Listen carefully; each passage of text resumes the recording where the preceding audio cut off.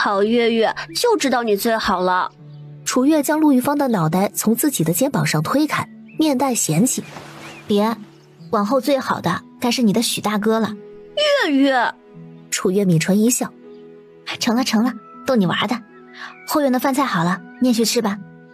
我先在这里看着。”上午那个患了肠风的孩子吃了些东西，又喝了汤药，情况暂时稳定了。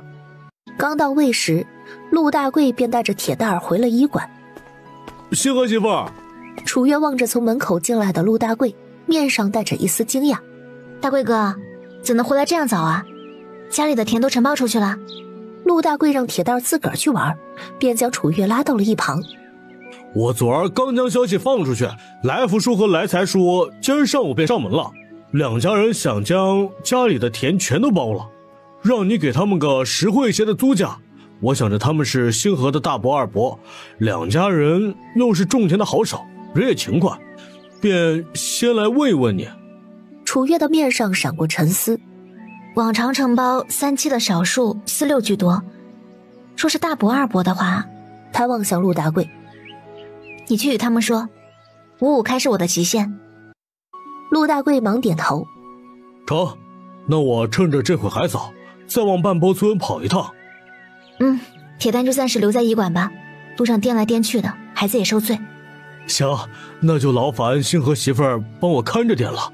他说完便出了医馆，赶着骡车往半坡村去了。傍晚时分，陆大贵回到医馆，将双方订的契交给了楚月，还顺带着提来了一篮子的菜。这是田婶子和赵婶子让我搭来的，说是感谢你将田地包给他们，还说会好生照看那些农田，让你放心。竟是大伯母和二伯母给的，这倒是稀奇事儿。我倒是忘了，如今山里能采到野菜了。前些日子官府在各地搭了施粥棚，自从野菜冒芽，附近几个村子的施粥棚便取消了。楚月面上带着诧异：“施粥棚不是才搭建了半个月？”“是半个月，许是觉得百姓能在山里能弄到吃的了吧。”陆大贵说着叹了口气。陆大贵指向楚月手中的契书：“来福叔将赵家村的水田一起承包了，来财叔将咱们村里的散田给承包了，这是契书，在李振家里签下的，你且过目。”楚月粗略地过了一遍契书上的内容，点头说道：“没问题，到时候收租还是由你来。再有人要卖田地的话，你也可以一起收了。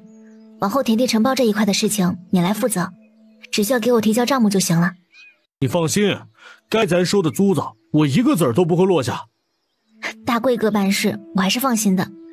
后院已经开始吃饭了，铁蛋这会儿正和小猪在后院吃着呢，大贵哥也先去吃吧，我先在前面看着，顺便还有一份药丸要治呢。”“成，那我先吃饭去了。”他说完便往后院去了。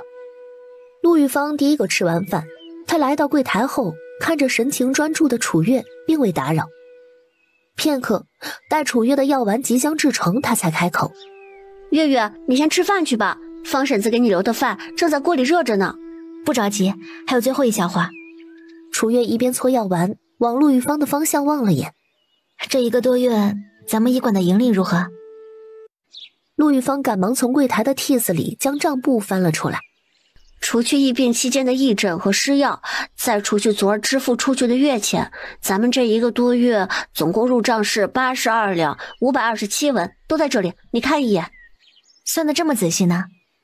楚月将最后一枚药丸装入瓶中，这才接过了陆玉芳递过来的账簿翻看起来。陆玉芳眉头微抬：“那是，对账可不能马虎，小到1文都得算得清楚明白，否则积少成多，往后想对都对不上了。”楚月看过账簿之后，笑着将账簿递回了陆玉芳的手中。“账没问题，你先给我数50两带走，零头放在医馆里周转。”“哎，成。上个月咱们都不在，回春堂又各种幺蛾子，咱医馆里的生意差了些也正常。我上午将药材全部清点了一遍，80多两银子，除去药材成本，利润在50两上下，其余的便是人工了。”“不碍事，哪怕回春堂办了半个多月的义诊，咱医馆的生意啊也没见多差。”陆玉芳的面上闪过自信：“那是，开医馆看的是大夫的医术，咱医馆有你这位女神医坐镇，又能差到哪里去啊？”当天晚上回到家之后，楚月便将方氏的事情简单与云翠和说了说。云翠和当即点头同意了。成，总归嘛，做2餐饭也简单，跟在家里是一样的，都是咱们自家的事儿，哪里需要帮忙的，与娘说一声就是了。好。楚月又望向院中正跟着黑木在练功夫的陆星平和陆星安兄弟俩。星平、星安，第一天进学堂，感觉如何？挺好的。无聊死了。陆星安和陆星平兄弟俩回答的异口不同声，惹得一旁的小竹和铁蛋儿捂嘴直笑。楚月笑了笑，转而又望向云翠和。娘，明儿大舅、二舅就要来了，到时候我还得领着他们往庄子上跑一趟。大贵哥怕是也得跟我们一起，医馆里的事情娘帮忙看着点。云翠和忙点头。行，大贵走了，不还有玉芳吗？她比大贵懂得更多。玉芳如今也学了些门道，简单的病患她都能独立诊治了。明儿我将黑木留在医馆吧，万一医馆有什么紧急的事情，他也能帮着处理呀。云翠和摆手说道。咱们医馆开了这么久，也没有什么特别的事情闹出来，你外出还是带着他比较稳妥。楚月上前拉着云翠和的手。娘放心，有大贵哥和大二舅、二舅在身边，也没人能欺负到我头上来。明儿最多半日我就回来了，不碍事的。第二天刚吃完饭，楚月便望向陆大贵。大贵哥，昨儿玉芳已经将医馆里缺少的药材列出来了，明儿你往县城去一趟，顺便去看看相公那边是什么情况了。陆大贵忙点头。好，作坊那边需不需要我带点货过去？好久没见过张秋英啊，也不知道她和苗苗如何了。暂且不用，新品还没这么快出来的。楚月说着似是想到了什么。哎，对了，到时候去县城你顺带问一问那边的粮价，要是比镇上便宜，便先带个100来斤回来。望向灶台上那一篮子野菜，楚月起身分了小半筐出来，还往里头添了10个鸭蛋和一小罐酸甜萝卜。大贵哥，早晨没别的事情，你便先往黄府去一趟吧，帮我将这一篮子菜送去给黄员外和黄夫人。陆大贵应了一声，便提着楚月递过去的篮子出门去了。将家里收拾妥当，楚月便和云翠和去了医馆，同行的还有小竹和铁蛋儿。到医馆的时候，陆玉芳已经出现在铺子里，与他在一块儿的还有许恒。许公子如今可是担当起玉芳的护花使者了。许恒有些不好意思的朝着楚月和云翠和作揖。婶子，楚姑娘，今儿正巧碰见伯父要送玉芳来医馆，便自告奋勇将她送过来了。云翠和昨天在作坊帮忙，从江秀琴的嘴里也听到了一些风声。她笑望着几人。我还得去后院接手方氏的活，就不与你们多聊了，你们年轻人自个儿聊着。说完便径直去了后院。陆玉芳从柜台后面站起身来，面上带着些微的凝重。月月，你过来一下。楚月眉头一挑，赶忙去了柜台后面。怎么？陆玉芳拉着楚月蹲了下来，用只有2个人能听到的声音说道：咱们这柜台这里好似被人翻过了。他一边说一边给楚月比划着。昨天我将钱赎给你的时候，这些箱子和小柜子都是整整齐齐的摆放在柜台下的，且每一个抽屉我都会关紧实，每次离开之前都会检查一遍。楚月点了点头。可是今日有什么变化？陆玉芳指向其中的一些抽屉。你看这几个抽屉都没有关紧，很明显被人打开过。再看这2个抽屉都关歪了，还有这个箱子偏得很明显。丢东西了？楚月问道。陆玉芳摇头。那倒是没有。楚月站起身来，面上有些凝重。既然没有丢东西，哪怕真有人进来过，咱也拿人家没办法。陆玉芳眉头紧蹙。那怎么办呢？今儿是没丢东西，万一往后人家再来呢？一旁的许恒听到2人的话，满脸的关切。医馆里进小偷了？陆玉芳微微点头。东西被人翻动过，不过我刚才检查了一遍，好像没丢东西。楚月沉思之下，不自觉地便将心里的想法说了出来。要是相公在就好了。相公在的话，肯定能第一时间找到应对之策。一旁的陆玉芳听了，有些恨铁不成钢地说道：“哎呀，都什么时候了，你还在想我哥？他是给你灌迷魂汤了吗？咱现在应该考虑的是医馆的安全问题。”楚月扯了扯嘴角：“我这不是在想办法吗？”陆玉芳直接翻了个白眼，小声地嘀咕着：“我看你是在想我哥才对。”听见面前两个小丫头的对话，许恒忍俊不禁，抬手掩住唇角的笑意。楚姑娘怎的不在医馆里安排2个信得过的人值守？并非没有想法，只是一时间找不到合适的人，再加上前段时间事情多得忙不过来，便耽误了。医馆里进来人，怕钱财丢失是一方面，最关键的是怕人在药材中动手脚。楚月望向陆玉芳：“玉芳，你着重检查一下柜台和百子柜中的药材是否正常，先不要对外透露咱们医馆进了贼一事，我去安排点别的事情。”陆玉芳点头：“行，检查药材的事情交给我。”楚月出门的时候叫上黑木，他先领着黑木往衙门去了一趟，又去了一趟徐记牙行，花了13两银子买了1男1女2个奴才。回去的路上，楚月望向2人：“你们既然被我买来，往后便是我的人。我们一家人都是农门出身，没有大户人家那般金贵，家里也没有太多规矩，是踏踏实实过日子的普通人。只要你们勤快忠心，往后有我一口吃的，便不会叫你们饿着。”郑源和燕和对视一眼，大户人家他们不是没有待过，规矩多不说，遇上个狠心的主人家，动不动便将人打杀了。楚大夫虽是出自普通人家，却为人很善良坦诚，刚才那番话说的也是实在，至少他们不必时时刻刻提心吊胆的做事和生活。郑源朝着楚月恭恭敬敬的抱拳行礼：“楚大夫愿意收留奴才和燕和2人，实在令人感动。往后楚大夫的家便是奴才的家，我夫妻2人绝不背叛。”燕和也立马朝着楚月俯身：“元哥说的话便是奴婢想说的话。”楚月摆了摆手：“在我家里不必要自称奴才，你我相称便好。”他一边说着一边往前走：“我在镇上有间医馆，医馆后院有个屋子，在你们的孩子出生之前便住在那儿。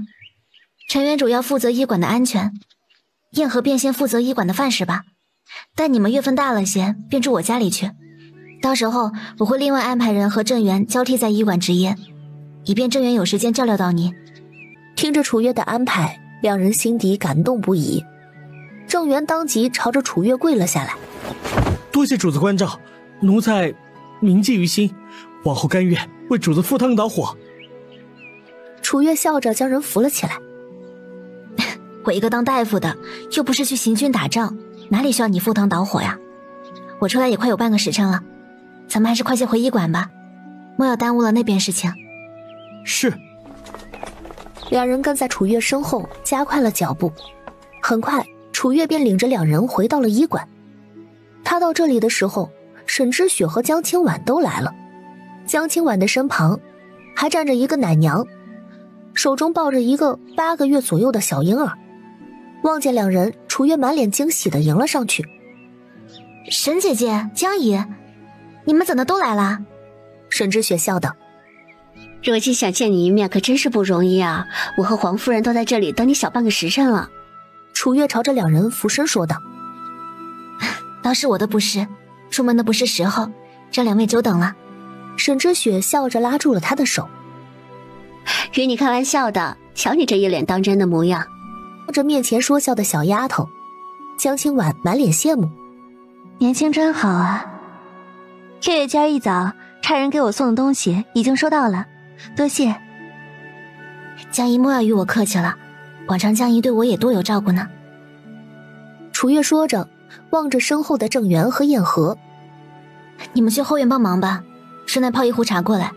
我娘这会该在后院忙活了，有什么东西不知道的，问她就成。”“是。”2人行了一礼，便往后院去了。江清婉往2个人的方向望了眼，转而望向楚月：“刚买的奴才。”楚月满脸的坦然：“是，方婶子去了作坊，医馆里人手不够，便去买了2个。江姨觉得方才那2个人如何？”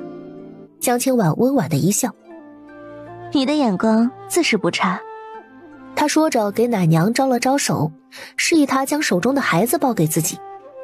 楚月望着江清婉怀中的孩子，满脸的笑意：“浩儿长得可真好看，与江一很像呢。”望着自己差点丢了命生下来的孩子，江清婉的眼里满是慈爱。前些日子也不知怎的，他总不肯吃东西，明明之前晚上都不太起夜的，最近晚间总是哭闹，我怕有什么问题，便带来给你瞧瞧。楚月伸手摸了摸孩子的腹部，又俯身闻了闻他口腔的味道，随后说道：“不是什么大问题，让他多活动活动就好了。如今到了爬的阶段，可以在屋里垫上垫子，让他在地上多爬一爬。还有别的要注意的吗？”楚月一边抓着孩子的小手小脚给他做伸展运动，一边说道：“想要小儿安啊，常带3分饥与寒。不过度喂养是关键，孩子不能吃便不要强喂，总归饿不坏的。等会儿我教江姨一套推拿的动作，回去之后可以给浩儿做做推拿。”江清婉听得认真：“不用吃药吗？孩子太小了，不建议吃药，倒是可以在他睡着的时候用肤膏绑在肚脐上，帮他调理脾胃。”成，那便劳烦月月给我开一些肤膏。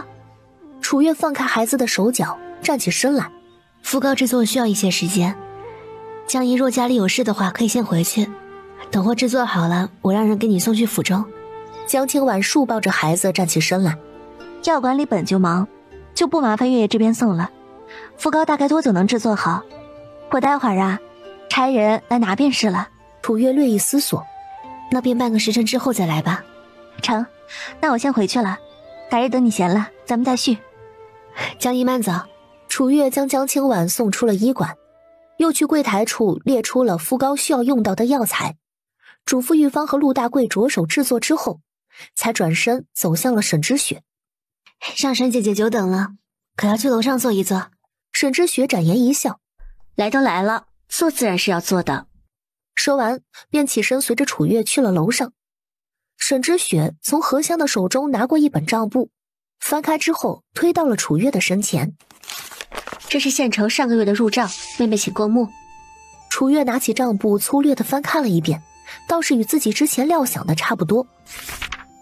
沈姐姐能将仅有的2、3款商品卖得这样好，不得不叫人佩服。沈之雪抿唇一笑：“为着做出点成绩，我这些日子一直在县城忙活。此次回来，一是想将上月的32两银子的分红分给妹妹，二是想来问一问，其余的商品何时能制作出来？”楚月望向沈之雪：“养颜霜和珍珠霜已经在制作了，只是沈姐姐也知道，这些东西刚开始制作需要费点时间调配，急不得的。”沈之雪听罢喜笑颜开：“不着急，只要再制作便好，不过是多等个几日罢了。”他说着从何香的手中接过钱袋，往楚月的方向递去：“按照之前说的，铺面所得收益咱们3-7分，我3你7，这是上个月铺子总收益的70%，总共是32两银子，妹妹数一数。”楚月接过钱袋子：“数就不必了，沈姐姐为人我还是信得过的，只是沈姐姐未必只想开一间铺子，待这个铺子里生意稳定了，倒是还能在县城开一家，届时我便拉着县城那边几户人家的小姐一起入伙，旁的人就算嫉妒也不能将咱们如何。若是妹妹还想往外地扩张，我可以入伙。”那便先这样安排着吧。我也想知道通知县那边的铺子最终营收会是怎么样的。两人又聊了一阵，沈之雪见楼下的病患多了起来，便告辞离开了。朱大夫往楚月的方向望了眼：“说来也怪，你回来之后，咱医馆里人好似多了起来似的，是不是都奔着你来了？”楚月不动声色地摇了摇头：“我早上出门的时候，听说回春堂那边的义诊结束了。”面前的大娘听了楚月的话，忙说道：“什么义诊不义诊的？这不就是那样？前些日子我们村里有个人舍不得30文的诊费，便去了回春堂，回来一副药下去，人都没了。”旁边一大爷满脸惊讶地望向他：“怎会没了呢？”大娘叹了口气，面上带着惋惜：“谁知道是不是回春堂大夫开错了药？平日里忒壮实一个人，说没就没了。”不少人听了倒吸凉气。看来这回春堂的大夫医术不精啊。楚月望着面前闹哄哄的百姓，做了个暂停的手势。大家先静一静。待大家伙全都安静下来，他才继续说道：大家既然来了咱们星月医馆，便不要讨论别家医馆的话题，否则让人听去了，还以为我们在抹黑人家呢。据我所知，回春堂张大夫的医术也是咱们南平镇数一数二的了。他老人家在南平镇救死扶伤多年，说是听得你们的谈论，怕是会寒了人家心呢。这些人听了，忙捂住了自个儿的嘴。面前的大娘面上带着内疚：倒是我，差点给楚大夫惹麻烦了。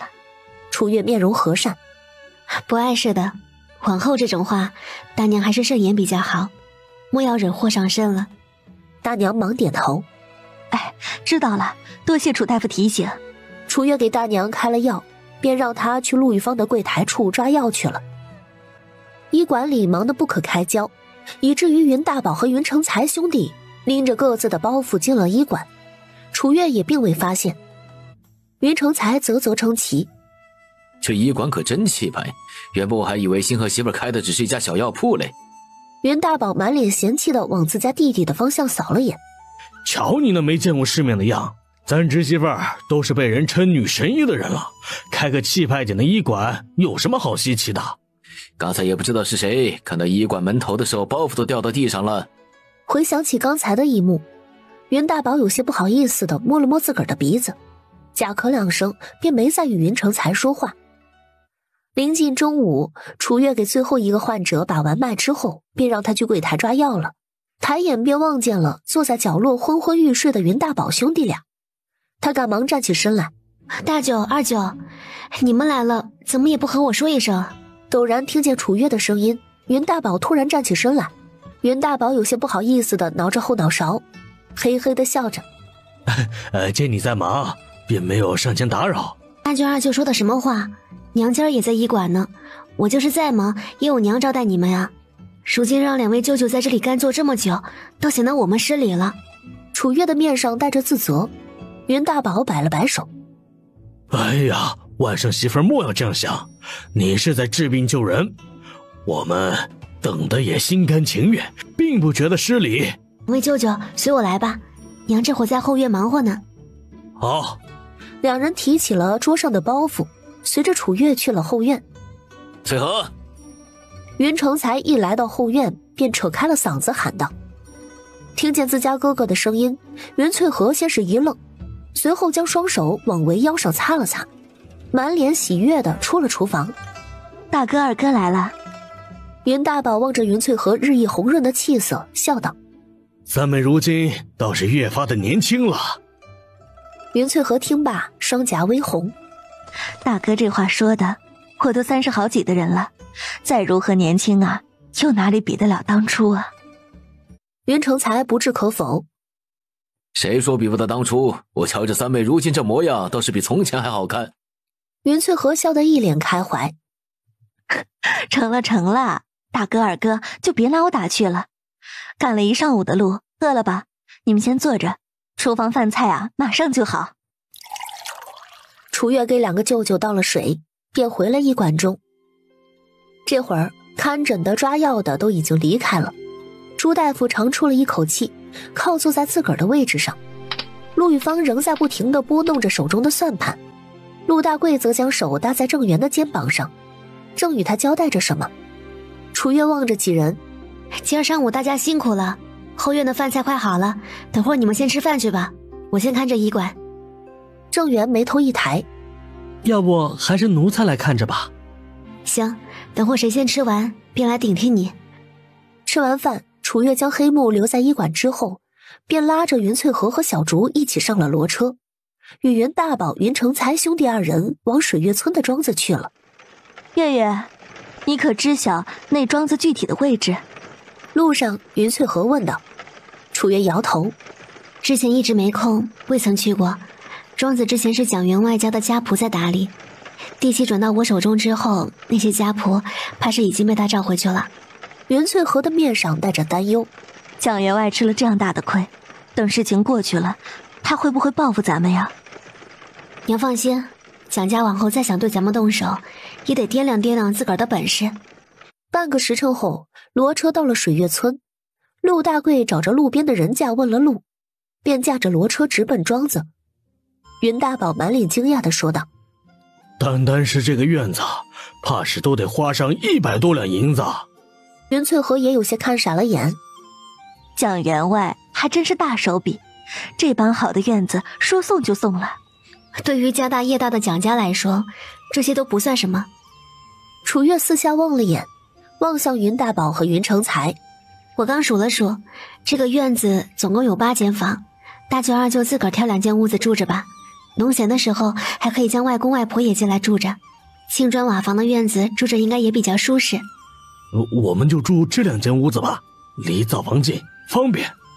咱们先去庄子上转一转吧，等会我将我自己的一些想法和安排告诉大舅二舅，大舅二舅看看咱们还需要置办些什么东西，到时候去镇上拉过来就成了。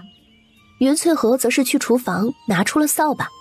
你们去看吧，我先将这院子整理一下。陆大贵忙上前接过了云翠和手中的扫把。婶子，我来给你帮忙。云翠和将扫把交给陆大贵之后，转身又回厨房拿了桶和抹布。楚月往厨房的方向望了眼。娘，你慢着些，莫要闪着腰了，等会我们转完了回来再一起打扫也不迟。云翠和忙说道：放心吧，我没事儿，如今身体好着呢。那娘自个儿小心一些，我和大舅二舅先出去了。楚月说完，便领着云大宝和云成才出了门。山脚下有一排土砖房，楚月往里探了探，一股浓重的猪粪味道传来，让他不自觉地抬手捂住了鼻子。大舅二舅，这里有5间现成的猪圈，回头你们加固一下，养些猪在里头。再在山里面围一块地方养鸡。至于鸭子，就在猪圈旁边搭个窝吧，正好前边有个池塘，周围又是水田的，鸭子在这里也好养活。云大宝和云成才忙点头。成。这边总共30亩田，前期都还好，但农忙的时候忙不过来便可以请人了，到时候请人的事情由你们自个儿来安排，工钱由我这边出。兄弟俩跟在楚月的身后连连应着。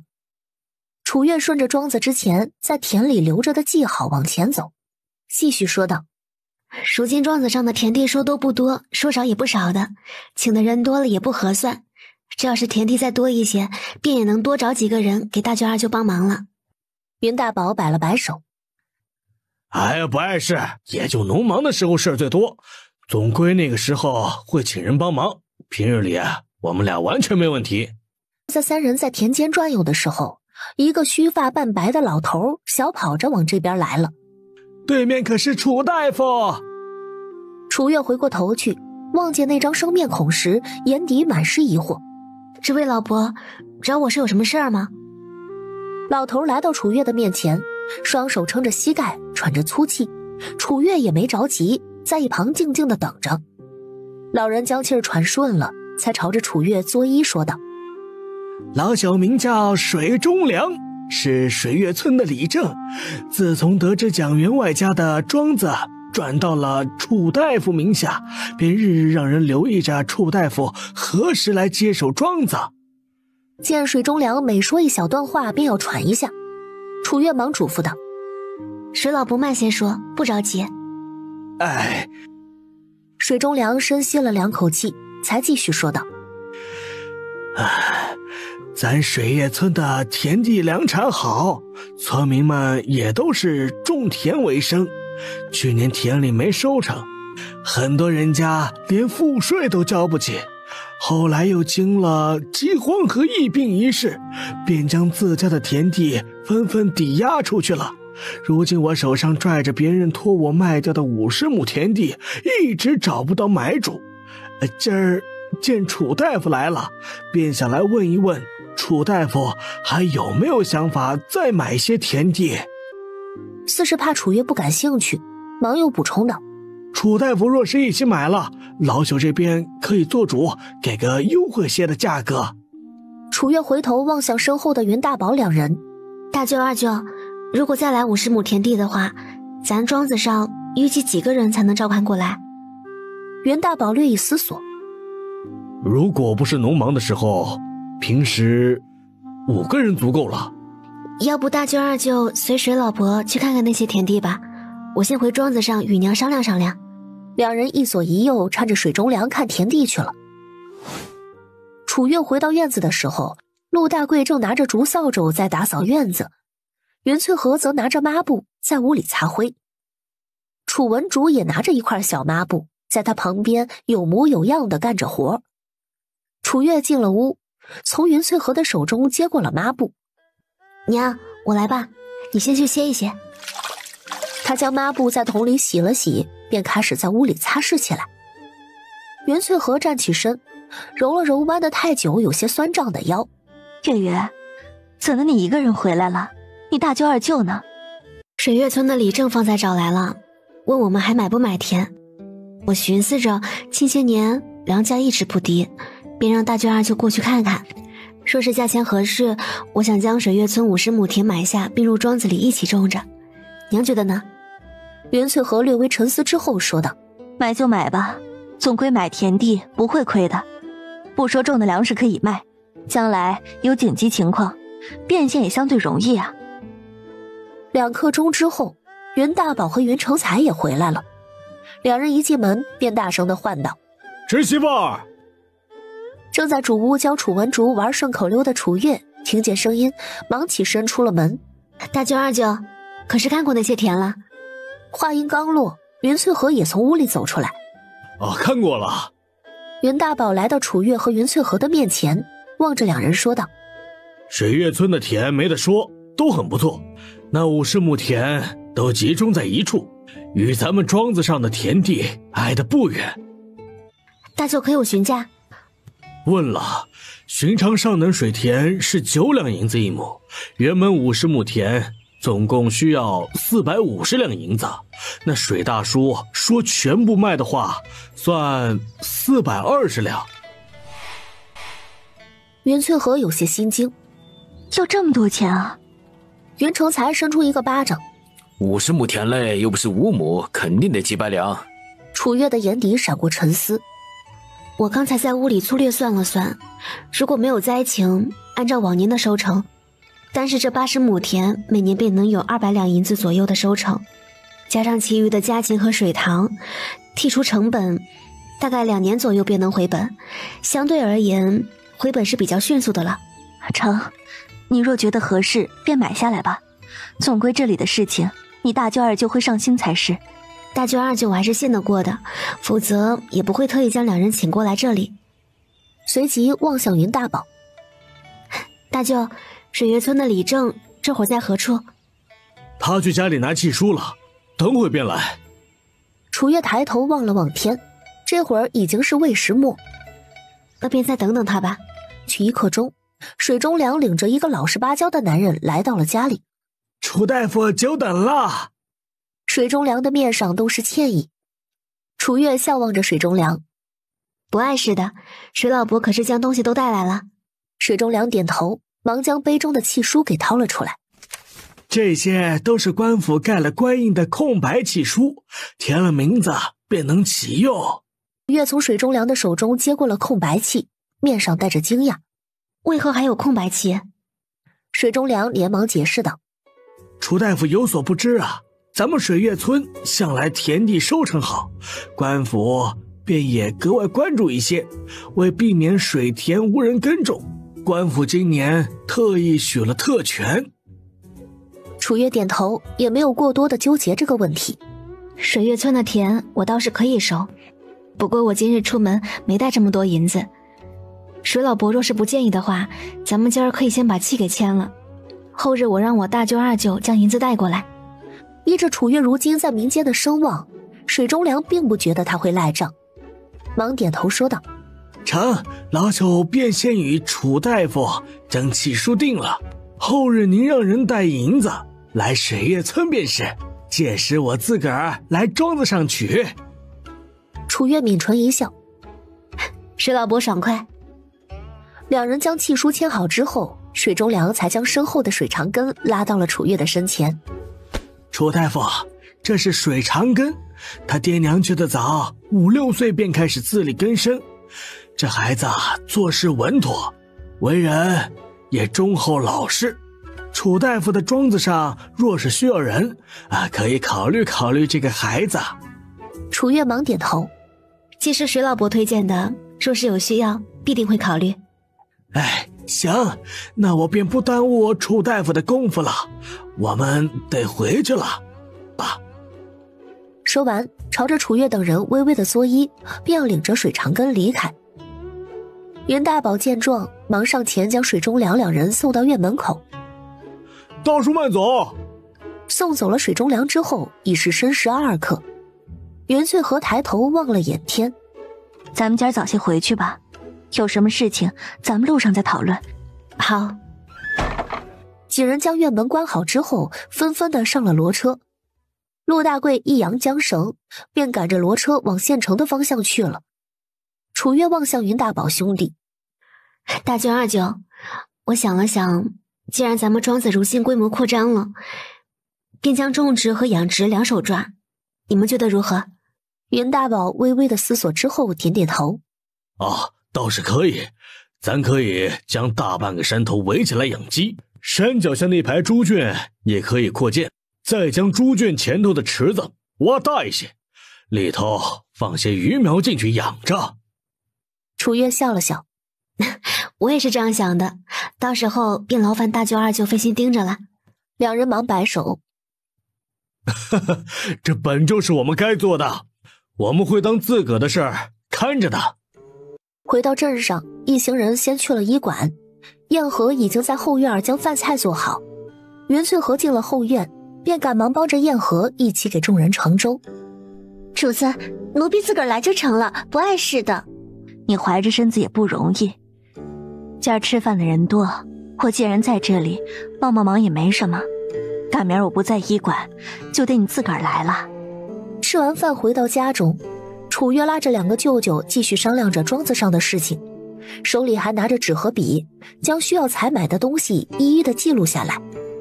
几人讨论到天色完全转黑，才各自洗漱去了房里。丑时，楚月睡得迷迷糊糊的时候，突然听见外边传来了敲门声。主子。楚月猛地睁开眼，套好了衣裳开了门。黑木，可是医馆那边有动静了。黑木忙点头，是，人已经抓到了。楚月打了个哈欠，抬腿迈出了房门。走吧，我也悄悄去。两人来到门前，正当楚月要开院门的时候，黑木直接抓着他的胳膊跳出了院子。楚月心底一惊，差点惊叫出声。落地之后，他心有余悸地望向一旁面无表情的黑木。你干什么？黑木松开楚月的胳膊，淡声说道：主子不是说不能吵到别人吗？开门会有声音。楚月一时间不知道要如何作答，毕竟黑木说的也没错。他哼了一声，便往医馆的方向去了。黑木走在楚月身后，唇角勾起些微的弧度。人前一板一眼，冷静沉着的楚大夫，生气起来还挺好玩的。两人一路到了医馆，楚月进门的时候，便见郑源正坐在房中间的长凳上。他的面前靠近柜台方向的地面，五花大绑着一个男人。见楚月进门，郑源忙起身行礼：主子来了。楚月嗯了一声，望向地面看不太清楚容貌的男人。他是什么来头？郑源忙回道：他不肯说。楚月拿起一旁的油灯，往蜷缩在地上的男人走去。那男人见楚月朝自己走近，身子不自觉地往后瑟缩了一下。你别过来！楚月站定。你是什么人？男人冷哼一声。关你什么事？楚月满脸不在意地说道：你不想说也没关系，等天亮了去大牢里面，自有衙门的官爷审你。男人咬了咬唇，只觉得自己受了多大委屈似的。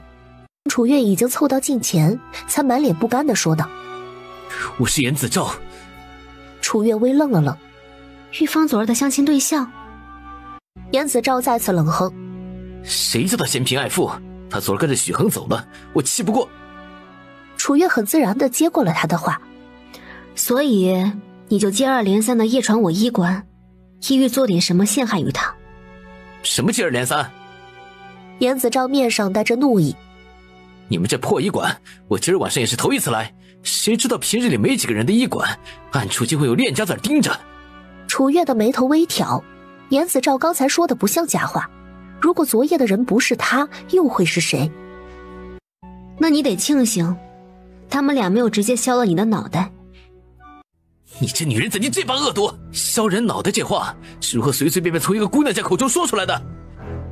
楚月勾起唇角：“你是忘记蒋高一的脑袋是怎么破的了吗？我的恶毒，你又不是第一次见识。”严子昭听了楚月的回答，惊得身体往后挪动。你若杀了我，那便是故意杀人，故意杀人你是要偿命的。楚月笑了笑，满脸淡然的拿着油灯往柜台的方向走去。你无故潜入我的医馆，我给你安一个入室盗窃的帽子，不过分吧？我记得我相公曾与我说过一条南渊律法：夜无故入人家者，杀之无罪。他将油灯放在柜台上，回头望向严子昭：“你觉得我敢不敢杀你啊？”严子昭努力地咽了咽口水，面前明明是一张天真无害的脸，却让他忍不住的心底生寒。你到底想做什么？楚月蹲下身来，淡淡地望着他：“我很好奇，你们家为何会盯上玉芳？是你爹娘自个儿起疑，还是有人在背后提起？”是蒋夫人提及的。严子昭显然被楚月吓破了胆子，对于他的问题，他回答的小心翼翼：“前些日子蒋夫人生辰，我娘依着我和蒋高玉的关系，便与蒋家搭上了关系，前去参与寿宴，还送了礼。回来之后，我娘便和我爹说起了陆姑娘一事，之后便找上了陆姑娘的爹娘。”楚月的眼底闪过了一丝厌恶：“竟是蒋夫人。”楚月收敛心神，起身往门口走去。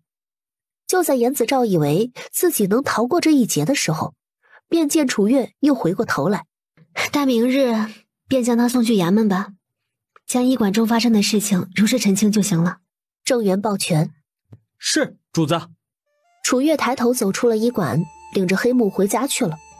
黑木一直默默地跟在楚月的身后，回忆起他方才审讯的一幕，突然觉得自己之前对他的了解似乎还不够全面。楚月让他醒来的时候，云翠荷已经将早饭做好了。“娘，你起了怎么也不叫我一声，好歹还能给娘帮帮忙呢。”云翠荷一边盛着碗中的粥，一边说道：“做个饭罢了，也没有多少事儿。有小竹在一旁给我打下手呢。倒是你，昨儿在医馆里忙活了半日，又跟着去水月村折腾了一个下午，回来还与你大舅二舅聊到那样晚，肯定是累了。多休息休息，今儿才有精神给病人看诊呢。”就在这时，练完了功夫之后，洗漱完换了一身衣裳的陆兴平闻着肉香味儿就来了厨房。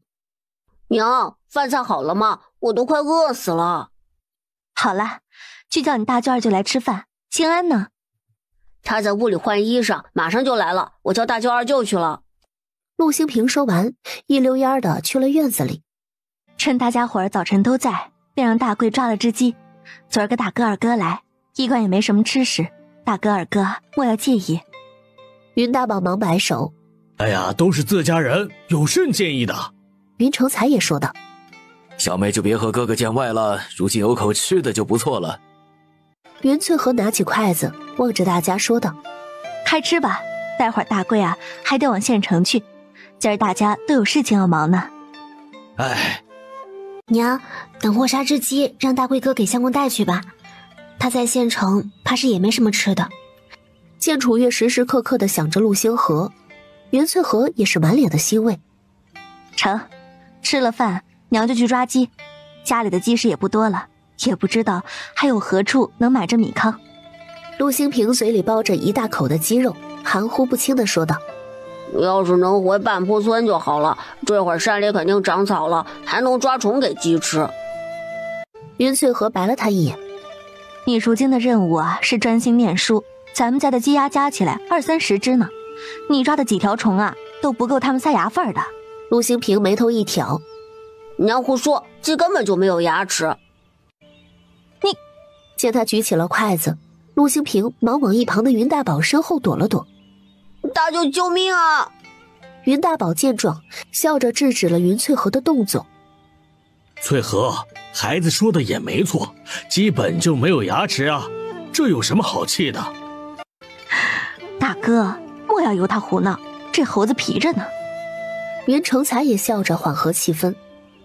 孩子嘛，活泼点也没什么不好，总归新平心地不坏，我看着他就挺好的。陆新平满脸感动地望着为自己说话的大舅二舅，两个舅舅真好，都疼他。云大宝往云成才的方向望了眼，倒是得了你年少时几分真传。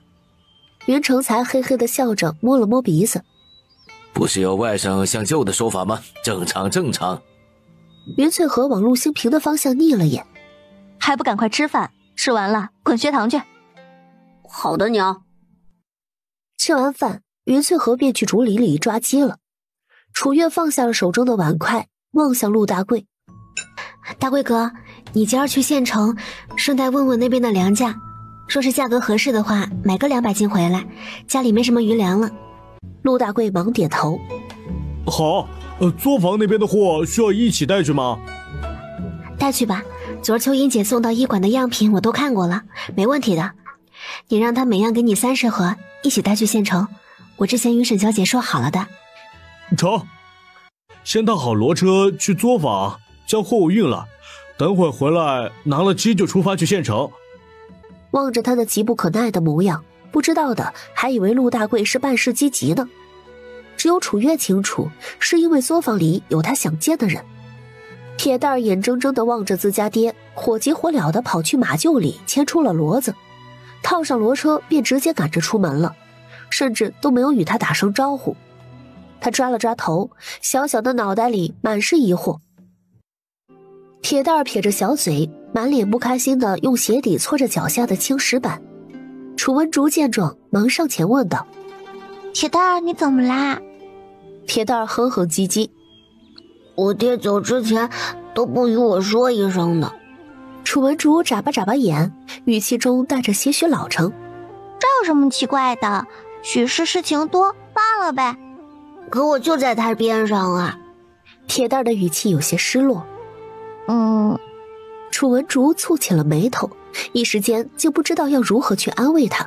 我也不知道，我爹娘是因为偏心我哥哥，所以根本不将我和姐姐放在心上。你爹就你一个孩子，肯定是在乎你的。铁蛋儿吸了吸鼻子，眼泪都要出来了。楚月从厨房出来，望着铁蛋儿眼眶泛红的模样，蹲下身问道：“铁蛋怎么还哭了呀？”楚月一问，铁蛋终于绷不住了，委屈的哇哇的哭了起来。婶婶，我爹是不是不喜欢我了？他刚才出门，我就站在边上，他都不与我说句话的。你爹怎会不喜欢你啊？你想想，从去年到今年，你爹为了养活你，做出多大改变啊？他去年好几次抱着你来找我看病，你都不记得了吗？他虽然什么都没有说，可我们都能看出他紧张你的。铁蛋止住了哭声。婶婶说的是真的。楚月用帕子将铁蛋脸上的眼泪擦拭干净。自然是真的啊，你爹只是去搬货了，等会儿还得回来呢。快别哭了啊，等会儿你爹回来了，还以为是我们欺负你呢。铁蛋立马收住了眼泪，又跟个没事人一样，随着楚文竹去院子里玩了。陆大贵直接去了作坊后院，下了骡车便敲响了后门。开门的是方氏，他望着陆大贵，面带笑意：“大贵可是来拉货的。”“是呢，方婶子。”陆大贵进了院子，四处望去。“哎，秋英在哪儿？我找她有点事交代。”方氏将院门关好，便领着陆大贵往一处小库房走去。“他正在这间屋子里清点货品呢。”陆大贵忙说道。“方婶，忙自个儿的去吧，我去与他交接货物就成了。”方氏停下脚步。“哎，正巧苗苗还在厨房，我得看着去了。”他说完便转身去了厨房。没一会儿，与张秋英交接好的陆大贵从小库房里出来，正巧方氏这会儿也牵着吃完饭的淼淼出了厨房。大贵啊，事情都交接好了。交接好了，方婶。陆大贵一边应着，蹲下身捏了捏淼淼的小脸蛋儿。一段时间没见，淼淼好似又长高了。张秋英站在一旁浅笑道：是长高了些，去年年底给她做的长一些的衣服，如今穿着正好了。淼淼抬头望向方氏，小声地问道：奶奶，咱们还去岳姨姨的医馆吗？方氏满脸慈爱地捏了捏淼淼的小手。当然去，奶奶呀，这就领你去，咱们快去快回，也不会耽误作坊的事儿。淼淼乖巧地点头。好。相处了2日，方氏也是真正的喜爱小姑娘的。她与张秋英和陆大贵说了一声，便出门了。这会儿院子里只剩下2人。张秋英有些不好意思地将脸颊边的头发拢至耳后。陆大哥，快些将东西搬去骡车上吧，去镇上路远，仔细回来的时候天都黑了。陆大贵深深地望了张秋英一眼，却始终不敢捅破2人之间的那层窗户纸。毕竟他没有把握能不能给张秋英更好的生活。片刻，他点了点头，将货物一趟趟地往骡车上搬，直到所有的东西都搬上骡车，陆大贵才摸着脑袋望向张秋英。我得走了，去县城还得办点事儿，怕去的迟了，回来就晚了。张秋英点头。快去快回，路上小心。听到张秋英嘱咐自己小心，陆大贵还挺开心的。他跳上骡车，便驾着骡车离开了。直到骡车完完全全消失在自己的视野，张秋英才掩上院门，望着只剩下他一人的院子，眼底有些失落，更有迷茫。想到方氏的话，他突然觉得自己的生活或许可以稍稍的做一些改变了。楚月到医馆的时候，陆玉芳已经在里头清点药材了。方氏则领着苗苗坐在一旁的休息区等着楚月。见楚月来，方氏忙拉着苗苗站起身来。楚大夫，你可算回来了。楚月3两步来到方氏的身前。方婶子找我可是有事。我这不是听说医馆里来了2个人吗？便想问一问楚大夫，我儿子那事儿。方氏有些不好意思地说道：我知道楚大夫这里人员紧缺，不可能等我儿子一个人，今儿就是想来问问，如果不需要人了，我便托人与他去个线儿，让他暂且在县城坐着，待楚大夫这里在需要人的时候，再辞了那边的事情回来。原是因为这事儿啊。他若是满意咱们这儿的工钱，婶子放心让他回来便是。医馆里的跑堂还空缺着呢。听到这里，方氏松了口气。行，问过楚大夫，我便将心放在肚子里了，不耽误楚大夫。我得回作坊帮忙去了。方氏说着，便拉着苗苗要往外走。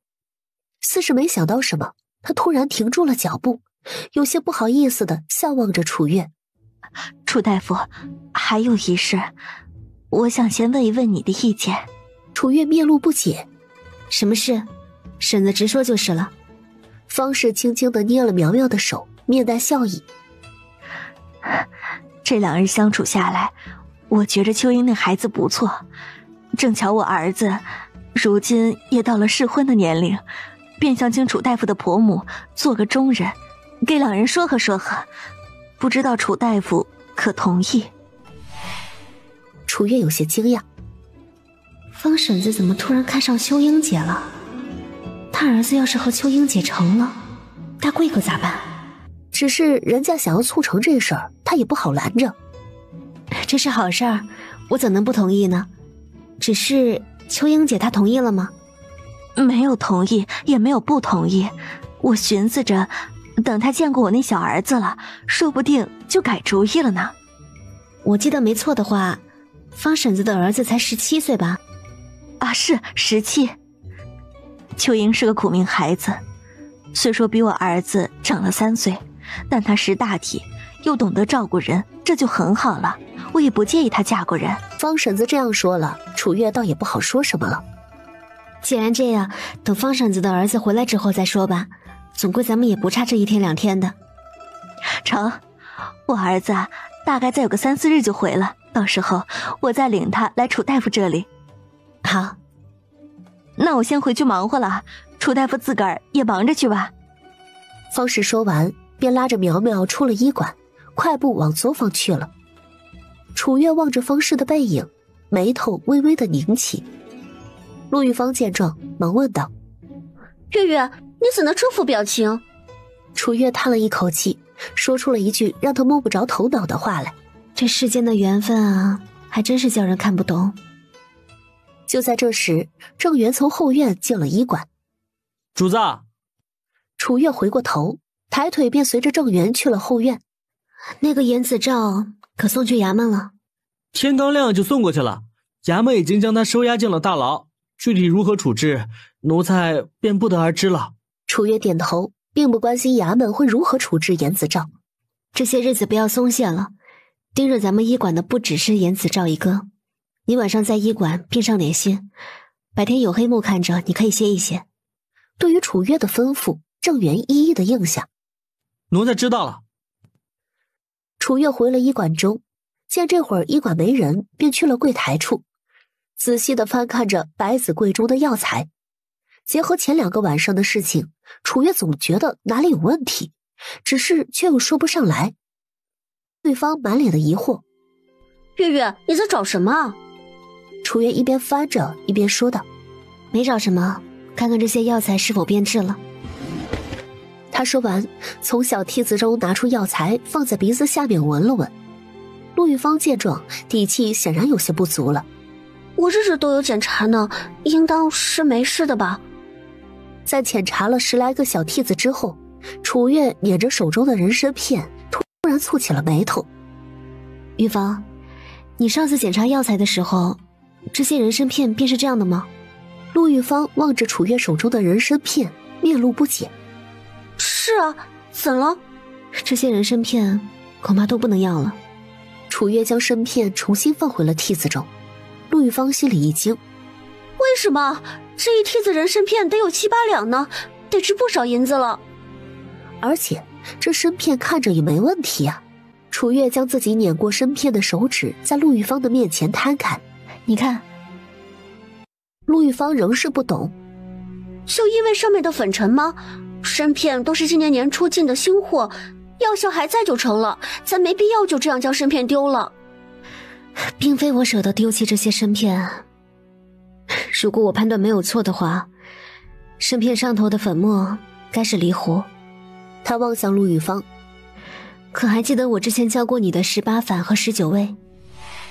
陆玉芳愣住了，细细的回忆之下，才满脸惊讶地望向楚月：“人参和藜芦不可同时，剧毒严重者可致人死亡。”他有些难以置信地指着屉子中的人参片：“所以这些人参片不能用，是因为人参片上的粉末是藜芦？”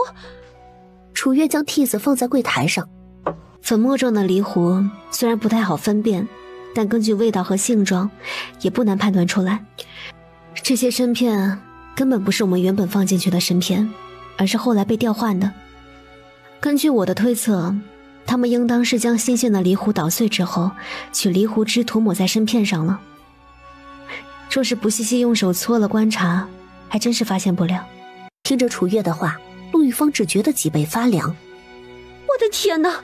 若非你细心，别说我发现不了，怕是朱大夫也察觉不到。他们为什么要这么做？图什么呀？要么是针对咱们医馆，要么就是想针对我。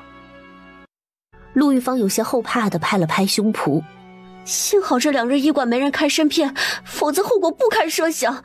也是我之前检查的时候没仔细，差点坏了大事。”“不怪你，对方有备而来，本就不想让咱们发觉到。我现在有点事情，你在前头看着。”楚月说完，转身便去了后院。黑木。下一刻，黑木从屋顶上一跃而下，他朝着楚月微微的抱拳：“主子，医馆的片参被人调包过，你去查一查，最近回春堂可有采购新鲜藜糊？若有采购的话，都是流向何处？”是。黑木说完，纵身跃向屋顶，几个跳跃间便不见了踪影。楚月在院中坐下沉思，到底是谁想陷害他呢？蒋家、回春堂，还是别的什么人？半个时辰后，黑木回到了后院。主子，属下刚才去看了回春堂最近的采购清单，并未采购过新鲜的栗炉。楚月点头，我知道了，你先下去吧。黑木点了点头，便又去了暗处。楚月起身去了医馆，与朱大夫一起给前来看诊的病患诊病了。云翠和云大宝兄妹三个在镇上溜达了一上午，将几人昨个晚上列出来的清单采购了一大半。中午在医馆吃了饭，下午便又继续去采购了。申时3刻，陆大贵赶着骡车回到了医馆。郑源和他一起将骡车上的药材卸了下来。楚月回到家的时候，他已经将饭菜都做好了。放下筷子，楚月望向云翠和：“娘，今儿早上方婶找我呢，说想让你当个中人，给他儿子说亲。我也没了解过几个姑娘，能给他儿子说谁呢？人他自己已经看好了，他想让你将秋英姐说给他小儿子，他小儿子过几天便要回来了。”原本埋头吃饭的陆大贵听到张秋英的名，立马停下了8番的动作，眼神虽然没有往楚月的方向看，耳朵却一直听着楚月和云翠和的谈话。云翠和悄悄地往陆大贵的方向扫了眼，转而望向楚月：“他看上张秋英了？”“是呢，他说与秋英姐相处了几日，觉得她这个人挺好的，便想着说给他小儿子。秋英姐比他儿子还大3岁呢。不过人家也不介意秋英姐的出身，还说她一个人生活挺可怜的。”将碗里的最后一点粥喝下，放下筷子。“张秋英答应了吗？”楚月望着陆大贵回道：“方婶说她没答应也没反对，她都20岁了，又带着个孩子，比起未成过亲的姑娘家，机会肯定要少许多的。如今有人愿意娶的话，自是会把握机会。”听到这里，陆大贵的眼神中闪过慌乱。“大贵，话说你如今也才23，往后的日子还长着呢，就打算这么单着过？”云翠和问道。陆大贵的面上闪过迷茫。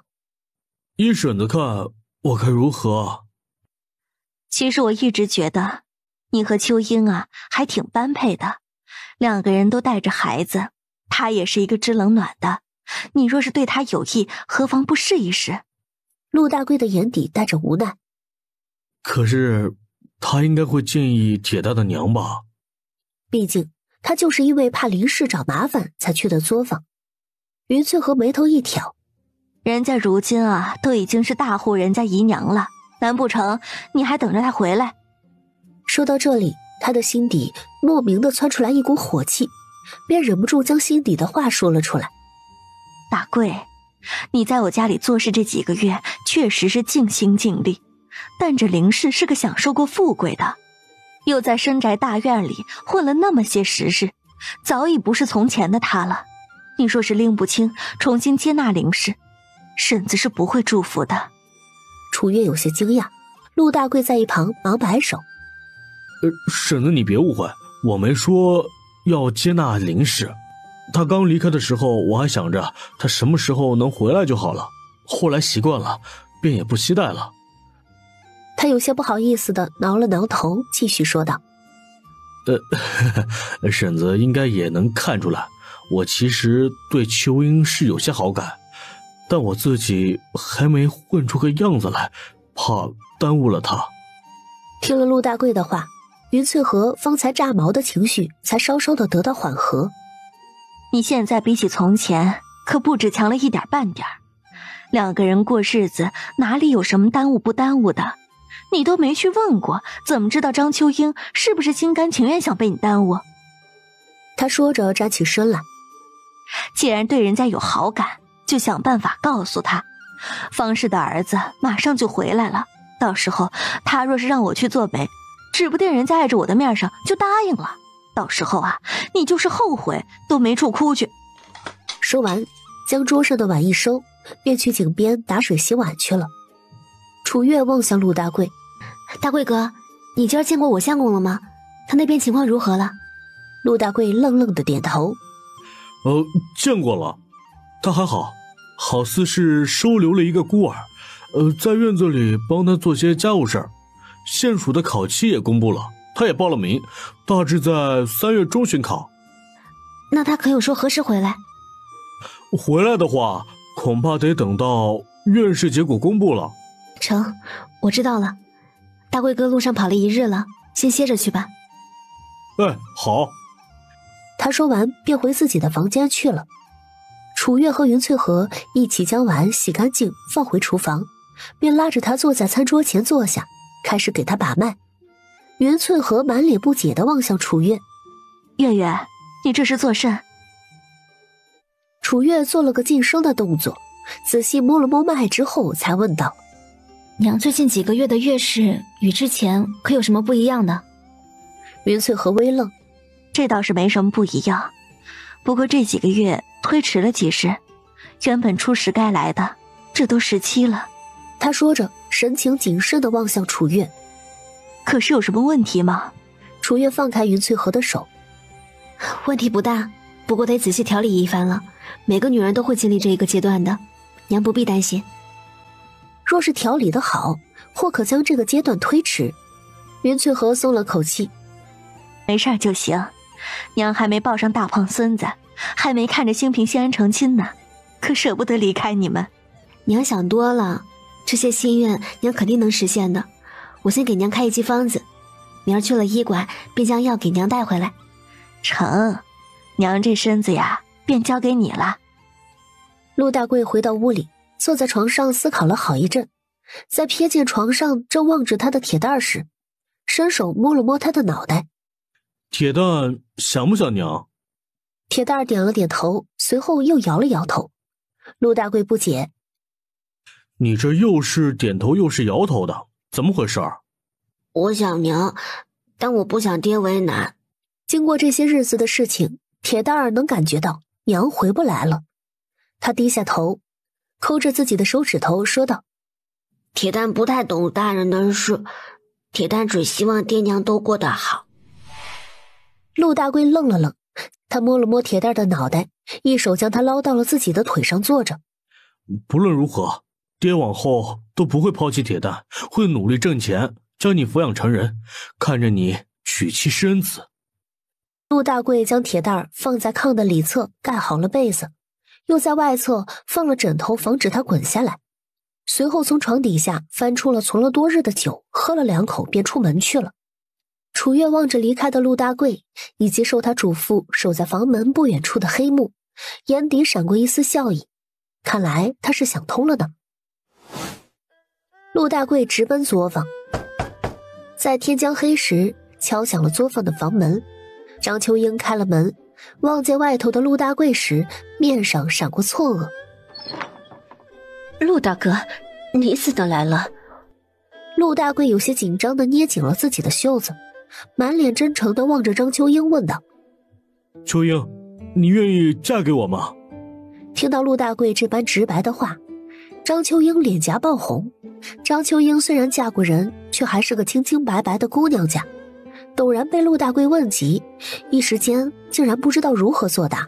“陆大哥，你是不是喝酒喝多了，在说胡话呀？”望着他这般娇羞的模样，陆大贵顿时有些移不开眼。他用力地咽了口口水，壮着胆子说道：“其实我早就看上你了，就是怕自己给不了你好的生活。你也知道，我成过亲，又带着个孩子，手头也没什么积蓄，孩子娘还3天2头来干扰。”他一边说，一边留意张秋英的神色。陆大贵突然将张秋英的手紧握在自己的手中。“可即便是这样，我还是想娶你，你愿意吗？”张秋英红着一张脸，感受着握住自己的大掌，一颗心砰砰的直跳，竟不知道该如何作答。既然你没这个意思，陆大贵尴尬地笑了笑，也没事儿，就当是我喝多了发酒疯吧。你早些休息，我先回去了。他转过身正要离开，却听得身后传来张秋英的声音：“想娶我也可以，别人家该有的礼数我也得有，你还是找媒人来与我说吧，我与你说不出口。说完，他立马将门关上了，自个儿靠在院门后，一颗心似是要跳出来一般。张秋英紧捂着乱跳的胸口，唇角扬起了丝丝的甜蜜。总算是等到他开口了。陆大贵微愣，回头望向紧闭的院门，原本落寞的神情突然明媚起来，笑得像一个100多斤的傻子。秋英，我明儿便去找媒人了。他大笑着说完，便消失在夜色中。只是被两人的动静吵到，方氏披着衣服从屋子里走了出来，望着门口的张秋英，面露不解。秋英，我方才好似是听见大贵的声音了。张秋英有些不好意思地点了点头。是他。结合方才听到的声音，方氏心底突然有种不好的预感。大晚上的不睡觉，他来咱这儿做甚？他说他想娶我。你答应了？他说着有些不好意思地望向方氏。婶子，对不住了，主要我觉得我这条件实在是配不上您的儿子，而且我和陆大哥相识在前。话到这里，他便也没有再继续说下去了。事已至此，方氏便也不好再说什么，心里虽然觉得惋惜，却还是大度地说道：没事儿，大贵虽然承贵一次亲，人却是个好人，婶子懂的，凡事有个先来后到嘛，谁让大贵先遇上你了呢？婶子祝福你们。见方氏并未与自己见气，张秋英才算是放下心来。多谢婶子，天色不早了，婶子歇着去吧，我也得回屋陪苗苗了。好。第二天一早，陆大贵原本是想找云翠和做中人去给张秋英说媒的，然后云翠和却没有同意。与其找我呀，你不如找那方氏说媒，让他吃到您的猪蹄吧。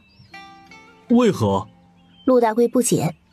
云翠和耐心地与陆大贵解释，原本方氏呢是要将秋英说给他自己儿子做媳妇的，结果被你截胡了，心里多少会有些个不痛快。你之前与他呢也在医馆相处了1个多月，原本也是熟人，他又和秋英住在一个院子里，由你去找他说媒，多少能缓和其中的关系，想来他也乐意。还是婶子想的周到。陆大贵一拍大腿便站起身来，我这就找他去。你还没吃饭呢。陆大贵边跑边摆手，不着急，回来再吃。望着他的背影，云翠和无奈地摇了摇头。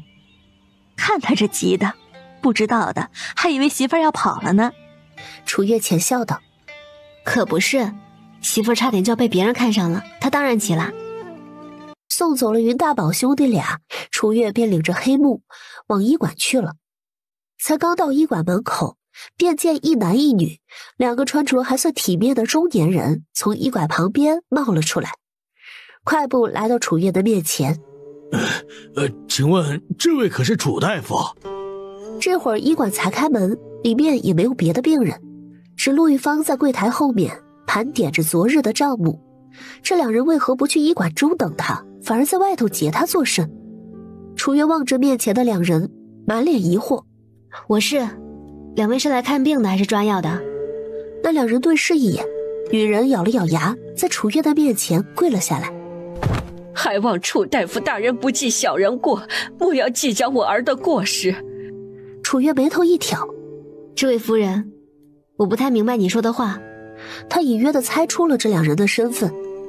我是严子昭的母亲，昨儿官府来人说是我家子昭夜闯星月医馆，被扣押在衙门，昨儿已经打了30大板，过2日还得送去县衙大牢蹲上2年才能出来。严母一边说一边心疼地哭了出来。子昭从未受过这种罪，昨儿被打了30板子，连个给他疗伤的大夫都没有。接下来若是还在牢里蹲上2年，不说耽误了科考，待他出来都19了，又有这么一档子事儿横在中间，将来娶妻生子都是难题。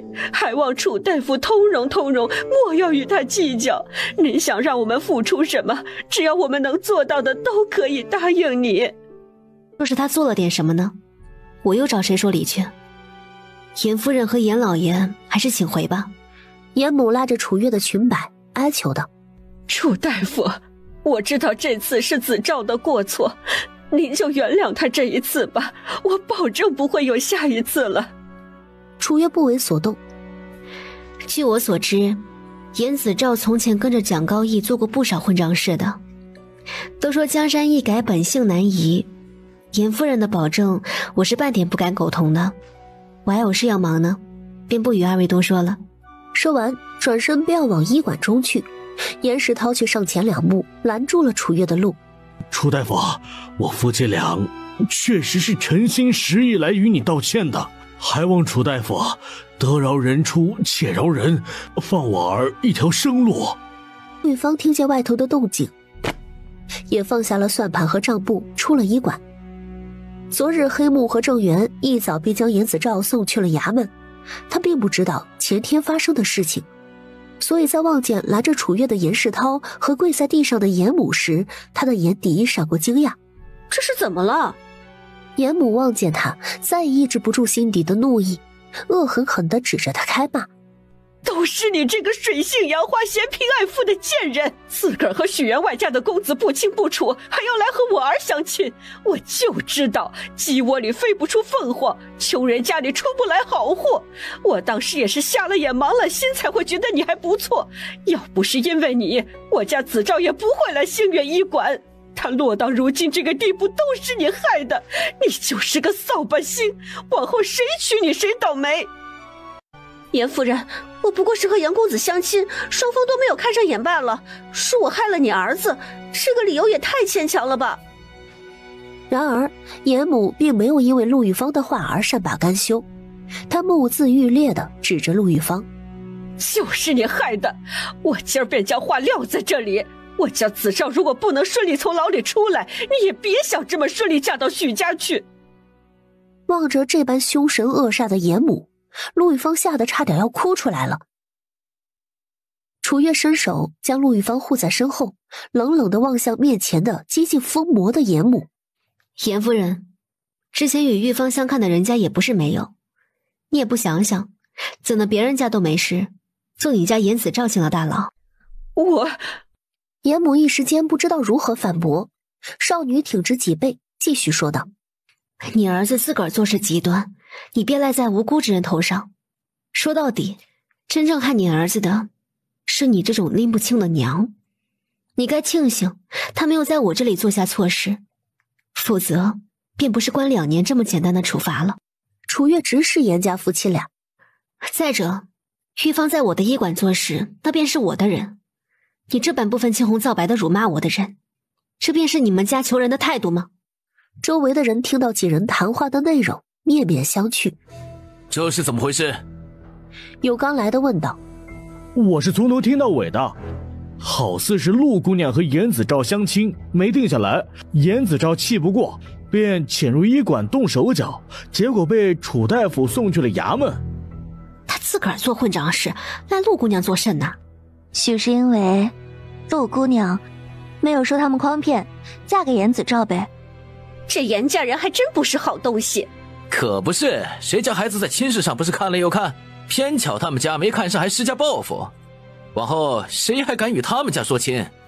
到这里，严夫人忙望向那些人吼道：你们不明就里就别在这里放屁！那陆玉芳明明和许恒背地里不清不楚，还与我家子昭相亲，换成你们不气。陆玉芳急了，颤抖着声音吼道：你胡说！我和许大哥认识只是因为他是我哥的好友，我们之间清清白白的。严夫人莫要将自己的龌龊心思加在我们的身上。严母跪坐在地上，冷笑中带着嘲讽：你当然不会承认，因为你想嫁到许家，你想攀高枝儿，想飞上枝头变凤凰，可你觉得你配吗？他说完，突然猛地起身撞开楚月，一把将陆玉芳撞倒在地，骑在他的身上就是2巴掌。霎时间，陆玉芳的脸颊红肿起来。楚月欲上前，却见严世涛拦在他的面前，心下一急，忙喊道：郑源，黑木！下一刻，2人同时出现在门口。一人控制住严世涛，一人将陆玉芳从严母的魔爪下解救出来。此刻的陆玉芳无比的狼狈，衣裳脏污，发丝凌乱，脸颊红肿，唇角更是带着一丝血迹。她满脸委屈地蹲坐在医馆门前的台阶上。楚月心下不忍，当即吩咐道：郑源，你往衙门去一趟，就说严夫人寻衅滋事，故意伤害他人，让官爷来一趟。郑源抱拳应了声是，便离开了。见楚月要叫官，严世涛的心里一惊，忙说道：楚大夫，一些私事而已，劳烦官爷不合适吧？严夫人当街伤人便合适了。严夫人伤人的时候，严老爷非但没有阻拦，还拦着不让我去劝架便合适了。他眼神坚定，言语铿锵，说只是口头上说几句倒也没什么，如今严夫人已经出手伤人了，便得依法办事，否则严老爷当咱们南渊国的律法是摆设吗？周围的人忙应和：楚大夫说的是。严世涛见此情形，这才意识到事情闹大了，四处一望，便趁着人群嘈杂想从一旁开溜，却被面无表情的黑幕拦住了去路。你是从犯，不能走。外头有黑幕在，楚月也不担心，上前扶着陆玉芳便去了后院，打了盆水帮她洗漱了一番。整个过程他都在小心翼翼地观察着陆玉芳的神色。玉芳，听到楚月的声音，陆玉芳又捂着脸呜呜地哭了起来。片刻之后，他才吸着鼻子说道：月月，我知道和楚大哥在一起会面临许多质疑的声音，但我好像高估了自己的承受能力，我是不是真的很糟糕啊？楚月轻抚着他的背：那严夫人就是狗急乱咬人，你别听她的。你和许公子明明那么般配，莫要妄自菲薄了。再者，从前也不是没有寻常百姓家的姑娘嫁入高门大户的，若当真论高门大户，许家还排不上号呢。他拍了拍陆玉芳的手：少想一些，相信你自己，你值得的。陆玉芳沉默了一会儿，才望着楚月说道：月月，你忙你自己的去吧，我需要静一静。行，前头没人呢，我先去忙活了，你先整理整理情绪，记得不要多想啊。陆玉芳点头：好。楚月回到医馆，朱大夫已经坐在堂中给人看诊了。因着陆玉芳这会儿还在后院，楚月便去了柜台处给人抓药。没一会儿，衙门的人来了，在外头将事情的经过了解了之后，便将严世涛夫妇一起带走了。陆玉芳在整理情绪之后，也回到了自己的岗位。经此一事，她的神情中多了一份坚韧，也多了一份沉静。楚月回到后院，往黑幕的方向望了眼。严夫人动手的时候，你为何不出手？以你的本事，她当时本无法进玉芳的身。我的任务是保护你，又不是他。黑幕双手环胸，面上尽显冷酷。而且他不也没事吗？黑幕，楚月的语气中带着一丝怒意。黑幕望了他一眼：我心里有数，我若出手，衙门的人便没有理由将那对夫妇带走了。依着南院的法律，那个女人若不想面临牢狱之灾，应当会花些钱财。听到这里，楚月微愣，随后无奈地叹了口气：虽说如此，往后也不能这般大意了。玉芳若有个三长两短，我无法与四叔和四婶交代。黑幕深深地望了他一眼，点头说道：好。忙碌的时间总是过得很快，下午时分，楚月才从过来诊病的人口中得知衙门对于严世涛夫妇的处罚。陆玉芳作为被伤害的对象，严母需要给他支付10两银子作为补偿，否则便需要在牢里度过3个月。严母受不住煎熬，当即便从自己的钱袋子里拿出了10两银子，让官爷转交给陆玉芳。最终他被打了50大板之后释放回家了。严父作为从犯也被打了30大板。晚时分，官吏将银子给陆玉芳送来了。望着手中的10两银子，陆玉芳的眼神中并没有太大的惊喜。他定定地望着手中的银子，不知道在思考着什么。得了银子还不能消了你心底怨气啊？忙活了一日，早就没有怨了。陆玉芳的神情有些落寞。月月，我要是有你1半的本事就好了。楚月望着他，神情坚定。相信你自己，总有一天你也会很厉害的。陆玉芳摇了摇头。你就别安慰我了，我知道自己的斤两，做你安排的事情尚可，换做我自己做点什么事情，是半点主意都没有的。楚月握着他的手晃了晃。那又怎么样呢？你还有我呀，至少在我的安排下，你能将事情做得很出色。陆玉芳红着眼眶靠在楚月的肩膀上。月月，你真好。楚月侧头往陆玉芳的方向望了眼。对了，这2日怎么没有见许公子来？他回县城了？陆玉芳嗯了一声。回县城了，说是只与夫子告了2日的假，走之前我们交换了信物，待下一次告假的时候便去老宅将亲事定下。楚月面上带着浅笑。许公子看着温温吞吞的，这次呀倒是没让人失望。他说着，面上露出了一丝缅怀。说起来，咱们也好久没有回半坡村了。陆玉芳点头。1个多月了吧，我还挺想爷奶的。最近山上的野菜好似出来了。楚月望向陆玉芳。过几日等大贵哥这边的骡车闲下来了，咱们便抽半天时间回去看看爷爷奶奶，顺带着采些野菜打牙祭，如何？听到能回老宅见爷奶，陆玉芳忙点头。好。楚月笑着去了朱大夫处。师兄，你想不想休假？望着楚月的神色，朱大夫的胡子颤了颤，满脸的不可置信。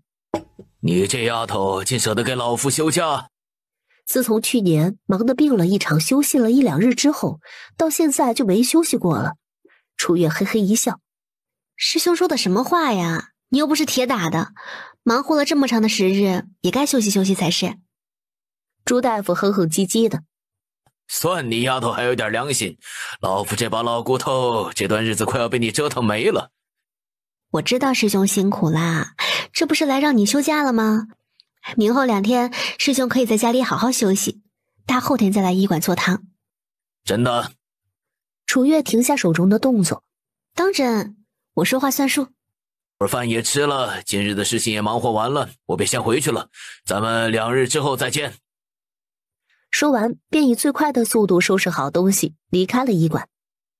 望着朱大夫仓皇出逃一般的背影，陆玉芳面露惊讶。我从未见朱大夫这般利索过。楚月抿了抿唇。我要是给你休假，你指不定比他还利索呢。陆玉芳突然被楚月这句话给逗笑了。瞧你说的，我像是这样的人吗？2人将医馆中的东西整理完毕，嘱咐好了郑源和燕和，便回家去了。接下来2天，因为朱大夫休假的缘故，楚月也不再有之前的那般清闲。这日傍晚时分，方氏领着他的儿子来到了医馆中。楚月望着他说道：顺子，你先在这里坐着，说是你觉得适应了，可以一直在这坐的。只是我这医馆只有1间屋子，已经让郑源和燕和住下了，你恐怕还得自己寻找住所。没事，我家就在镇上，可以回家住。回去住倒是没问题，只是你大哥大嫂那边。王顺的眼里也透露着一丝无奈。总归我白天在医馆，就晚上回去睡个觉，睁一只眼闭一只眼就成了，娘不必担心我。我只是怕你在那里住着不快活。等医馆这边的事情做顺了，我便租个院子，到时候将娘接来与我一起住。王顺望着方氏，眼神中满是真诚。方氏摆了摆手：一起住倒不必了，我在作坊那边住着就挺好的。你也17了，若是说了亲呐，娶了媳妇儿，便好生与他过自个儿的日子，娘就不去你们那里掺和了。一朝被蛇咬，10年怕井绳。他是真的被之前的大媳妇儿整怕了，倒不如离得远远的，时不时看上一眼就行。王顺的面上还带着心疼。这怎么行？如今倒还好，将来娘年纪大了可怎么办？哎，将来的事将来再说吧。他说完望向楚月。这会儿天色不早，今儿打扰了楚大夫这样久，我们也该回了。顺子，明儿一早便来医馆上工，不会给楚大夫耽误事儿的。那行，方婶和顺子先回吧，明儿也不用来太早，晨晨来就成了。太早医馆没有开门呢。哎，知道了。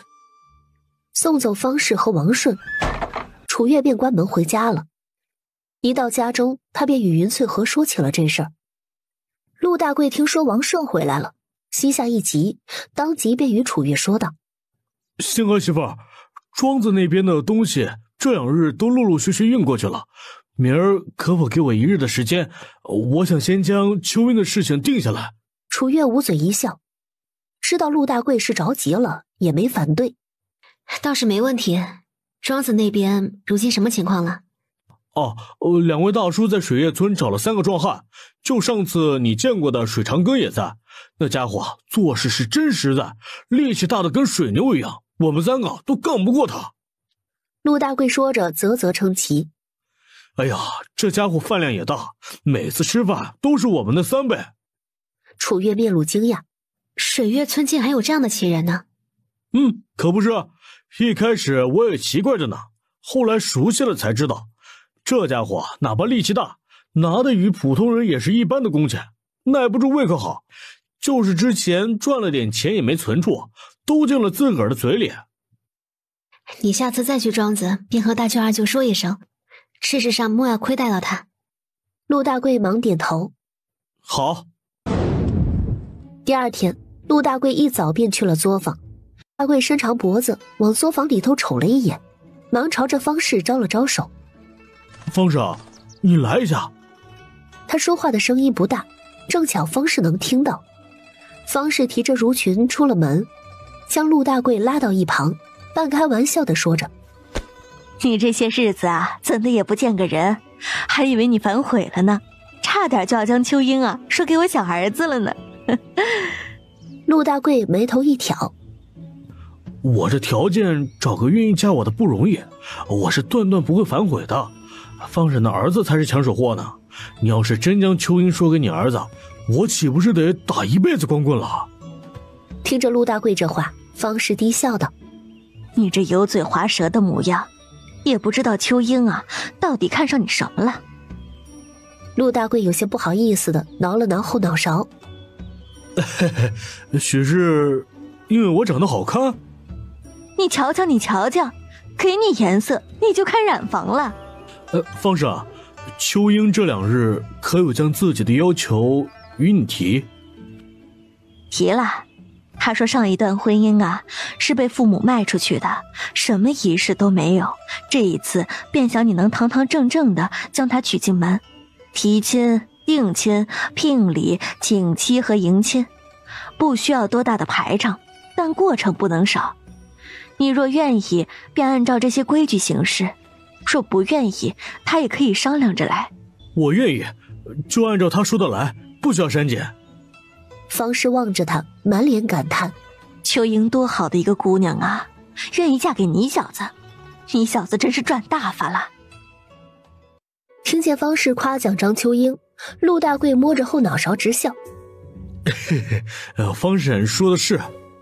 方氏从自己的搭帘里取出了一张纸条，交给了陆大贵：这是秋英的生辰八字，你拿着找个先生算过之后，若没问题，便正式上门来提亲吧。陆大贵满脸激动地接过方氏递过来的纸条，将早上出门前准备的红喜带塞到他手中，便飞奔着出了院子。方婶，我等会儿再来。方氏望着火急火燎的陆大贵，笑着摇了摇头：也不是第一回成亲了，还跟个愣头小子似的。陆大贵找算命先生合了2人的八字之后，便将算命先生批的八字批文珍而重之地放在搭帘中。正当他喜笑颜开地转身离开算命先生的摊位时，面前却突然出现了一道身影。你怎么在这里？林氏望着他满脸喜悦的模样，有些不好意思地拢了拢耳边的发。这么开心，可是遇上什么好事了？我要成亲了。陆大贵直接说道。林氏面上满是震惊。成亲？陆大贵嗯了一声，望着他说道：林氏，我从前虽不稳当，却也从未亏待过你。离开是你自个儿的选择，既然你已经找到更好的去处，咱们也不要再有联系了，对你对我都好。说完，他绕过林氏便要离开，却听得林氏突然转身问道：你要娶的是不是那个张秋英？陆大贵停住脚步，我娶谁都与你没关系。林氏却不想就这样放过陆大贵，几步来到他的面前。铁蛋怎么办？你要娶妻，可有想过铁蛋的处境？从前你不学无术，我陪你一起吃苦，为你生下儿子，辛辛苦苦的将他带大。要不是日子没了盼头，我当时也不会离开。如今倒好，你发达了便不顾我的死活了，你可有想过我的感受？你离开时，又有考虑过尚且年幼的铁蛋？陆大贵并未因为林氏的话而动摇自己要娶张秋英的决心。你不用担心铁蛋，他比我们想象中要明事理。至于你，林氏，我们已经没有关系了。陆大贵在镇上挑着买了几样东西，回家领上铁蛋，便拎着大包小包往作坊的方向去了。路上，陆大贵小心翼翼地望向铁蛋。铁蛋，如果爹娶张姨，你会不会反对？铁蛋没有直接回答陆大贵的问题，而是小声地问道：爹娶了张姨，往后还要铁蛋吗？陆大贵忙点头。当然，爹早就说过，爹会好好将铁蛋抚养成人。那如果爹和张姨有了自己的孩子呢？铁蛋低着头，语气中带着些许的委屈。我听小猪说，他的爹娘就是因为有了他哥哥，所以不在乎他和楚月婶婶。爹往后真的不会因为有了别的孩子不要铁蛋了吗？陆大贵停下了脚步，他蹲下身摸了摸铁蛋的头。傻孩子，爹不会不要你，你张姨也不是那种心狠的人。张姨家里不是还有个苗苗吗？往后咱们一家人好好过日子，谁都不会丢。爹，咱们赶紧去张姨那里吧，别耽误正事儿了。陆大贵有些惊讶地望着铁蛋，刚才还一副伤心不安的模样呢，怎的转个身便像个没事人似的了。两人到了作坊，这次开门的是张秋英。望着陆大贵提着红色礼盒，张秋英的一张脸被映得通红。不是得先找先生合八字吗？他声音虽然小，陆大贵却听得真真切切。他嘿嘿一笑，拉着铁蛋便进了院子。嘿嘿，已经找先生合过八字了，成亲的日子我也找先生算了2个，具体选哪个日子成亲，还是由你来决定。知道张秋英面子薄，陆大贵进了院子之后，便朝着屋里喊道：方婶，你在吗？哎，来了。方氏应了一声，便从屋里跑了出来。大贵来了。陆大贵将自己提着的大包小包往桌上一放。这不合了八字就过来提亲了，顺带将聘礼也一并带来了。嘿嘿，先生说咱俩八字再合适不过，还给了2个适合成亲的日子，一个是3月初10，另一个是4月18。我寻思着，要不就下个月。马上就到月底了，3月初10也太仓促了，还是4月吧。陆大贵嘿嘿一笑，点头说道：成，依你。是在一旁忙笑道：瞧你这心急的，4月18也就不到2个月的事儿，是不是恨不能今儿提亲，明儿就将人给娶回家去了？陆大贵小声的嘀咕道：这不是怕被人惦记吗？早点娶回去才放心。听着陆大贵的话，张秋英一张脸红得如同煮熟的虾子。方氏则扑哧一笑：你都将亲事定下了，谁还能从你手中将媳妇抢去？将心放在肚子里吧。铁蛋进门的时候便看见了一旁满脸迷茫的苗苗，心里顿时生出了同病相怜的感觉。苗苗妹妹，哥哥带你去玩吧。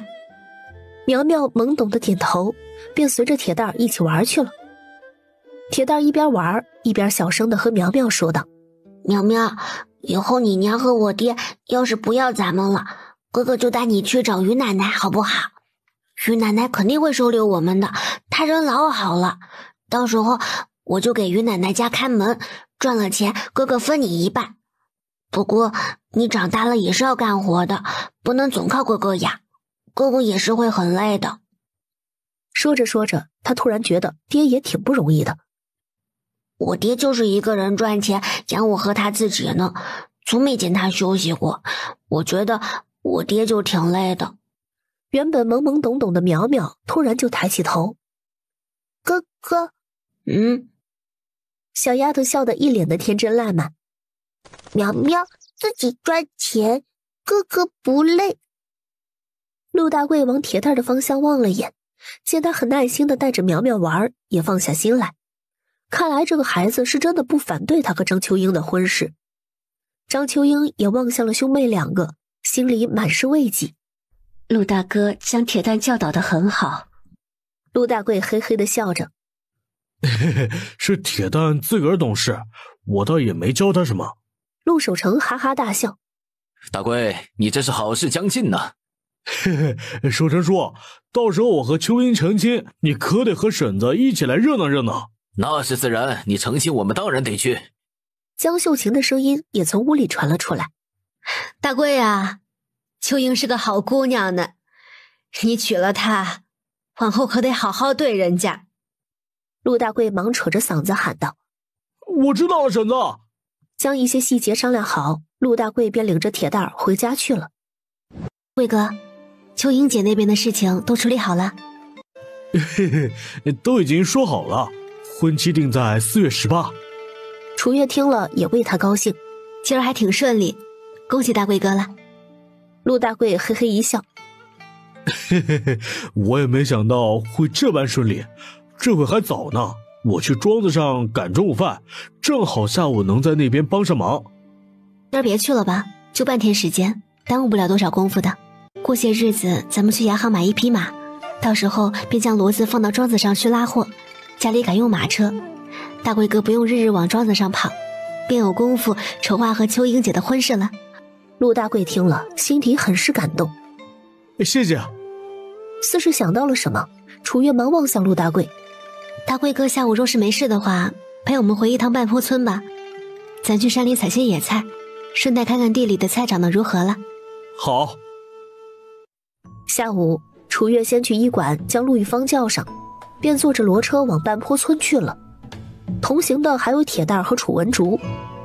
没多久，几人回到了半坡村，在老宅停了下来。“大贵哥，你先将骡子牵去家里喂点食吧，我去看看爷奶，等会儿回来拿篮子去山上瞅瞅。”楚月一边说着，一边拉着小竹与陆玉芳一起跳下了骡车。“好。”陆大贵说完，便赶着骡车往山上去了。“爷奶，我们回来了！”陆玉芳站在院子外头喊道。屋里的人听见声音，忙出了门。在望见陆玉芳和楚月的时候，王雪兰和陆铁生的脸上满是惊喜。“玉芳和月月回来了，快些进来。”到了屋里，王雪兰又给两人倒上水。楚月端着杯子喝了口水，便将云翠和给二老做的2套新衣服拿了出来。“爷奶，这衣服是我娘做的，她要顾着家里，不方便回来，便让我带回来了，说是辛苦你们帮着看家了。”“我们也不缺衣服穿，我和你爷换洗的衣服都还有呢，这衣服不便宜吧？”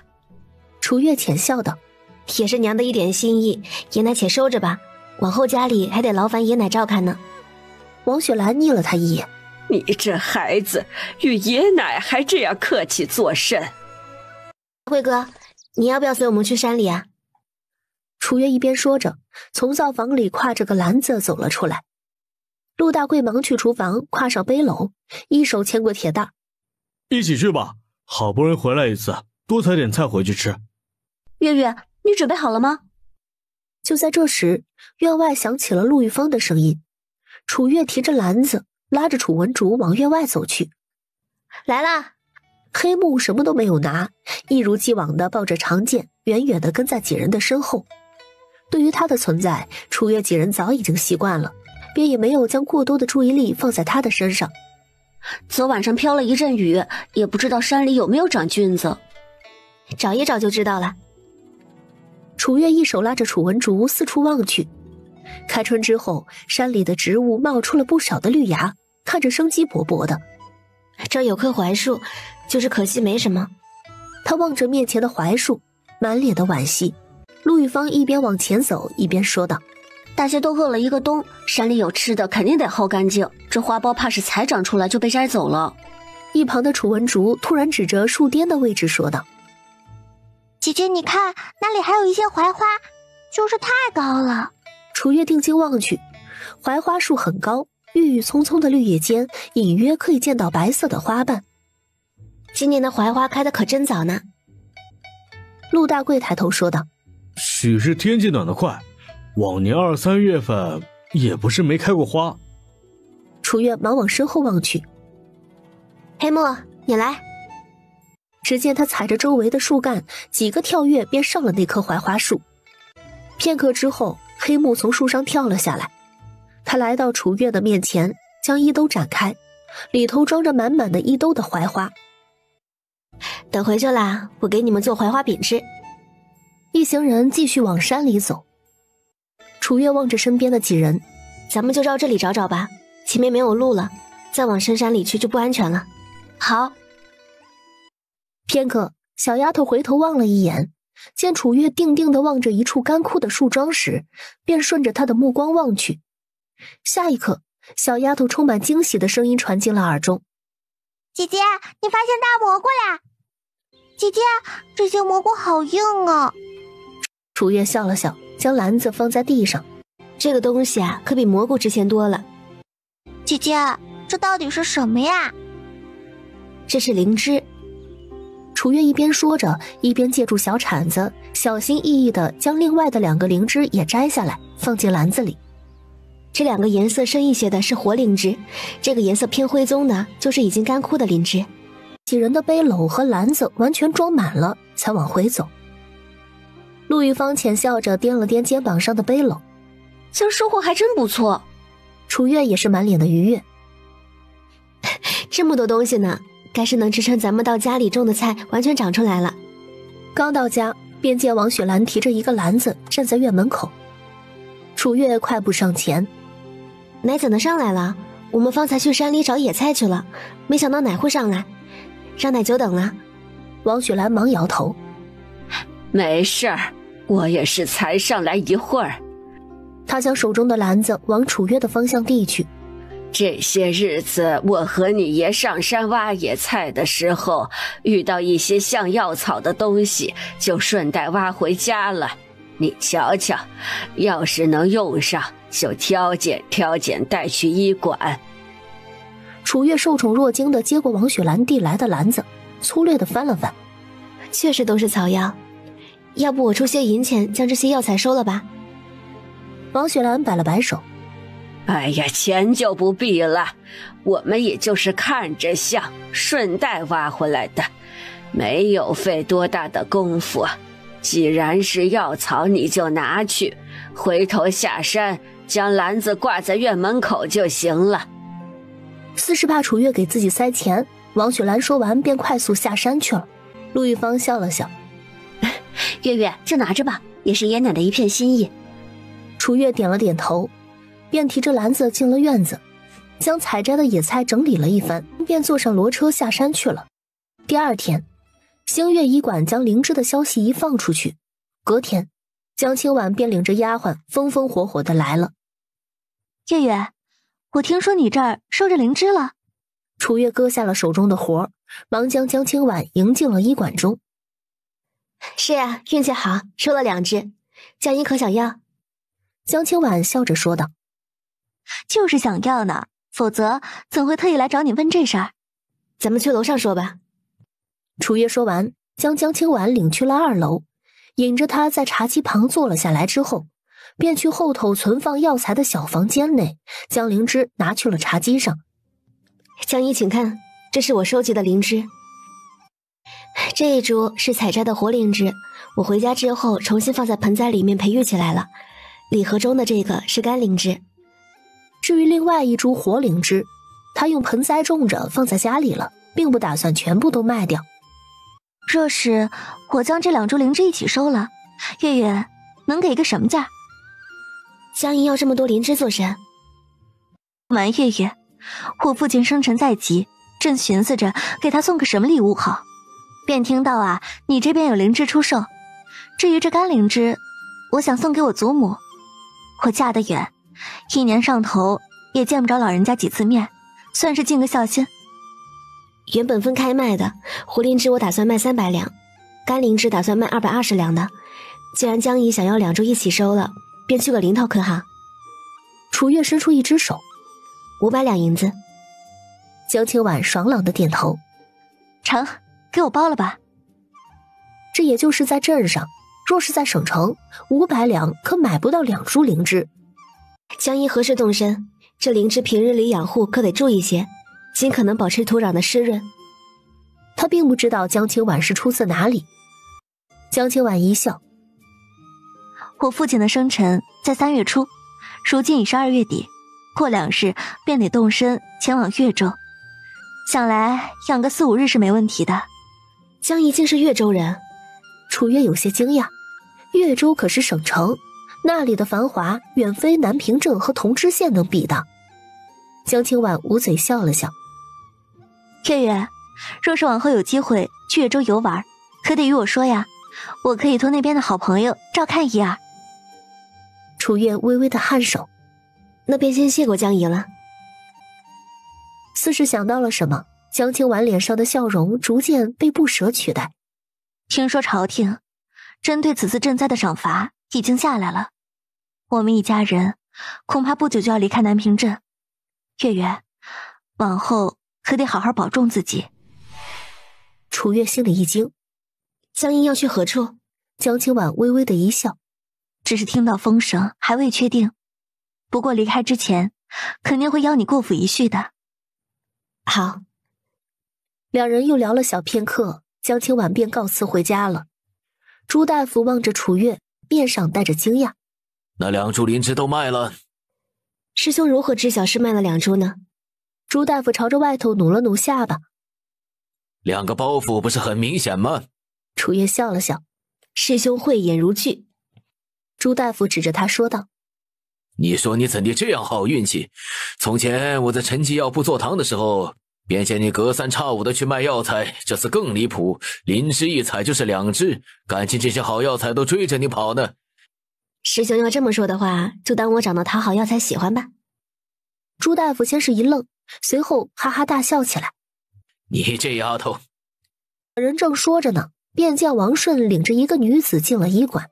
“楚大夫，这位姑娘说是找您的。”楚月侧头望去，面露惊讶：“何香，你怎么来我这儿了？可是你家小姐有什么事了？”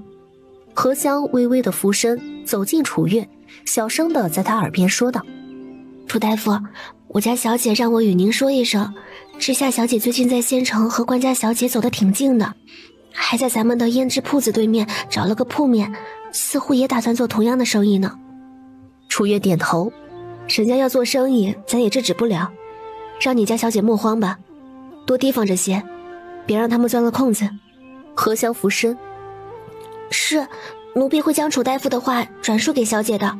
小姐还说这次的养颜霜和珍珠霜反响极好，想问问楚大夫下一批货需要多久？县城那边已经预定出200多份了。”楚月心里一喜，新品才出来便能被预定出去200多份，可见生意还不错。作坊那边的生产一日未曾落下，此次2种霜大约每样能出300盒的货，你可以直接去作坊与秋英姐提交订单。成，那楚大夫继续忙着，奴婢先去作坊了。说完便微微的俯身，转身离开了医馆。楚月的眸子里闪过疑惑，沈之夏和关玲珑，一个是镇上乡绅家的庶女，一个是县城官夫子家的嫡女，原本是八竿子打不着的，怎的就牵扯到一块儿去了？月一到，天气放暖，大家伙都褪去了外头的棉衣，换上了相对轻薄的外套，云翠和前些日子给楚月用好一些的布料制作的3套外衣拿给了他。月月，你来试试这几套衣服合不合适啊？屋里正在看书的楚月抬起头来。娘，不是让您少做点针线吗？医馆那边啊有你看着，作坊这边有张氏看着，娘这不是闲了吗？几套衣服娘还是做得的，交给外头人做，针脚还不定有娘的好呢。娘的针线活真好呀，这衣服做的竟比那布装绣娘的还精致呢。云翠和拿起最上头的那套藕粉色的长裙，在楚月的面前称了称。月月皮肤白皙，这些颜色都能驾驭。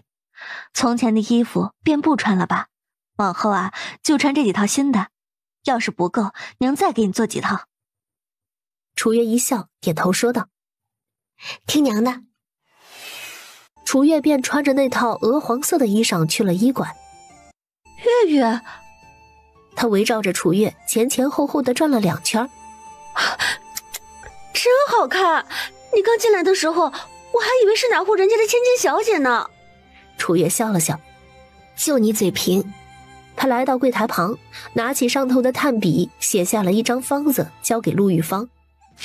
按照这个方子开3副药，等会让大贵哥给张老夫人送去。最近作坊那边是越来越忙了，经常回去我爹娘都还没下工呢。县城那边的生意不错吧？陆玉芳的语气中带着一丝羡慕。月月还真是做什么都行。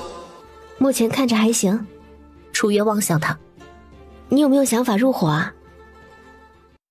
月月，你就莫要与我开玩笑了，我手里几两银，你又不是不知道，哪里够做生意的？楚月淡声说道：“只是入伙罢了，可不是让你做生意。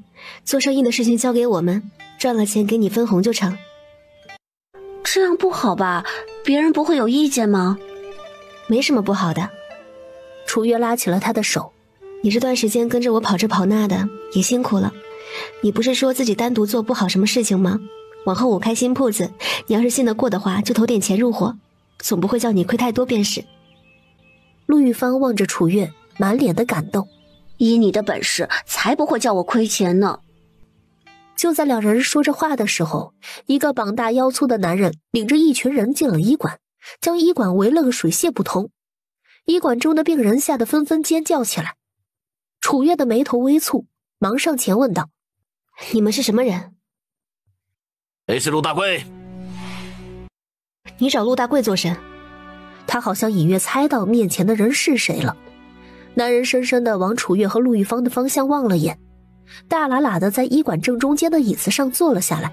“老子想找他问一问，他将老子的女人藏哪里去了？”“你说的是？”“林香桃。”男人双手环胸，一脸悠闲惬意的模样。楚月朝着男人作揖：“原来是曹记牙行的曹老大，还真是幸会。”曹老大冷冷的一笑，声音慵懒：“楚大夫，你既知道老子，便该清楚老子的手段，将陆大贵交出来吧，老子还不至于为难你一个弱女子。”“林氏的事情我多少知道一些，不过他和大贵哥都是过去的事情了，早就没有了瓜葛。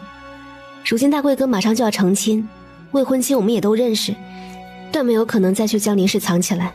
没藏的老子得问过才知道。”说完便朝着身后的一群人使了个眼色。就在身后之人准备搜查的时候，后院的门被打开，陆大贵抬脚进了医馆。“星河媳妇儿，这是怎么回事？”陆玉芳在后头小声地说道。“冲你来的。”陆大贵面露惊讶。“冲我来的？他最近也没干伤天害理的事儿啊，这些人找他做什么呀？”“你们找我做事？”曹老大望着面前的男人，眼神中带着些微的探究。“你便是陆大贵？”陆大贵眉头紧拧。“行不更名，坐不改姓，你又是谁？”曹老大似笑非笑地说道。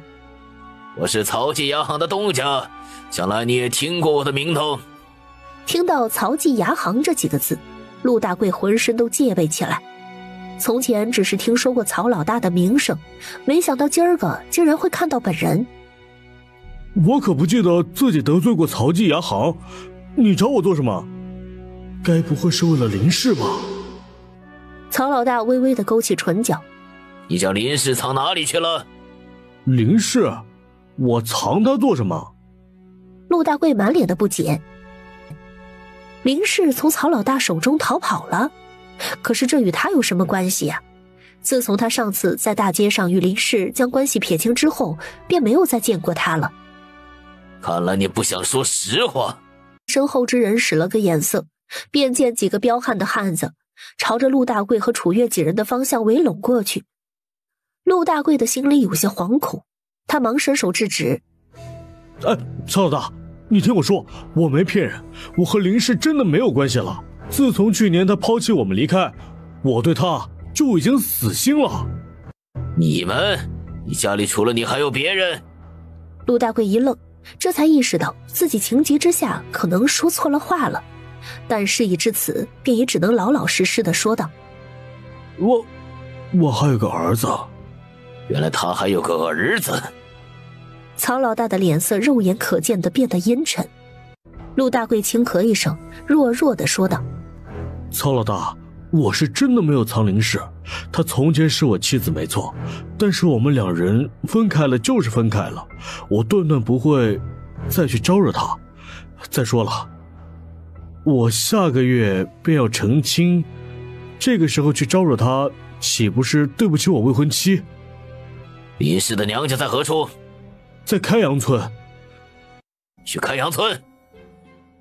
老大离开，医馆里的众人才松了一口气。楚月忙望向医馆中吓得瑟缩在角落的众人。大家别怕，曹老大已经走了，咱们该看病看病，该抓药抓药。转而又将陆大贵拉到了一旁。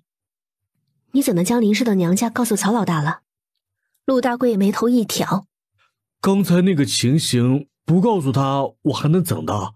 与他造反，万一他将咱这医馆掀了可怎么办？再说了，就算我不说，凭曹老大的本事，还能不知道林氏的娘家在何处？也是。唉，都说一日夫妻百日恩，哪怕如今划清界限，我自然还是希望他好，但他也不能总以这种方式去逃避自己选择的生活。曹老大虽然在镇上混，却也不是不知轻重的人，带他在开阳村寻找一番，没找到林氏的人，便也就回来了，最多一番恐吓，不会为难他的家人的。你倒是了解曹老大。大贵有些不好意思地摸了摸鼻子。从前在镇上混了一阵，多少还是听说过的。不过他这人狠起来的时候也是真的狠，能不得罪便不得罪吧。又与陆大贵聊了几句，楚月便忙活着自个儿的事情去了。傍晚时分，楚月让王顺出去打听了一番，看看曹记牙行那边是什么情况。没一会儿便见他小跑着回来了。楚大夫，我刚才找人打听了，听说曹老大将那个林姨娘给找回来了，从他娘家给带回来的。楚月点头。可受到曹老大的苛责了？王顺忙摇头。听说那林姨娘是几人用轿子给抬回来的，曹老大非但没有苛待她，反而将她当祖宗一样供起来了。居然还有这事儿！陆玉芳满脸的好奇。王顺往陆大贵的方向望了眼，随后小声地说道：听说那林姨娘有身孕了，曹老大宝贝着呢，就差当祖宗供起来了。片刻的沉默之后，楚月勾唇说道：他这运气倒是好呀。王顺叹了口气：谁说不是？从前我在镇上的时候，也不是没听说过曹老大的事迹。之前曹府有姨娘逃跑，找回来被打得3个月下不来床呢。大贵从医馆出来，没有直接回家，而是去了作坊。张秋英望见他，脸上带着惊讶：陆大哥怎的来了？陆大贵抬眸望了他一眼：我们都快成亲了，你怎的还叫我陆大哥？该改口了。张秋英脸一红：这不是还没成亲吗？陆大贵的目光炯炯地望着他。王婶这会儿到屋里休息去了，苗苗这会儿正在房里玩，有什么事进来说吧。陆大贵嗯了一声，随着张秋英进了屋。你来找我什么事啊？成亲之后，我想在镇上租个院子，我如今和铁蛋住在云婶子家里，倒也还方便，成亲之后，咱们总不能还这样分两处地方生活，你觉得呢？张秋英有些紧张地揪着自己的袖子，她略微地低着头。那你打算租在哪儿？就这附近吧，到时候你来去租房也方便。那我最近留意一下，若是有合适的，便先将院子定下来。陆大贵嗯了一声，将自己的钱袋子取了下来，又从搭帘中取出了一个帕子包着的布包。他将钱袋子和帕子展开来，露出了钱袋子里面的碎银子和帕子中的一只银簪子。我留了些银子办酒席，剩余的所有银钱都在这里了，你将这些钱好生收着，到时候租院子便从这里头出。张秋英有些惊讶地望向他。租院子的钱我有，而且咱俩还没成亲呢，你就将银子给我，不怕我拿着你的钱跑了？陆大贵自嘲地笑了笑。从前也不是没遇到过这样的情况，你若真跑了，只能说我看错了人，我不后悔。张秋英望着面前的男人，心里有感动，更有心疼。放心吧，我就是与你开开玩笑，我从没想过要跑。难得遇到楚大夫这种好心的东家，我又怎么会轻易放弃作坊的事情？陆大贵点了点头。你和林氏果然是不一样的。你要是觉得林姐姐好，便去将她找回来吧。反正我们也还没有成亲，我也没有那么恨家。你别误会。陆大贵慌乱之下抓起了张秋英的手。我的意思是，你比她好。哦，好在哪儿了？陆大贵嘿嘿一笑。你比她温柔贤惠，比她重情义，哪儿都好。后，方氏急匆匆地跑来了医馆。楚大夫，不好了，大事不好了！楚月急忙放下手中的炭笔。怎么了？林氏带着丫鬟婆子去了作坊，不仅打了张秋英，还将咱们作坊里的东西毁了不少。还未等楚月说话，陆玉芳蹙着眉头说道：“他如今都有了曹老大的孩子，还有什么不满足的？难不成想让大贵哥为他打一辈子的光棍？”陆大贵似是听见风声，忙来到几个人的面前。你们刚才说什么？秋英被打了？他这会怎么样了？没事吧？方氏满脸的愁容。楚大夫的四叔四婶在那顶着呢，我从那边跑出来的时候，正闹得不可开交。那林氏怀着身孕，谁都不敢动她，这会儿也不知道什么情况了。楚月眼神一凛，当即抬腿就往外走。大贵哥、黑木，你们随我去趟作坊。几人脚步不停，一路来到了作坊。望着眼前的一幕，楚月气不打一处来。都给我住手！丫鬟婆子听见声音倒是停手了，林氏还坐在张秋英的身上不肯下来，正用力地拉扯着她的头发。见张秋英被林氏打得不成模样，陆大贵心里满是心疼。林氏，你太过分了！他正欲上前将张秋英解救出来，却见林氏指着他喝道：“我如今怀着曹老大的孩子，你过来试试，要是伤了这个孩子，曹老大是不会放过你们的。”陆大贵听见他的声音，当即停住了脚步。方氏跺了跺脚，一脸的痛心疾首：“你这是何必啊？在大户人家好生做姨娘不行吗？非要掺和到前夫的事情做什么？难不成他往后便只能一个人孤零零的过日子？”你闭嘴！我和陆大贵的事情与你一个外人有什么关系？林氏呵斥完了方氏，转而又满脸愤怒地望着陆大贵。上次不与我说，便是为了保护他吧？原来你是真的要娶张秋英。陆大贵摊牌了：“是，我是要娶她，可这与你有什么关系？你又是以什么身份来管我的事情？”林氏冷笑一声：“以什么身份？你不说，我差点忘了。你说我们之间没有瓜葛了。如果我将他这张脸毁掉，你还会娶她吗？”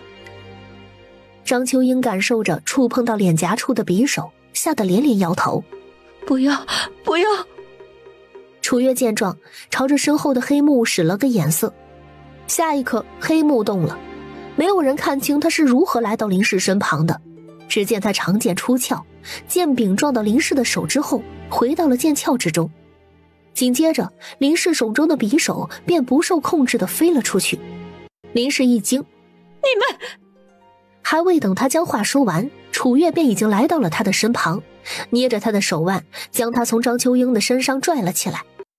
林氏本想要反抗，却见楚月伸手就是一巴掌，将他打得愣住了。陆大贵见状，忙上前将张秋英扶到一旁，开始检查他身上的伤势。林氏捂着自己的脸，猩红的眸子直视着楚月。你打我！你竟敢打我！楚月反手又是一巴掌，重重地拍在了林氏的另一边脸上。林氏的两边脸颊顿时就出现了2个红红的掌印。你打了我的人，毁了我的作坊，我打你又如何？不仅要打你，你还得将我的损失尽数地赔给我。我要杀了你！然而楚月并未怕他，也未躲闪，只是抓着他手腕的手重了几分力道。你如果不在意你腹中的孩子，便动我试试。他冷笑着望向楚月。你若是伤了我的孩子，于我家老爷来说无异于生死大仇。你知道的，他快30岁了，如今还没有一个属于他自己的孩子。曹府的丫鬟婆子们听了楚月的话，心惊胆战地朝着他跪了下来。楚大夫，医者仁心，您千万不要伤了我们林姨娘，否则我们都会被我们家老爷打杀了的。我知道你们曹老爷重视林姨娘，但林姨娘今日毁了我的作坊，曹府必须得给我一个说法。楚月的态度很强硬，他说着望向其中一个年龄小一些的丫鬟。你往曹府去一趟，将这里的事情原原本本的与你老爷说明，并让他亲自过来为你们林姨娘处理赔偿一事。林氏一听，赶忙制止。不要，不行！楚月冷冷地瞥了他一眼。你没有反对的权利。那个小丫鬟往林氏的方向望了眼，咬了咬唇，便壮着胆子跑出了作坊，往曹府的方向去了。楚月望向其余的曹府下人。你们都去墙角蹲着吧，在你们家老爷没有来之前，我暂时不会将你们姨娘如何的。是。曹老大这么多年没有子嗣，怎能到你这儿就怀上了？如果不是亲眼所见，我都不信。林氏的眼底闪过了一丝慌乱。别人怀不上，不代表我也怀不上。楚月刚才的话也只是试探，但林氏眼底闪过的慌乱却并未逃过他的眼睛。就曹老大身在局中，又迫切想要子嗣，才被你所蒙蔽。不要以为谁都是曹老大，至少我知道你腹中的孩子不一定与曹老大有关。楚月的话，林氏只觉得头皮发麻，他猛地睁大了双眼。楚氏，你休要胡说八道！楚月浅笑。林氏，我是个大夫，大夫最擅长什么你不会不知道吧？曹老大有什么问题，我一眼就能看出来。林氏捏紧了拳头，恶狠狠地望向楚月。哪怕真如你心中所想又如何？我才是曹老大的枕边人，这些日子虽然不如新来的姨娘受宠，却也时不时会进我的屋，难不成他会因为你的一句话便信了你？楚月微微的抿唇。你说的倒是有道理。林氏见楚月认同自己的观点，面上有些得意起来。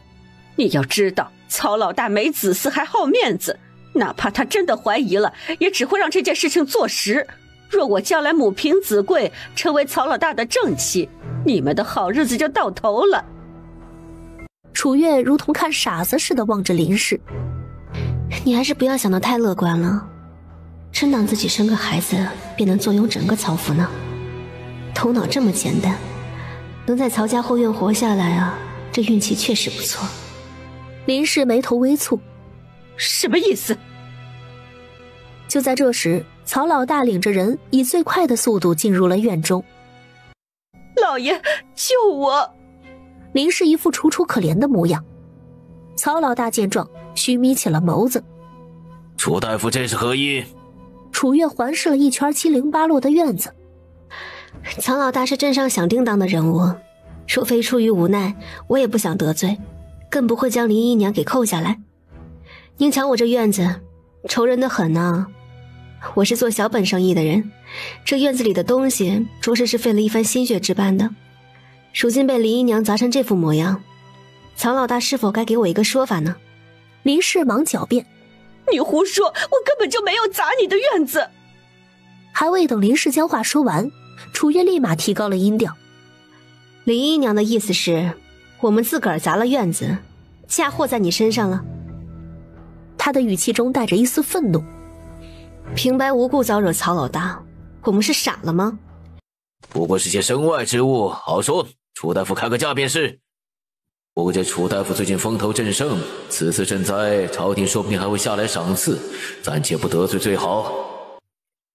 院子里的这些东西虽不至于太贵重，但却也是这么多工人花费了大量时间加工的半成品，如今倒在地上，自然是不能再用了。收曹老大100两不过分吧？你别信口开河，这些破烂哪里值100两银子？在你眼里是破烂，在我眼里这些都是钱。你根本不知道我这些东西在县城卖的有多火，如今你弄洒了我的半成品，不仅毁了我的东西，耽误了工期和生产的进度。我若具体的与你们算，还不止100两呢。100两给你就是。还有，楚月一指张秋英，这是大贵哥的未婚妻，我也不知道林姨娘怎的突然就来作坊打人了，如今将人打成这样，曹老大多少也该给些赔偿的。曹老大往张秋英的方向望去，在看见他那浑身狼狈的模样时，眼底的冷意更重了。姨娘，你要如何解释？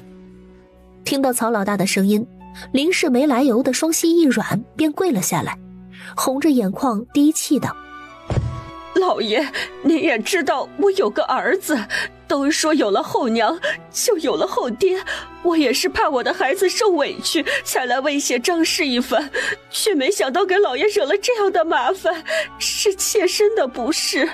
要如何赔偿？上次严家的事情，想来曹老大也知道，按照他们的标准赔偿就行了。”曹老大往身旁的人望了眼，听见了。身旁的人忙从搭帘中取出了100两银票和一定10两的银骡子，递给了楚月。老大望向楚月：“钱两清了，人可否还给老子了？”楚月一笑：“那是自然。”他朝黑木望了一眼，便见黑木将长剑重新抱回了自己的怀中。林氏见状，忙起身跑向曹老大。曹老大此刻的注意力并未在林氏的身上，而是在抱着长剑的黑木的身上。楚月面对他的底气，怕是来自这个男人的身上吧。这位壮士功夫了得，不知出自何处，可愿来我曹记牙行当差，楚大夫给你多少，我可以给你双倍的价。似是怕他不同意，曹老大伸出了3根手指，3倍都行。楚月眉头一挑，曹老大当着我的面挖我的人，未免也太不将我放在眼里了。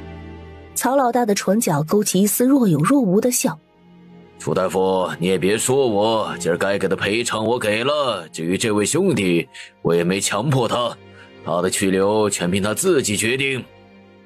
片刻，黑木冷冷地开口了：“多少钱我都不去。”听到他这个回答，楚月松了口气，这家伙还算有些良心，看来往后得对他好一点。张秋英扫了眼院子，满脸自责地望向楚月：“楚大夫，因为我的事给你添麻烦了，对不起。”楚月一摆手：“谁也不想出现这样的情况，既然事情已经发生了，便想办法好好弥补便是。”他说着，将手中的10两银子放在了张秋英的手中。“既然是曹老大赔偿给你的，你便拿着，这伙身体可有不适？”张秋英红着眼眶摇头：“我没事，都是些皮外伤。”“皮外伤也该仔细些，我那儿有上好的伤药，等会让大贵哥给你拿过来。下个月就要当新娘了，身上可不能留疤的。”张秋英低着头嗯了一声。一旁的江秀琴叹了口气，上前宽慰道：“哎呀，秋英啊，你也别多想，林氏从前自个儿抛弃了大贵父子，如今看不得他对你好，便来找你麻烦。你和大贵该干嘛干嘛去，全当他是在羡慕嫉妒你呢。”张秋英吸了吸鼻子：“我知道的。”他从没想过放弃，他本也不是个轻易放弃的人，否则之前在婆家的那几年，他早就扛不住跑了。秋英姐，你先去屋里休息吧，等会让大贵哥给你上点药。我们先将院子收拾一下。张秋英忙蹭了蹭眼角，我也来帮忙吧。说着便要去收拾东西，却被陆大贵一把横抱起来往屋里走去。帮什么忙？你又不是没男人，今儿啊你就别忙活了，我来抵你的活。快放我下来，大家伙儿都看着呢。陆大贵却并未有撒手的意思。看着又如何？我抱自个儿媳妇儿，又没碍着他们什么事儿。张秋英听了，羞得将脑袋埋进了他的肩胛骨。院子里，陆守成望着陆大贵的背影，摸着下巴说道：大贵这第二春说来就来，年轻真好，真是让人羡慕。江秀琴眉头一挑，上前揪住了他的耳朵。你说什么？羡慕啊？难不成你也想拥有第二春呢？哎，我羡慕人家年轻怎么了？你快些将手松开。江秀琴松开了自己的手，叉着腰喝道：没事少想那些有的没的，还第二春呢，赶紧帮忙收拾院子去。他说完便转身朝着最近的一个架子走去。陆守成摸着被揪疼的耳朵，望着江秀琴的背影，忍不住在嘴上嘀咕了一句：哎呦，这婆娘手劲真重。江秀琴回过头悠悠地问道：你说什么呢？陆守成反应过来，心底一慌，忙摆手：没什么，我是说我来给你帮忙。月回到医馆，便坐在椅子上思考着什么。陆玉芳见状，悄悄地上前拍了拍他的肩膀：嗨，在想什么呢？楚月往他的方向望了眼，松了口气：哎呦，你走路怎么没声的？吓死我了。可不是我走路没事儿，是你自己想的太入迷了。快说说，是不是想我哥了？听陆玉芳提起陆星河，楚月叹了口气：哎呀，确实是好久没见着人了。那便不是想他了。月月，你可不能像林氏一样将我哥抛弃了。楚月白了他一眼：你哪只眼睛看到我要抛弃你哥呀？陆玉芳吐吐舌头：我这不给你提个醒吗？我可不想夹在你们中间为难，像现在这样是最好的了。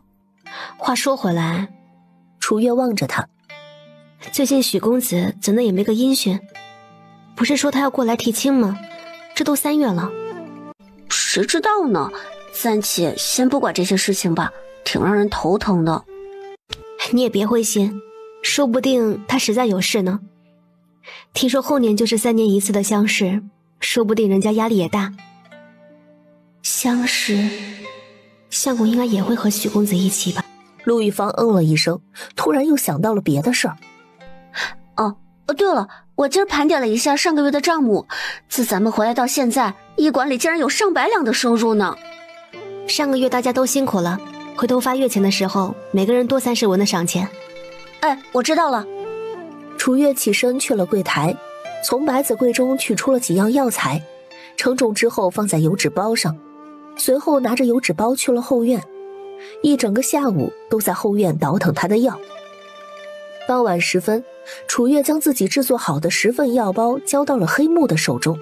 黑木，你将这10份药包分别卖给曹府稍稍受宠一些的10个姨娘，就卖……他略微思索之后，伸出了一根手指头，10两银子一份。其实也不是非要带上这个药包，属下直接去打劫便成了。楚月扫了他一眼：你不懂，我这药包里啊可是好东西，运气好的话会让曹老大多几个孩子呢，运气不好就当强身健体了。总而言之，这10个药包他们买的不会亏。怎么用？楚月有些不好意思的轻咳2声。曹老大去他们屋里的时候，想办法让他喝下去就成了。嗯了一声，将他送回家里之后，便往曹府去了。回来的时候，给楚月送去了一个钱袋子。能在这么短的时间内赚到100两银子，楚月想想就开心。他拆开钱袋，将银子一股脑的倒了出来。怎的这样多？望着比100两多出了许多的银子，楚月满心的惊讶。黑木摸了摸鼻子：属下收了他们30两一包，如果没有掉的话，这里应该是300两银子。楚月一听，笑望向黑木。可以啊，黑木，你这脑瓜子可太好用了。听见楚月的夸赞，黑木没来由的红了脸。主子先数着，属下出去了。说完便往外走去。你等等。楚月叫住了黑木，拿了大概2-3两的银骡子往黑木的方向扔去。赏你吃酒的。黑木伸手接过银子，摆了摆手，便消失在楚月的视野。第二天一大早，陆大贵便找到了楚月。星河媳妇儿，我与你商量一件事儿。你说。医馆如今有镇员，燕和和顺子他们看着，我平时在那里也想去作坊那边帮帮忙。楚月想了想，便同意了。行，作坊那边就四叔一个男人，你去那边也好，多个人帮忙。秋英，咱们有自己的家了。张秋英一颗心也激动得砰砰直跳。自己的家，听起来就很温暖。3月中旬，县城那边的院试已经开始，因着院试的缘故，陆兴平和陆兴安也休假回家了。陆兴平则来到云翠荷的面前，伸出了自己的双手。娘，你看，我如今都高攀不上我的袖口和裤腿了。云翠荷满脸疑惑地往他的方向望了眼，不禁笑出声来。你这猴子，我当如何高攀不上？短了你与我说不就成了？陆兴平嘿嘿地笑着，抓了抓后脑勺。这不是怕娘埋汰我们长得快吗？云翠荷睨了他一眼。这有什么好埋汰的？娘巴不得你们长得快呢。他说着去了屋里，拿了4套衣服出来。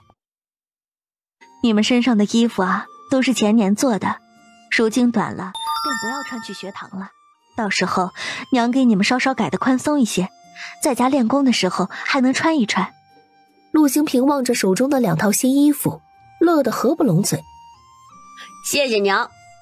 陆兴安望着手中的2套衣服，心思却不在衣服上。也不知道大哥那边顺不顺利。陆兴平嗨了一声。嗨，大哥还用得着你操心，他肯定没问题。3月18日，朝廷关于赈灾一事降下圣旨，曰南平镇黄员外多年来行善积德，明辨是非，又熟悉地方政务，本就是举人身份，在越州知府的举荐下，顶上了同知县县令的空缺。翌日，一钦差大臣双手托举着圣旨来到了星月医馆，他的身后还有2个士兵抬着一块厚重的牌匾。与此同时，张正一脸的笑意的绕过了前方的士兵，进了医馆。乖徒儿，可有想师傅？楚月满脸的欣慰。师傅，您回来啦。圣旨到。随着钦差大臣的声音响起，整个星月医馆除了张正之外，男女老少跪了一地。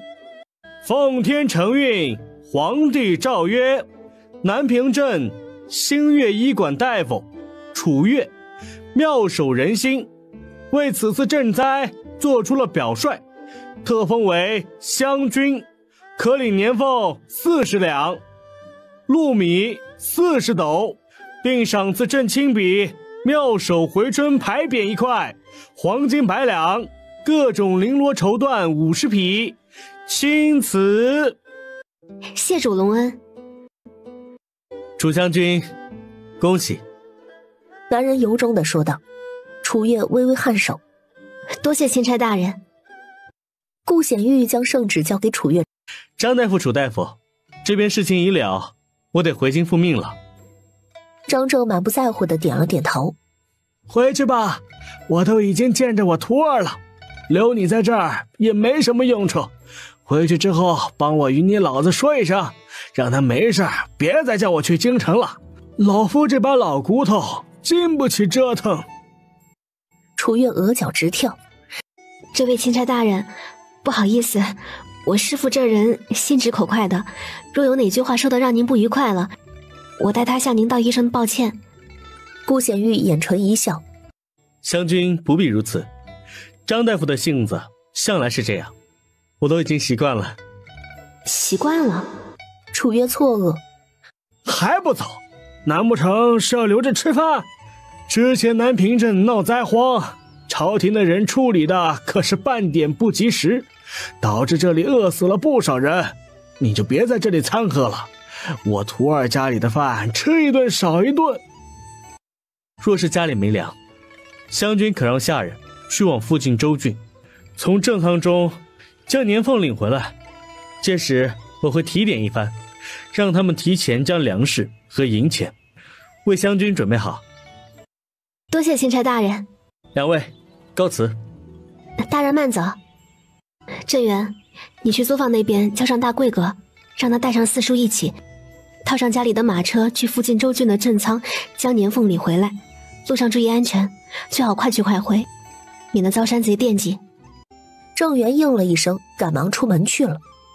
紧接着，楚月又从50匹的绫罗绸缎中挑拣出了3匹适合陆玉芳的料子。玉芳，这是给你的。陆玉芳忙推辞：这么好的料子我就不用了，我身上的棉布衣服穿着就极好。楚月不由分说的将怀中的3匹布塞给了他。前些日子你随我赈灾也挺辛苦的，反正东西已经给你了，你是自己留着还是卖掉，由你决定。谢谢月月。楚月拍了拍他的手，紧接着吩咐道：顺子、黑墨，你们帮我将其余的东西运回去吧。师傅，回家啦。楚月一手将装着黄金的盒子夹在臂弯中，一手将张正从椅子上扶起来，便出了医馆的门，往家里去了。娘，我们回来啦。很快门被打开，陆星河微微上扬的唇角在望见楚月身旁的张正时，顿时就恢复了原来的弧度。相公！楚月抑制不住心底的惊喜，直接越过门槛扑到了陆星河的怀中。恭喜月月为自己赚到了第1个封号。楚月从陆星河的怀中出来，望着他问道：相公有没有去医馆？是如何知道的？意料之中。陆星河淡声回答。楚月笑颜如花。所以之前为我安排的一切，相公便已经预料到这一切了吗？陆星河摇头，随后伸出手指了指头顶的苍穹。成事在天。你俩能否可怜可怜我这个老人家？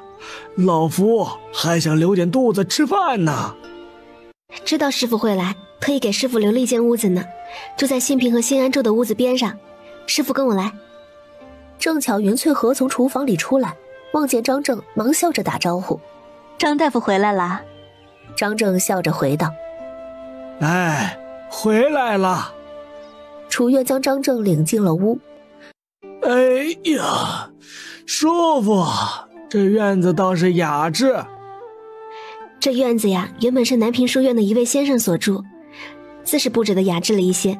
说起来，那先生与师傅还有些渊源呢，他也姓张，叫张平。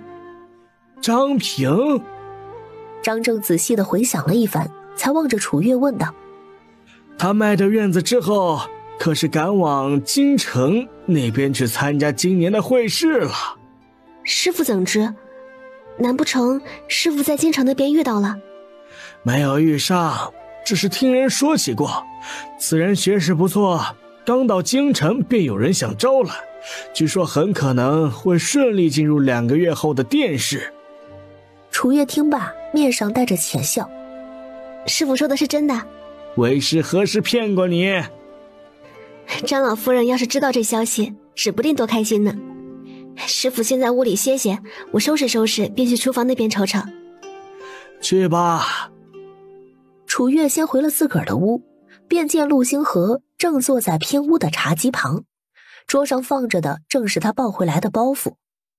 楚月在他对面坐了下来，展开包袱，拿出了黄灿灿的圣旨和黄金。这圣旨可得好生收着，若是丢了，恐怕会惹上大麻烦。楚月点头：相公，大贵哥不是说你回来得4月中旬吗？想回便回了。院试可是已经结束？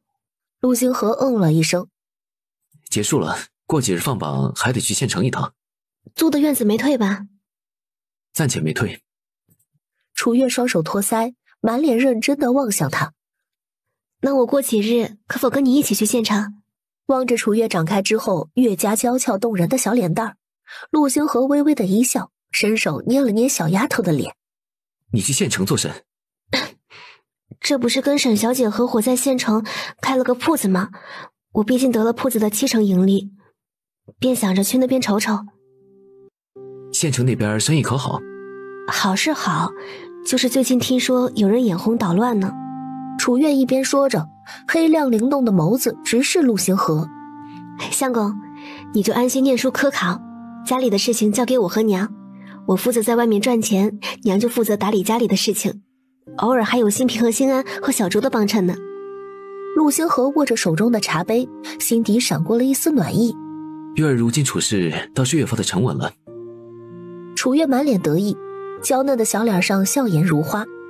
那是，相公言传身教教了这么长时间，学个一招半式的，价钱也够用了。他说完站起身来。相公先去屋里坐着吧，我去帮娘做饭了。好。黑木，进来吧。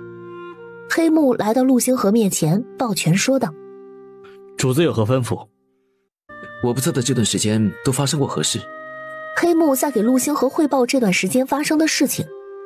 当天夜里，楚月洗漱完回到屋里，便见陆星河燃着油灯在书房里看书。楚月一边擦拭着头发去了书房。相公在干什么呢？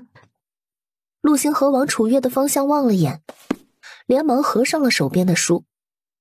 楚月上前一看，见是自己前段时间买的画本子，忙上前拿了捂在怀中。这些就是我买来闲暇之余消遣的，相公还是别看了，我还买了别的书呢，相公可以看看那些。陆星河假咳两声，只觉得身体中有一股燥热生疼。要不这本还是别看了吧？为什么？楚月疑惑地扫了他一眼，便望向已经被他翻开的书，在望见上面男女暧昧的画面时，心下一慌，赶忙又将书给合上了。我买书的时候没仔细看，不知道这书的内容。陆星河点头表示理解。书部为了多赚钱，确实会叫人抄画本子，有些人心血来潮便会在上面画一些图，往后买书的时候可以先粗略翻一翻，若是过于不堪的便不要买了。长，他又忍不住补充了一句：你还小。其实我也不是很小了。片刻，陆星河淡淡的声音传入耳中：这话等你及笄之后再说吧。第二日一早吃完了饭，楚月便吩咐陆大贵送一包粮食前往清酒村。陆大贵刚走，皇府的下人便给楚月送来了请帖，邀请楚大夫夫妻2个2日后去府中一叙。前些日子江英来找我买灵芝的时候，说过些日子一家人要搬去别处呢，我还好奇，没想到其实因为王员外升了官。突然想到了什么，楚月忙改口说道：哦不对，如今得称呼县令大人了。陆星河抿唇一笑：如果不是因为知府大人的安排，以黄员外如今的功名，恐怕早就是县令了，不过却不一定在同知县。知府大人？楚月疑惑。陆星河嗯了一声：原越州知府是江亲婉的亲生父亲，不过现在已经是按察使了。原来她竟是知府大人的女儿，可拥有这样一位位高权重的父亲，为何她却嫁到了南平镇呢？似是知道楚月心底的疑惑，陆星河又说道：江亲婉和黄员外成亲的时候，他爹才是从五品的郡丞，黄员外曾去他府上拜见，偶遇江亲婉时，两人一见钟情。江大人因为欣赏黄员外这个人，便应下了他。楚月点头：那这江大人呢，还挺开明的。江一嫁给黄员外，过得也确实不错。陆星河嗯了一声，楚月似是想到了什么，忙又望向陆星河：那江大人为何一开始不让黄员外做官呢？黄员外当年考上举人之后，本是要继续往上考的，人都已经去了京城，也报了名，却听闻黄夫人病重，便不顾当时的情形，直接回了家。之后黄夫人病好，又经历了怀孕生子，他本想着就如今的举人身份谋一份差事先做着，待家里情况稳定之后继续科考的，却被知府大人压下来了。楚月的眼睛眨巴眨巴的：这样挺好的呀，为何压下来？黄员外要去的地方不太容易做出功绩，获得晋升机会，与往后科考后为官并无益处，倒不如在南平镇谋个员外的事，做些好事来的实在。还是知府大人有远见。哎呀，与你聊着都忘记时间了，我得去医馆了。医馆中来了一拨人，全是半坡村的村民们。头的是王雪兰和陆铁生二人，这是两人第一次来星月医馆。陆铁生往身后的人看了眼，乡亲们，咱们到地方了。陆铁生将双手反握在身后，满脸神气地进了医馆。月牙、玉芳，我们来了。这会儿医馆里人少，楚月忙完之后便去了柜台处，给陆玉芳讲解医理。转头望见正走进医馆的陆铁生和王雪兰时，惊讶的不行，忙上前问道：爷奶，您二老怎么来了？这不是听说你被朝廷封了乡君吗？村里的乡亲们都说要来镇上道贺，正好我和你们奶没来你这医馆看过，便也跟着一块来了。玉芳，我先领着爷奶和乡亲们去家里，医馆的事情暂且交给你们了，等下午空了我再过来。陆玉芳忙点头，你有事就去忙，这里还有我和朱大夫呢，不必担心。楚月这才笑着望向众人，各位叔伯婶子，随我去家里吧，医馆中位置太小，坐不下咱们这么多人，再者我娘在家呢，由她来招待诸位再合适不过了。星河媳妇说的是，咱在这里会妨碍医馆接诊病人的，咱还是去云嫂子家里吧。成，星河媳妇你带路。楚月抿唇一笑，领着众人便往家里去了。陆星河家里如今是闷声发了大财呀，竟住上这样好的院子了。跟在众人后头的陈淑芬心里有些不是滋味。田春燕往陈淑芬的方向望了眼，陈嫂子，幸好我们家星河没娶你家陆珊珊，这要不是月丫头，星河家里还发迹不了呢。陈淑芬听了这话，只哼了一声，便缩到人群更后边去了。月丫头，这院子是买的还是租的？不便宜吧？陆铁生抬腿走进院子，边四处打量着，边问道：这院子是买的，之前是南平书院的一位教书先生住着，布置得格外精致了些。楚月说完，便朝着院子里喊道：娘，相公，来客人了。谁来了？云翠荷出了屋，赶忙来到了前院。在望见院中乌压压几十号人的时候，面上的惊讶不亚于楚月。爹娘，大哥二哥，大嫂二嫂，大家怎么都来了？陆星河也出了屋，与家里的长辈一一的打过招呼。赵桂琴笑着上前，将自己提的一只鸡塞到了云翠荷的手中。哎呀，星河媳妇儿啊，都被封将军了，这是咱们村里可是头一个，这样大的好事，当然得上门庆贺了。话音刚落，田春燕也提着一只鸡上来。三弟妹，家里也没别的值钱的东西，这只鸡你收着。大家先在前院坐一坐，马上就到正午了，今儿啊，在家里吃了饭才回去。说完，又望着一旁的黑木吩咐道：黑木啊，你去屋子里搬些椅子出来，给乡亲们坐。大伙儿先坐着，我去做饭了。三弟妹，我们帮你。田春燕和赵桂琴每人拿了些东西，随着云翠荷一起去了后院。陆星河与众人打过招呼，便回了屋里。楚月见状，笑着跟了上去。相公。听到楚月的声音，陆星河放缓了脚步。怎么？楚月快步来到他身旁。没什么，就是想问问你何时去县城？你要一起的话，后日吧。何时放榜？后日。两人说着便进了偏房。外头的人望着两人的背影，纷纷笑着打趣。记得星河媳妇儿刚去咱们村的时候，又瘦又小，还黑黑的，这大半年的功夫，变化还真是大。谁说不是呀？从前我还觉得她配不上星河呢，如今两个人倒是越看越般配了。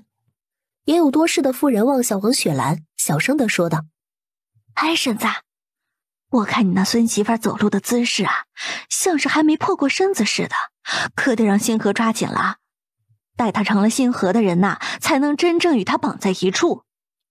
这话王雪兰可不爱听。儿孙自有儿孙福，我一个老婆子管这些不合适。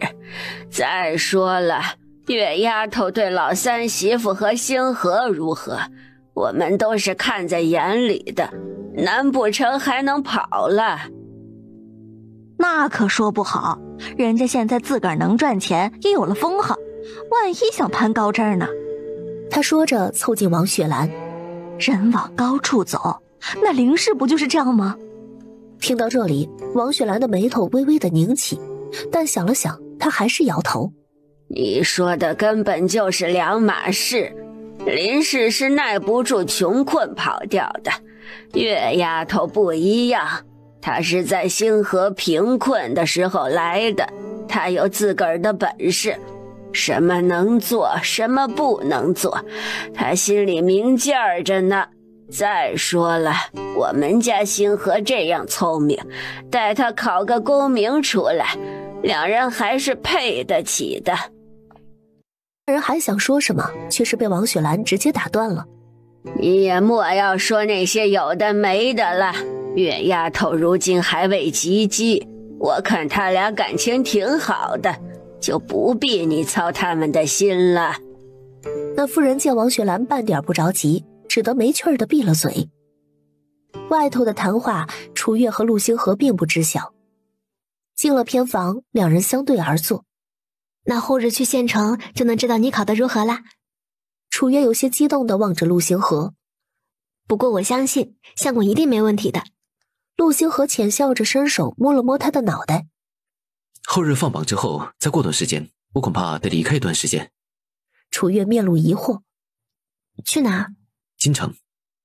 原本陆星河是想迟些跟小丫头说的，未免他到时候无法接受，便想着在这个时候说了。楚月心里一紧，相公去京城做什么？陆星河恢复了认真的神情。还记得我之前与你说过的，我8、9岁在镇上念书时教我的那位先生吗？记得，相公联系他了。前段时间我与官夫子说了之后，便尝试着给京城那边去了一封信，还附带了我写的一篇文章。没多久，那位先生便给我回信了，愿意继续当我的先生，唯一的要求便是让我去京城。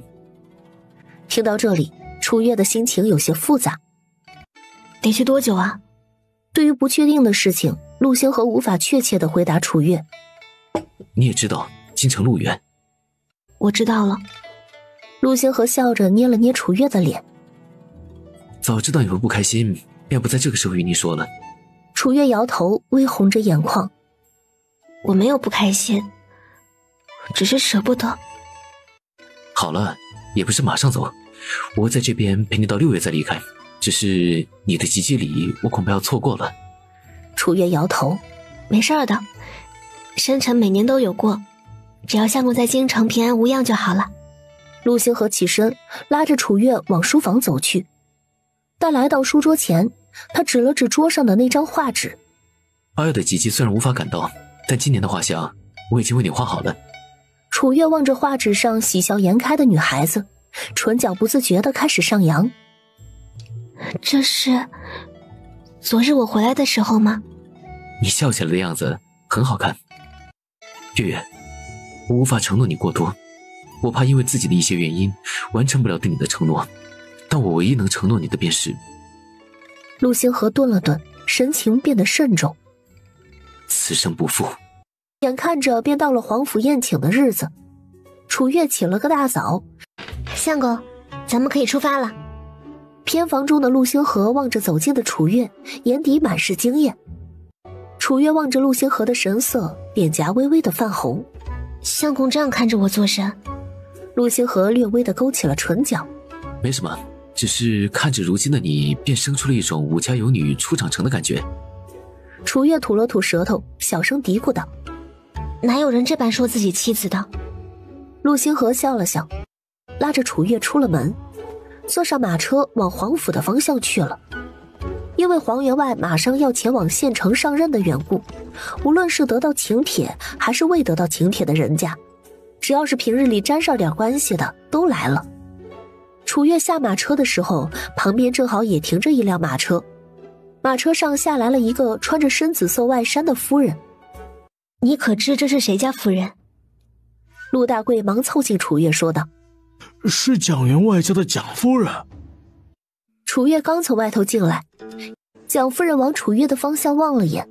哎，说起来呀，我们家高义真是倒霉，前些日子什么都没做，平白的被那星月医馆的楚大夫讹了1000两银子和30亩庄子去了。我听说那星月医馆的楚院年纪不大，却不知他竟为了钱财如此的不择手段。你们说此次赈灾，他是不是知道有利可图？被人群冷落在人群最后方的苏轼往楚月的方向望了眼。蒋夫人说的是，依我看啊，他就是财迷心窍，否则南平镇和同知县德高望重的大夫这样多，怎的就她一个小姑娘能将疫病治理好呢？其中一位不知姓名的夫人面露惊讶。苏姨娘这话可有依据？不瞒诸位，我家夫人去年病危2次，最终啊都找来了楚大夫救治，且2次的诊金都是50两。试想哪家医馆的大夫收过这样贵的诊费？若是普通人家，岂不是病都看不起了？再者，我听说朱大夫和楚大夫出自同一个师傅，可见背后那位神医在医术上地位也不低，且那神医又长期居于楚大夫家，许是他刻意讨好，才让那位神医说服其余大夫配合呢。蒋夫人眉头一挑，若有其事地说道：“那这么说起来，去年的疫病与他也逃不开干系，难怪星月医馆开张之后便大张旗鼓的在南平镇施药，原来竟是他们在背后耍花招呢。”就在这时，江清婉领着丫鬟从侧门进入了厅堂。没凭没据的话，几位夫人还是不要乱说，否则单是捏造事实、诽谤他人这一罪名的成立，便足以将你们送入衙门大牢了。他走进屋，朝着楚月微微的俯身：“湘君。”楚月赶忙回礼：“姨娘这样可是折煞我了。”江清婉笑着上前拉住了他的手：“你是朝廷光明正大册封的湘君，我拜你一拜是应该的。”依着江清婉如今的身份，他都朝着楚月行礼了，其余的人当然也是不敢怠慢，纷纷跟两人见礼。“皇夫人，楚湘君。”江清婉并未理会这些人，而是拉着楚月的手凑到他的耳边小声问道：“方才那些人这样污蔑你，你便任由他们瞎胡说？”楚月微微的勾唇：“一将一看，我该如何？”江清婉压低声音：“自然是从源头掐掉这些流言。你要知道，3人成虎，这些爱嚼舌根的妇人最是难缠了。万一越说越玄乎，让朝廷的人注意到了呢？”楚月点头，转身便朝着蒋夫人和苏俏莹的方向走去。我竟不知在几位夫人的眼里，我楚月竟是这样不堪的人。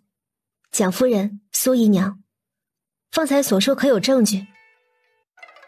楚大夫，想要人不知，除非己莫为。林香桃不知道从哪里冒了出来。我便知道苏姨娘所说的事情，楚大夫的师傅确实长期在他家里住着。林姨娘是如何得知？有妇人问道。林香桃拿着帕子的手眼唇一笑：“不瞒诸位，我前夫便在楚大夫家里做活，我之前也偶尔会去医馆，想打听这些消息并不困难。”江清婉望着屋中各怀心思的众人，面上带着明显的不悦。楚大夫受他师父教导，一日为师，终身为父，住在他家里又如何？难道楚大夫行善孝顺也有错？蒋夫人不冷不热地说道：“皇夫人，你和楚大夫关系好，自然是要为他说话的，但孝顺师傅并不是楚大夫脱罪的理由。”江清婉眉头一挑：“脱罪？”她微抬着下巴，睥睨向针对楚月的几人。“那么敢问蒋夫人，楚大夫何罪之有？”蒋夫人一时间被江清婉的气势给镇住了。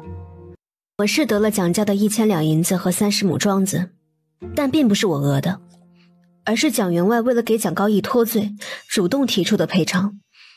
因为之前计划让赵家兄弟在永通巷将我掳走的背后之人，正是蒋高义。此事大家若不信的话，可以去找罗元忠罗大人和蒋员外对质的。蒋夫人之所以有今日一系列针对我的言论，我想大概是因为不甘心蒋员外支付给我的这些赔偿吧。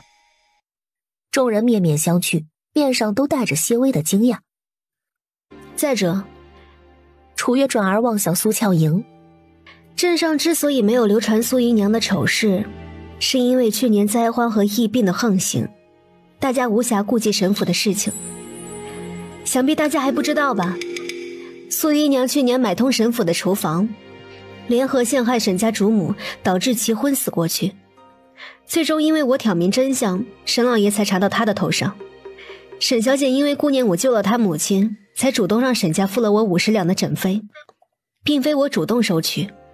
此事沈小姐以及沈家所有人都可以为我作证，做的大多为家族中的正室夫人。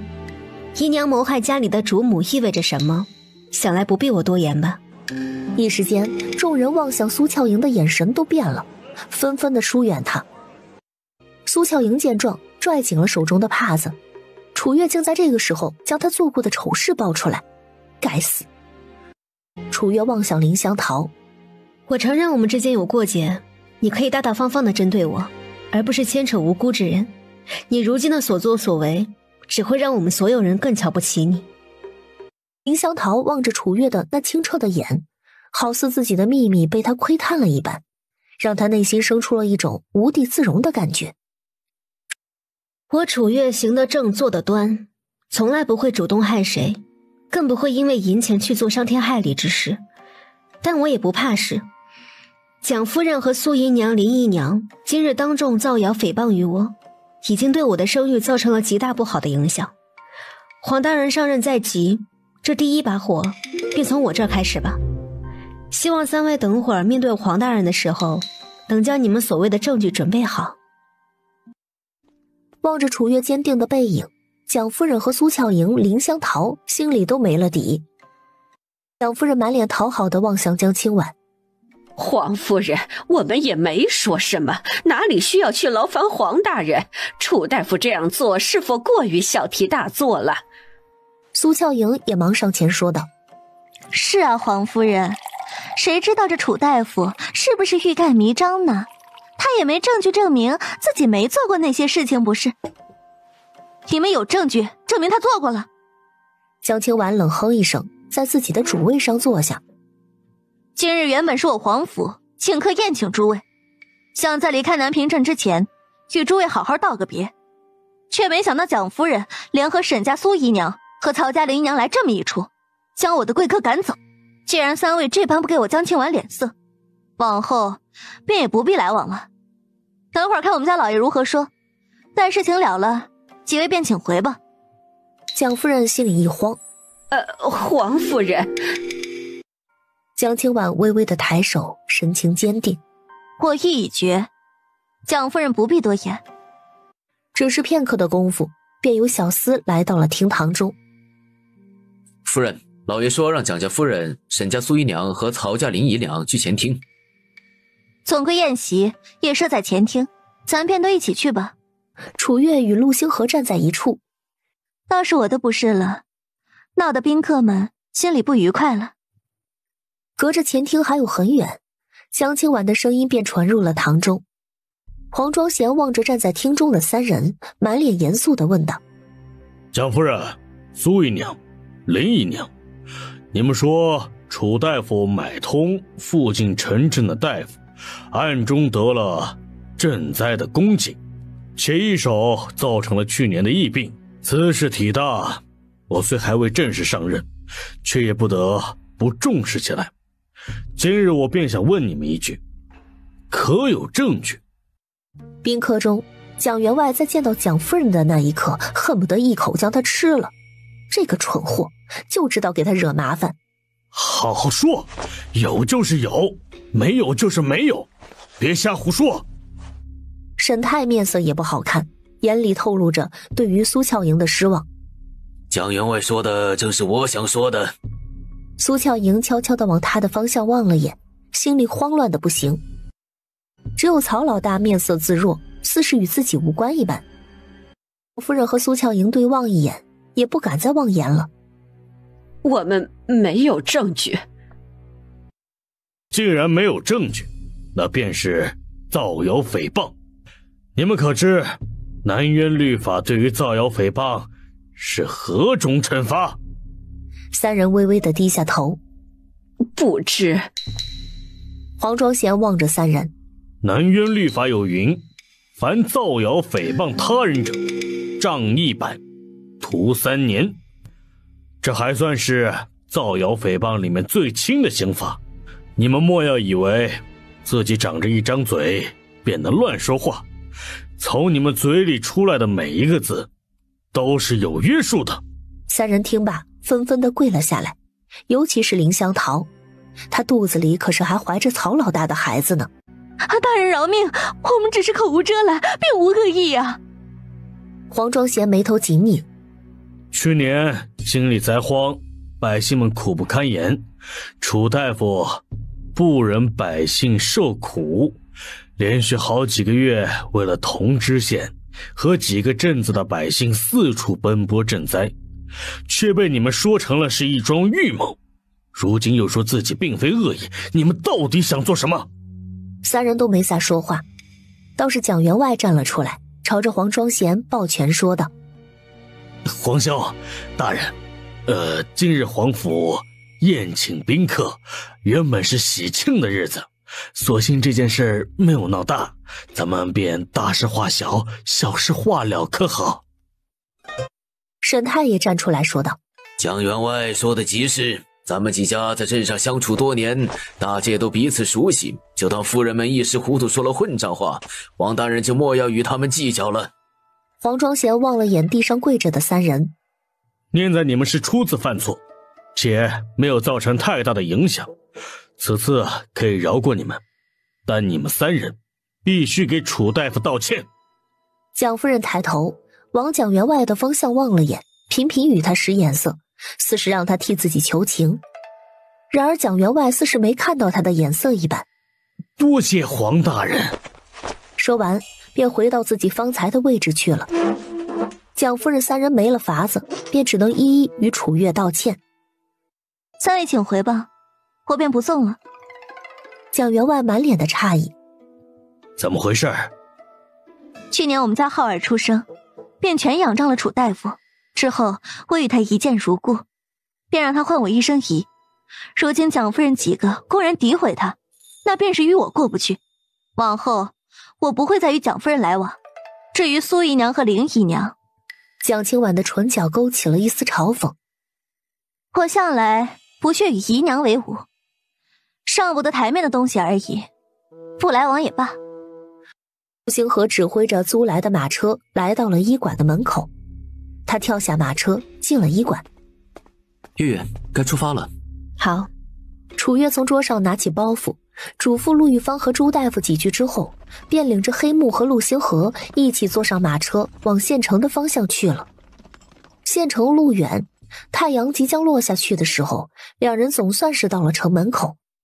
刚下马车，便见许恒朝着两人跑了过来。陆兄，你怎么才来？陆星河淡声问道。可是放榜了。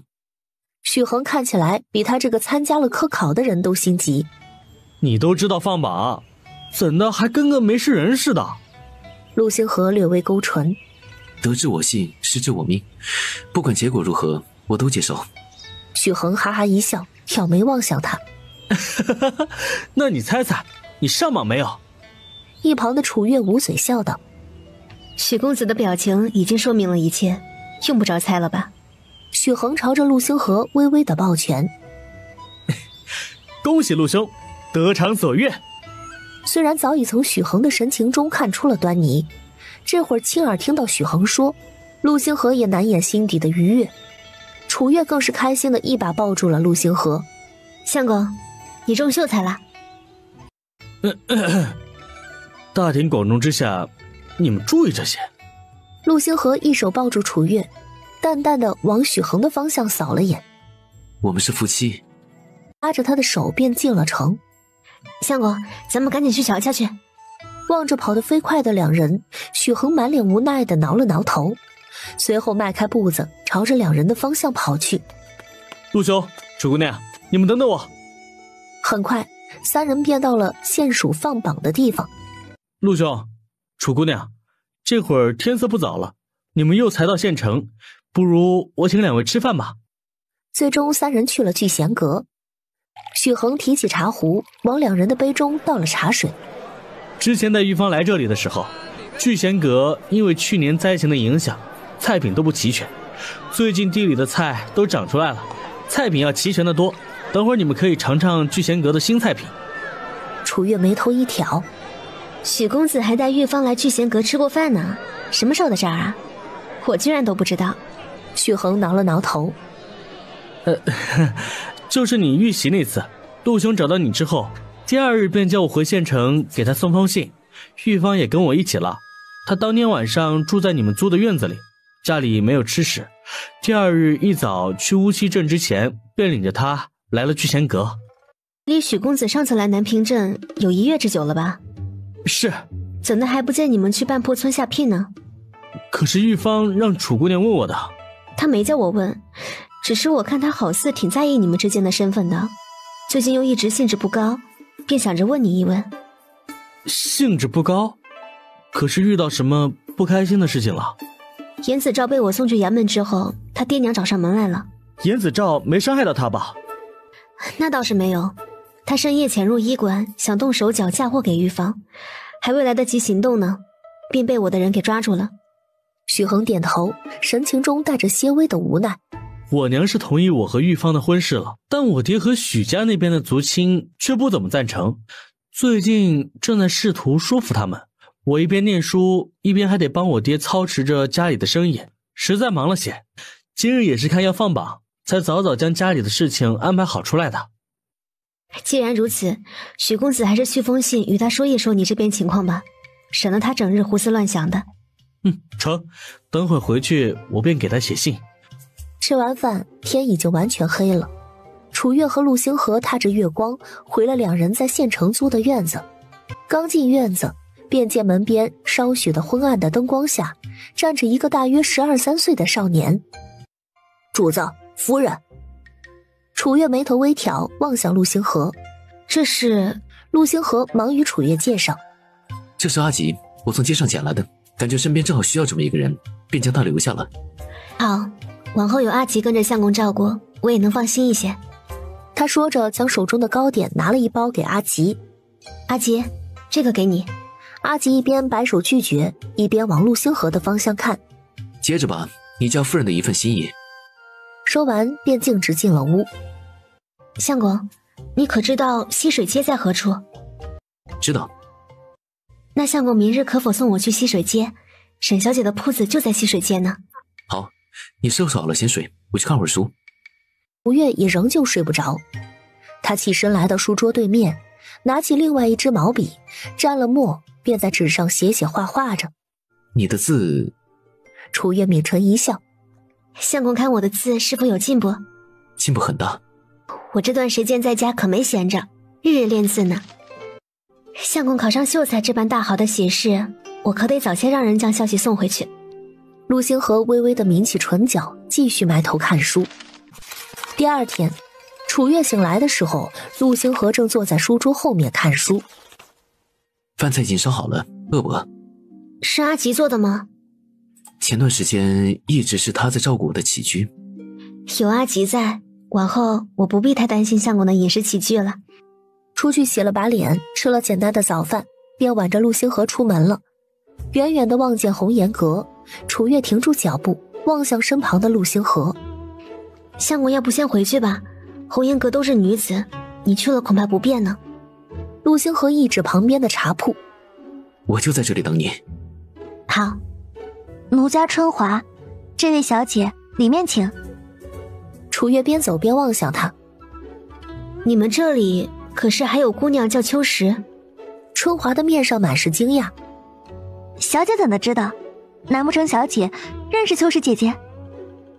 楚月浅浅一笑。春天开花，秋天结果，谓之春华秋实。我琢磨着这里有春华，说不定也会有秋实。我不认识你姐姐秋实，只是猜测罢了。春华望着楚月，面上满是羡慕与敬佩。原来小姐还是个文化人呢。文化人倒谈不上，不过认识几个字罢了。楚月随着春华进了红颜阁。沈小姐今日可是来了？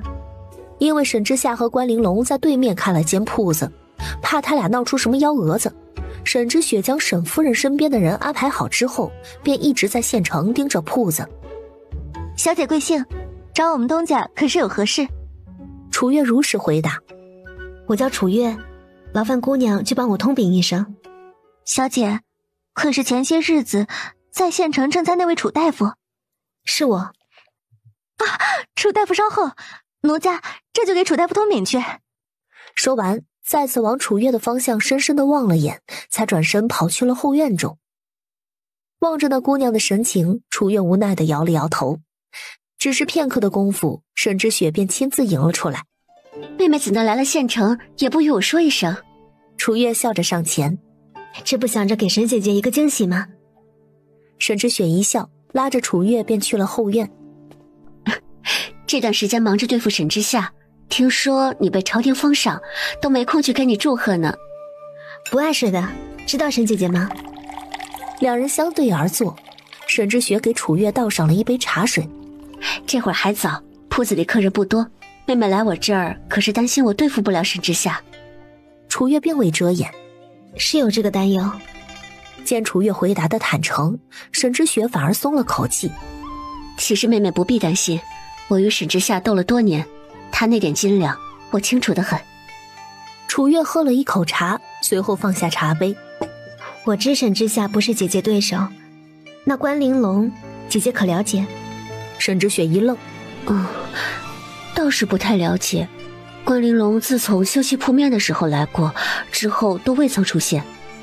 就在这时，一个约莫20岁上下的女子在门外求见，面上带着些微的急切。东家有事禀报。沈之雪往她的方向望了眼，进来吧。女子进了屋，往楚月的方向望了眼，神情出现了一丝犹豫。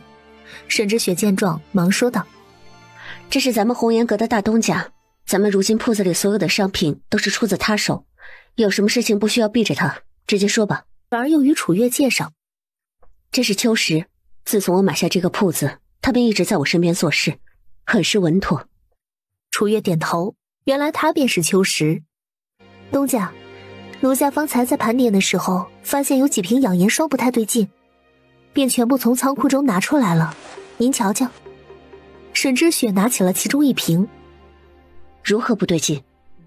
秋实如实说道：“养颜霜运送来的时候，往常表面的膏体都是平滑的，今儿我开了上头几瓶查看，竟有被搅动过的痕迹。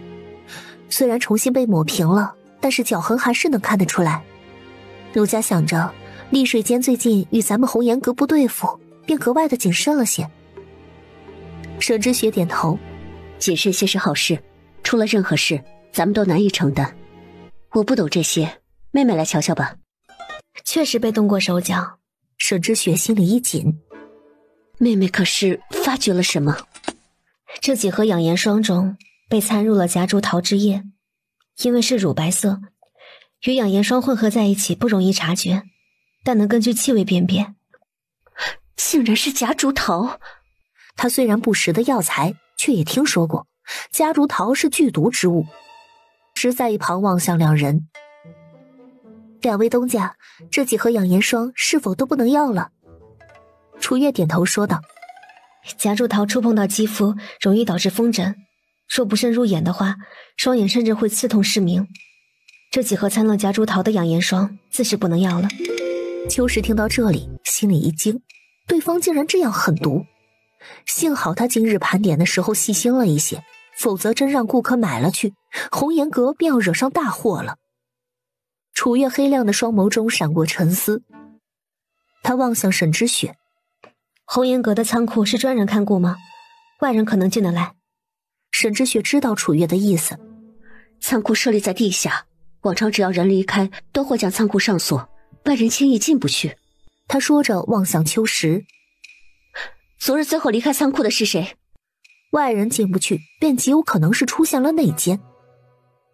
是春华，可随即秋实又蹙起了眉头。但春华与奴家共事多年，依着奴家对他的了解，他心思单纯，不像是会做出这种事情的人。沈之雪略微点头。昨日进入仓库的人都有谁？秋实仔细的回忆之后说道：除了奴家和春华，还有思雨和秀妍。沈之雪望向他：你去将他们一起叫来吧，暂且不要说找他们的缘由。是。秋实微微俯身，便转身下去了。沈之雪望向楚月，将夹竹桃叶混入养颜霜中，不太像是沈之下的手笔。楚月淡声说道：那就是关玲珑了。他说完，朝着空气中叫了一声黑幕，没一会儿，一道黑色的身影便从屋顶翻入了窗内。黑幕在楚月的身侧抱拳：属下在。你去看看官府是否有养夹竹桃的，顺便打听一下官府小姐关玲珑最近是否买过新鲜梨糊。是。黑幕说完，飞身跃向了窗外，瞬间便没了踪影。沈之雪望着身形矫健的黑幕，眼中满是惊讶。妹妹打听官府是否养夹竹桃做什么？难不成这种剧毒之物他们会养在家里？楚月将自己分析的说了出来。夹竹桃虽有剧毒，颜值却很高，是出了名的毒美人。只要不触碰的话，是能够在家中养殖的。它的花期在每年的6月到10月，如果养在山林中，前后不会提前或者推迟太久。如今尚未到开花的时候，唯一的可能便是人工养护。能依次提取如此多的夹竹桃之叶，自然不可能是从别家摘去的花瓣。沈之雪听了连连点头，面上尽显钦佩之色。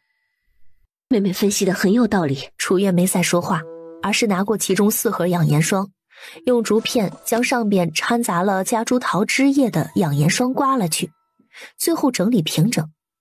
没多久，秋实领着春华、思雨和秀妍来了，4人并排站在2人面前。2位东家，人都到了。礼盒养颜霜是秋实方才从仓库中拿出来的，你们每人拿1盒试试。我想看看不同的肤质用过之后，分别能起到什么样的效果。沈之雪瞬间便明白了楚月的意思。春华听到要试验养颜霜，忙上前拿起了1盒，打开便用指甲挑了一点往脸上抹，还一脸陶醉的模样。秋实是第2个上前的，他知道楚月是为了考验他们，便也面不改色的跟着配合。第3个上前的是思雨，他上前拿了1盒养颜霜，便去边上用了。只有那个叫秀妍的一直站在原地，一副犹豫不决的模样。楚月望见他的神色，朝着茶几上的养颜霜中努了努嘴：你不用吗？秀妍咬了咬唇：可以不用吗？沈之雪眉头微挑：为何不用？难不成这养颜霜还能烂了你的脸？我……秀妍面露迟疑，随后咬了咬唇，壮着胆子说道：东家，有件事我想了想，必须要与您说明。沈之雪点头：你说。他倒是想看看他还有什么好狡辩的。秀妍往思雨的方向望了眼。昨儿下午铺子里人少，我见思雨去了仓库，本想着上前打个招呼问一问他去做什么，却见他鬼鬼祟祟的拿着一个瓶子，站在放养颜霜的货架面前，好一番倒腾。我当时心里就疑惑，却又害怕他倒打一耙，所以一直忍着没说。一旁的思雨听见秀妍的话，心下一紧，便听得秀妍继续说道：一早上又瞥见秋实姐姐急匆匆地抱着养颜霜往东家这里来，我便料想到兴许她放的不是什么好东西。他望向茶几上的几盒养颜霜，奴家马上就要成亲了，在没弄明白思雨往养颜霜里放的什么东西之前，确实不敢用，还望东家谅解。话音刚落，原本一脸陶醉的春华赶忙抬起袖子往自己的脸上抹，还带着些许哭腔问道：思雨，你到底放了什么在里面啊？不会真的要烂脸了吧？楚月望向他，淡声安抚：放心吧，有问题的部分已经被我刮除了，不会烂脸的。那就好，那就好。楚大夫可是女神医，她都说了养颜霜没问题，那就肯定是可以放心用的了。楚玉直视思雨，所以你昨日到底往养颜霜里掺了什么？思雨双手紧握着手中的养颜霜。我不知道，我什么都不知道。沈之雪则感到有些意外，原本见秀妍没有用养肤霜，她还以为那间是她呢，没成想却来了这样一个反转。她的面上带着浓重的失望。思雨，我自认对你不薄，之前你带着弟弟在街边乞讨，我见你可怜，便给了你们食物，将你收在红颜阁做工，好让你有能力养家，你便是这样报答我的。思雨听罢，满脸愧疚地在沈之雪的面前跪了下来。奴家知错了，她哭着说道。奴家祖母病了，家里没那么多银钱给她治病，才被人诓骗做了错事儿，望东家能网开一面，再给奴家一次机会。奴家保证往后再也不会做对不起东家的事儿了。他说完不住地给沈之雪磕头，沈之雪只是冷冷地望了他一眼，面上并未出现丝毫的怜悯之情。背叛一次就够了。思雨听罢跌坐在地，满脸的灰败。如果没有红颜阁这份差事，光靠关小姐给的那仨瓜俩枣，家里根本就维持不了多久。楚月望向他，是谁指示你做的？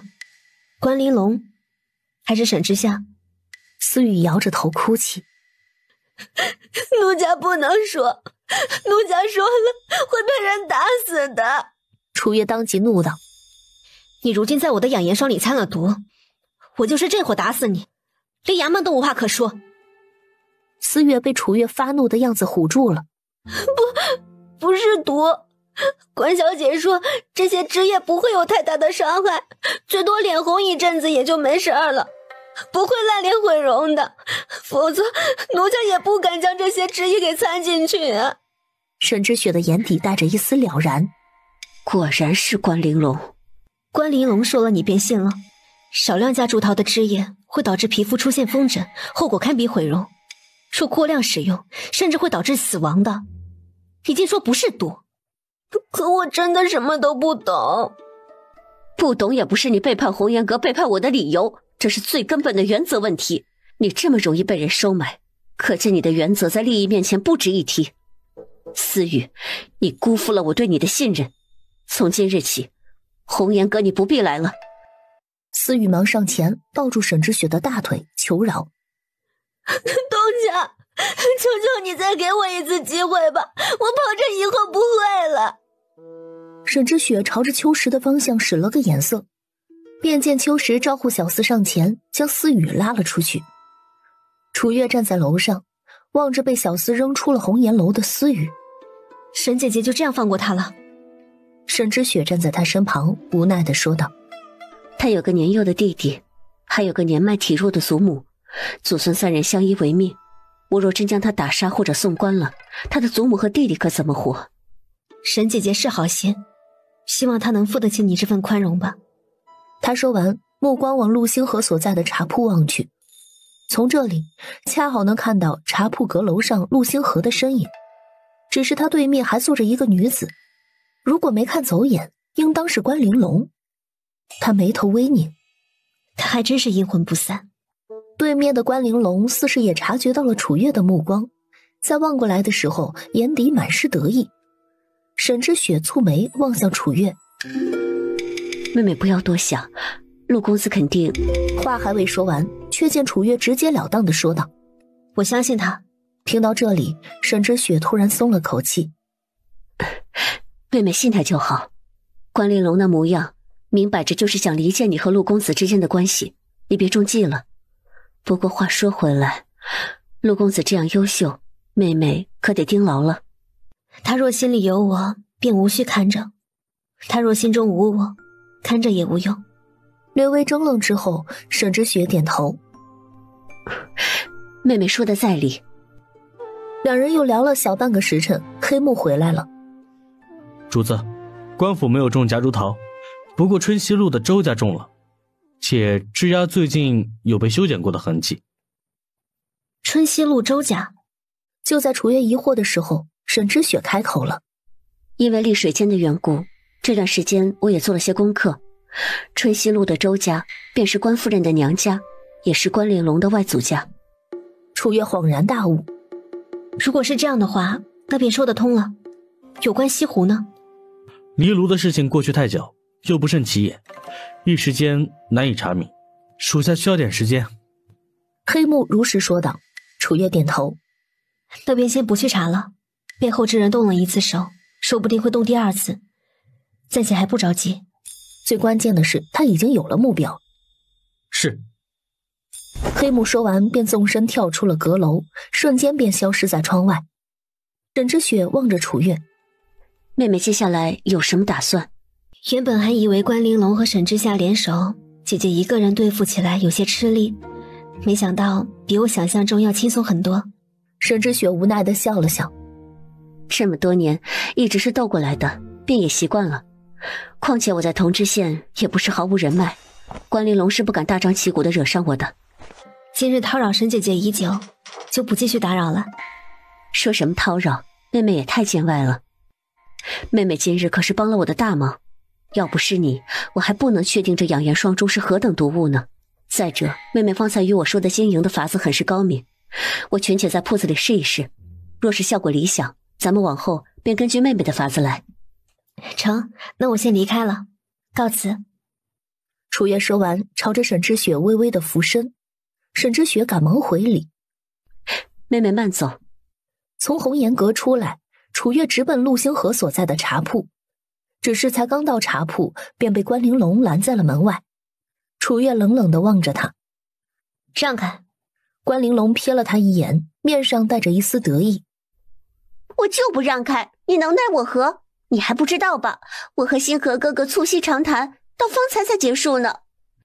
他望着楚月伸出的手，你推我试试。既然不能推，我拉一把总不过分吧？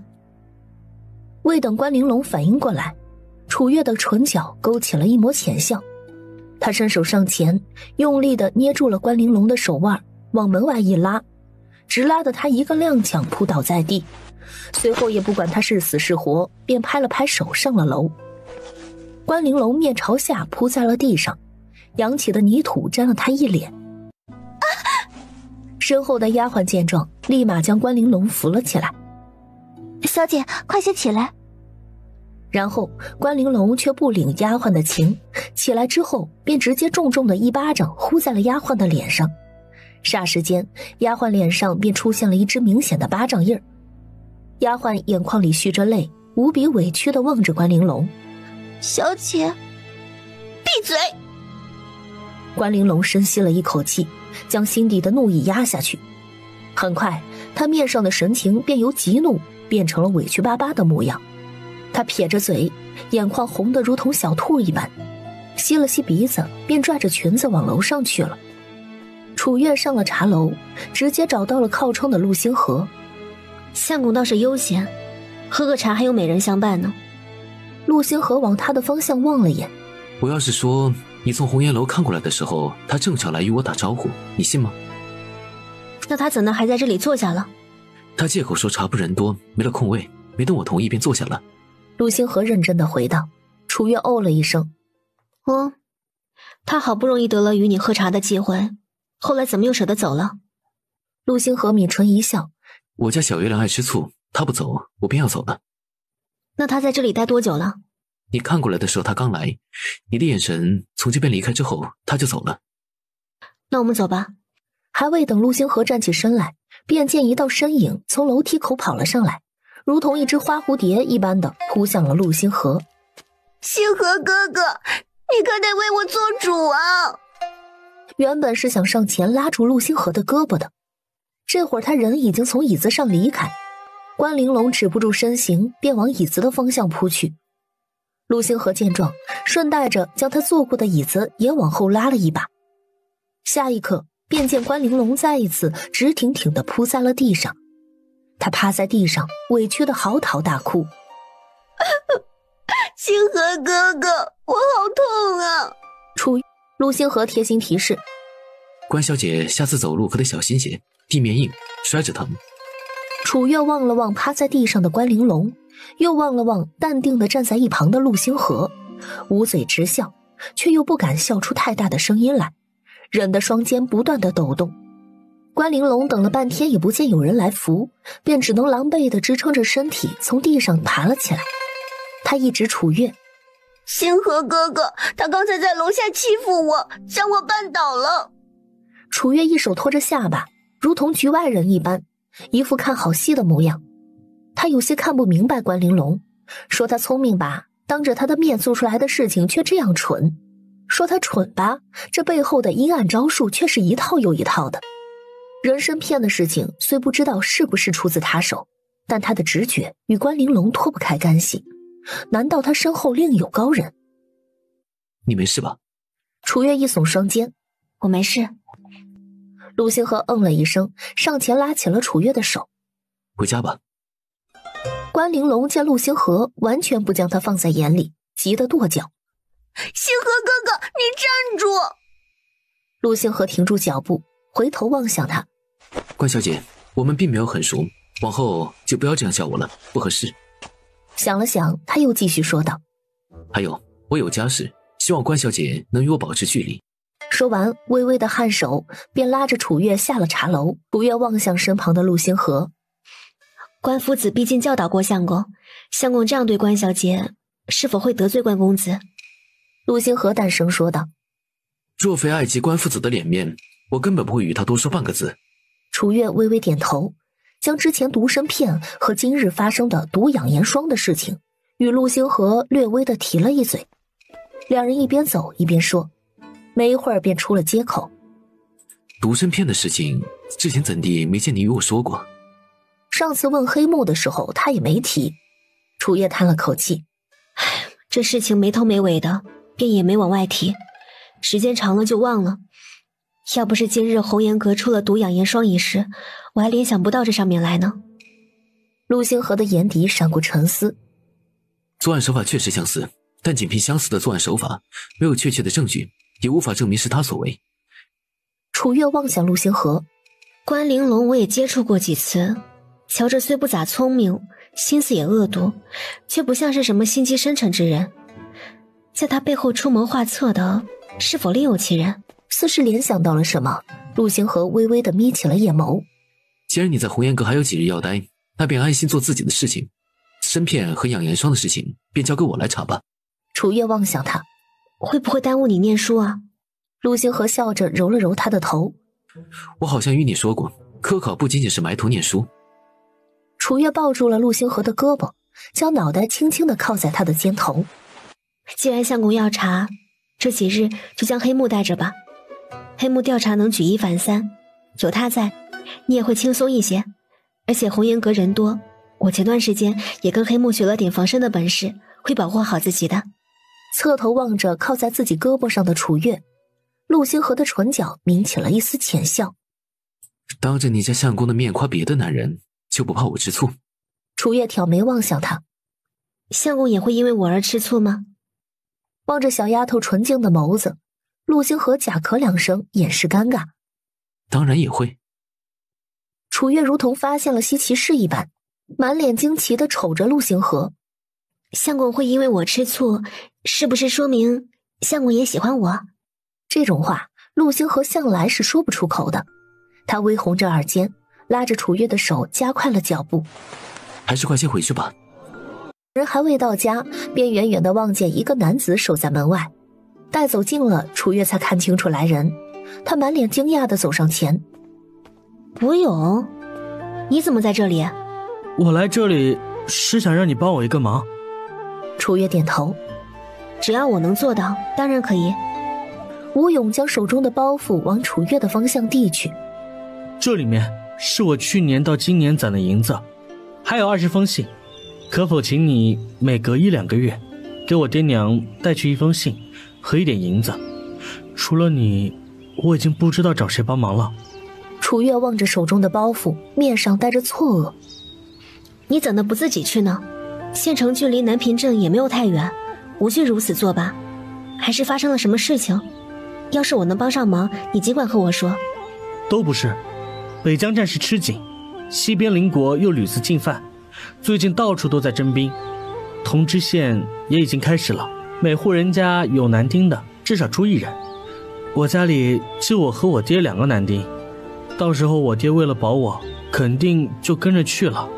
他望了楚月一眼，伸手摸了摸后脑勺。你也知道，我爹年纪大了，受不了奔波，何况是行军打仗，我便想着先斩后奏，反正我人已经入军营，他也管不到我。他望向楚月手中的包袱。战场上刀剑无眼，我也不知道自己能否活着回来，希望这些书信能缓一缓他们的情绪。那你……望着楚月担忧的神色，吴勇笑着捏起了拳头。我没事的，你看我壮着呢。望着吴勇强颜欢笑逗他开心的模样，楚月的眼眶有些泛红。古往今来，战场都是最无情的地方，许多人都是有去无回。相公，你招呼吴勇在家里坐一坐，我去给他准备点东西。楚月将手中的包袱往陆星河的手里一塞，便快步离开了。吴勇望着楚月离开的背影，一时间有些没回过神来。你去做什么？然而楚月已经走远。陆星河望向他，先进去吧。说完便拎着吴勇的包袱进了院子。吴勇一边打量着这处院子，一边跟在陆星河的身后。他咳了2声，掩饰尴尬，望向前方的陆星河问道：这个院子是你们买的还是租的？租的。陆星河淡声回答。吴勇略微有些惊讶，这种院子你们应该也买得起吧？在县城待2-3个月，放榜之后便要离开，买院子不必要。吴勇点头，也是。随后他上前拍了拍陆星河的肩膀，还没来得及恭喜你中秀才呢。谢谢。陆星河将包袱放去屋里，又从屋里拿出了一张图纸和一本书来。他将图纸在石桌上摊开。西域贫瘠，常年风沙肆虐，只沙地绿洲能勉强让西域诸国的人生活和放养牛羊，但这点资源远远供应不了那么多人的需求。一直以来，西域对南渊国的国土都是虎视眈眈，在这点上与北疆的情况是相似的。陆星河说着望向吴勇，你可知道西域之人的弱势是什么？吴勇有些意外。我原本以为你不希望我活着。只有你好好活着，他才能安心，他安心，我便放心。不管我能不能活下去，至少将他托付给你，我很放心。陆星河望了他一眼，也不管吴勇能否记住，将自己脑海中关于西域的一些事情事无巨细地讲给他听了。末了，还将手中一本行军布阵的书送给了他。时间太短，我能帮你的也仅有这些了。这本书你便自己拿回去琢磨琢磨吧。望着手中的书，吴勇满心的感慨。谢谢。就在这时，外出了半个时辰的楚月回来了。他拎着一个包袱，身后的黑木手中还牵着一匹马，马背上马鞍和马鞭都配齐全了。楚月进了院子，将手中的包袱摊开。这里面是一些伤药和毒药，上面都有标注的，你拿着，兴许能用上。这马不是什么名贵的马，上了年纪了，也不值钱。我听说骑兵相对于步兵要安全一些，你将它一并带去军营吧，就当是我借你的银钱买的，往后有钱了再还给我便是。谢谢。吴勇望着他，我尽量活着回来，然后将马钱还给你。楚月望着他，千言万语汇成了保重二字。吴勇离开了。望着消失在巷子口的吴勇，陆星河突然望向楚月。月月，我吃醋了。你跟他计较做什么？他要去的是战场呢，能不能活着回来都不知道。再说，你之前从家里到县城，我不也给你捎了不少东西来吗？我不管，你给一个不相干的男人准备这样多的东西，我心里不舒服。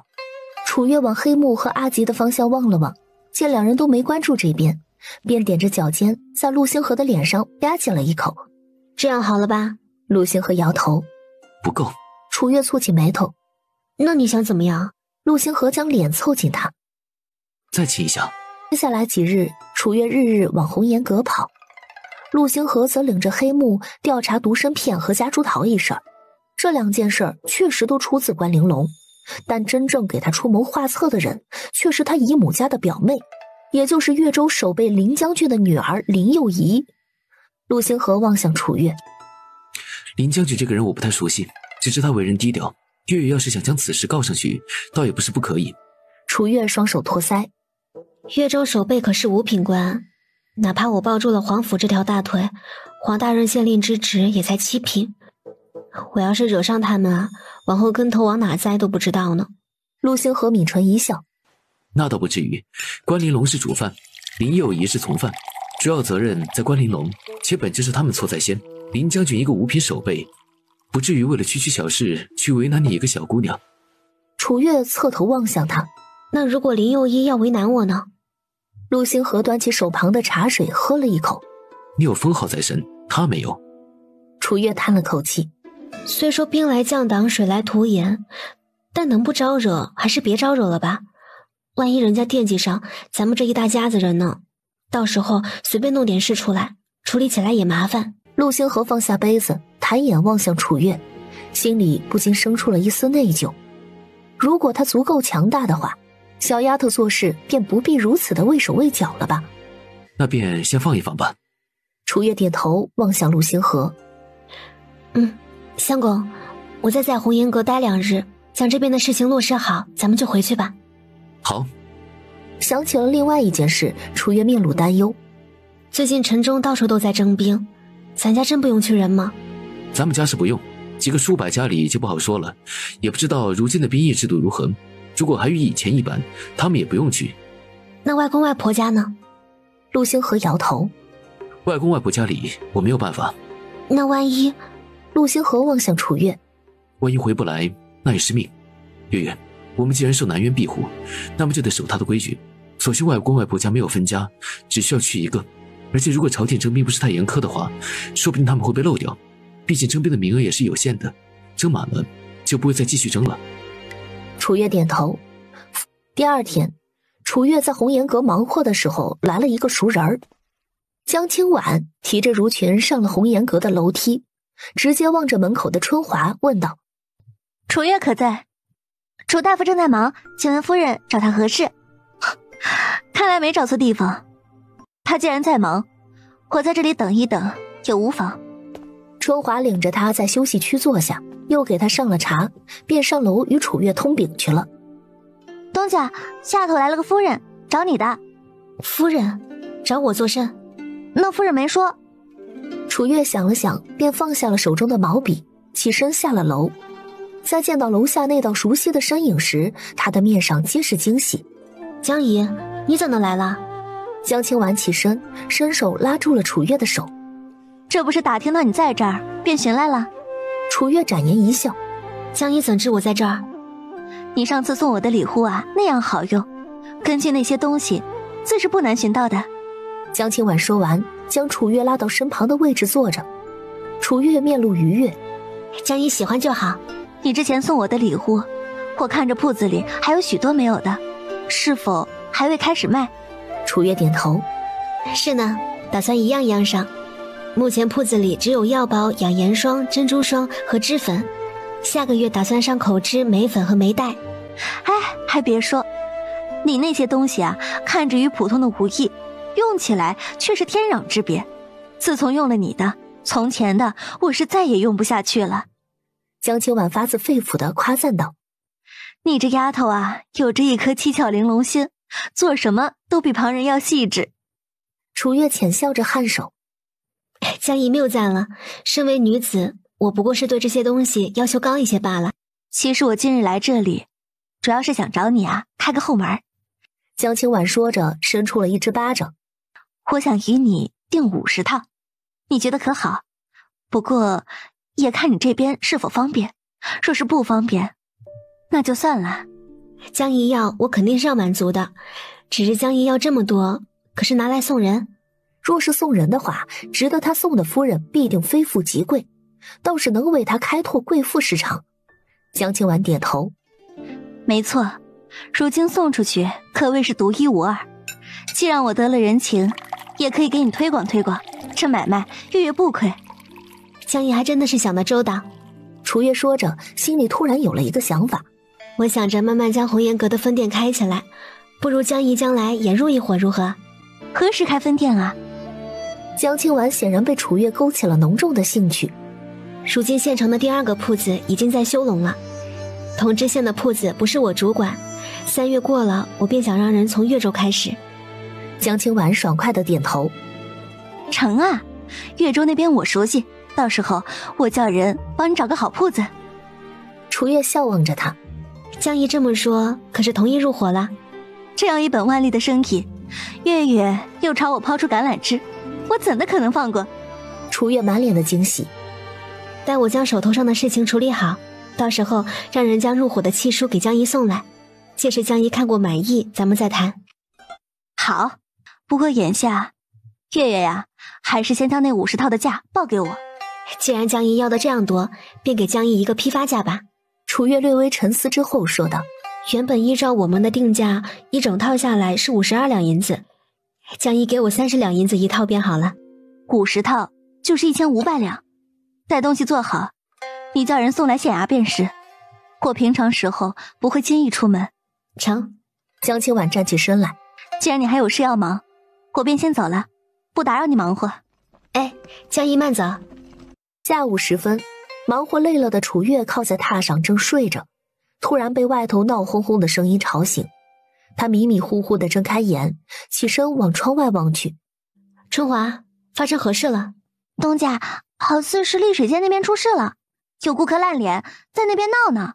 楚月眉头一挑，再次往人群中望去，便见3、5个蒙着纱巾的女子站在丽水街的门口大骂着什么。因为人群嘈杂，听得有一句没一句的，而沈之夏则站在门口应付着，脸上满是不耐烦。就在这时，屋外响起了敲门声。楚月开了门，在望见沈之雪的那一刻，他抿唇一笑。这可是难得的好机会。沈之雪忙点头。谁说不是呢？两人抬着一个木板下了楼，将它靠放在门口处的柱子上，上头赫然写着治疗烂脸4个大字。因这木板太过于显眼，刚抬出来便被人发现了。有人指着那几个大字说道：你们看，红颜阁能治烂脸呢。可靠吗？不会跟丽水间一样用了烂脸吧？大家听我说。沈之雪望着众人说道：每个人的肤质不一样，在使用保养品的时候难免会出现各种反应，这是正常的现象。为了不影响这条街的交通和生意，大家还是别聚众了。我们红颜阁能针对每一个顾客定制出适合你们的肌肤护理方案。我承诺，近日来红颜阁治疗烂脸的客人只收取80%的费用。真的只收80%的费用吗？能不能保证将我们的脸治好呀？如若治不好，钱全退。沈之雪一字一句地保证道。沈之夏望着对面的沈之雪，怒火中烧。沈之雪，趁人之危，你别太过分了。沈之雪的唇角带着冷笑。街道拥挤成这样，你是想让整条街都做不成生意吗？我在想办法解决问题，你倒好，反倒说我趁人之危。有本事你倒是快些将事情解决呀。我……沈之夏紧拽着手中的帕子，他要是有法子早就解决好了。这些人吵得他半点主意都没有了。自从这里围了人，我铺子连半个人影都没有，自个儿死面蒸馒头一个眼儿也没有，还不让别人解决问题，你说你是不是犯贱？就是人沈老板在想办法解决问题呢，你倒好，还埋怨起人家来了。你们这丽水界也不是第一回烂脸了，我之前贪便宜去你们那里一次，之后半个月不敢往脸上擦东西呢，还是红颜阁给治好的。要我说呀，你们就赶紧关门得了，3天2头的还让不让人做生意了？我们的铺子之前都开得好好的，是不是你们对丽水间的东西动了手脚？说我动了手脚，证据呢？沈之雪的唇角勾起了一丝冷笑。刚才裁缝铺的尤掌柜可是说了，你们这烂脸不是1次2次，只不过这次闹得大一些而已，怎的还牵扯到我的头上了？丽水间门前的3、5个女子互相使了个眼色，齐齐地望向沈之夏。我们也不要求多的，既然红颜阁能治好我们的脸，那我们治脸的钱由你们丽水间来承担。如果不同意的话，我们就将你告到衙门去，就说你们丽水界弄虚作假，到时候你们赔的更多。哼，凭什么由我们承担呢？沈之夏一指沈之雪，你们不认识他，我可清楚得很。他也不过是脂粉铺的掌柜，并非神医。你们怎么就能断定他能治好你们的脸呢？万一他治不好呢？我岂不是得给你们支付一辈子的治疗费用啊？就在众人错愕的时候，楚月从人群后面挤了进来。他不行，那我呢？在见到面前的楚月时，沈之夏眼瞳微缩。楚月，这是我和沈之雪之间的事情，你来凑什么热闹？这间铺子不是沈之雪的吗？楚月怎么会出现在这里？楚月，他竟是楚月！天哪，我竟然见到了女神医本人！红颜阁的沈老板当然不能将脸治好，但如果是楚大夫的话，肯定可以啊！一时间，众人沸腾了。站在一旁的春华满脸自豪地说道：“楚大夫可是咱们红颜阁的大东家，我们所有用在脸上的东西都是楚大夫亲自研制的。没有人比他更适合管红颜阁的事情了。”众人的面上满是惊讶，原来楚大夫竟是红颜阁的大东家呢！难怪红颜阁的东西这样好用呢，原来是出自女神医之手。亏咱们之前还有眼无珠，为这3瓜俩枣的便宜往丽水间跑，往后再也不去了。那3、5个女子再次望向沈之夏。既然楚大夫愿意给我们治脸，这治脸的钱你们是给还是不给呀？沈之夏虽然不想同意，但是未免事情闹大，只能憋屈的点头。你给。楚月和沈之雪相视一笑，转身回了红颜阁。前些天遣出去的那个思雨倒是起了大作用，只是接下来怕是得将他安排远离通知县，否则依着关玲珑的性子，丽水间吃了这样的大亏，怕是不会轻易的饶恕他。沈姐姐既然不想放弃思雨，接下来我要在别处开分店了，便将她安排到别处的铺子去吧。届时将她奶奶和弟弟一并安排了，她有把柄在咱们手里，想必往后做事也会3思而后行。之雪点头，既然妹妹有打算，可看着安排。没一会儿，之前在丽水间闹事的5名女子来了，红颜阁的门口更是围了许多的看热闹的人。楚月见状，索性就将5个女子安排在了1楼大厅中看诊，一一给他们看过之后，确定病因便好治疗了。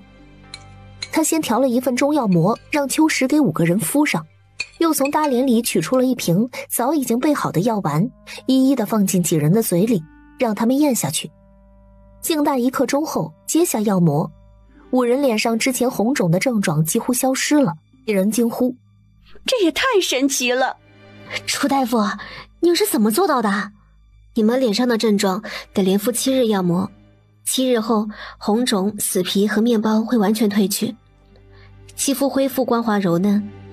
在这期间，务必保持面部的洁净，饮食清淡，不要吃带有刺激性的食物。那我们现在需要将银钱垫付给红颜阁吗？需要的。你们也知道，我们和丽水剑是竞争关系，不太好直接去找他们要。等会儿几位结了账之后，我们这边会开具相应的单据，几位再去丽水间兑现就是了。相较于生意红红火火的红颜阁，丽水间就冷清多了。沈之夏捏着手中白纸黑字的几张单据，气得身体直发抖。贱人，1个人15两银子，他们怎么不去抢呢？小姐，这样下去，关小姐会不会怪罪咱们啊？沈之夏的眼底闪过了一丝无奈。这间铺子里用什么，怎么用，又不是我做主的。再说了，得罪楚月的是他，人家要计较，我有什么办法？望着手中的单据，沈之夏又是一阵肉痛。我可是将好不容易攒的50两银子都投在这间铺子里了，原本以为能赚点钱呢，到如今成本都还未收回来，就被关玲珑连累的先赔进去一大笔了。似是想到了什么，沈之夏突然蹙起了眉头，也不知道之前关玲珑托他找人去星月医馆替换的参片起到作用没有，这么久了也没个消息。就在这时，一中年妇人进了丽水间，四下张望之后直奔沈之夏。小姐，小姐。沈之夏望着她，面露疑惑。徐嬷嬷，你不在我姨娘的身边伺候着，来我这里做甚啊？小姐，大事不好了！你别急，怎么了？前几日黄老爷高升，苏姨娘去皇府庆贺，说了楚大夫几句不好听的话，被皇夫人呢狠狠地羞辱了一番，赶出了皇府。回家之后，老爷便发脾气，夺了苏姨娘的掌家之权，还要将她关在院子里闭门思过一月呢。徐嬷嬷缓了口气，奴婢也是好不容易借着由头跑出来的，就是为了来县城给小姐报个信儿。您这边要是不忙的话，可否回去找老爷求个情？老爷向来疼爱小姐，说不定会看在小姐的面上，宽宥了苏姨娘呢。听到这里，沈之夏心底越发的烦躁。我怎的不忙呢？我如今铺子里的事情还在焦头烂额呢。他有些恨铁不成钢地说道：姨娘也真会给我找事儿，不是让她谨言慎行吗？这下好了，掌家之权没了，之前的努力都付诸东流了。那咱们接下来要怎么办呀？想了想，沈之夏望向他。总归娘如今已经被爹罚了，你便先回去吧。等我将县城的事情处理妥当，再回去找爹求情。行，那奴婢先回镇上去了。沈之雪和楚月相对而坐，饮茶聊天，好不惬意。你猜沈之夏这会儿面上是什么表情？什么表情我不知道，但肯定将我们骂了个狗血淋头的。就是可惜看不到他的表情，与他斗了这么些年，这一次让我最舒坦。他将手中的茶杯举向楚月，这一切都归功于妹妹，谢谢。两人以茶代酒干了一杯。既然这边的事情已经告一段落，明日之后我便要回南平镇了，届时红颜阁的生意还得姐姐自己上些心了。自个儿的生意自然会上心。沈之雪望向楚月，妹妹很聪明，咱们此次并未直接将矛头对准关玲珑，反而让丽水间吃了个大亏，也算是报了之前的夹竹桃之夜的仇了。用我相公的话说，这叫以彼之道还施彼身。沈之雪并未掩饰脸上的羡慕。妹妹和陆公子当真是郎才女貌，般配得很。那是。他将杯中的茶水饮尽，站起身来。这会不早了，我也要回去了。再有这脸的顾客，相同症状的，姐姐便按照我的法子去治就成了。说是遇上个别症状不同的，可叫人去寻我。沈之雪也站起身来。行，我送送妹妹。不用，我自己走就行。沈姐姐忙自己的。楚月摆了摆手，便离开了红颜阁。回到家，给他开门的是阿吉。夫人。虽然这几日阿吉都是这样叫他，但楚月仍旧没有适应过来。相公呢？阿吉一指房间，主子正在屋里看书。楚月点头，望着堆放在桌上的一篮子菜，他面露惊讶。今儿怎么买了这么多菜呀？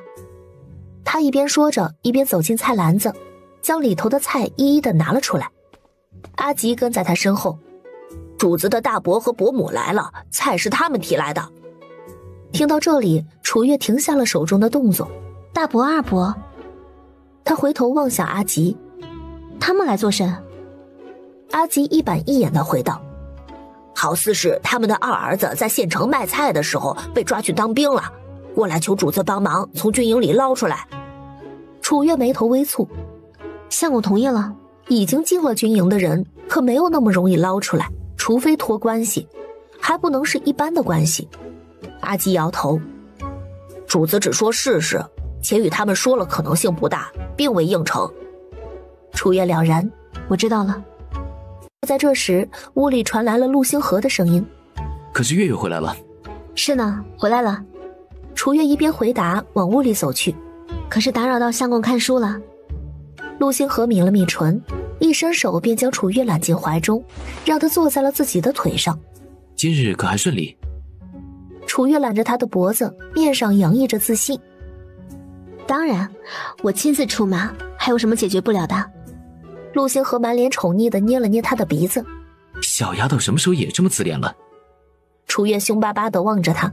才不是自恋，我这是自信。好，自信。陆星河望着怀中的楚月。月月，大伯和大伯母今日来了，楚月点头，脸上恢复了严肃的神情。刚才阿季与我说了，就是不知道相公是如何打算的。陆星河的目光中闪过了沉思。他们既然开了口，我也不好坐视不管。我已经修书一封送去京城了，能否将陆长莲的名字划掉？这事儿能否成，便看天意了。咱们尽力就好了，相公也不要有心理负担，大不了找关系让军营给长莲堂兄安排一个不那么危险的位置。楚月笑着望着陆星河，只能这样了。明日我再在红颜阁待一日，后日一早便能启程回南平镇了。陆星河轻抚着楚月柔软顺滑的头发。可是想家了。相公在哪儿，哪里就是我的家。第3天，楚月和陆星河租了一辆马车便返程了。在回去之前，还将县城的院子给退了。这会儿见着陆星河，一家人笑得合不拢嘴。我们家秀才回来喽！王雪兰笑着说道。陆铁生微红着眼眶，上前拍了拍陆星河的肩膀。星河，好样的！原本以为你爹走后，咱家就这样了。你是个争气的孩子，给咱们老陆家争光了，也为你感到骄傲。云翠荷笑着笑着，突然就哭了出来。她捂着嘴，哭得眼眶泛红。她也不知道为什么，明明这个时候不该哭的，但是就是抑制不住自己。楚月见状，忙上前安抚道：“娘，相公考上秀才是好事，快别哭了。我就是太开心了，让你们见笑了。”王雪兰重重地叹了口气，上前宽慰道：“我们知道你不容易，看开一些，至少几个孩子都争气。”陆铁生没有说话，只怔怔地望着天空出神，没人知道他在想什么。不远处的张正见状，上前拍了拍陆铁生的肩膀：“臭小子，考上秀才这样的大好事，别整得跟个娘们似的。”陆铁生瞥了他一眼，长出一口气，摇头说道：“哎，这事儿你不懂。”张正眉头一挑：“老夫走南闯北这么多年，什么大风大浪没见过？”他说着轻抚胡须：“苦也一世，乐也一世，何必执着于那些让自己不快活的事儿？万事看淡，方能潇洒快活。”陆铁生突然觉得这老头的话说的也不是完全没道理。星河，考上秀才是好事，咱得好好办一办。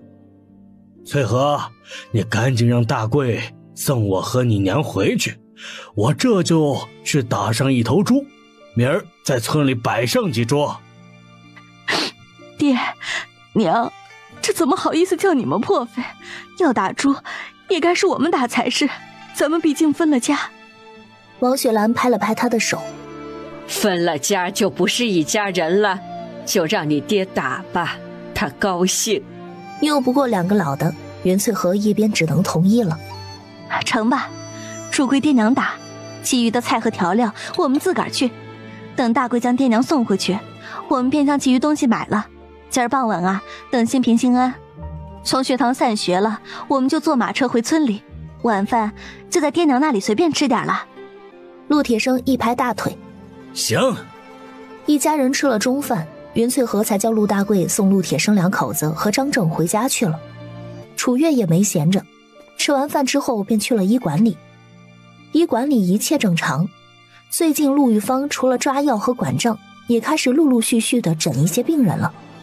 楚月望向他：“你如今干的活也不少，基础的病也能自己拿捏了，我给你涨一涨工钱吧。”陆玉芳望向楚月：“我这把脉还不到家，能有30文一日，我已经很知足了，可不能因为咱们俩的关系，你就给我开后门。”楚月笑了笑，拉着他的手说道：“我可不是给你开后门，你跟着我呀也有4、5个月了，平日里任劳任怨的，做事又细致，可不得多给点工钱，贿赂贿赂我们的大工程吗？”陆玉芳有些不好意思地说道：“我才不是什么大功臣呢，要说功劳，你和朱大夫哪一个都比我大，可不小这样妄自菲薄的。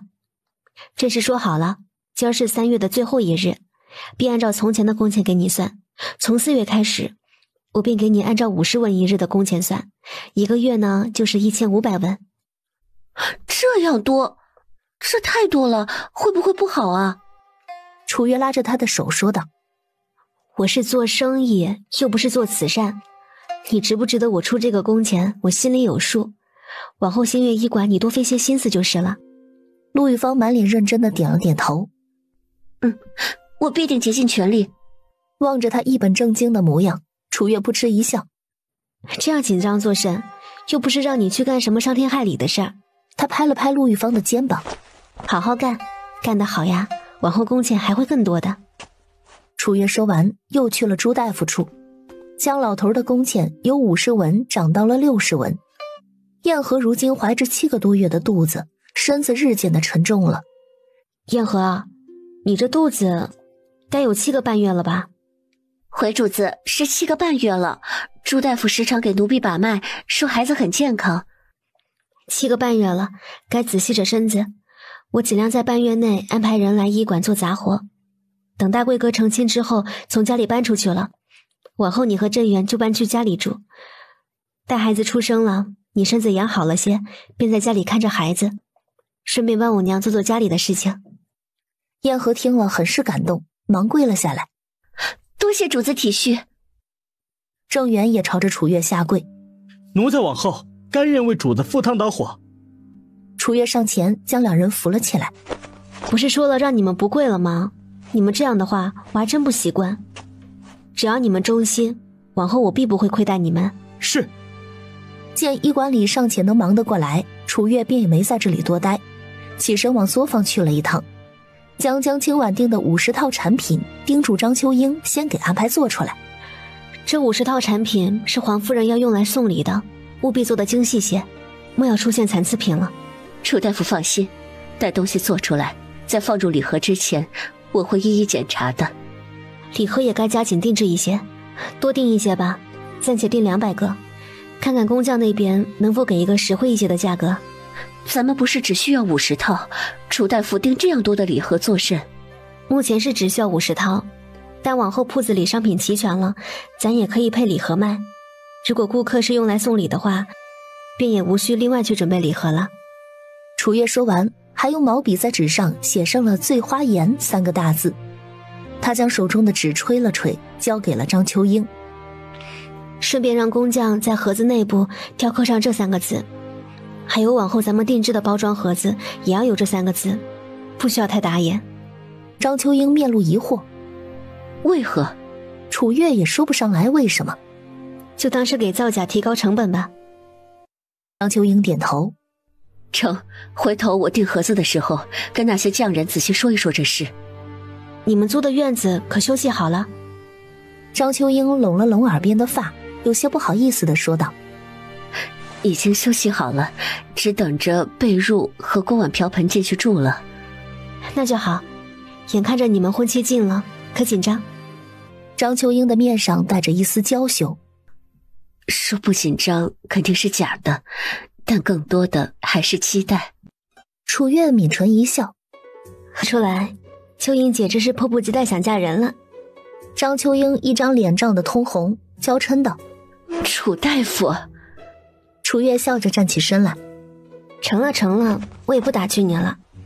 明儿个4叔4婶和大贵哥都得在老家帮忙，作坊这边的事情你上点心。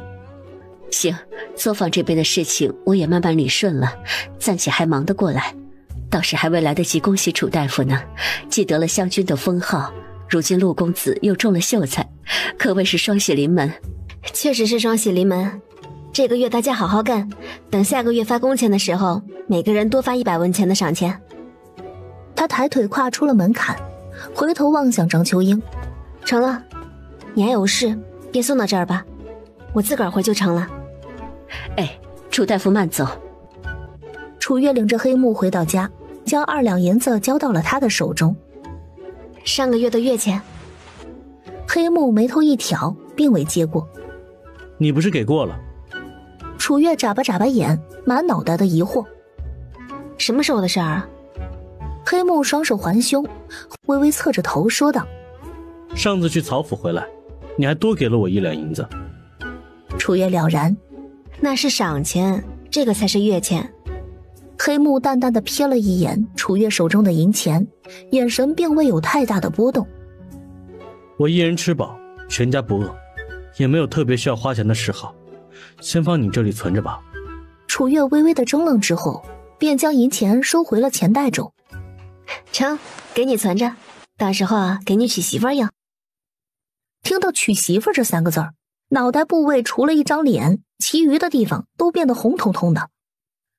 黑木，你是不是热呀？黑木扯了扯唇角，随后淡淡的嗯了一声。我去找个地方纳凉。说完，身形一闪，便不知道去哪里乘凉去了。楚月挠了挠头，3、4月的天不至于这么热吧？看黑木那模样，就跟煮熟的虾子似的，难不成是阴阳不协，虚火上亢？看来回头得去医馆给他弄点菊花泡水喝了。月将手头上的事情安排好，袁穗和陆星河也将菜品和调料买齐全了。等陆星平、陆星安两兄弟从学堂出来，一家人便坐着马车往半坡村去了。刚到村口，锣鼓喧天，爆竹齐鸣，几乎整个半坡村的村民们都来到了村口迎接。欢迎秀才回村！李正、陆建奇站在村口，领着大家伙高声地喊道。陆星河揉了揉眉心，娘，以前爹考上秀才，村里也是这样。袁穗和一脸的缅怀，半坡村里你爹是第一个考上秀才的人，那时候的情景啊，比现在还要壮观呢。陆星河松了口气，其实不必要的。袁穗和望着陆星河满脸不自在的模样，眼唇一笑，你爷你还不清楚，最喜欢这种大排场了。从前你爹考上秀才回家的时候，也跟你一样的反应。很快陆大贵便驾着马车来到了村口。陆大贵顶着巨大的压力，赶着马车将陆星河一家送到了家门口。刚下马车，陆来福和陆来才兄弟2个便赶忙跑过来，帮助从马车上卸下东西。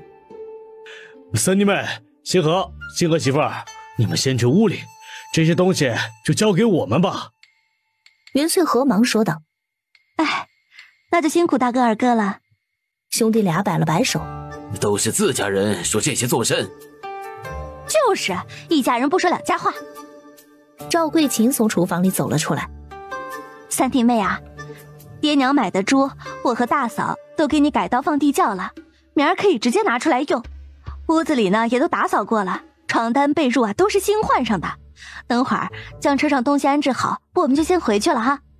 袁穗和满脸的笑意，谢谢大嫂二嫂。甭说谢不谢的。赵桂琴摆了摆手，似是想到了什么，她一指墙角下的那个木桶。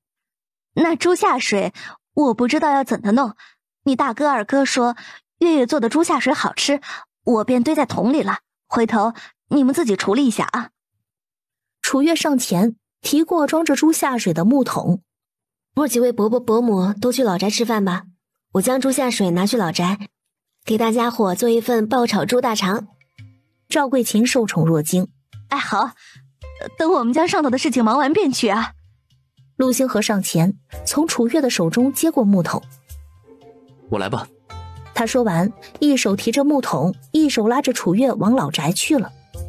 黑木远远地跟在2人的身后，时不时往陆星河提着的那个臭熏熏的桶里望上一眼。他刚才没听错吧？这种恶心玩意儿也能吃？家里也没穷到非要吃猪下水的地步吧？3人很快便到了老宅，楚月和陆星河直接便进了院子。爷奶，我们来啦。王雪兰这会儿正在一旁和3个妇人唠嗑，陆铁生和张正则抬了张跛脚的桌子，在院中的大树下下象棋。王雪兰赶忙上前，星河和月月来了。楚月甜甜地笑了笑，奶，饭还没做吧？正打算去做呢，你们怎的这会儿下来了？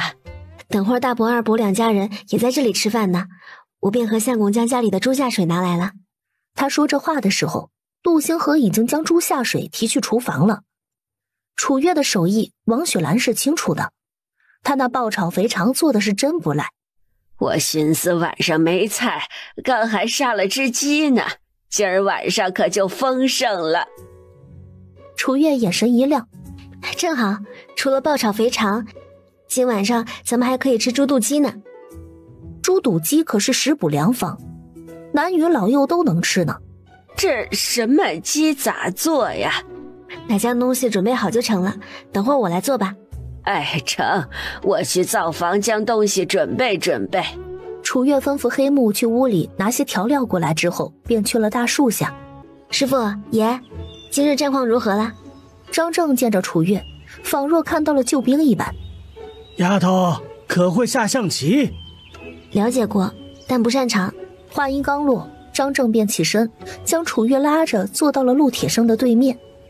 你来。就在这时，陆铁生将己方的炮推到了对岸。楚月只扫了一眼棋局，便直接出车。将军，陆铁生眉头一挑，这才发现对面已经换了人。可眼下他的主将实在是逃无可逃了，便只能投降认输。周围几个老汉见状，看楚月的眼神都不一样了。陆铁生心里也是惊讶不已，月丫头居然还懂棋。来来来，咱们再下一局。楚月摆了摆手，忙站起身来。哪还在厨房等我去做菜呢？也找师傅下吧啊，我这会儿委实没空呢。说完便落荒而逃。陆铁生见状，笑嘻嘻地望着张正。张大夫。张正则望向刚从厨房出来的陆星河。星河小子，你且过来。陆星河走向几人，望着桌上的棋局，眉头微挑。我不会象棋。张正指着桌上的棋局。丫头都不能下，你不会？陆星河摇头。真不会，能否说给我听听，我试试。张正一边给陆星河演示，一边说道：马走日，象飞田，车走直路，炮翻山，士走斜路，护将军，小卒一去不复返。便见陆星河点头说道：爷，我们来试试。行。这一次陆铁生可是卯足了劲儿，下不赢张正这只精通棋局的老狐狸，难不成还下不赢才学下棋的陆星河？然而陆铁生似乎过于高估了自己的本事，连着3局，每他棋都还没看明白，便被陆星河给困死在局中。一旁的张正也是满脸惊讶。如果不是听你亲口说，老夫还真不信你是初次下象棋。不战而屈人之兵，善之善者也。陆星河指着棋盘上的几个棋子说道：每颗棋子有他们的特定活动轨道，便如同行军打仗，每个人负责不同的领域，掌握其规律，便也就不难了。一旁的陆铁生听得满头雾水。我瞎折腾了这么多天都没整明白，你我下3局就已经知晓规律了，怎的还跟排兵布阵扯上联系了？陆星河微勾起唇角，只是打个比方罢了，也不必当真，不是真的排兵布阵，只不过这棋得下一步看3步，甚至看得更远，胜率才会大。陆铁生点了点头，面上闪过了沉思。张正望着陆星河，面露惋惜。可惜你不上战场，不然南渊国又会多一员厉害的将帅了。一旁的陆铁生忙回过神来。那可不行，上战场是会死人的，你大伯家的长连还不知道能不能回，可不能去瞎掺和了。战场也好，官场也好，其实大同小异，我的志向不在战场，也尽管放心。陆星河说着，一指棋盘。张大夫可要和我来一局？陆铁生见状，赶忙起身指向自己的位置。张大夫，来吧。 3局2败1平。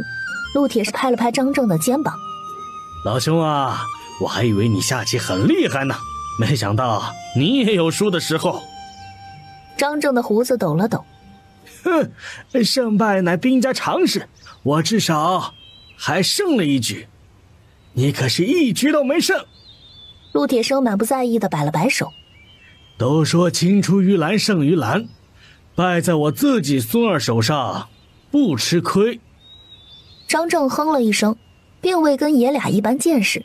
张正伸长脖子望向厨房的方向，不由得舔了舔嘴。今儿做的什么这样香啊？没一会儿，楚月便朝着外头喊道：黑木，你去村口看看大贵哥将四叔四婶接回来了没有，顺便上去将娘和大伯二伯他们叫来吃饭。黑木应了一声便出门去了。张正坐不住了，他起身去了厨房。丫头，这是什么？这是猪肚鸡啊，师傅。楚月说完，笑着给张正盛了一碗。师傅先尝尝，里边放了些胡椒和枸杞，最是暖胃养胃，滋补身子了。竟还是一道药膳。张正有些惊讶，他忙着拿汤勺舀了一勺，吹了吹，然后喝下，又舀了一块猪肚放进嘴里，细细的咀嚼着。好吃。这猪肚从前都是作为猪下水处理，很少被人端上桌。丫头是如何想到将这猪肚和鸡放在一起搭配，做成药膳的？不瞒师傅，我也是偶尔在一本杂书上看到过，当时觉得新奇，便一直想找个机会试试，没想到味道还不错呢。张正点头。确实独特。依着我吃这碗猪肚鸡的感受，应该比较适合体质虚弱、气血亏损的人吃，尤其适合孕妇，还有体弱年老的人群。他将手中的碗放下。当然，正常人吃也是完全没问题的。楚月笑望向张正，师傅真的很厉害，竟能通过吃来判断猪肚鸡的功效。哈哈哈，为师这张嘴，除了尝美食，便是尝药材。这么多年下来，自是也锻炼了一些本事出来。楚月往灶堂里塞了一根柴。师傅，古本中有一句话，我一直没有琢磨透。你说？阳化气，阴成形。之前一直没有机会问师傅，刚才想起来。所谓阳化气，阴成形，不过是一句术语，为师没与你讲过，你不懂也正常。阳动而散固化气，阴静而凝固成形，主要是讲事物间相互依存和相互转化的问题，就如冰化水，水凝冰，一个道理。我明白了，谢谢师傅。月月，锅里2个菜都差不多能起锅了，你去摆碗筷吧，剩下2个小菜我来就成了。哎，奶慢着些，莫要闪到腰了，我将碗筷摆好，来给奶帮忙。两人在厨房忙活着的时候，吃饭的人陆续到齐了。做的什么好吃的，这样香？陆守成走进了厨房，满脸好奇地盯着锅里问道：赶紧洗把手去桌上，在这里碍手又碍脚的。陆守成却并没有听他的，而是上前接过了王雪兰手中的一大钵的猪肚鸡。娘，还是我来帮你吧。见他端着碗便往外走，王雪兰伸长了脖子嘱咐道：哎，你仔细烫着。我没事，娘。不一会儿，菜上齐了。陆铁生首先拿起筷子，都开吃吧。众人见状，迫不及待地拿起手边的筷子，开始大快朵颐。好吃，没想到鸡还有这种做法。大嫂，你尝尝，这汤也很好喝。还有这肥肠，竟半点臭味都没有。唯有黑木抱着手中的白米饭蹲在角落里，一小口一小口的就着菜叶子吃着。黑木面无表情地抬起头，在望见众人吃得满脸陶醉的模样时，眉头微微地蹙起。难不成猪下水真有这么好吃？不可能吧。师傅，你怎能不吃菜呀？陆兴平当即倒转筷子，不由分说便给黑木夹了一筷子爆炒肥肠。他在黑木的身旁蹲下，小声说道：这玩意儿起初我也不敢吃，但我大嫂做的是真好吃啊，越吃越上头，你尝尝就知道了。还上头呢？上头还差不多，只有脑子坏掉的人才会说猪下水好吃。黑木将信将疑地用筷子挑起了一块猪大肠放进嘴里，随时做好了吐掉的准备。但就在他咬了一口，即将要将嘴里的食物吐掉时，嘴里弥漫的属于猪大肠特有的香味儿，让他原本面无表情的面孔突然出现了一丝波动。师傅，怎么样？还不错吧？黑木嗯了一声，夹起第2块肥肠吃了起来。陆星平见状，直接拿着黑木的碗去了桌上，给他夹了小半碗的肥肠，又用另外一只干净的碗给他盛了一碗猪肚鸡。见陆星平这般殷勤的模样，赵桂琴满脸疑惑地望向云翠荷。三弟妹啊，星平怎能叫黑木师傅啊？黑木功夫了得，星平便认他做师傅，想让他给教上几招。啊，那是不错，往后出门也能有个防身的本事。就是这样想啊。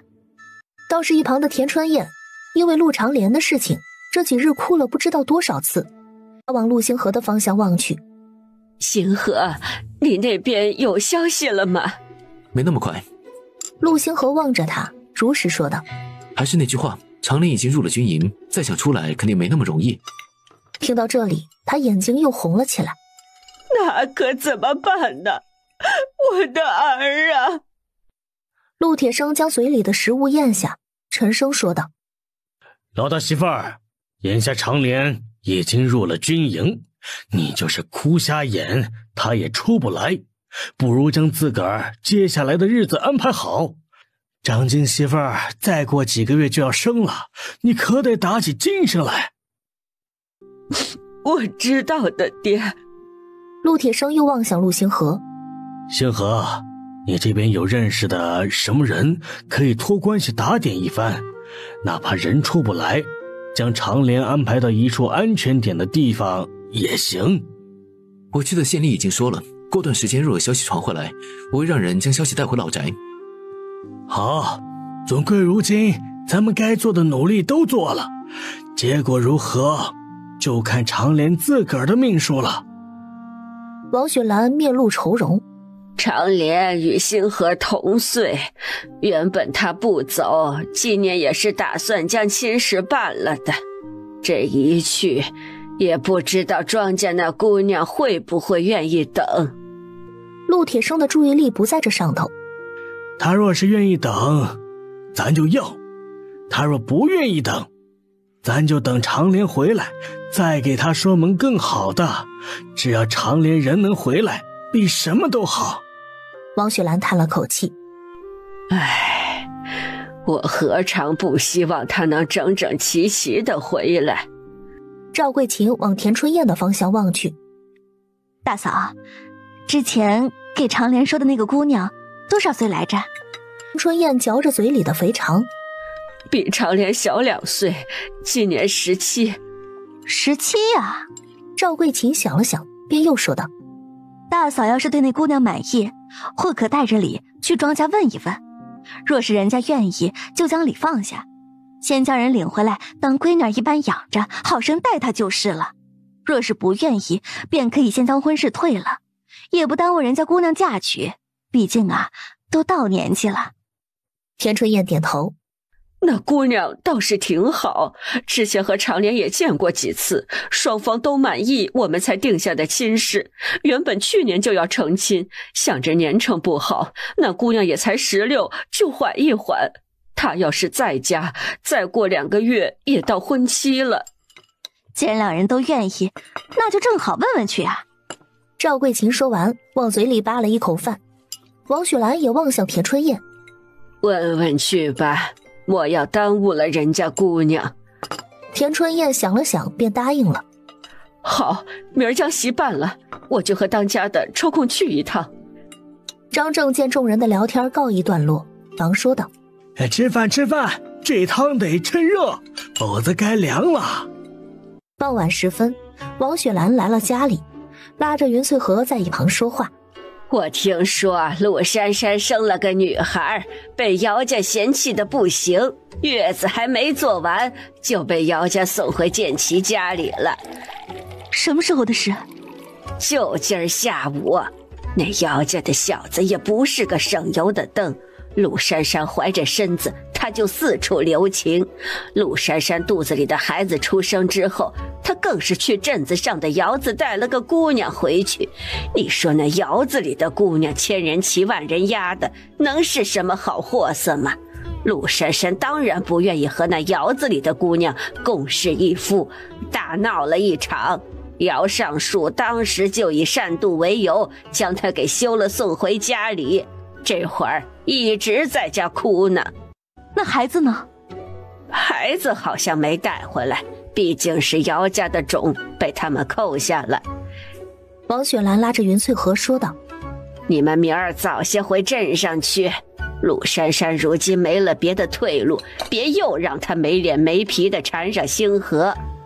娘放心，原本我们就打算明儿一早回镇上，那边的生意可不能没人。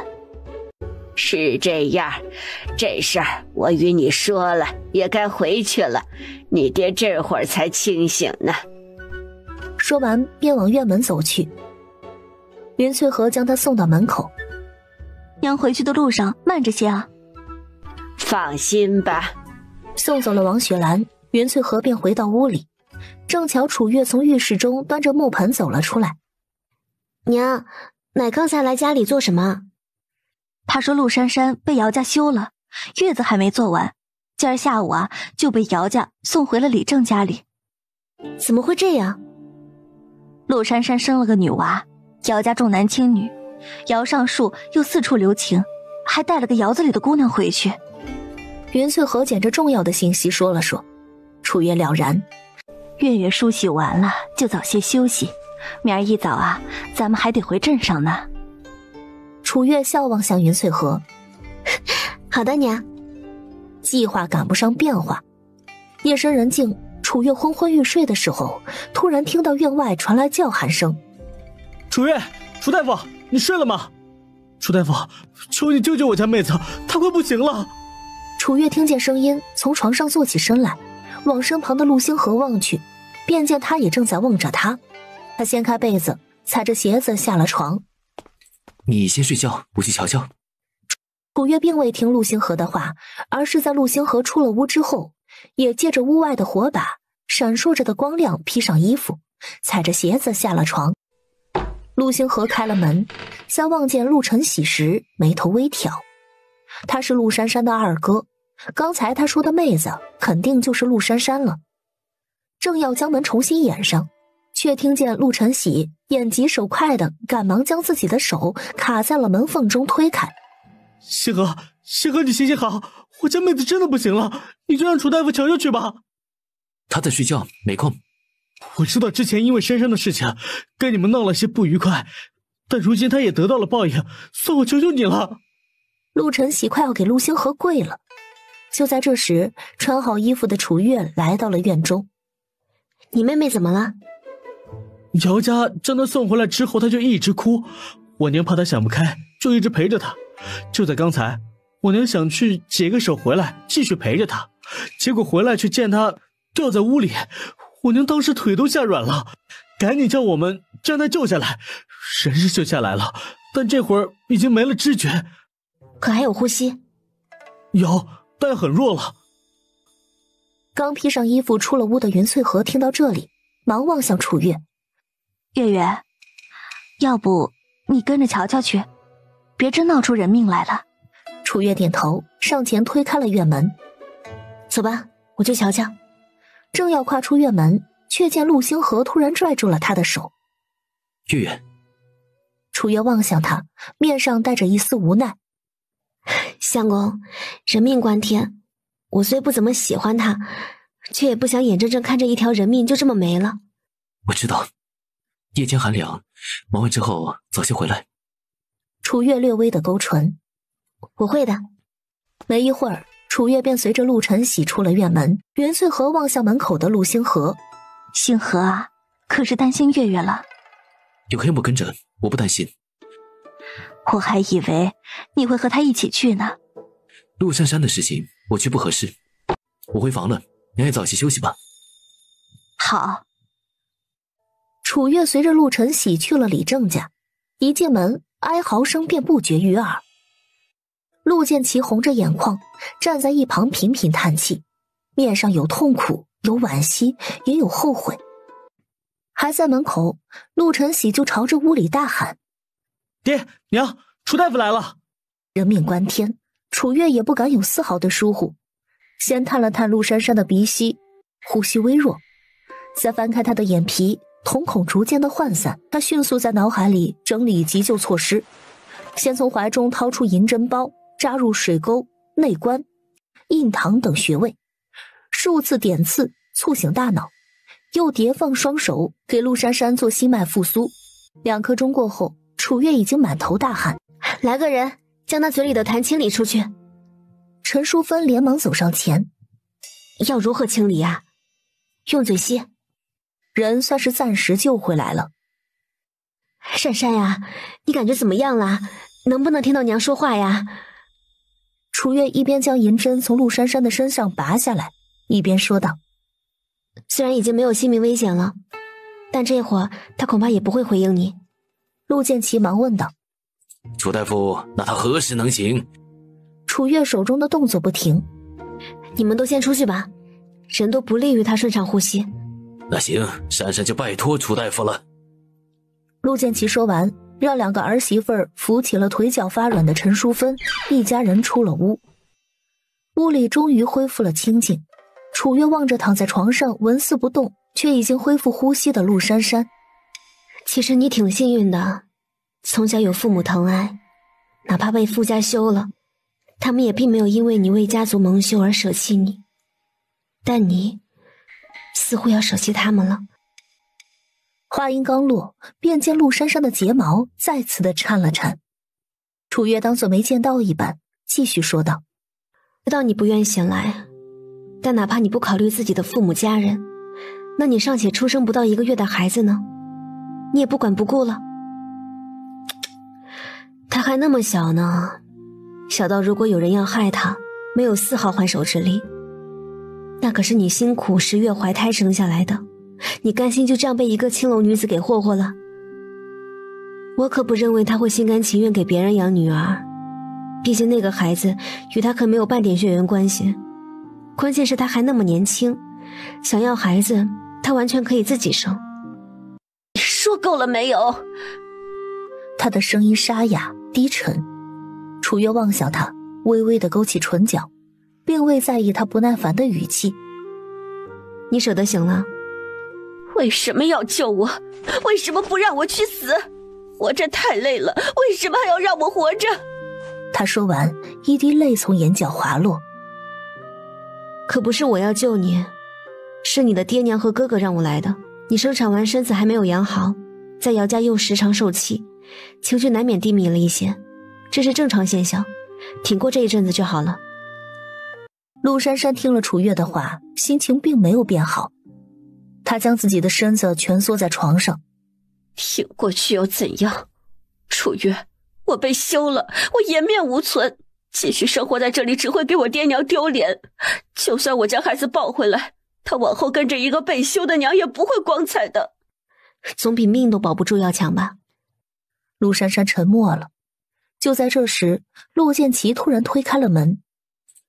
楚大夫说的没错，珊珊，爹娘从来没有因为你被休而嫌弃过你，也从不觉得你会给我们丢脸。明儿天一亮，爹就和你大哥二哥去姚家沟将孩子抱回来。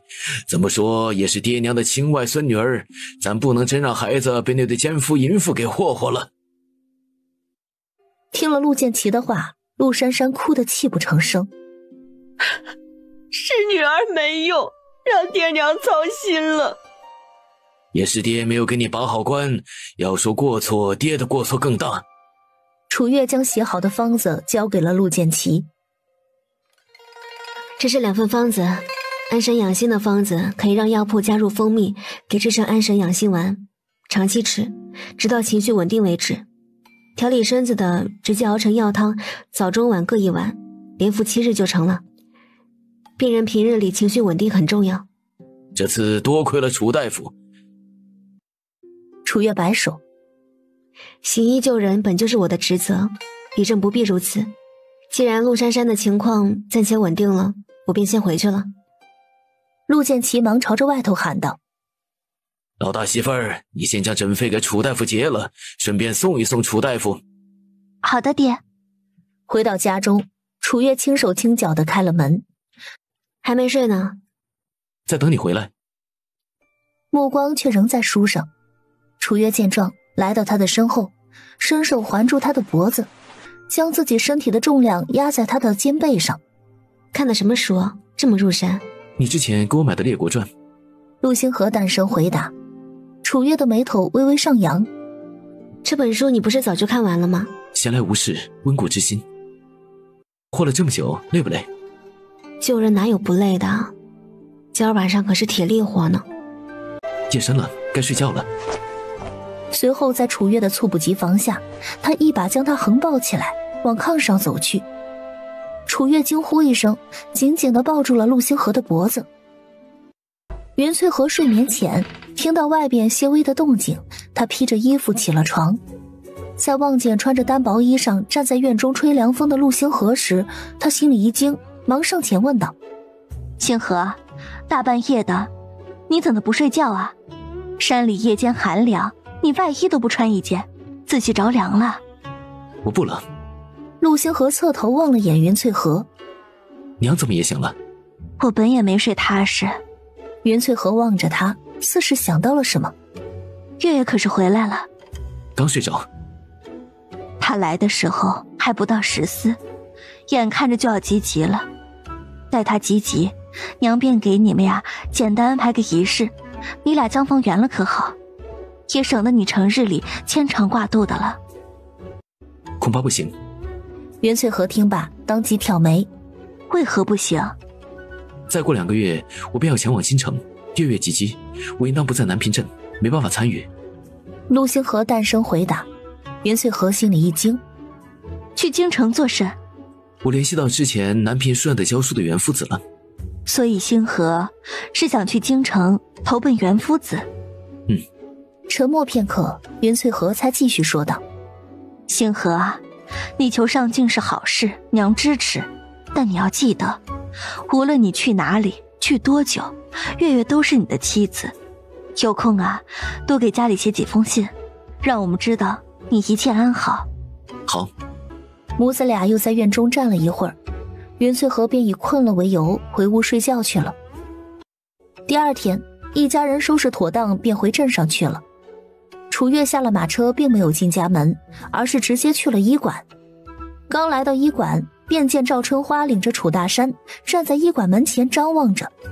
他快步上前：你们来这里做什么？不是说了不让你们再出现在我面前吗？赵春花硬着头皮，舔着脸笑道：二丫，我们好歹也是你亲娘和亲大哥，怎的对我们这般冷漠？我为何对你们冷漠？你们不是很清楚吗？赵春花的面上带着讨好。二丫，你如今都被朝廷封将军了，可太厉害了，娘为你感到高兴。不需要你为我感到高兴，我被封将军与你半点干系都没有。说吧，今天来到底所为何事？说完了，你们就赶紧离开。索儿队里来了一队军队，征兵将你爹带走了。我和你哥寻思着，你既是朝廷封的将军，该说得上句话才是，可否帮帮忙，将你爹给捞出来呀？赵春花小心翼翼地望着他。你也知道，军队不是个太平的地方。其实昨日官兵要带走的不一定是楚有钱，但因为赵春花事先听了风声，将楚大山藏起来了。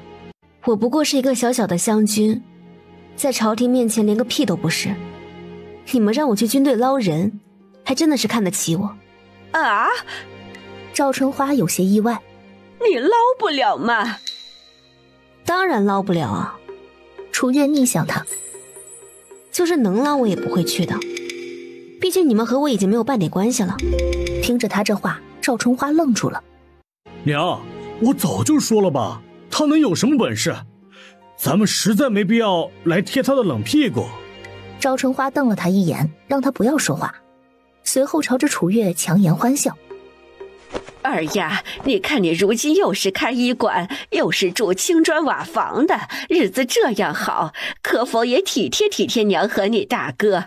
我们娘俩在家肚子都吃不饱呢，你毕竟也是家里出去的，总不能完全放任我们不管不是？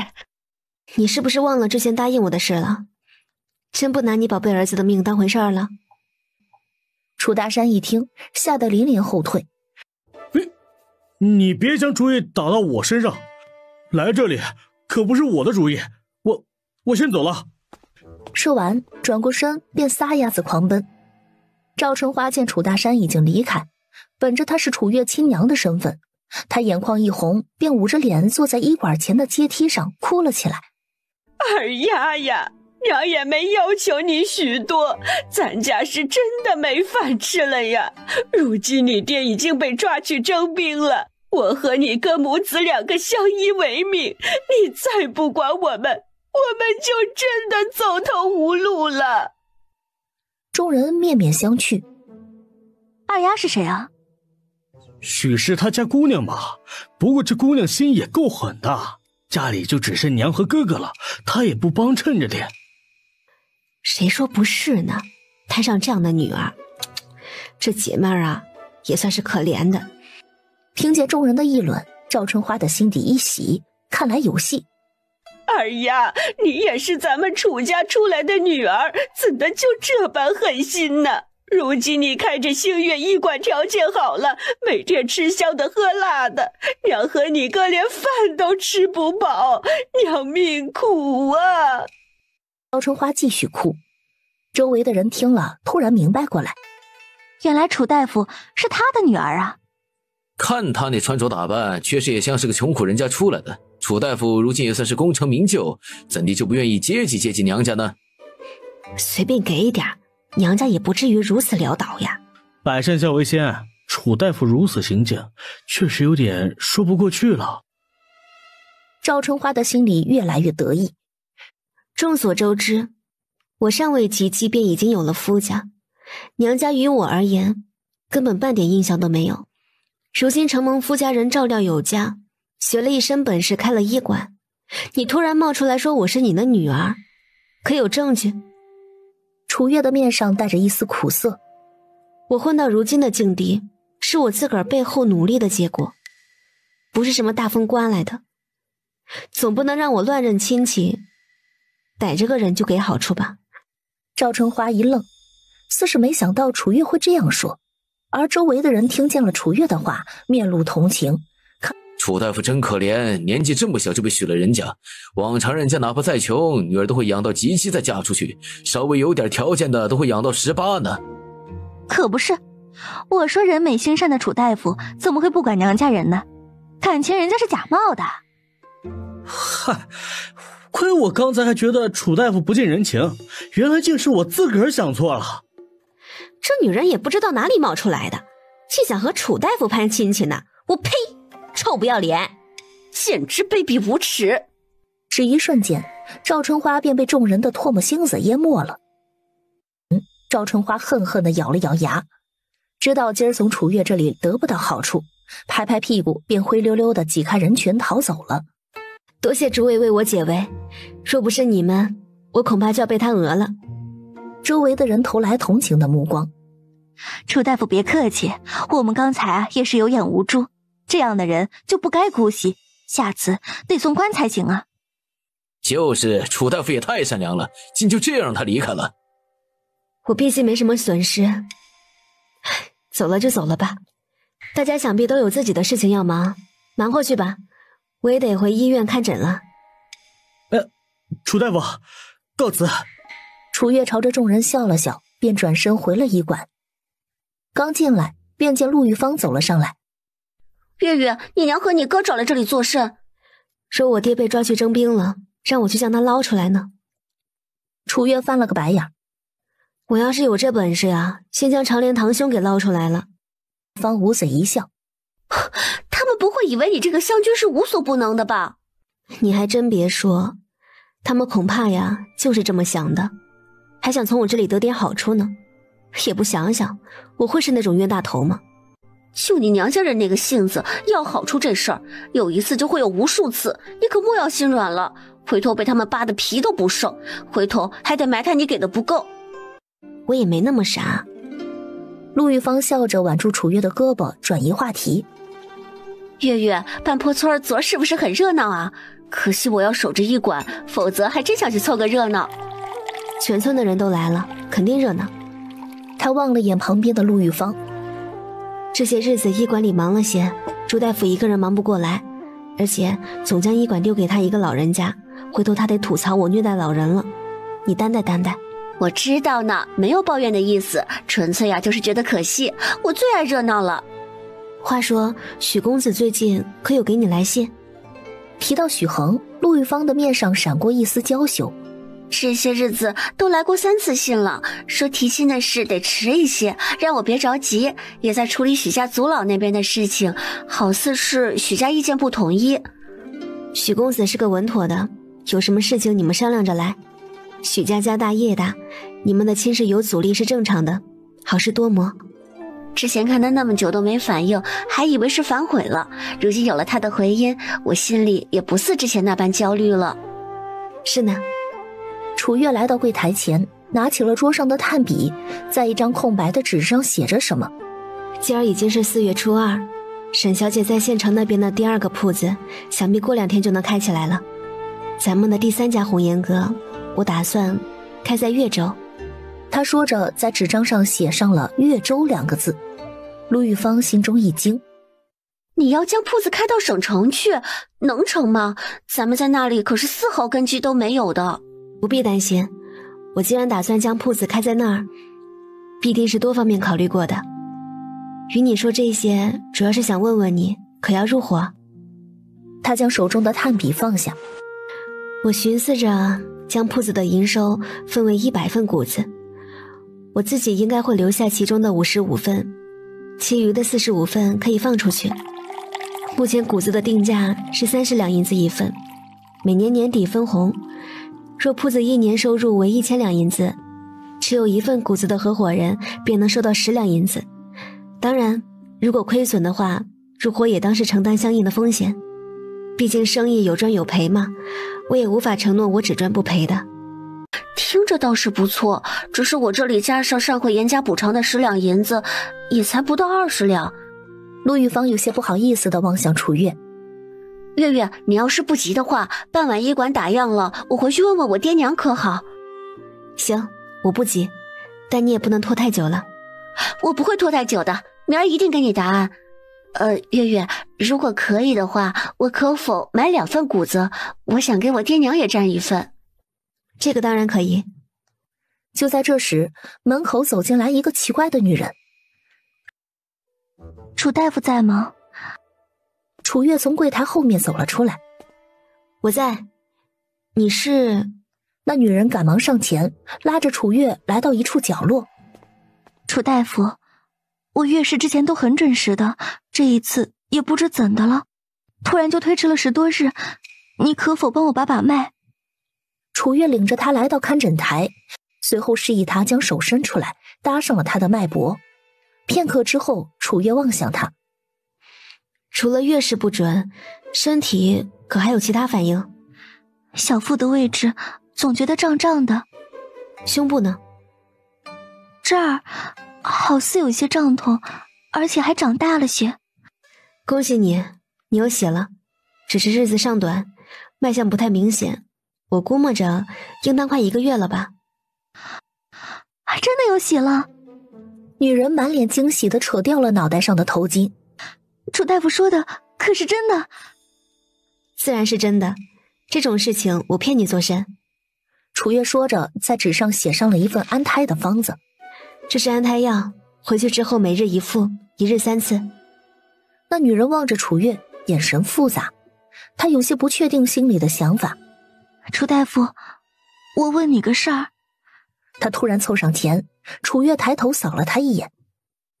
你说。前些日子有一个黑衣人潜入曹家卖药，可是楚大夫派过去的。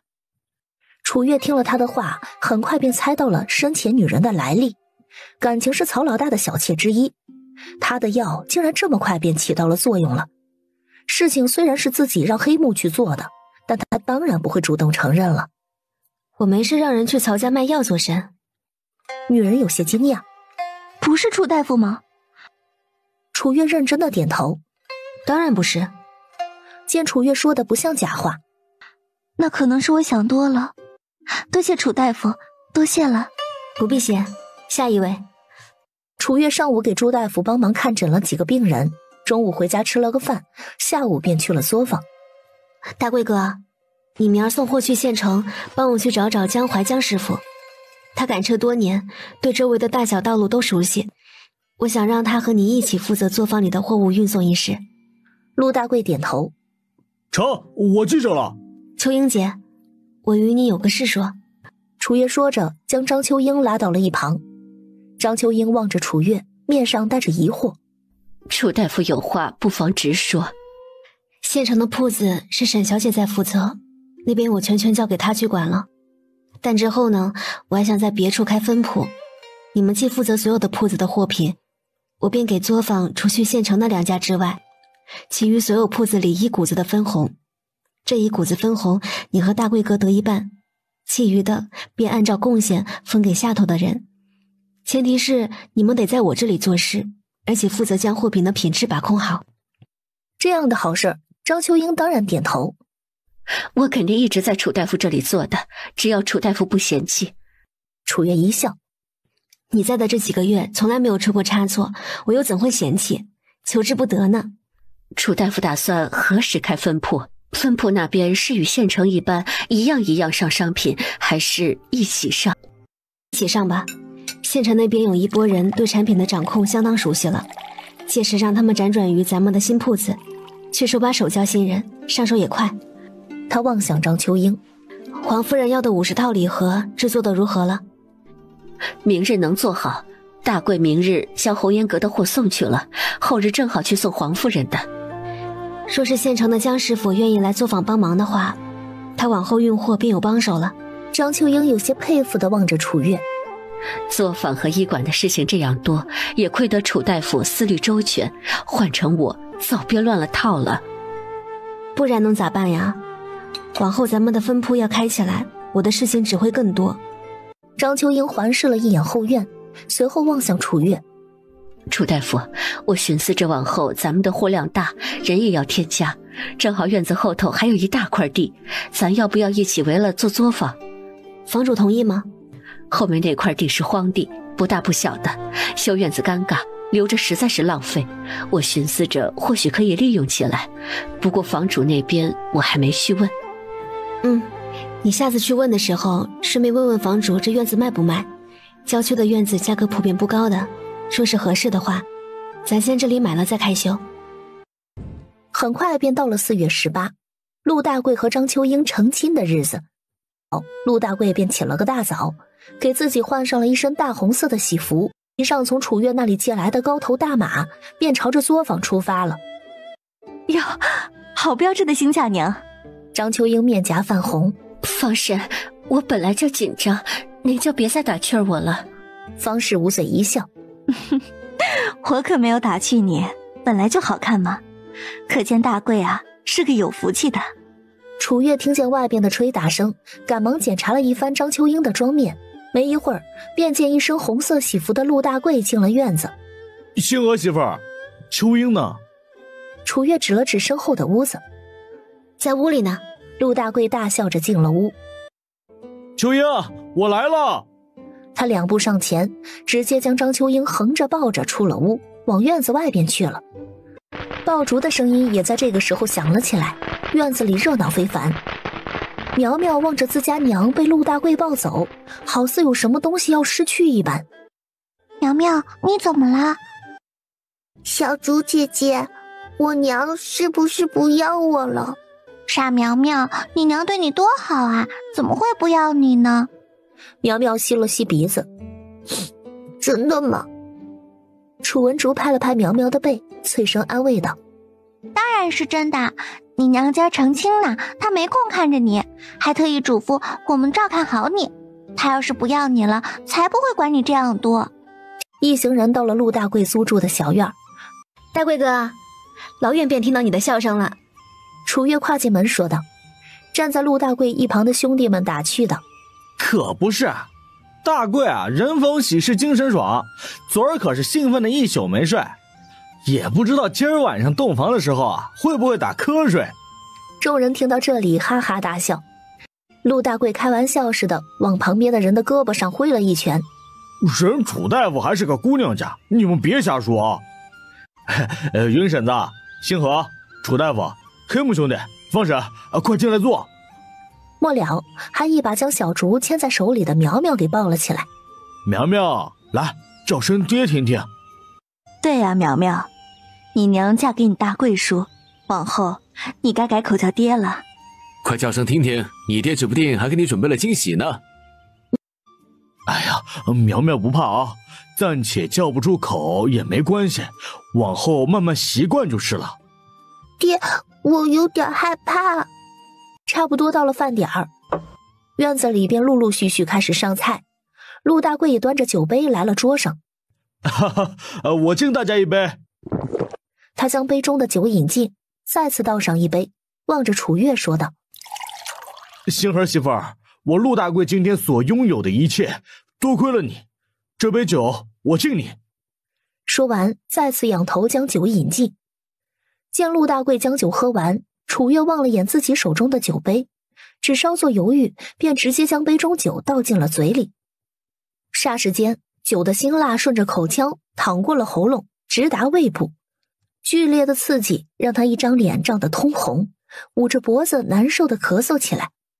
陆星河见状，忙端了杯清水递到他手中。既不会喝酒，抿一小口意思意思也就是了，怎地还将一整杯都喝了？楚月捏着嗓子，我看大贵哥喝完了。陆大贵有些不好意思的挠了挠头。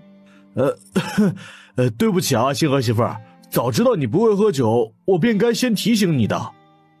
没事儿，大贵啊，你忙活你自己的去吧，月月等会儿缓过来就好了。哦，那我先去旁的桌敬酒了。娘，月月好似有些醉了，我先扶她回去休息。去吧去吧，你仔细照顾好她。会的。他说完便扶着楚月出了院门。本就有些醉酒，再加上马上的颠簸，楚月一进家门便开始吐。陆星河有些心疼地看着他，往后可再不许这样喝酒了，今儿也就是我在身边，若是我不在身边，娘一个人怕是还照顾不了你。想到楚月身边如今就一个黑幕，陆星河的眉头微微的蹙起，看来还得给他再安排一个会功夫的丫鬟。时刚过，云翠河也领着几个孩子回家了。星河望着面前的几个孩子，有些不解地望向云翠河。这不是大贵才成亲吗？我想着将铁蛋和苗苗带过来家里住一夜，这样啊也不会影响了他们两个。陆星河听了耳尖泛红。娘，我这会儿要出去一趟，月月正在屋里睡觉，娘帮我看着点。云翠河忙点头。你放心，我会看着的。陆星河微微的颔首，便出门去了。云翠河望向身旁的几个孩子，小竹，你带着铁蛋和苗苗玩去吧，仔细这些啊，别摔了。我去屋里看看你姐姐。陆星河的速度很快，只半个时辰的功夫，便领着一个丫鬟一个婆子回来了。星河，这是……陆星河忙跟云翠河介绍。娘，这是宁冬，这是宋婶儿，是我刚买来的奴才。月月每天进进出出，由宁冬跟在她身边照料比较妥帖。宋婶儿往后便帮着娘操持家里的事情，娘也能轻松一些。月醒来的时候已经是傍晚时分，他揉了揉有些胀痛的脑袋，坐起身来。站在一旁的宁冬见楚月醒来，忙倒了杯水送了上来。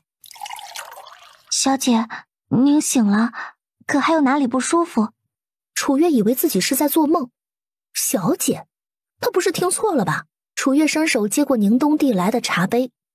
是。宁冬朝着楚月恭恭敬敬的俯身说道：奴婢宁冬是姑爷今儿从衙行买来的奴婢，与奴婢一道来的还有宋婶儿。楚月喝了一口水，缓了缓神儿。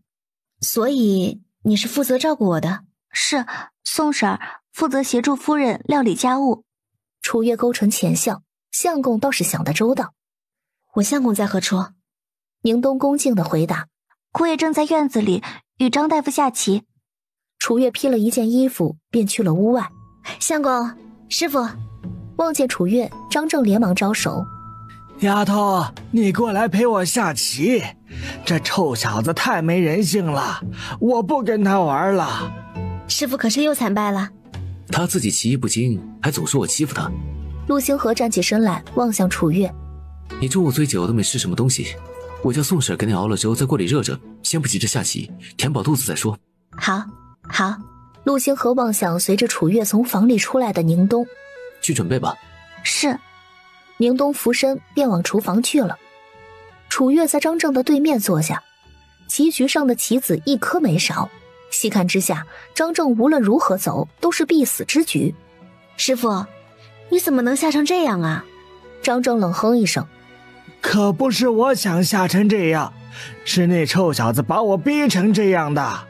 楚月笑了笑，相公这棋艺他都不得不佩服。楚月吃了饭，与张正下起了象棋。陆大贵和张秋英租住的小院中，你今儿顶着盖头坐了一日，累不累？张秋英微微地低着头，还好。陆大贵挠了挠后脑勺，对了，你可吃东西了，我给你留了点吃的，要不你先吃点？你先吃，我去洗一洗，今儿忙活了一日，又喝了许多酒，身上都臭了。张秋英只是红着脸点了点头，没有说话。在听见院中传来的水声时，张秋英一颗心跟着砰砰的乱跳，紧张的不行。直到水声消失，一身清爽的陆大贵带着皂角香进了屋子。吃完了？吃完了。秋英，咱们是不是有什么事情没做？和亲酒。陆大贵眼神一亮，对，和亲酒。直到5月中旬，曹府4个姨娘相继有喜，且都是在楚月这里确诊的。此消息一出，便在南平镇炸开了锅。哎呀，师妹，平日里闲散惯了，如今可还习惯？楚月望着他那张幸灾乐祸的脸，眉头微挑。师傅，过段时间我可能需要外出一趟。朱大夫一听，差点将喝进去的茶水喷出来。他将水杯放在面前的桌上。什么外出？这个时候外出，你这不是要我老命？楚月叹了口气，岳州那边铺子修葺的差不多了，月底开业，我得去瞧瞧。师兄，到时候医馆的事情就麻烦您了。老夫这一把老骨头迟早被你折腾没了。师兄也别急，师傅不是还在我这儿吗？到时候让师傅过来帮帮忙。朱大夫满脸羡慕。说来也怪，在那老头面前，往常我们都是好吃好喝侍奉着，半个字不敢多言。你倒好，叫他帮个忙，他比对吃的还上心。师傅很好说话的。朱大夫哼了一声，抖着胡子说道：也就对你好说话。就在两人说着话的时候，林香桃领着丫鬟婆子还有几个凶神恶煞的男人冲进了医馆。一看那架势，就是来找茬的。只是郑源和王顺知道她怀着身孕，并不敢武力阻拦，便只得求救似的望向楚月。楚大夫！医馆里看诊的人见着这种状况，吓得纷纷缩在墙角。楚月望见已经进了医馆的林香桃，站起身来，给我打出去。林香桃也不怕事儿，直接将自己的肚子一挺。我看谁敢！楚月见郑源和王顺不敢动，四下一望，抄了根棍子便朝着林香桃舞了过去。别人不敢，我可不怕。本将军好歹是皇帝陛下亲自给的封号，你又算什么？曹家如今怀有身孕的姨娘可不止你一个人，曹老大难道会为了你这个不起眼的姨娘来找我不痛快吗？林香桃一时间便也没了方才的嚣张架势，她略微地缩了缩脖子。我今天来这里就是想问一问，曹府那些姨娘怀孕是不是你搞的鬼？是不是你怕我在曹府得了势会针对你，所以才暗中医好他们，给我添堵？哼，林香桃，你不过就是曹府的一个妾，要说我想给你添堵尚且说得过去，但你说我怕你，你不觉得可笑吗？周围的人听罢，看林香桃的眼神中充满了鄙夷。就是一个妾而已，说到底不过是个奴才，身份还不如我们这些人呢，真把自己当个人物了。居然还敢大张旗鼓的找楚大夫麻烦，也不知道是哪里来的自信。既然是玩物，那就缩在府里好生讨好你的主子，没得在外面丢人现眼。楚月上前一步，满脸不屑地望着林香桃。林香桃，从前抛夫弃子，跟着曹老大去享荣华富贵，这是你的选择。但你既然已经抛弃从前的一切，便不该再回头来试探。人都是该往前走的，没有人会一直在原地等你。你这样做只会让人看不起。他凑近林香桃，压低声音说道：“与其来找我的麻烦，你不如将精力放在稳固你在曹府的地位上。你说呢？”听了楚月的话，林香桃紧紧地揪着手中的帕子。他说的确实在理。再看一眼周围人讥笑的眼神儿，他只觉得面上挂不住，转身便捂着脸跑出了星月医馆。楚月望了眼跑远的曹家人，转身回到了自己的看诊台前。所有人排好队，下一个轮到谁了？王顺和郑源往楚月的方向望了眼，心底佩服的不行。傍晚时分，陆大贵来了医馆。楚大夫，我听说林氏又来医馆找你麻烦了。确实来了。话还没说完，便见陆大贵无比气愤地撸起了袖子。这婆娘怎么回事？从前是她自个儿不要我们父子的，怎的如今还胡搅蛮缠了？我这就去找曹老大说理去，问问他能不能管好自己的女人。正要转身离开，便见楚月一把拉住了他的胳膊。你等等，我话还没说完呢。陆大贵微愣，楚月松开手说道：“林氏确实来找我了，但我也没有吃亏。他这次不是冲你来的，你就莫要再去惹上了。”陆大贵的面上带着歉意：“就算不是冲我来的，至少也是因为我的关系才让他惹到你这里，我脱不了干系。”大贵哥又不是不知道我身边都有谁，他就算惹上我，也伤不到我分毫的。行了，想必此次之后，他也不会再将精力放在我这里了。大贵哥回去吧，仔细秋英姐在家里等着急了，人家叶华华大闺女愿意嫁给你，可见对你是上了心的。林氏的事情，大贵哥往后就莫要再管了，他是死是活都与你无关。他有些不好意思地挠了挠头：“我就是怕你吃亏，所以作坊一关门就跑来了。”他说完，转身便往家里的方向跑。既然楚大夫没事，我就先回去了，我媳妇儿还在家等我呢。望着陆大贵急速地跑远，楚月笑着摇了摇头。果然呢，有了媳妇儿就是不一样。就在这时，将医馆前后门关好了的宁冬来到楚月的面前，微微俯身：“小姐，医馆的门都已经上锁了。”走，咱们回家去。陆大贵一到家，便见铁蛋和苗苗兄妹俩正端端正正地坐在院子里。“你们怎么在这儿坐着？你们娘呢？”铁蛋指了指屋子的方向：“爹，娘好像有些不开心，回来之后一声不吭的，烧水给我们洗漱之后就回屋里去了。”陆大贵听了儿子的话，抬手摸了摸他的脑袋：“带苗苗回屋早些睡，我去屋里瞧瞧你们娘去。”他伸手推了推门，发现门被张秋英从里头上了栓子。“秋英，你睡了吗？”张秋英没有说话，她侧身朝里面睡着。一想到陆大贵要去找林香桃，心里就止不住的泛酸。就在他胡思乱想的时候，一双大掌从身后抱住了他。“生气呢？”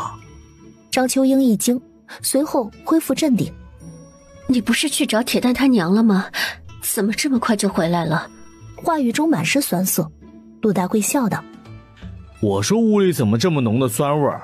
原来是有人在吃醋啊！”“哼，我才没有。”陆大贵恢复了认真的神色，与张秋英解释道：“我没有去找林氏，我去找了楚大夫。他毕竟是因为我和铁蛋才被林氏盯上，心里多少有些过意不去。再者，我怕去曹府，也肯定是找曹老大，让他管教好自己的女人，少来招惹咱们。”他抱着张秋英的手紧了紧：“我都是有媳妇儿的人了，自然知道要避嫌，也更不会有别的想法了。”听到这里，张秋英的心里才好受了些。“真的？你还在问我真的还是假的？对得起我这些日子的操劳吗？”张秋英脸一红：“我……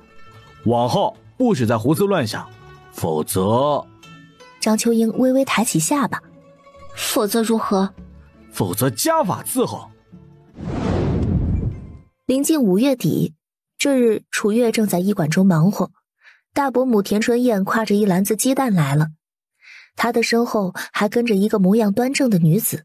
“月月，正忙呢。”楚月往门口的方向望了眼：“大伯母来了，先坐着等我一会儿，我这里快忙完了。”“哎，成，你先忙你的，我们在这里等等，不碍事的。楚月将最后一个病人诊断完毕，开了方，才起身来到了两人的面前。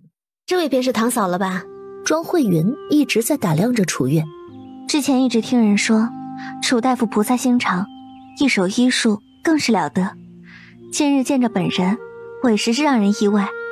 弟妹竟是这样一位年轻标致的姑娘。楚月一笑，堂嫂说话可真好听。庄慧云看着倒是合她的胃口。田春燕望着楚月，月月，我之前没诓你吧？慧云到哪儿都讨人喜欢。大伯母说的极是。楚月笑着望向庄慧云，听大伯母说，堂嫂家里从前也是经商的。庄慧云声音细软，从前家里的确是经商，但也不是多大的买卖。后来得罪了贵人，铺子里亏得干干净净，才不得不弃了生意，举家搬迁回老宅过日子。想来大伯母也与堂嫂说了，我省城那边的铺子即将开张，如今正是缺人手之际。若堂嫂不建议远行的话，我倒是想让堂嫂去县城那边试试看。庄慧云往田春燕的方向望了眼，转而看向楚月，满脸的诚恳。不怕弟妹笑话，我老宅虽在农家，但我从小在外头长大，家里的事情是半点不擅长。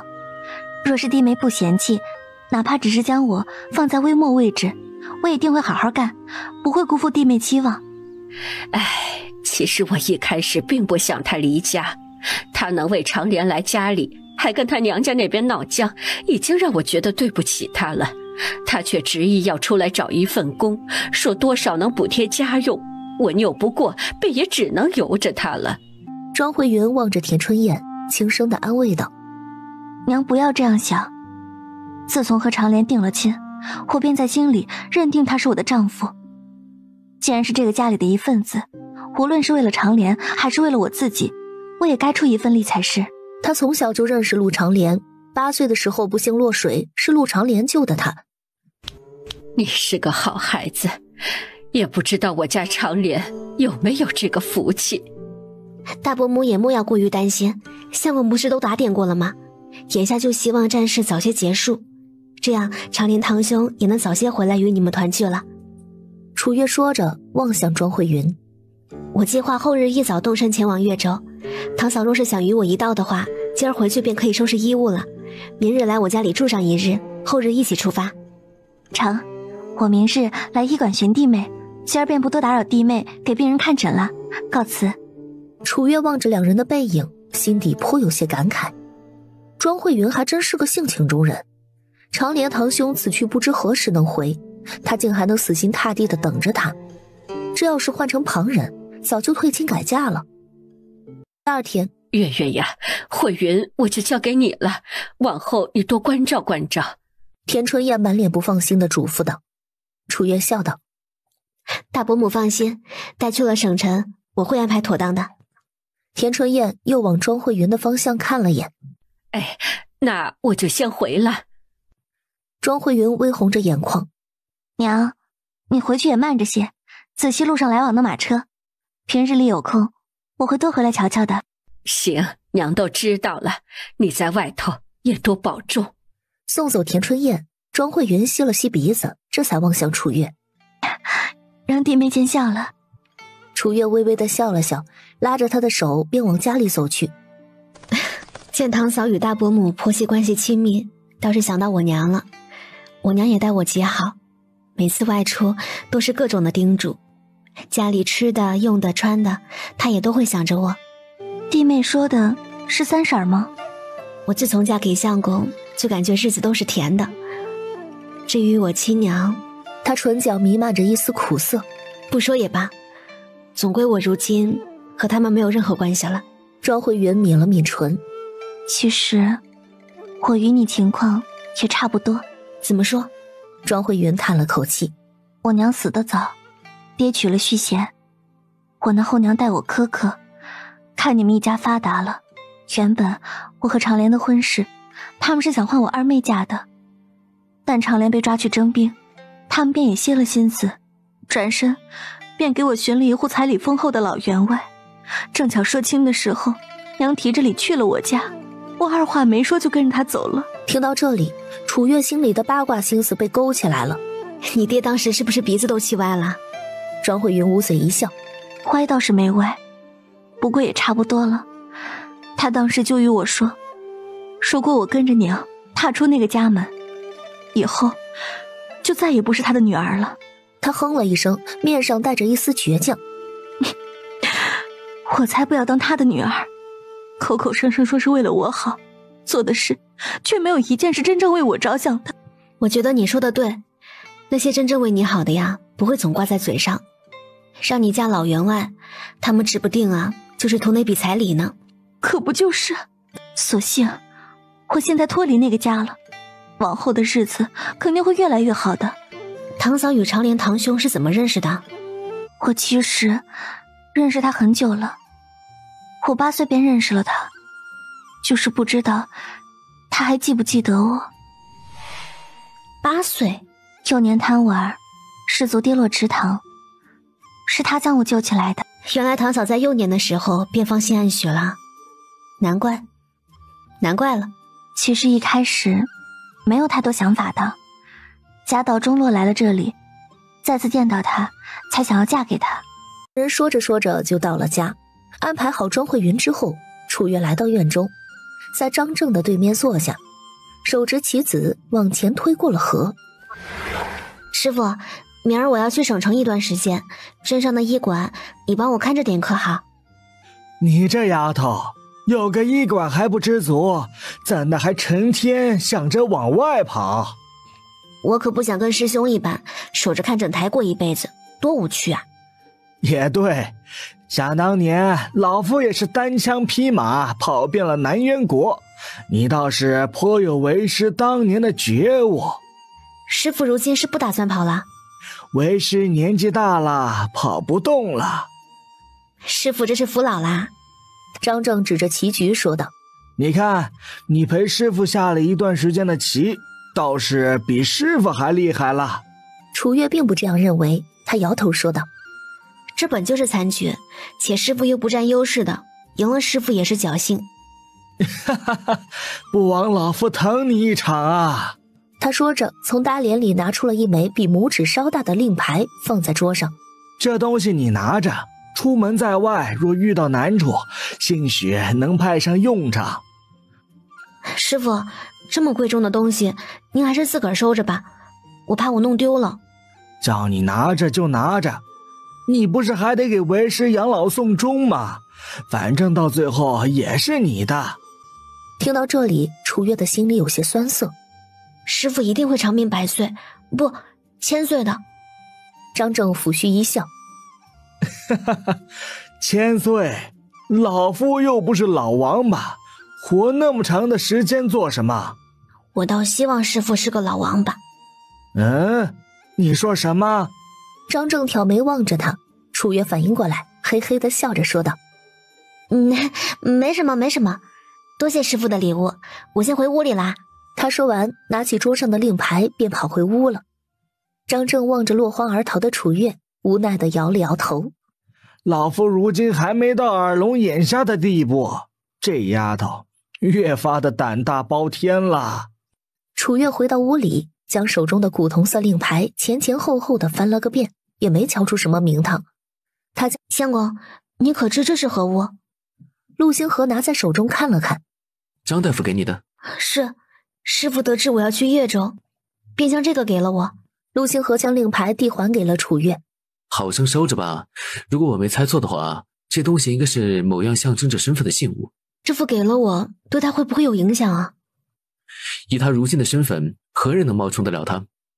仔细收着吧，那老头儿既然将这么重要的东西给了你，必定是从心底里认可你了。第二天，一行人将东西装备好了便出发了。到省城的时候已经是下午，见楚月来，等在门口的思雨急忙上前，楚大夫，您来了，铺子里都布置得如何了？都已经布置好了，就等着您来接红布呢，咱们就正式开业了。楚月望了眼门外，那便开始吧。红颜阁正式开业。与此同时，江清婉领着上10个夫人进了红颜阁祝贺。一位衣着华丽的夫人挽着江清婉的手臂问道：婉妹妹，你之前送我的礼盒便是这红颜阁出的？当然啦，姐姐觉得可好用？那夫人点头，满脸的赞许。当真是不错。江清婉将这10几个人领到楚月的面前，给大家介绍一下，这位便是红颜阁的东家，也就是南平镇那位楚大夫。哟，楚大夫，可是那位参与了赈灾的女神医？正是。传闻中的楚大夫就是这样一位如花似玉的姑娘呢。楚月笑望着众人，俯身行了一礼。诸位夫人可莫要听信外面的传言，我不过是运气好罢了，当不得女神医这个称号。哟，能被称为女神医呀，可见姑娘本事不一般。我可是听说姑娘解了不少疑难杂症呢。另一位面容淡笑的夫人上前握住了楚月的手。早便想寻一位女神医了，回头姑娘有空了，可否请你去家里做做客？楚月当然没有推辞。接下来半个月我些许都在越州，届时夫人约我便是。见楚月与这些夫人打起交道来游刃有余，江清婉甚是欣慰。楚月自第5日之后便不再日日的守着红颜阁，而是抽时间走访各位邀请过他的夫人的府邸。这第一个当然得是从江府开始。宁东，你将这份拜帖让门房交到江毅手中。江清婉携江夫人一道来了门口，将她迎进了府里。之前承蒙楚大夫出手，救了我家清婉和外孙的性命，感激不尽。楚月摆手说道：当时我尚且不大懂，只知事态紧急，事后想起来没有造成伤害已是万幸。江夫人如此说，倒是让我惭愧了。尚且不懂，便能急中生智救下2条人命，可见楚大夫天生便是吃这碗饭的人，也难怪被众人称为女神医呢。这一声女神医，我实在难以承受。月月就莫要这般谦虚了，你的本事大家有目共睹。放眼整个南园国，女大夫能混出你这等名头的又有几个？是这个理儿。不知楚大夫可有遇到过舌头肿大到难以下咽的病例？虽没遇到过，却对此种病例有过了解。楚月望向江夫人，请问夫人，病人是否皮肤泛黄，体型瘦小？正是。紧接着楚月又继续问道：是否有体寒胃冷的症状？有。这一次江夫人的神情明显开始慎重起来，还未看到病人便能判断出他的症状，说不定这位楚大夫知道病因也不一定。很快楚月问了下一个问题：舌苔为黄色？是。目前为止大夫可有给出最佳诊断方案？是取舌还是采取保守治疗？楚月问出了最后一个问题。2种方法都有大夫主张。保守派说取舌风险太大，稍有不慎便会失血过多而亡，另一派则主张取舌方能获取一线生机，至少能保证正常进食，维持性命。依楚大夫看，不是非得取舌。楚月满脸自信地望向2人，若是让我见一见病人，或许能给出第3个治疗方案。如果所料不错，江夫人说的那人得的应当是舌炎。江清婉赶忙朝着楚月施礼：月月，我祖母便拜托你了。楚月赶忙侧过身，将江清婉扶了起来。江毅折煞我了。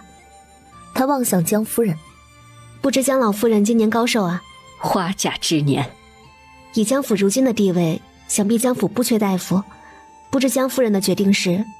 江清婉拉住了江夫人的胳膊：娘，总归祖母如今已是前途末路，您何不让月月瞧瞧呢？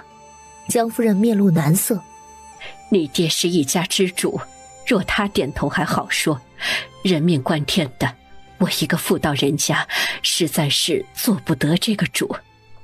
就在这时，楚月开口了：无妨，我也不奢望大夫们会依照我的法子治疗，江夫人带我去瞧瞧也行。江清婉连忙点头：是啊，娘，瞧瞧也行啊，至少咱们心里能有个底呀。行。他说完便领着楚月和江清婉直奔集美院。集美院中聚集着4、5位大夫，正在为江老夫人的病情而发愁。楚月来到床前，老夫人可能自己张嘴。床上的江老夫人似是听到了楚月的话，微微的张开了嘴。老太太这病吧，冷天的时候严重，最近气候回暖，倒是还稍稍暖和了一些。舌头的肿块好似也没长得那样快了。江夫人在一旁说道。楚月点头。楚月点头。可是从立夏之后开始好转。江夫人满脸惊讶。楚大夫如何得知？何该如此？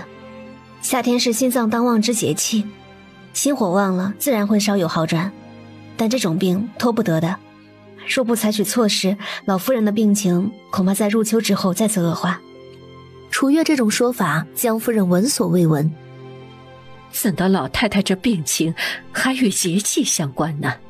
就在这时，其中一个大夫冷哼一声：“哼，不过是黄口小儿故作玄虚罢了。连太医院的孙太医都没说老夫入秋后一定会恶化，你又是如何得知？”那么请问几位江老夫人的病了解透彻了吗？当然是舌炎。既然知道是舌炎，那么病因呢？楚月又问道。其中一人眉头微蹙。什么意思啊？引起舌炎的病因，你们可判断出来了？几人面面相觑，似是都不知道如何接楚月的话。你就判断出来了？首先，我给几位说一说人体内的脏腑的工作原理。小肠吸收食物之后，由脾胃将营养交给心脏，心脏控制心血的走向，精华部分被身体吸收。而这一过程产生的残渣，如果是男人，便会沿着任脉往上直升到口周，形成胡须；女人形成月事，最终都会被排出体外的。我说的可对？听到这里，几人虽然觉得不好意思，却也都点了点头。一指床上的江老夫人：“但你们看，大家今日穿的都很单薄，只有江老夫人捂得严严实实，可见老夫人体内已寒，是也不是？”几人对视一眼，再次点头。楚月根据自己的判断继续说道：“心火不够旺，连带着小肠火衰。心脏是君主之宫，本不受病，可见老夫人心包受病。心包与三焦是表象里，因此残渣无法入心，只能到舌头为止。”他再一次让江老夫人张开了嘴。这点通过老夫人的舌苔能看出来。你们看老夫人的舌苔，典型的三焦原色，是营养气化堆积的结果，正常人是不会积在一起的。但老夫人这种状况仍旧在进行中，这也就是为什么她的皮肤会色黄。归根结底，老夫人的病根不在舌，而在心。如果任其发展的话，最终肿块不仅会长满整条舌头，还会蔓延到两腮和后脑勺，届时情况会更加严重。在场的几位大夫面面相觑。楚月望向江老夫人：“老夫人是否有失眠的症状？”床上的江老夫人微微的点头，紧接着他又望向面前的几位大夫：“诸位大夫又是否给老夫人开过补血的经方？”其中的两人相视一眼，再次点头。下一刻便听得楚月再次说道：“老夫人心脏弱，失眠很正常，心脏和小肠的温度下降，影响造血，会出现贫血的表象，便说明了这一点。”其中一位看起来颇有权威的大夫望向楚月：“所以依你之见，该当如何？”依我之见，想去病灶的话，必先强心，不必取舌。自然。楚月的面上洋溢着自信。如今正值夏日，治疗这种病再适合不过。见楚月和自己的主张是一致的，孙太医好似找到了知音一般。他望着面前的姑娘，内心里颇为疑惑。姑娘小小年纪，医术如此了得，不知师承何人？不知孙太医可认得张正张大夫？老太医听楚月提起张正，面露惊讶。你竟是张大夫的弟子？正是。那你可是叫楚月？孙太医知道我。孙太医抚须大笑。前些日子赈灾，你的名字在太医院没少出现，不仅老夫知道，太医院所有人都听说了。哎呀，竟是张大夫的弟子！之前听那老头在老夫面前提起他收了个如何了不得的弟子，还以为他是在吹嘘呢，没成想却是这样厉害的一个人物。看来孙太医和我师父很熟。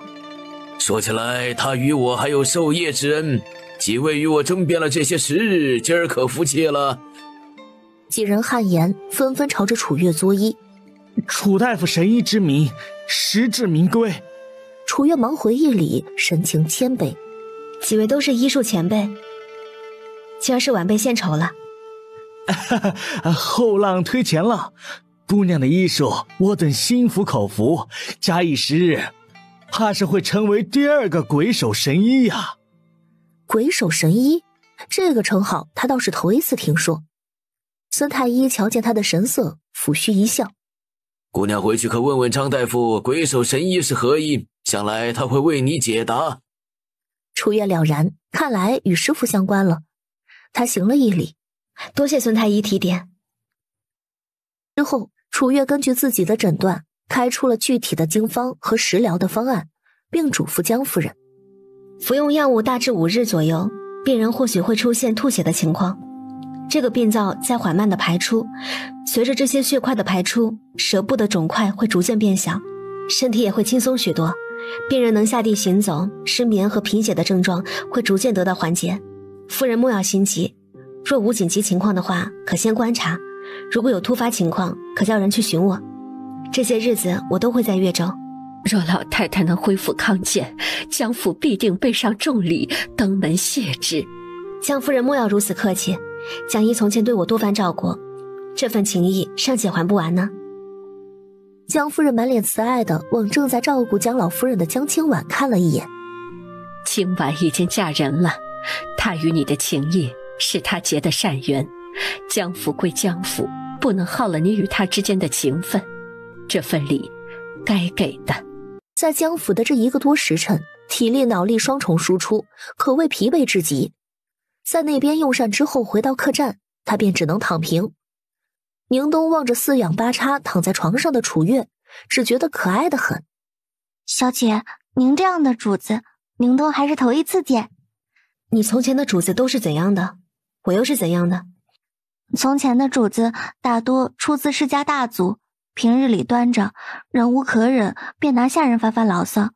您比较随心，大多时候流露的都是真性情。我是农户出身，没有世家大族的规矩约束，自是不需要日日端着，多累呀。小姐说的是。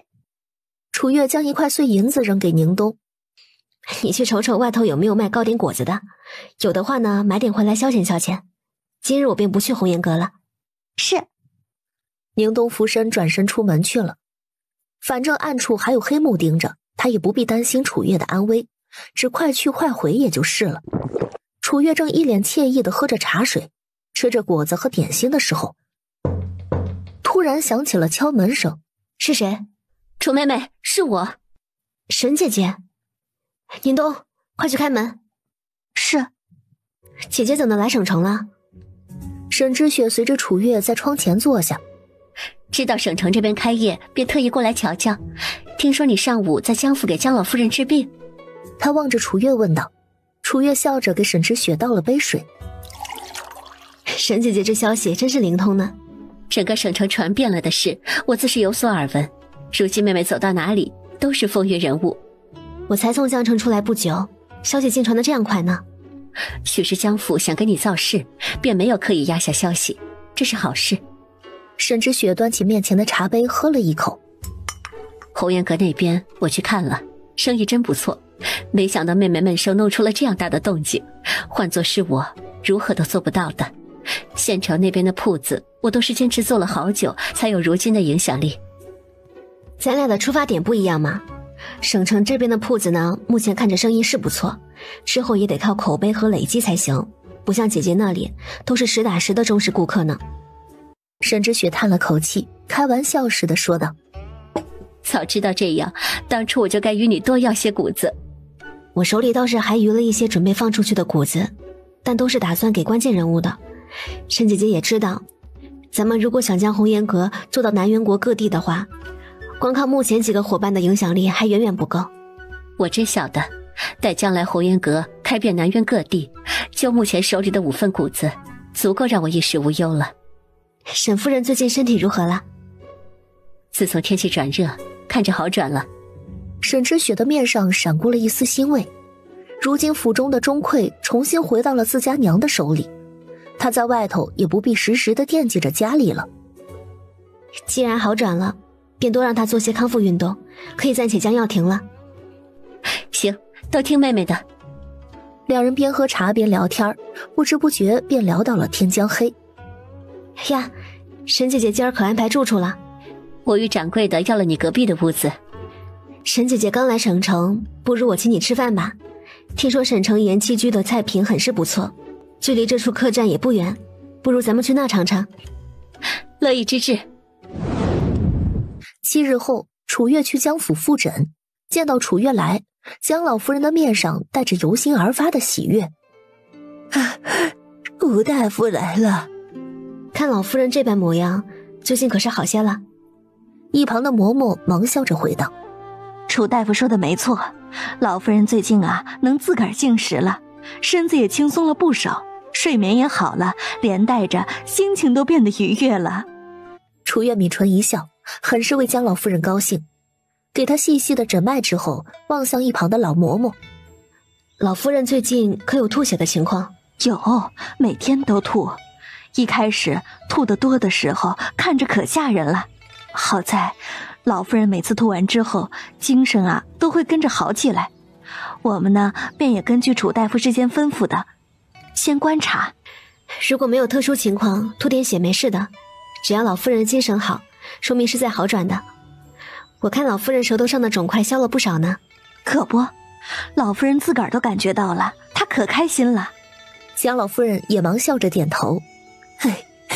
多亏了楚大夫。楚月拉着江老夫人的手问道：老夫人最近睡眠如何？夜里能踏踏实实睡上2个多时辰，之前频繁出现的眩晕症也没再出现过了。江老夫人缓慢地回答。老嬷嬷在一旁补充道：之前老夫人夜里睡不到1个时辰，总是翻来覆去的睡不着，还总觉得心慌头晕。看来老夫人的改善很大，接下来我便要给老夫人安排第2疗程的治疗了。这个疗程过后，夜里至少能让老夫人踏踏实实睡上3个时辰，舌头上的肿块大致能去掉60%，剩余的硬块也会逐渐软化。我要如何做呀？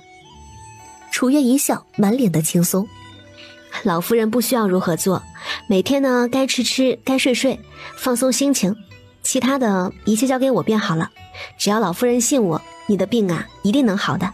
江老夫人连忙点头：好，我信楚大夫。楚月扶着江老夫人躺下，给她盖好毯子，便去侧房写经方了。孙太医往楚月写的经方上望了一眼，上前问道：楚大夫，依你看，江老夫人的病大致需要多久痊愈？顺利的话，下月便可停药。另一位大夫问道：不顺利又会如何？不顺利，入秋之后病情可能会反复，待熬到冬日，明年开春又能好转，届时再下一剂猛药，待入夏之后便可停药。停药就好了吗？是。楚大夫就这般有把握？楚月抬眸望向面前的几位大夫。根据江老夫人如今的恢复速度，明年若还不好的话，那只能说明她不信我。不信她，便是不相信自己的病能好。病人对大夫没有信心，对自己也没有信心，患得患失最容易造成病情反复。这就是为什么他最后会与江夫人说那句话的原因。在场的几位大夫纷纷的挑眉，心底满是不解。这与信不信任有什么关系？难道信了就一定能好，不信就一定不好？这又是什么道理？他将江老夫人第2个阶段的方案安排好，又与江夫人约定7日之后复诊，便领着宁冬离开了。因为下雨的缘故，路上几乎不见行人。楚月撑着伞，和宁冬一前一后走在宽敞的街道上。在彻底离开江府的范畴之后，突然斜后方3名黑衣人持剑出现。宁冬将雨伞一收，直接对上了黑衣人的杀招。楚月望着与黑衣人对招的宁冬，面露惊讶。跟着他这么久，他竟不知道宁东会功夫。在他愣神之际，黑木赶至，关键时候楚月开口了：“黑木，留活口。”黑木微微的点头，只寥寥的数招，便将黑衣人重伤在地。小姐，这些黑衣人要如何处理？宁东问道。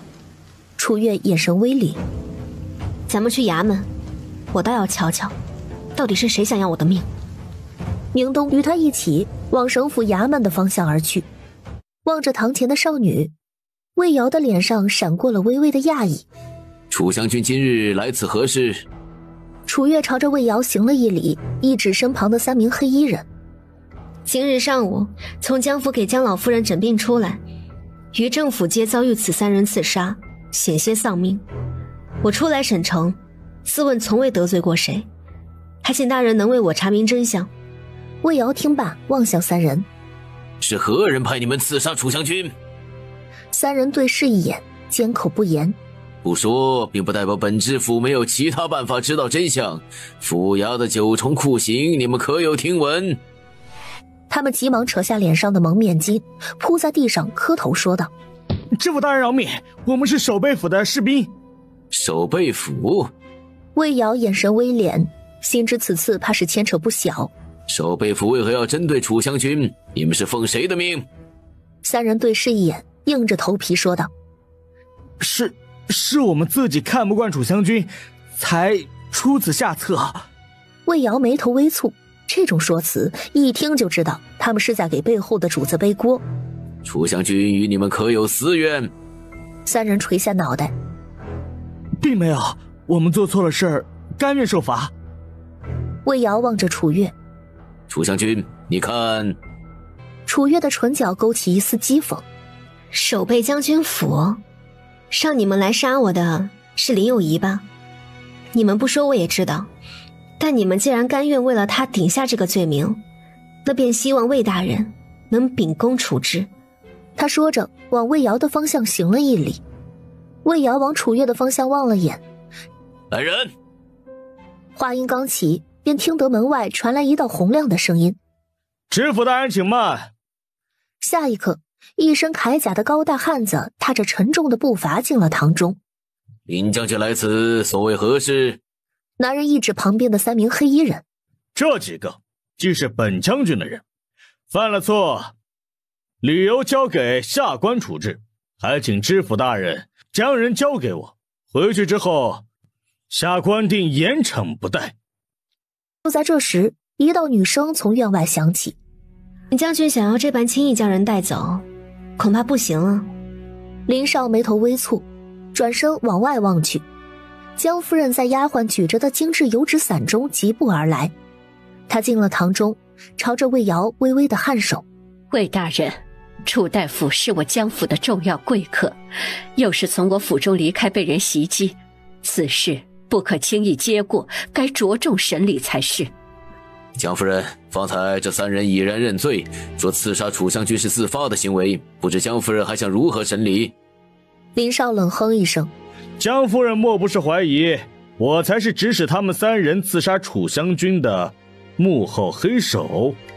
江夫人勾唇浅笑：“我可没说林将军是幕后之人，只是这3人的举动实在可疑，我很好奇他们杀楚大夫的动机是什么。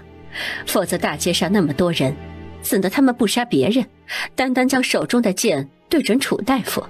无论动机是什么，他们已经认罪，这便足够了。难道江夫人还想屈打成招？”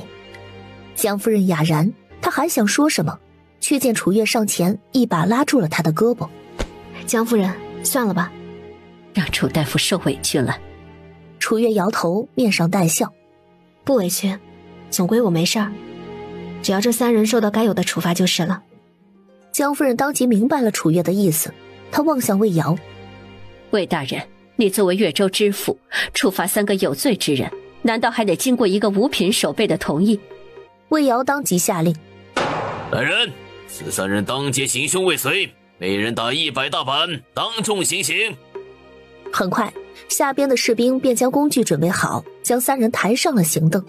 这边事了，江夫人与魏瑶告辞，便领着楚月出了省府衙门。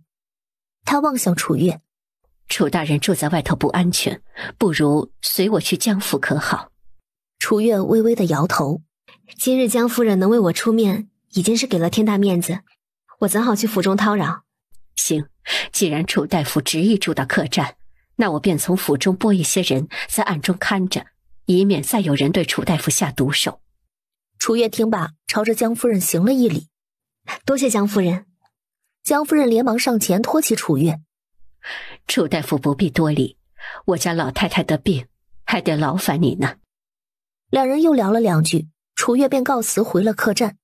跟着这一折腾，身上的衣衫已经湿了。他吩咐宁冬备水，舒舒服服地泡了个热水澡，便躺在床边让他给自己擦头发。宁冬边擦头发边望向楚月。小姐，那魏大人还真是个墙头草。这3个黑衣人那么明显的顶包行为，连奴婢都看出来了，他居然不深究。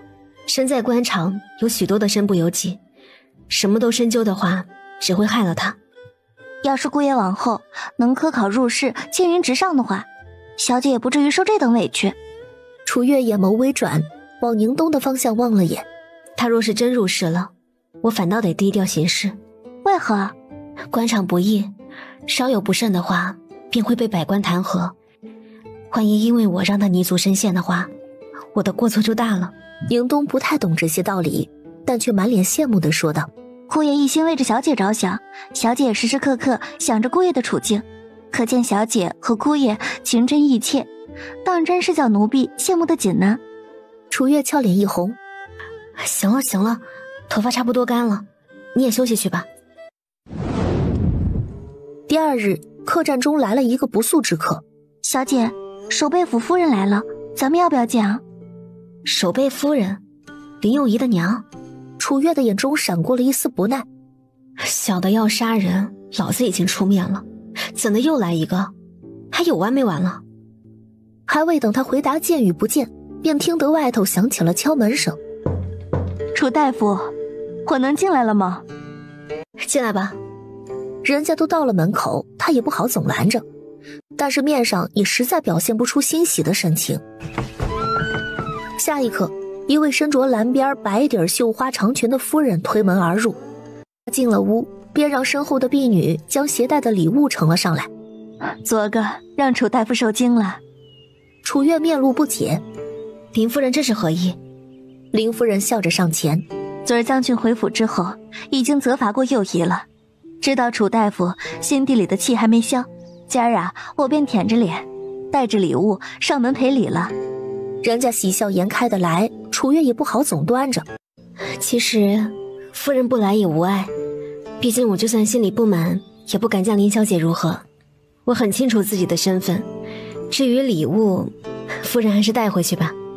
林夫人知道楚月是误会了，幼仪是周姨娘所出，从小在同知县周家长大，时间一长，倒是被周老夫人宠坏了，越发的受不得约束。昨儿啊，我也与将军说了，往后呢，便让他住在将军府，好生调教。如此，楚大夫可还满意？我还以为林小姐是夫人的女儿呢。楚月淡声说道。见楚月没了一开始的戒备和抵触，林夫人捂嘴一笑：我是守备府的主母，她唤我一声母亲，严格说起来，她当然也是我的女儿。楚月了然，原来林幼仪不是嫡储。所以林夫人来我这儿是想……林夫人凑近楚月，直接道明来意。不瞒楚大夫，我来这里其实是想求医。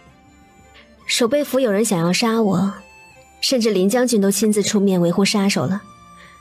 夫人这会来找我求医，我是答应还是不答应呢？这真的是让我很为难呀。林夫人有些不好意思地笑了笑，心里则在暗自的埋怨林幼仪。哎，她也是有苦难言呐。楚大夫想要什么，或可跟我提，若是合理，我会尽量满足楚大夫。我想要的，楚月微微的摇头，不是贪得无厌之人，也不大缺银子，世间太多东西用银钱都能买到。林夫人面露难色。那孤本一书呢？楚大夫可感兴趣？楚月抬眉望向他，医书。见楚月感兴趣，林夫人连忙说道：不瞒楚大夫，我们谢家祖上是行医的，奈何后辈子孙志不在此，这门手艺便断了。我记得我的陪嫁中便有2本医书，是从很久以前流传下来的，我并非行内人，根本也看不懂。若楚大夫感兴趣，回头我便为楚大夫寻来。我很好奇，林夫人是为谁求医？我的女儿凌霄玉。望着林夫人有些许紧张的神色，楚月微微的点头。林夫人下次来时，将病人一并带上吧。成，那我便不打扰楚大夫休息了。过2日，等楚大夫身子好了些，再将我们家萧玉带来。告辞。林夫人慢走。林夫人抿唇浅笑，让丫鬟将带来的礼物放下，便领着她离开了。宁冬将房门掩好，回头望向楚月。小姐，林家人都要杀您，您还给他们治病干嘛？对我动手的是林家庶女林有仪，求医的是林家嫡女林霄玉。历来嫡庶有别，敌人的敌人便是盟友。3日后，林夫人领着林霄玉来了。楚月一指对面的座位，林夫人，林小姐请坐。林夫人拉着林霄玉在楚月的对面坐下，将自己带来的装着孤本医书的礼盒双手递给了楚月。这2本书呢，留在我手中一直没起到作用，还望楚大夫能将它发扬光大。楚月同样双手接过，多谢。林夫人往林霄玉的方向望了眼，随后有些不大好意思地望向楚月。楚大夫，这便是我的女儿萧玉。楚月点头，将医书放在一旁，望向林霄玉。林小姐今年多大了？一阵安静过后，林霄玉有些不大自信地回道14。平日里可有什么喜好？林霄玉摇头。可有年纪相仿的朋友？林霄玉再次摇头。楚月望向林夫人。林夫人想解决林小姐那方面的症状。林夫人叹了口气，压低声音说道：湘玉小时候不这样的，那时候她天真开朗，活泼自信，也不知道从什么时候起，夜里总是不自觉尿床。长此以往啊，身边的人难免都带着别样的眼光看她，久而久之便变成了如今的模样。我想楚大夫能给她治一治尿床的毛病，顺便看看她这性格可还有办法改善。一旁的林霄玉因为林夫人的话，将脑袋深深地栽了下去，似是耻于见人一般。楚月了然。之前找大夫瞧了吗？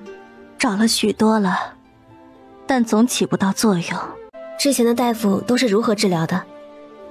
都是开了药便走了，治了之后也没起到什么作用。楚月点头，再次望向林霄玉。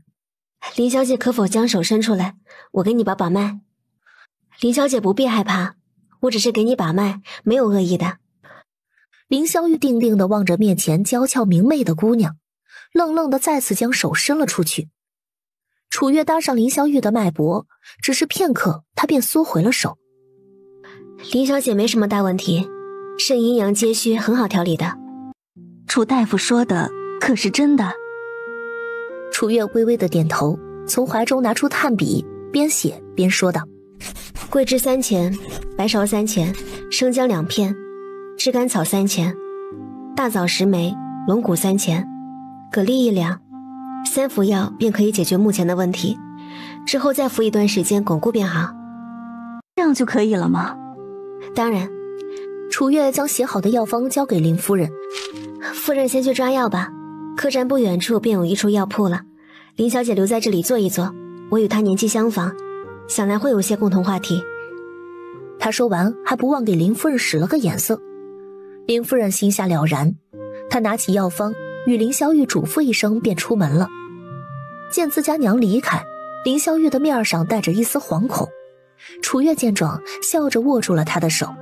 小雨妹妹家里可还有别的兄弟姊妹？我还有一个哥哥。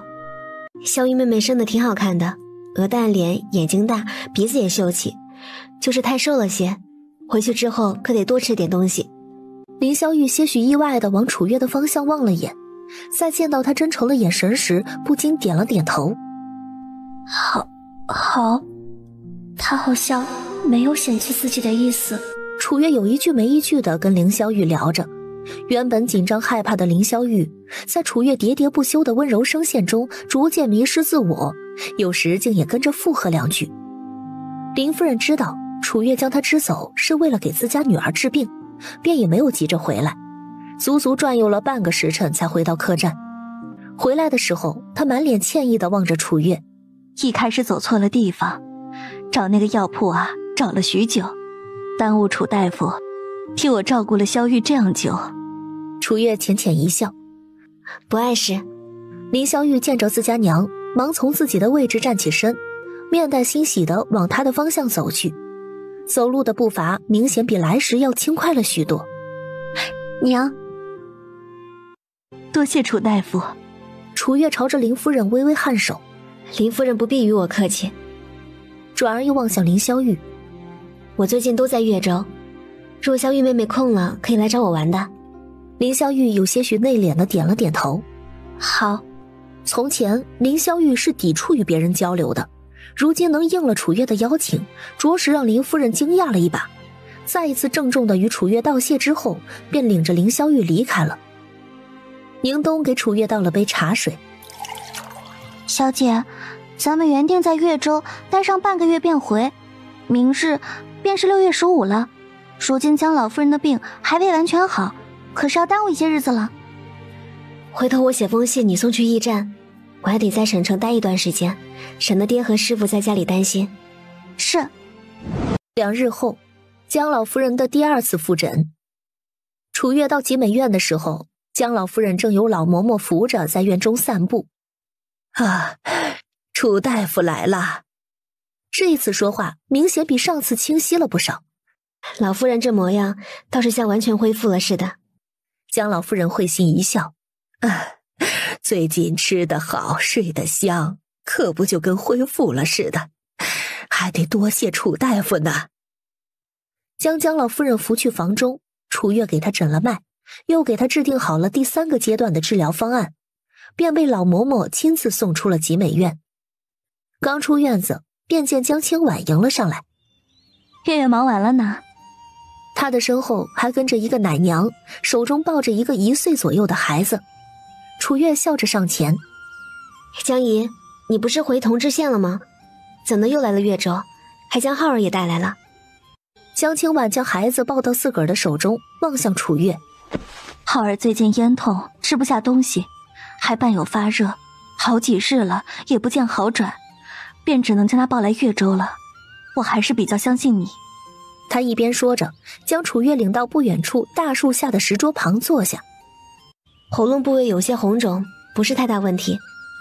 楚月说完，将孩子抱到自己的双腿上坐好，随后这里推一推，那里按一按，折腾了好一会儿。孩子也很配合，不哭不闹的由着他折腾。劳烦奶娘倒杯水过来。片刻的功夫，奶娘便端来了一杯水。楚月将水杯放到了小远浩的嘴边，喝了一口水之后，他咂巴咂巴嘴儿，将楚月手中的一小杯水喝了个干干净净。一旁的江清婉看呆了，真是太神奇了。这几日浩儿一喝水就哭，喂饭更是嘴都不张，你是如何做到的？浩儿咽痛几日，本就有所好转，我方才的推拿对缓解小儿咽痛有奇效的。江姨可以让奶娘在喂食之前给浩儿多推推。江清婉面上带着愉悦，早知道不用灌药，能达到这个效果，我早该将浩儿抱来越州了。楚月放下水杯，将怀中的孩子还给了江清婉。尽量多给浩儿喂点水吧，清淡饮食，无需再喂药了，不出2、3日便能好了。行。待浩儿完全康复，身体康健之时，江姨可用5钱下枯草加1枚鸡蛋，2碗水煎成1碗水，让浩儿将汤水和鸡蛋一起服下，往后大概率就不会再复发咽痛了。竟还有如此神奇的方子，江姨不妨一试。凌冬拎着食盒和楚月出了江府，往客栈的方向走去。小姐，昨日下了雨，今儿又是阴天，竟一点都不觉着热，确实不热。他走着走着，突然被一个身着红色束腰长裙的少女拦住了去路。站住！少女一副嚣张跋扈的模样。楚月神情微敛，并未理会她，直接撞开她拦着自己的手往前走去。少女面露错愕，忙转过身。楚月，你给我站住！走在前头的楚月微微勾起唇角，恍若未闻地往前走着。你让我停下我便停下，你又是我什么人呢？少女气急败坏地提着裙子往楚月的方向跑去，再次拦在了他的正前方。我问你，让谢氏将我困于守备府，是不是你的意思？果然是林幼仪。楚月冷冷的一笑。林小姐这话说的可真可笑啊！你守备府的事情，我一个小人物如何指手画脚？林幼仪下巴微抬，冷哼一声。那谢氏为着凌霄玉的事情，前些日子去找过你，别以为你不说，我便不知道这事情与你相干。楚月抬眸，望着他的面上带着冷意。与我相干又如何呢？我自问与林小姐并无恩怨，但毒参片、毒养颜霜、刺杀，这一桩桩一件件的事情，哪一件与你无关？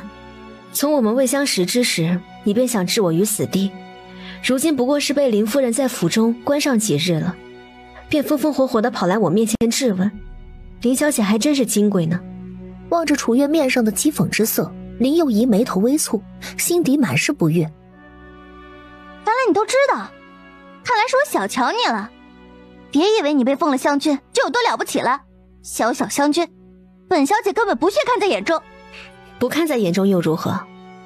你不过是守备府的一个庶女，我湘君的身份便足以压你一头。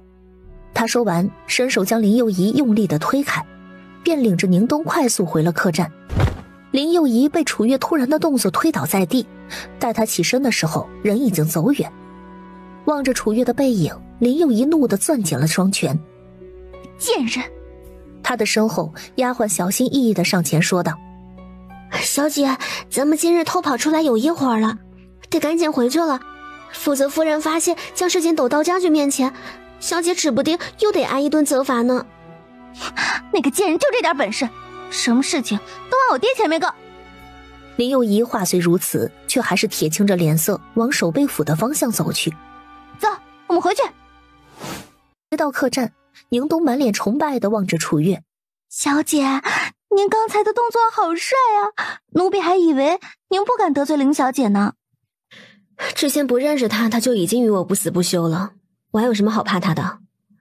他爹虽是五品守备，他的头上还有人盯着呢，我就不信他会在越州城内肆无忌惮。他就是想针对小姐，府中还有林夫人吹枕边风，江夫人肯定也不会让他得逞的。咱们不能总将希望放在别人身上，打铁还需本身硬。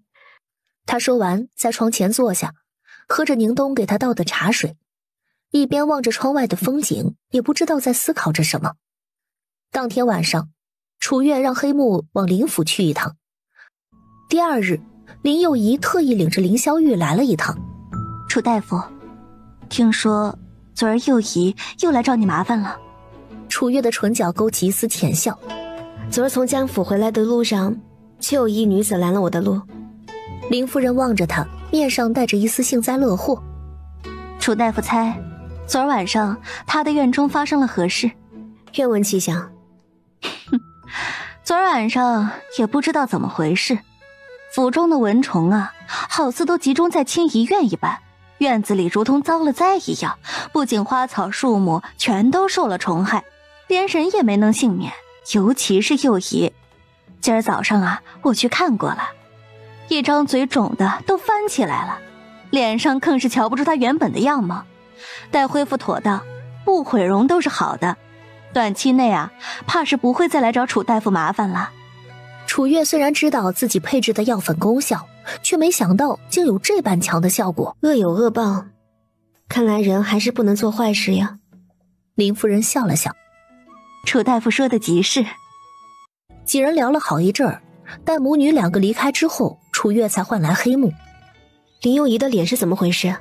黑木将长剑抱在怀中，淡声回道：属下去他院中撒粉的时候，顺带从屋顶往他的屋里撒了些，可能正好洒在他脸上了。楚月勾起唇角，你那么晚去他屋里，他该在睡觉吧？黑木不知道楚月在想什么，只是愣愣的点了点头。楚月单手托腮，人家好端端一个黄花闺女，这睡觉的模样竟被外男看了去。这要是传出去让外人听到啊，他的名声就毁了。仔细他讹上你。黑木眉头一挑，有些不大明白面前这个小丫头的脑回路。我是去害人的，不是去看她睡觉的。楚月扑哧笑出声来。我知道，你肯定不是故意的，你就是不小心将药啊洒在他脸上了。一旁的宁冬听了也捂嘴直笑。下一刻，楚月神色严肃起来。但是黑木，你这么一通操作下去，很容易让人联想到是有人故意为之。我与他的矛盾众所周知，再加上我的身份特殊，很容易让人联想到我头上的。黑木眉头紧蹙，朝着楚月微微的抱拳。属下擅作主张，给主子添麻烦了，请主子惩罚。楚月望向他，惩罚就不必了，我知道你是为我好。这次幸好还有林夫人，她在来之前已经将问题解决了，往后行事之前务必三思。黑木点头。是。因为江老夫人病情的耽搁，楚月快7月中旬才离开。回去的路上轻车简行。小姐，这天还真热，幸好江夫人给咱们送来了冰块。3伏天自是会比平常热一些。他说完，望向马车中堆得满满当当的礼物。江府此次还真是大放血了，竟送了这样多的好东西。小姐可是将江老夫人从阎王爷手里抢回来了，一条人命呢。马车一路没停，大半日的功夫终于到了家。楚月下了马车，见院门没关，带着疑惑直接跨进了院子。娘，我回来了。云翠荷从后院迎了出来，面上带着惊喜。月月回来了。娘，怎能今儿连院子都没有关呢？隔壁李省家的儿子不打算念书了，他们一家搬回了老屋。张大夫瞧着他们家那小院不错，便买下来跟咱们家后院打通了。这会儿有师傅在那边修整呢。他说完，拉着楚月的手好一通打量。1个半月不见，月月好似又长高了。听到这里，楚月满脸的愉悦。高了吗？高是高了，也瘦了。云翠荷拉着楚月问道。可是外头吃食不习惯。楚月甜甜的一笑。那是，外头的东西啊，哪有娘做的好吃。云翠荷笑着拍了拍他的手。成，娘最近啊，在张大夫的指导下学了不少新菜式，回头做给你吃啊。好。楚月随着云翠荷去了后院。师傅，您这小院布置的不错呀。张正往楚月的方向看了眼，随后满脸欣慰地望着自己的小院。那是，为了将这些药材移栽过来，为师可是花费了不少心思啊。楚月往宁冬的方向望了眼，便见宁冬抱着一个礼盒走了过来。这个礼物呢，想来师傅会喜欢。是什么东西？他接过礼盒，直接揭开了盖子。竟是医书。他拿起其中一份翻开看，只略微看了2眼，便立马将医书又合上了。他满脸诧异地望向楚月。丫头，这书是从何处来的？别人向我求医的时候送的。他说他们祖上之前有人行医，到了子孙后辈啊，就逐渐没落了。这2本医书放在他们那里起不了作用，便送给我了。你这丫头倒是会借花献佛。他将书放回礼盒，抱在怀中。那这书为师便收下了。楚月捂着嘴笑。本就是送给师傅的，师傅安心收着便是。是姐姐回来了吗？楚月听见声音，忙转身往前院走去。是我回来了。楚文竹望见楚月，展颜一笑，忙朝着他的方向飞奔过来。姐姐，可想姐姐啦？楚文竹乖巧的点头。当然想了。楚月笑着拉起了他的手。姐姐这次回来给你带了些礼物，咱瞧瞧去。听见有礼物，楚文竹一双眸子中充满了期待。谢谢姐姐。跟姐姐呢就不必说谢了。你二哥三哥如今还未休天假吗？小丫头摩挲着那套漂亮的衣裙，面上带着浅浅的笑意。已经开始休啦，最近作坊那边忙，我们空了便会跟着宋婶去那边帮帮忙。楚月点头，让宁冬将2套一模一样的笔墨纸砚放去了陆兴平、陆兴安2人的屋中。随后他将楚文竹打发回他自个儿的屋里，拿着另外一个礼盒便去了厨房。娘，云翠和笑望向楚月，咋了？我正寻思着今儿啊给你做个什么新菜式尝尝呢。楚月笑着走近他，随后从礼盒中拿了一个金镯子套在了云翠和的手腕上。娘，这个给你。望着手腕上的金镯子，云翠和心下一惊，便想将它取下来。呀，我怎么能带这样贵重的东西？我这种粗人，回头几下便将它磕碰了。楚月望着云翠和的手，娘，咱家如今条件好了，家里又有丫鬟婆子使唤着，娘平日里也可以偷偷懒的。这镯子是我特意留给娘的，您就带着。要是磕碰花了，大不了咱们融了，重新找个工匠做一个便是。那就多谢月月了。娘怎么还跟我客气上了？今儿中午娘打算做什么？你想吃什么，娘就做什么，顺便叫你宋婶过来帮帮忙。对了，娘，燕和和郑源的孩子出生了吗？云翠和抿起唇角，出生了，是个健康的男孩，取名叫义林。医馆那边呢，没找到合适的人，忙后院的事情。因为孩子乖，家里又有宋氏帮忙，燕和和郑源便主动要求搬回去那边帮忙了。楚月听了，很是为他们高兴。倒是我错过了小义林的出生了，娘可有给他们包喜带？生孩子可是大喜事，当然包了，不用月月说，这些娘啊都能想得到。那就好，家里这些琐碎的事情我也不一定能顾得上，娘可得帮我看着点呢。楚月笑得眉眼弯弯。8月刚过，上京赶考的张平夫子回来了。因为张老夫人的身体状况极好，还特意让张夫人带了礼物往家里来了一趟。楚月恭喜了一番张夫人，又留她在家里喝了一盏茶，才送她离开。也不知道星河在京城那边如何了。楚月笑着挽住了云翠荷的胳膊。张夫人方才不是带了信来吗？咱瞧瞧去。陆星河的信有2封，一封是给家里的，另一封写着楚月亲启4个字。云翠荷不由得笑了起来。这小子如今都学会区别对待了。楚月捂着嘴浅笑。娘这是吃醋了吗？云翠荷笑着睨了他一眼。娘吃你们的醋做甚？你们感情好，娘看着心里也欢喜。给家里的信上说的无疑是自己在京城一切都好，让家里不要担心云云。楚月知晓了家书的内容后，便拿着陆星河单独给自己写的那封信回了屋中。展开信封，入目的便是一张图画。楚月将画纸展开，京城繁华的模样便呈现在眼前，他满心愉悦。相公竟将京城画下来了，画得真好。入秋之后天气凉爽，张正便在他的小院中放上了一把躺椅。楚月来到院中，师傅，我想将铺子往外省开，您人脉这么广，可能为我引荐一些厉害的角色。你这丫头，明明怀揣着一身本事，家里如今也不缺衣少食的，怎的跟钻到钱眼里边似的？谁会嫌钱多呀？再说了，往后我要是有钱了，整个南园国的山珍海味，我都能想办法给师傅弄来。我知道师傅如今心如止水，但面对美食，难道也没了半点想法？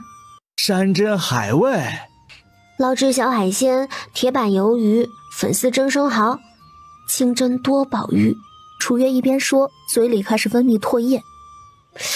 别说啊，师傅，我自个儿都想吃了。张正用力地咽了咽口水，坐起身来。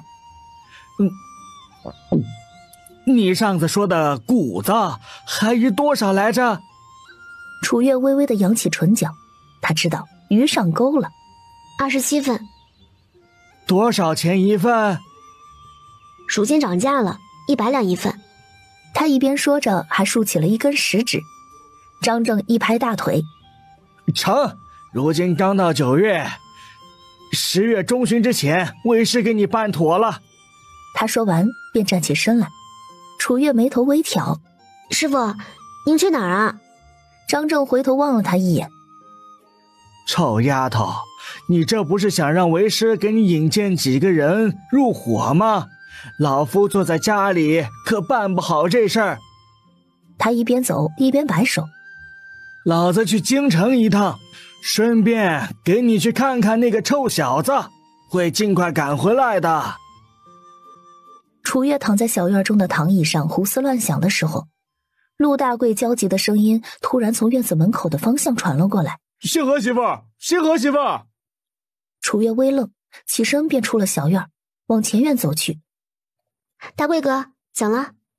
陆大贵擦了把额角的汗，上前拉着楚月的胳膊就往外跑，边跑还满脸担忧地跟楚月解释：“秋英不知道怎么回事，今儿上午在作坊里忙活，突然就晕倒了。你快随我去看看吧。”楚月赶忙挣脱陆大贵的手：“你等等，我去拿药箱。”陆大贵忙松开了手：“药箱在何处？我去帮你拿。”楚月一指屋子的方向：“偏房。”楚月随着陆大贵去了他们租住的小院子。张秋英此刻正躺在床上，整个人一动也不动的，嘴唇还带着些微的青乌之色。“大贵哥，你先将门窗敞开。”楚月先翻开张秋英的眼睛，然后搭上了她的脉搏。“星河媳妇儿，秋英究竟是怎么回事？”“她最近可有食欲不振。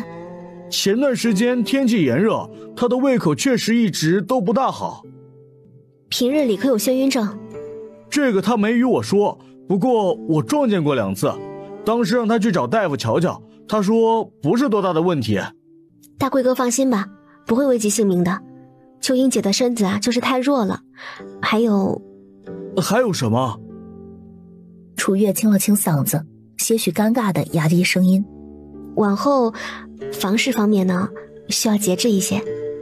秋英姐本身身子底子就差，前段时间胃口又不佳，再加上白日里作坊的事情要忙活，实在是不易于操劳。”听到这里，陆大贵也闹了个脸红，他微微的咳嗽了2声。我知道了。随后他有些不自在地望向楚月：“那他需要吃药吗？平日里都要注意些什么？”“因为秋英姐开3服药，但最根本的还是得从吃食上下功夫。回头我给她写几个食疗的方子，大贵哥往后呢，按照那个方子给她调理就行了。早些调理好才能受孕呢。”陆大贵只垂着脑袋点头：“好，那他何时能醒？”“不着急，让他休息休息，不碍事的。大贵哥可以熬点红枣粥备着，等会儿秋英姐醒过来了，可以给她吃。”“好。”楚月将药方开好，递给陆大贵：“庄子上的鸡鸭多，作坊里要是闲了，大贵哥可以去抓2只，给秋英姐补补身子，就当是我送的。”陆大贵接过楚月递来的方子，满脸的感激：“多谢星河媳妇儿。”楚月见张秋英没什么大问题，便与陆大贵告辞回家去了。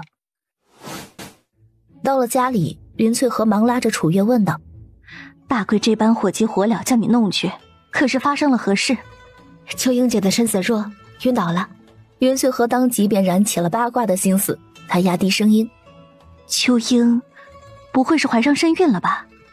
望着她满脸好奇的神情，楚月笑着摇头：“不是喜脉，目前她的身体状况其实不太适合怀孕。”云翠和眉头微挑：“怎么说呀？”“气血亏损的厉害，就是怀了也不一定保得住，哪怕保住了，孩子身体怕也是不会太好，说不定还会损耗母体，不如先养好身子，往后想怀一大把的机会呢。”“秋英从前日子不好过，也是拖得太厉害了，现下这情况，看来还得慢慢来。”“可不是，娘，小竹呢？”“她去医馆了。”“又去医馆？”袁翠和的脸上满是慈爱。这孩子闲不住，自从认得几个字之后啊，总是缠着玉芳教他看账本，他是怕你累着，想着呢早些学好本事给你分担呢。有自己的想法是好事，既然他想学的话，便让他去学吧。我之前想着他才6岁，还小，等有个7、8岁的时候，再让他去学这些东西。这孩子性子也轴，总是趁我不在，悄悄跟着宋婶去医馆。宋婶也由着他。娘也莫要操心，小猪聪明着呢，回头娘给他把关吧，找个妥帖的丫鬟跟着，好歹身边有个人，他底气也能足一些。云翠荷拍了拍他的手，成，听你的，这事儿交给娘，你顾着医馆和生意上的事情就成了。楚月乖巧的点头。好。月月如今积极了，也是个大姑娘了，出门的时候也该多注意些，莫要让人占了便宜去。人少偏僻的地方咱们也别去，危险的事情咱们也别做。娘真好，我都记着了，往后会注意的。云翠荷摸了摸他的脑袋，叹了口气。星河也不知道何时能回，委屈月月了。楚月笑着摇了摇头，不委屈，我愿意等。听着楚月的话，云翠荷的面上带着一丝欣慰。这要是星河在家呀，明后年啊，娘是不是都能抱上小孙子了？楚月小脸一红，娘，您在说什么呢？如果暂且没有这个计划的话，月月呢就当娘在瞎说。月月在家里歇一会儿，娘去小竹林喂鸡喂鸭去了啊。望着云翠荷离开的背影，楚月眸子中闪过憧憬。孩子，熟悉又陌生的字眼，他和相公的孩子会长成什么样呢？会和相公一样好看吗？第二天，云翠荷便从牙行领回来了一个9岁的小丫头，名喜儿。儿，往后你便跟着小竹吧，什么该做，什么不该做，你可明白？奴婢明白，往后跟在小竹小姐身后，定会照顾好她。楚月点头，便让小竹将她领出去了。去师傅的院子给各种的药材浇水施肥了一遍，楚月便去了医馆。陆玉芳见着他，忙笑着打招呼：月月，你都好几日没来了，做什么去了？楚月笑着上前：医馆如今有你和朱大夫盯着，我闲来无事，正好在家里看看书。陆玉芳小嘴撅起：你倒是会多懒。咱们医馆最近生意怎样？陆玉芳边在柜台后面整理药材边说道：咱医馆有你的名头在，生意自是不会差，每天都有慕名而来的病人找你。楚月点了点头，在柜台前拨弄着算盘。这几日疑难杂症多不多呀？陆玉芳脑海里回忆了这几天的病人，望向楚月：有3位病人约好了今儿上午来，这几日你可别想跑，每天都有找你看诊的病人。楚月无奈地摇了摇头：成，这几日我便勤快些往医馆跑，待这几日忙完了，我还得往省城去一趟呢。去省城做什么？给江老夫人复诊呢。她不是已经好了吗？是好了，还得观察观察，入秋之后没有复发，就不必再去了。月月，你可真厉害，连太医院的太医都束手无策的病情，你居然能治好。两人正聊着，一辆马车在外头停了下来。下一刻，从马车上抬下来一副布鱼，布鱼上躺着一个身材消瘦的男人。王顺赶忙上前帮忙，领着众人进了医馆。楚大夫，这位病人的随从说之前约了您看诊，您快来瞧瞧。楚月走近：病因为何？跟着男人一起来的下人赶忙朝着楚月抱拳：楚大夫，可否借一步说话？楚月点头，朝着楼上做了个请的手势。上头有床位可供这位公子休息，不如去楼上吧。行。楚月朝着后院喊道：郑源，你来帮忙。郑源听见声音，忙从后院跑了出来，在望见布鱼上的男人时，面上闪过惊讶：公子，怎么会是你？布鱼上的男人正是故去的3品云辉将军的独子，他从前的小主子杨世昭。只是因为右边面部做不出表情，虽然激动却说不出话来。楚月见状，在一旁搭言：先将人抬上楼吧。几人点头，弃了布鱼，直接将杨世昭抬上了楼上，放在其中的一个小房子的床上。他拉着随从出了小房子，压低声音将心底的疑惑问了出来：佑安，公子为何变成这样？之前战场上到底发生了何事？你和公子是靠什么维持到现在的？佑安没有立即回答，而是往楚月的方向望了眼，欲言又止。郑源见状，忙说道：“你放心，将军救我于水火，又待我恩重如山。我如今人虽不在将军府，却也绝不会背叛了将军去。”他又往楚月的方向望了眼。而楚大夫是我如今的主子，将军的事我之前也有与他提及，你不必防着他。再说了，大夫治病总得知道病人的病因，楚大夫是值得信任的大夫。佑安叹了口气，娓娓道来：5年前14岁的公子随着将军上战场，当时战况极好，原本是大胜的结局，但不知为何战争到了尾声，突然冲出来一拨人，不管是敌是友，便一通乱杀，最终将军中箭，因体力不支而命丧沙场。公子也从战马跌落重伤，奄奄一息。后来虽被我们悄悄救回，捡回了一条命，但整个身体右侧偏瘫，如今口不能言，视物模糊，身体状况也愈发的差了。这些年我们隐姓埋名，躲躲藏藏，也找了许多大夫给公子医治，但效果都不明显。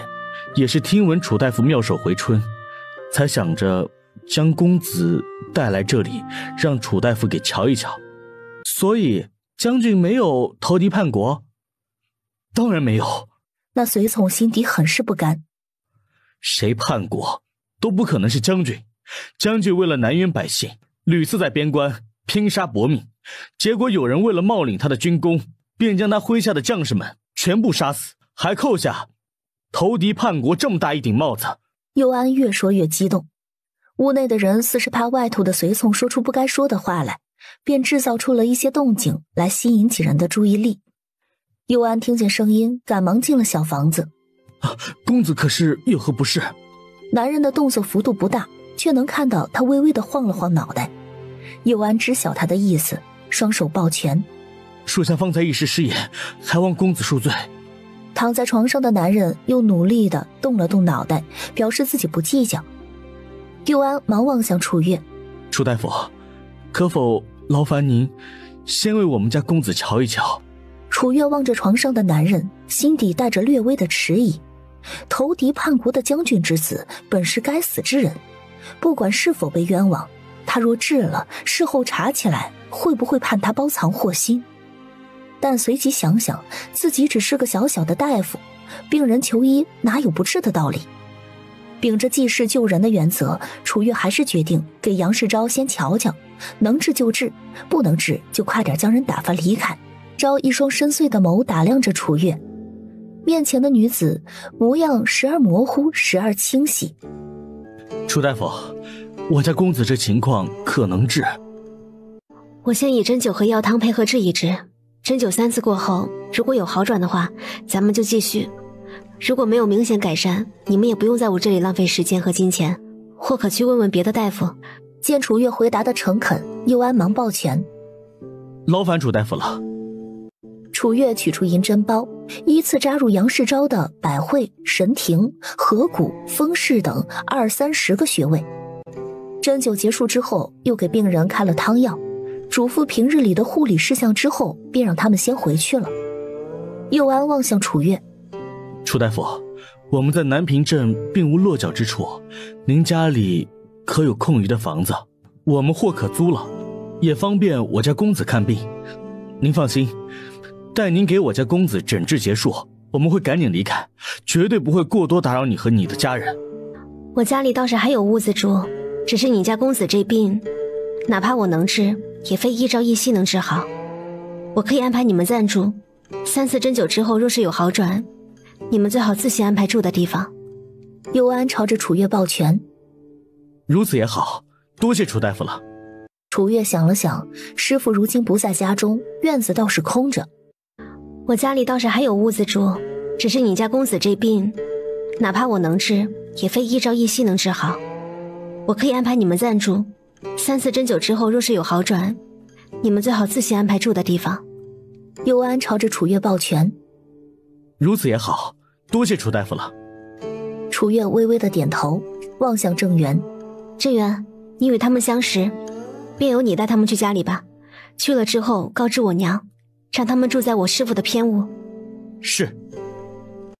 下午回到家中，楚月透过小院的门缝往里头瞥一眼，便见杨世昭正躺在树下的躺椅上，似是察觉有人透过门缝看他，左边能动的那只手微微动了动手指头。楚月推开门进了院中。上午针灸过后，右边身体如今可还麻？杨世昭神情微动，然而喉咙中只是发出了呵呵的几声，却没有真正的说出声音来。不过楚月却也明白了他的意思。不用着急，你今日才第1天，只要往后1天比1天好就行了。一旁的佑安忙笑着说道。虽然初次针灸还看不出太明显的效果，但我家公子今日的状态好似好了些。好生照顾你家公子，有什么事情可以去前院寻我。楚月望了眼院中的药田，这些植物都是我师父种的，其中一些有剧毒，你们仔细着些，莫要触碰了。我们上午进门的时候，陆夫人已经吩咐过了。楚月说完，又往杨世昭的方向望了眼。小的叫佑安，我家主子对外叫阿朝，楚大夫往后可以这样称呼我们。我知道了。阿昭，我先回屋了。说完，微微的颔首离开了小院。佑安见楚月离开，低头望向杨世昭。公子，楚大夫心善，收留几日，我们暂且住着，待公子3次针灸后有改善，属下再去找住处可好？杨世昭眼神微动，表示同意。这些年，佑安一直贴身照顾，杨世昭一个眼神他便能知晓其中的意思。佑安说完便去了屋后熬药。杨世昭双目定定地望着头顶的天，神情莫测。杨世昭的针灸每2日1次，第2次针灸过后，他原本僵住的右眼的瞳孔居然能微微地移动了。多谢楚大夫，多谢楚大夫。楚月见状忙扶住了他。佑安，你不必跪我，说到底我也不过是收钱办事，如今阿昭的病情才刚见起色，你好生照顾着，汤药也要按时给他吃才是，两者相辅相成才能好得更快。是。谢。杨世昭望着楚月，喉咙艰难地吐出了一个音。公子，您能发出声音了。佑安兴奋地说道。楚月也很为他开心，他展颜一笑，面露欣慰。看来阿昭恢复的比我想象当中要好。他望向一旁的佑安，接下来一段时间可以多引导你家主子说说话，有助于他快速恢复语言能力。好，小的记着了。楚月收拾好自己的东西之后，便离开了这个小院，回了自己的屋子。自从知道自家住着一个病人，陆兴平在家的时候，总会因为好奇心跑去后院偷看。见佑安不在院中，他还会走进去看一看躺椅上的病人长得什么模样。陡然见他睁开眼睛，陆兴平吓得一屁股跌坐在地上。谁？陆兴平从地上爬起来，拍了拍屁股。这里是我家，你说我是谁？杨世昭松了口气，重新闭上了眼。我叫陆兴平，你叫什么？杨世昭仍旧紧闭着双眼，没有理会他。你怎么不说话呀？你总躺在这里是不能动吗？你不会无聊吗？你要是不说话，你听我说可好？他睁开眼望向陆兴平，眼瞳微微的转动。好。你在治疗之前能说话吗？杨世昭微微的晃动脑袋。陆兴平满脸的惊奇。我大嫂还真是厉害，这么难治疗的病症都难不倒她，她肯定是药神娘娘转世。杨世昭眼神微动。大嫂，楚大夫成亲了，可他看着年纪并不大，怎地就成亲了？大嫂？对啊。陆兴平望着他，笑得一脸的天真。给你治病的就是我大嫂啊，我大哥的媳妇儿。见杨世昭的面上带着疑惑，陆兴平也没耐心等他将想问的话憋出来，便自顾自地说道：我大嫂就是我们家的福星，自从她嫁给我大哥之后，我们家的日子越过越好了。唉，就是可惜了我大哥去了京城拜夫子念书，要是在家就好了。我大嫂日日在外头跑，真怕她被登徒子惦记。想了想，他又摇了摇头。不过我大哥大嫂感情这样好，我哥又这样优秀，想来他也不会这般容易看上别人。陆星平说完，抬头望了望天。哎，我不跟你说了，我得去练功了，我还得日日跟我师傅学功夫呢，很忙的。等我有空了再来找你聊天。说完，拍拍屁股就跑远了。杨世昭望着陆星平离开的背影，回想起他刚才说的那番话，练功夫。刚从后院端着药过来的佑安见杨世昭面色惨白，一副气都喘不顺的模样，忙将药碗放下。公子，您这是怎么了？慌乱之下，他赶忙往前院跑去。楚大夫，楚大夫，麻烦你来看看我家公子，他有点不太对劲。屋内，楚月听见动静，赶忙站起身来。他跑出院外。家公子怎么了？我刚熬完药，就见他一副喘不过气的模样。佑安领着楚月便往后院跑，正在前院练功夫的陆星平满脸疑惑地望着两人离开的方向，伸手抓了抓自己的小脑袋，小声地嘀咕：刚才回来的时候他不是还好好的吗？怎么这么一小会儿就不行了？他的身旁，陆星安淡淡地瞟了他一眼。师傅说了，练功要专心，瞧你这三心二意的模样，还能好好学吗？不是他想多管，实在是陆星平让他有些头痛。陆星安，我才是你哥，我比你先出生呢，你少管我。陆星安扫了他一眼，语气中带着一丝嘲讽。你人是先出生，但娘生你的时候肯定把你脑子落下了。一直陪着两人练功的楚文竹扑哧笑出声来，二哥三哥每天都要拌嘴无数次，家里有了这俩人可有意思了。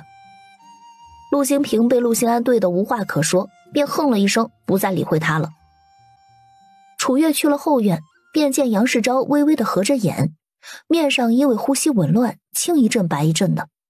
他赶忙上前抚着他的胸口给他顺气。杨世昭终于缓过气来，他望着楚月，面上带着一丝感激。谢谢。呀，能说出2个字来了？刚才发生何事了？怎么突然呼吸急促了？佑安抹了把额头上的汗。小的不知，小的之前在后院煎药。杨世昭望着两人，许久才从喉咙中挤出来几个字：想到从前。楚月面上带着了然。往事已成定局，多想无益。眼下将身体调理好比什么都重要。无论你往后想做什么，好身体都是你最大的底气。杨世昭低了低下巴，似是在点头一般，认可了楚月的话。第二天，楚月给杨世昭进行第3次针灸。这次针灸之后，杨世昭的右手手指明显的动了动。佑安望向楚月，双手抱拳：楚大夫，我家公子如今情况既有好转，接下来肯定还得麻烦楚大夫一些时日。今日我便抽空去周围找找院子，待搬走之后，下次针灸可否劳烦楚大夫上门出诊？只要不太远，自然可以的。不会太远，我就在这附近找一找。这些时日，多谢楚大夫了。这天，陆星平去了后院。我听说你要搬走了。杨世昭嗯了一声。为何要搬走？这里住着不习惯吗？不是。陆星平撅起嘴。那为何还要搬走？不想麻烦你们。会不会搬到很远的地方去？往后我还能再见到你吗？就在这时，佑安端着药从后院走了出来，听到陆星平的话，笑着说道：我们不会搬得太远，就在附近找院子，好方便楚大夫给我家公子诊病。陆星平望着佑安：可是已经找好了？还没有，今儿在附近转了转，没看到合适的，明儿还得接着找呢。陆星平点了点头。你们想要找个什么样的院子可以告诉我，回头我留意一下。我们这处院子距离书院近，院子不大好找，到时候问问我同窗，要是有合适的，我便来告诉你们。院子不需要太大，价钱最好能实惠些，能1个月一付最好。陆星平将佑安的要求记在心底，又与杨世昭聊了2句，便离开了。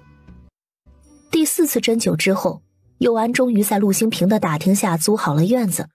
自从主仆两个搬离之后，陆星平每日去学堂都会比陆星安早走1刻钟，回来也会比他晚1刻钟。这几日，你和星平怎的都不一起回来了？他做什么去了？正在看书的陆星安淡声回道：“许是玩去了，娘也不用担心他。星平虽然跳脱，好歹还知道分寸，不会有事的。”袁翠和点了点头。回头啊，你盯着一点星平，莫要让他遇上歹人学坏了。陆星安说了声好，便继续看起了手中的书。袁翠和又往门口的方向望了眼，摇着头说道：“这孩子总不让人省心。”就在楚月躺在榻上看画本的时候，宁冬突然进了屋里。“小姐，沈小姐来了。”“快叫她进来，顺便备上茶点。”“是。”宁冬俯身便出了屋。没一会儿，沈之雪领着荷香来了。妹妹可真会享受，如今南平镇上的人都知道病了就往新月医馆跑，回春堂都快关门了。回春堂要关门了？什么时候的事？就最近吧，我也是听人说的。没等楚月招呼，沈之雪自顾自地在他对面坐下。我倒是没有留意回春堂的动静。楚月给沈之雪倒了杯茶。不过他们关不关门与我也没什么关系，我又不怕他们。沈之雪捂嘴一笑。妹妹有所不知，回春堂背后的东家啊，其实大有来头。也幸好南平镇只是一个镇子，又有妹妹这么一号厉害的人物在，他们自知拼不过妹妹的医术，便及时止损，否则啊，难免会产生一些摩擦。月抬眸，丫好似对回春堂很了解。沈之雪端起茶杯吹了吹。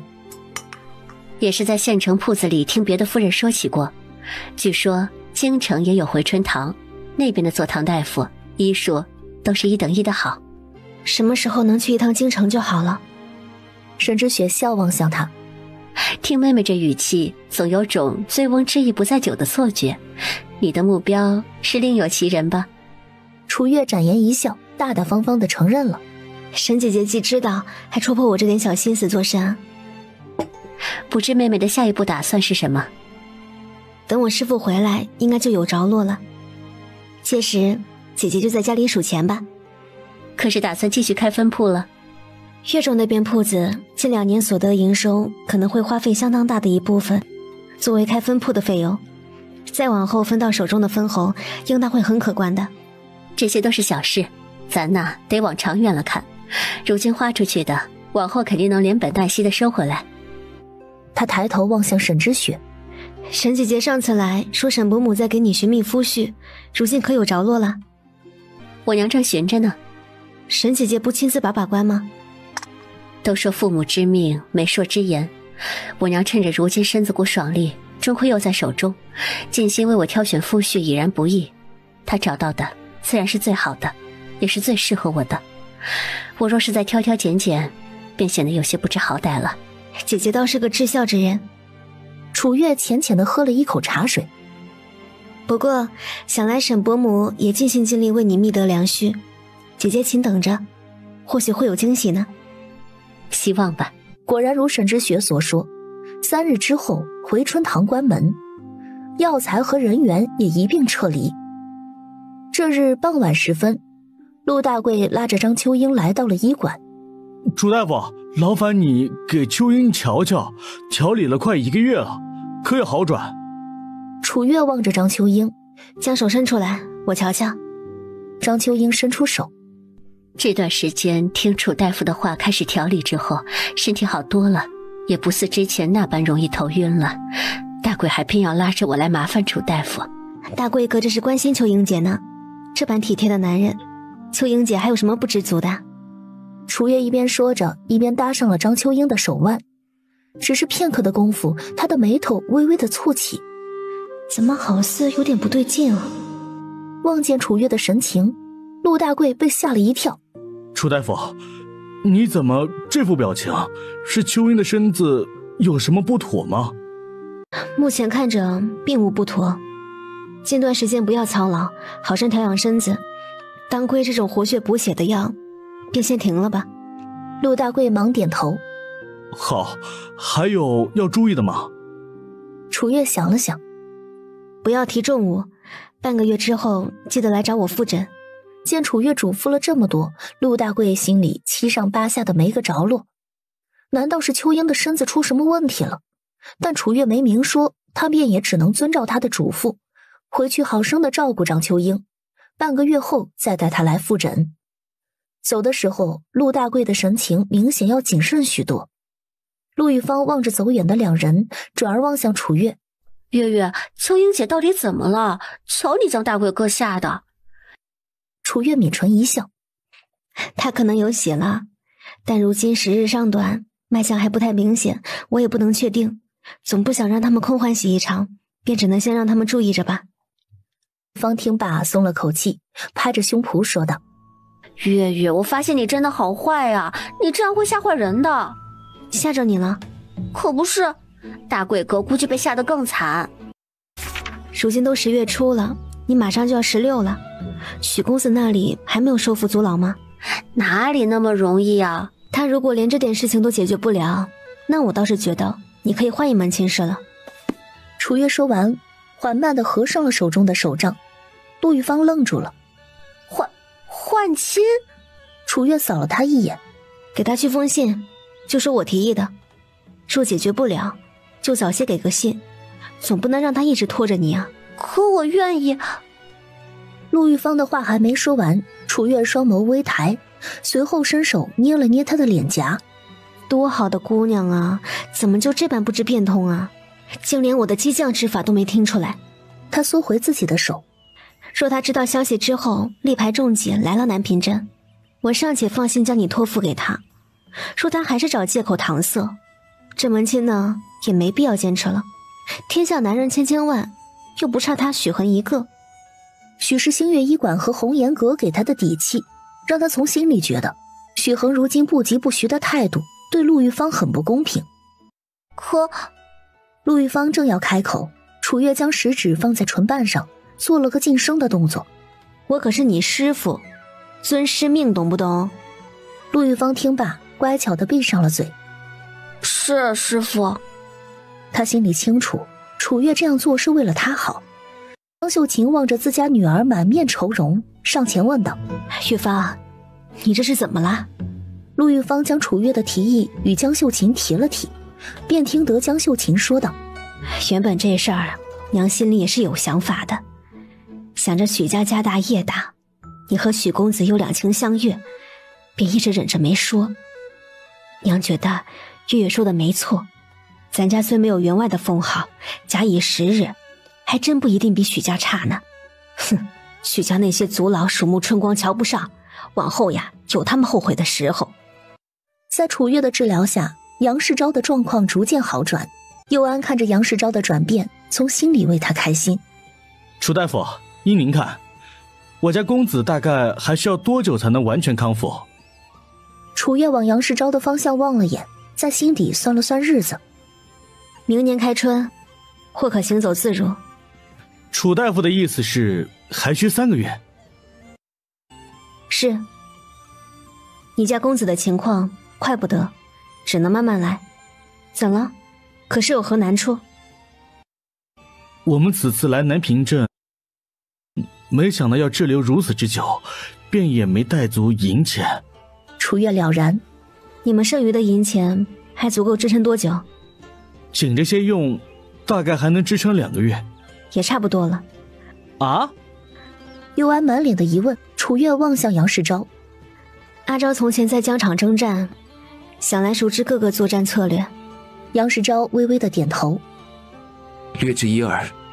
我知道近些日子兴平常来麻烦阿昭，他念书一塌糊涂，但练功天赋却了得。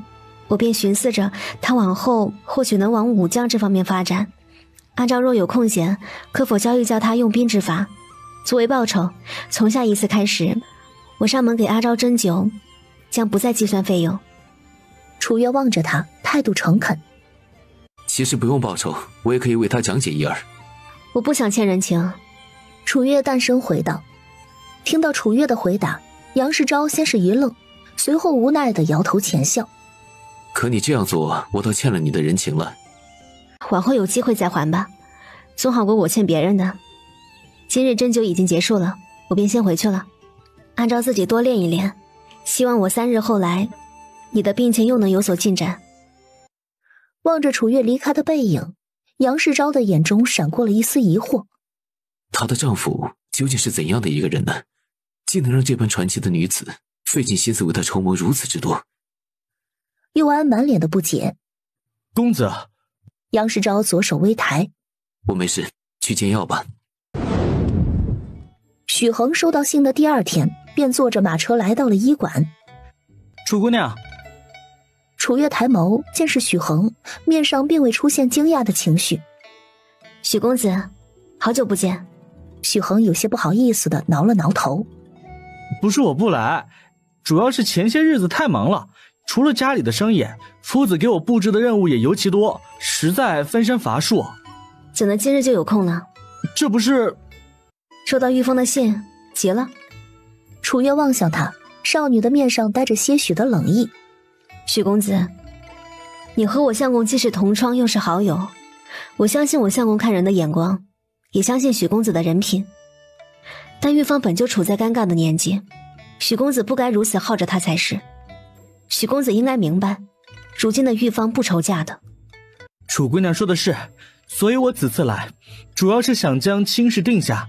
我娘已经备好了彩礼，前往伯父伯母处了。楚月心底带着喜意，只是面上不显。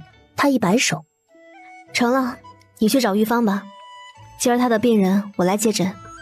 许恒听罢，双手抱拳，多谢。说完便赶忙去了陆玉芳的看诊台，说了几句话便将她带走了。楚月来到陆玉芳的看诊台坐下，望着远去的2人，笑着摇了摇头。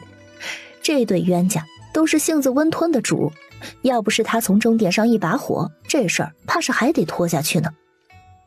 见许夫人带着林林总总10几箱的彩礼来提亲，陆守成夫妻俩喜笑颜开。但在得知许家族老同意许恒娶陆玉芳的条件时，江秀琴的面上却还是闪过不容忽视的怒意。玉芳能不能入许家族谱我并不在乎，但如今许家族老竟公然将这个条件列出来，显然是瞧不起我们家，瞧不起玉芳。既如此，恕我不能答应这场婚事。陆守成也点头说道：许夫人，我们家女儿不是非得嫁去许家。陆玉芳和许恒刚到门口，便听到了2人的声音。娘，怎么回事？你不是说族老同意了吗？许恒望着许夫人问道。许夫人的面上闪过无奈。是同意了，但提出的要求却是陆姑娘嫁入许家之后不入族谱。陆玉芳默默地回到了父母的身边。既如此，许夫人和许公子便请回吧。之前是我不知天高地厚高攀了，如有打扰，实在抱歉。说完，他强忍着心底的委屈，朝着2人微微的俯身。如果我不是许家人，我一无所有，你还愿意嫁给我吗？陆玉芳抬眸。原本一开始，我就是碍于我们俩之间的身份悬殊，故意远离你。如果可以，我宁愿你只是寻常人家的子女，但你不是。我知道了。许恒望向许夫人，朝着她直挺挺地跪了下来。娘，请恕孩儿不孝，还请娘帮我带句话给许家族老，许恒自动脱离许家，从此不再是许家人，还请族老将我从族谱上剔除。许夫人满脸惊讶地张开了嘴。恒儿，许恒再次说道：我意已决，还请娘成全。待反应过来，许夫人非但没生气，反而满脸欣慰地将她扶了起来。我的恒儿长大了，有自己的担当了，不再是那个受家族摆布的木偶了，娘很为你开心。她望着许恒，浅笑着说道：既然如此，脱离便脱离吧，大不了娘陪你一起搬回南平镇来。许恒神色一动，面上带着内疚。娘，许夫人摆了摆手，娘也受够那些道貌岸然的老家伙了，许家也早已不是从前单纯的许家了。各位族老都想当老大，你爹处在如今的位置上，实际上也是尴尬的很。我和你爹呀，就你这么一个孩子，你都脱离许家了，我和你爹留在族中还有什么意思？迟早的事情罢了。转而又望向陆守成和江秀琴。两位亲家，刚才关于入族谱的话我收回，若没有许家族老的干涉，不知你们可还愿意同意这门亲事？爹娘做主便是。许恒都已经做到这个份上了，甘愿为了他脱离许家了，他还有什么理由退缩？陆守成哈哈一笑，亲家母女婿快进来坐。由于陆玉芳即将16，双方一合计，便将婚事定在了第2年的开春。楚月得知这一结果，满脸的赞赏。许公子从前一直是温温吞吞的性子，却不知他竟也有如此干脆的时候。兔子急了还能咬人呢。如今你们的婚事已经定下了，你就安安心心的等婚期吧。许公子下了这么大的决心，往后呀，好生与他过日子便是。那是自然。终于熬过了艰难的15日，当天早上，陆大贵便带着张秋英来到了医馆。楚大夫，你快给秋英瞧瞧，她好些没有？楚月笑着让张秋英伸出手，并搭上了她的手腕。片刻之后，他勾起唇角。恭喜了。恭喜。楚月点头，望着他说道：大贵哥又要当爹了，可不就是恭喜了吗？可之前星河媳妇不是说张秋英的身体太虚弱，不太适合怀孕吗？大贵哥不必担心，调理了2个月，秋英姐的身子比起之前要好了不少。只是如今怀孕，万事还得小心，尤其是前3个月。陆大贵忙点头。可要卧床？如果身体没有不适感，不必刻意卧床的。楚月说完，写了份保胎的药方交给了陆大贵。这是保胎药，先从医馆中拿几副药回去喝着吧，有任何问题都可以来寻我，最近我都不会离开南平镇的，不是在医馆就是在家里。好，我记着了。张秋英终于从自己怀孕的这个消息中回过神来，她低头望着自己仍旧平坦的小腹，有些难以置信地望向楚月。楚大夫，这是真的吗？楚月肯定地说道。自然是真的，上次月份前我不大确定，所以才叫大贵哥仔细着你身子，往后秋英姐自个儿也要多注意了。听到这话，张秋英面露喜悦。真好。她和大贵这些日子的耕耘终于有了一个结果。楚月望着张秋英满脸幸福的模样，也很是为他们开心。秋英姐，作坊那边的事情虽是你在负责，也要量力而行，若是有必要的话，可以培养1、2个帮手帮你一起管着作坊的事情，不必事事躬亲的。张秋英忙应道。好，我记着了，多谢楚大夫为我筹划。陆大贵拿了些药，便一把将张秋英从座位上横抱了起来，朝着楚月说道：星河媳妇儿，我们先回作坊了。说完便转身出了医馆。眼见着陆大贵抱着张秋英离开，楚月的面上满是笑意。真是好呀。望见楚月的眼神，陆玉芳突然凑近了他。月月，别羡慕，你和我哥已经很幸福了。楚月笑着摇头。没有羡慕，我是在为他们感到高兴。大贵哥和秋英姐好不容易走到一起，如今有了2个人的结晶，挺不容易的。就在这时，医馆外响起了一道声音：乖徒儿，为师离开这么久，有没有想师傅？楚月抬眸望向屋外，在望见张正时，脸上满是喜悦。师傅回来啦。张正进了医馆，将背上的包袱取了下来。喏，这是你想要的东西。楚月闻言将包袱打开，里头有一个小盒子，还有4份契书。契书上的署名有顾显玉、千羽、顾景焕、秦飞兰，总共分走了20份谷子，每人5份。千羽他不陌生，自己之前救治过的一个身份不简单的小男孩，后面赈灾还有过交集。顾显玉、顾景焕和秦飞兰这3个名字他却从未听过。师傅，这几个人就行了吗？张正笑嘻嘻地交出了另一份契书。再加上为师这一份，保管你在南渊国的铺子横着开，都没人敢动你。楚月有些惊讶地拿起了张正的契书，师傅居然也给自己添了2份谷子。打开了包袱中的那个小盒子，盒子里放着1沓崭新的银票，粗略地加了一下数目，竟有22000两之多。他面露惊讶：“师傅，怎会这样多？不是100两一份谷子吗？100两一份，师傅卖出去的22份谷子，难道不是2200两吗？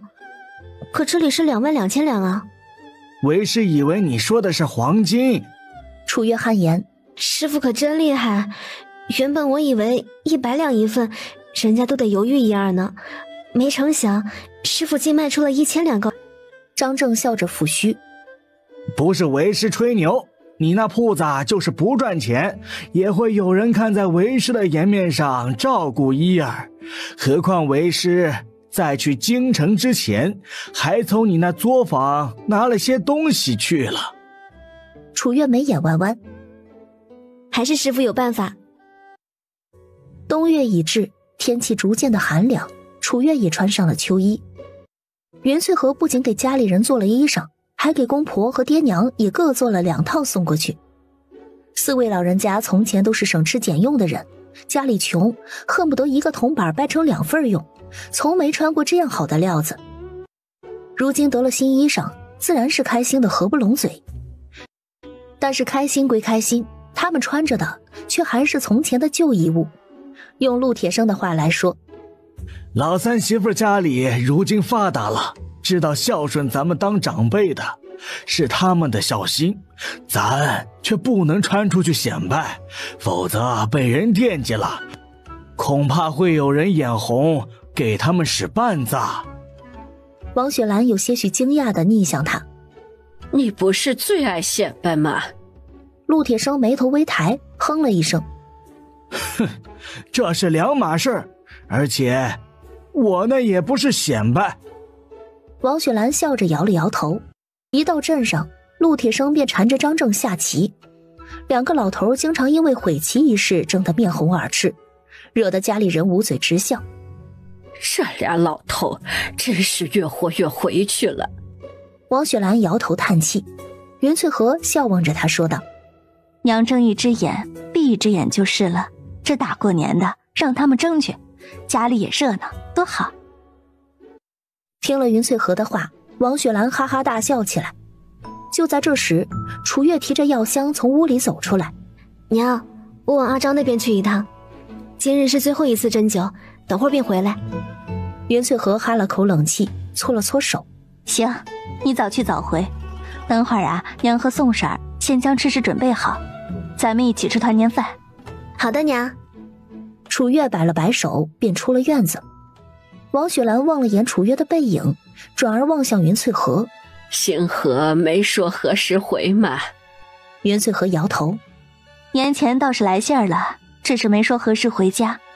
京城那样远，一时半刻的，他怕是回不来了。”我瞧这月丫头如今的身架子，倒是长得有模有样了。俩人还没同房吧？他一边说着，一边望向云翠和。云翠和叹了口气：“许是还没吧。星河走之前，我还跟他说了，等月月及急了，给他们俩简单办个仪式，便将房圆了。他说他要去京城，等不到月月及急，这事儿便搁置了。”王雪兰拍了拍他的手：“等星河回来，你这个当娘的可得上点心，也差不多到年纪了。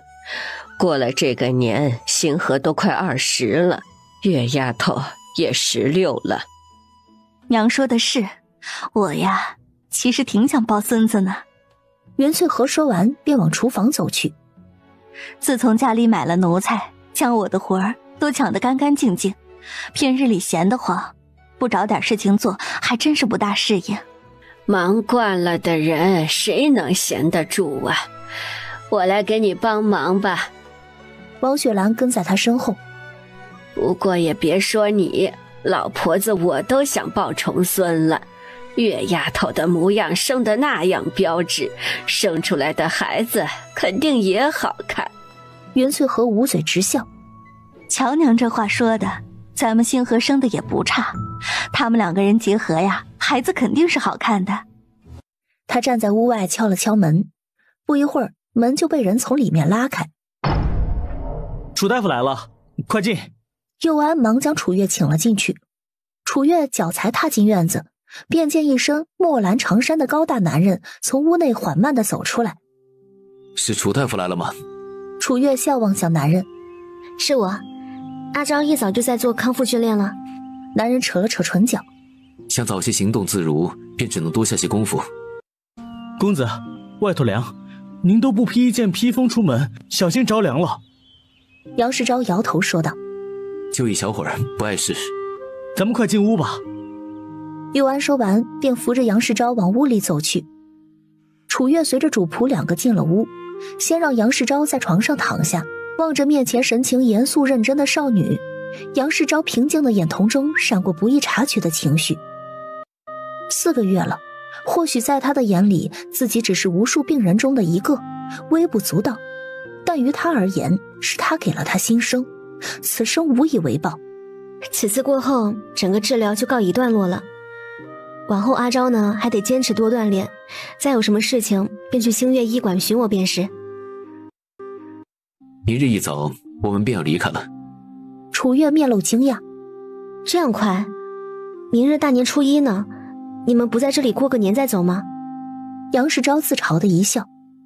过年是一家人团聚的日子，我这种孤家寡人过这种节日，徒增烦恼罢了。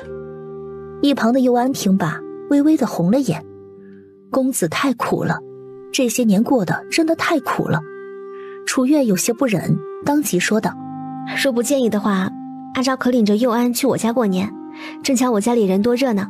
不麻烦楚大夫了，多谢。楚月见状便也没有强求，那便祝阿昭一路顺风，事事得偿所愿。多谢。杨世昭收起了面上的笑容。从今往后，恐怕再没有机会与楚大夫相见了吧。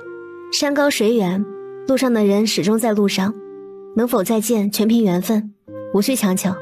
楚月将自己的银针包收好，望了眼屋外的天。我该回了，家里恐怕在等我吃团年饭了。杨世昭在佑安的搀扶下站起身，朝着楚月拱手作揖。楚大夫慢走，后会有期。楚月回了一礼，后会有期。说完便转身离开了屋里。杨世昭望着楚月的背影，久久未回过神来。佑安送楚月出了院门，回到杨世昭身边的时候，眼中闪过了一丝心疼。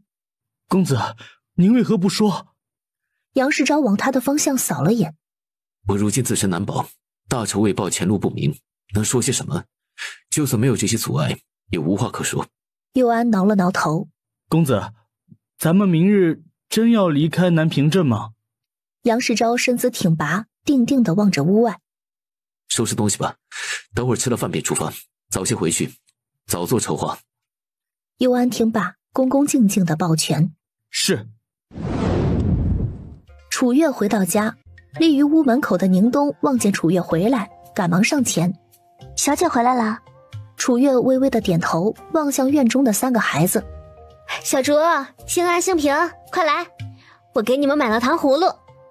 云翠和、王雪兰和宋婶儿在厨房里忙活着。娘，菜都好了吗？云翠和听见声音，笑着回道：月月回来了，饭菜都好了，快去偏院将你爷和师傅叫来，咱们准备开饭了。好。楚月到后院的时候，陆铁生和张正正在屋里下棋，屋里燃着炭盆，很是暖和。爷，师傅，吃饭了。听见声音，陆铁生赶忙将身前的棋子往中间一推。吃饭吃饭，不玩了。张正见状，满脸的怒意。你这老不死的，你马上都要输了，又开始耍赖。陆铁生站起身来，半点也不肯服输。我才没有耍赖，没听我孙媳妇儿喊吃饭吗？张正指着他。你就是耍赖，明明只有一步，你就没棋下了。陆铁生眉头一挑。谁说的？没到最后，谁输谁赢还不一定呢。见两人吵得不可开交，楚月额角突突，感情因为自己这一声叫，两人有意的小船就翻了。爷，师傅，咱有话好好说嘛，没必要为这么点小事吵闹，不是？见俩老头各自不理会对方，楚月抿了抿唇。爷，我昨儿晚上啊，将之前酿制的桃花酿挖出来了，可香了，就在饭桌上放着呢。陆铁生听罢，眼神儿都亮了。哈哈哈！看来今日有口福了。他说完，拍拍屁股便出了小院，往厨房的方向去了。楚月转而又上前拉住了自己师傅的胳膊，摇晃道：“师傅，你不是想吃海鲜吗？我托人从南方啊带了个新鲜生蚝，如今还在冰水里镇着呢。等师傅消食了，我给你开个小灶，做一份烤生蚝尝尝，可好？”烤生蚝？对，烤生蚝。张正咂巴咂巴嘴儿，不能给陆老头吃。楚月憋着笑，小声说道：“行，听师傅的，咱偷偷吃，偷偷吃。”走，咱吃团年饭去。楚月长出一口气，这俩老头可真难哄，越老越幼稚了，是怎么回事？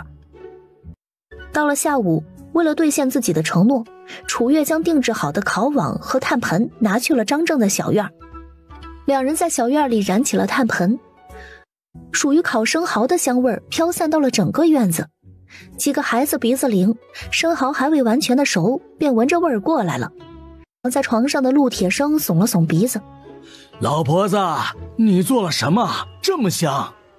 王雪兰往床上一瞟，埋汰道：“就你鼻子灵，你孙媳妇正在张大夫的小院里捣鼓新鲜玩意儿呢。”陆铁生叹了口气，突然从床上坐了起来：“新玩意儿？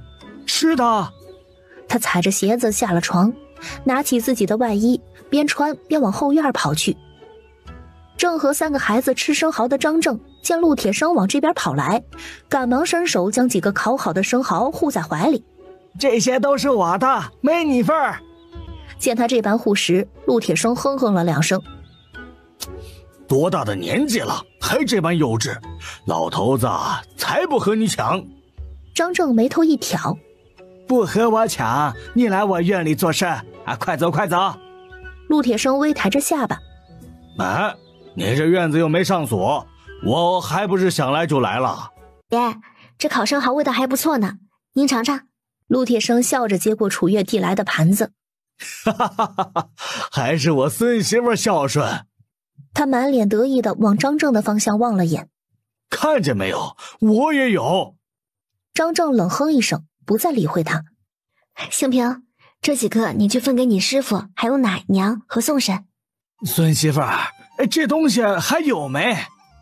楚月耸肩：“没了。”陆铁生眉头一挑，意犹未尽地说道：“刚才吃的太急，还没尝着味儿呢，这就没了。”张正望着他那模样，哈哈大笑起来：“瞧你牛角牡丹的模样，这烤生蚝给你吃，简直是暴殄天物。”见张正身前还有三个，陆铁生酸道：“就知道吃独食，吃那么多也不怕坏了肚子。”张正满脸自信：“老夫行医多年，什么能吃什么不能吃清楚得很，这么几个还吃不坏我的肚子。”“爷，这次不确定生蚝从南方运送到咱们这儿会不会坏掉，并没有多买。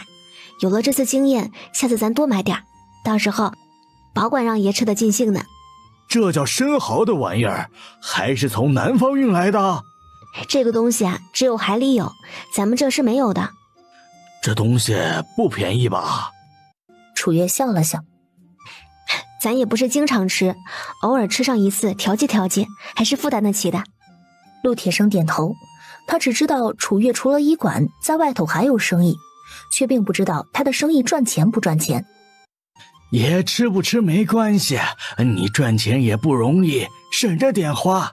你还得养铺子里这么多人，柴米油盐都不便宜呢。”楚月知道陆铁生是为他着想，便也只是点头应和着。从后院回到屋中，楚月开始翻看着昨晚间陆大贵送来的5本总账簿。今日给杨世钊斟酒回家之后，院中热闹的一幕幕在脑海里闪过。片刻之后，一副热闹的院中闹景跃然纸上。楚月勾起唇角，拿起面前的纸吹了吹，待完全干透，便取了一张黄色的折纸，折成了信封。将画纸折成合适的大小装入其中。宁东，你将这封信送去驿站。宁东听见声音进了屋子，拿过楚月递过来的信便出门去了。望着宁东离开的背影，楚月的面上闪过缅怀。京城某处小院中，阿吉从外面提了个食盒进了院子，来到陆星河的面前说道：主子，袁夫人说您没去袁府团年，便让下人送了点吃食过来。陆星河淡漠的眸瞥了眼阿吉手里的食盒，神情中带着不明的情绪。我不饿，你吃吧。阿吉愣了愣，主子可是想家了？听到这里，陆星河收回了思绪。之前让你送去驿站的信，家里该收到了吧？月初便送去驿站了，依着京城到家里的路程，如今该是早就收到了。阿吉忙回道。陆星河嗯了一声，将情绪隐压在心底。接下来一段时间都不必往家里寄信了。阿吉眉头微扬，为何呀？可是因为……陆星河抬了抬手。如今月月的生意有京城几个大人物保驾护航，假以时日，若牵扯利益巨大，别人就想动他，都得三思而后行。可既然我爹的事情查出了些眉目，如今我自己都需要装傻充愣，蛰伏在京城暗中调查筹谋。我和他的关系越迟暴露越好，以免生出事端，被仇家拿捏了我的软肋。陆星河抬眸望向阿吉。阿吉，我知你是个稳妥的人，如今你我二人一荣俱荣，一损俱损，往后什么该说，什么不该说，你可明白？阿吉的面露谨慎，满脸认真地朝着陆星河作揖行礼。阿吉明白。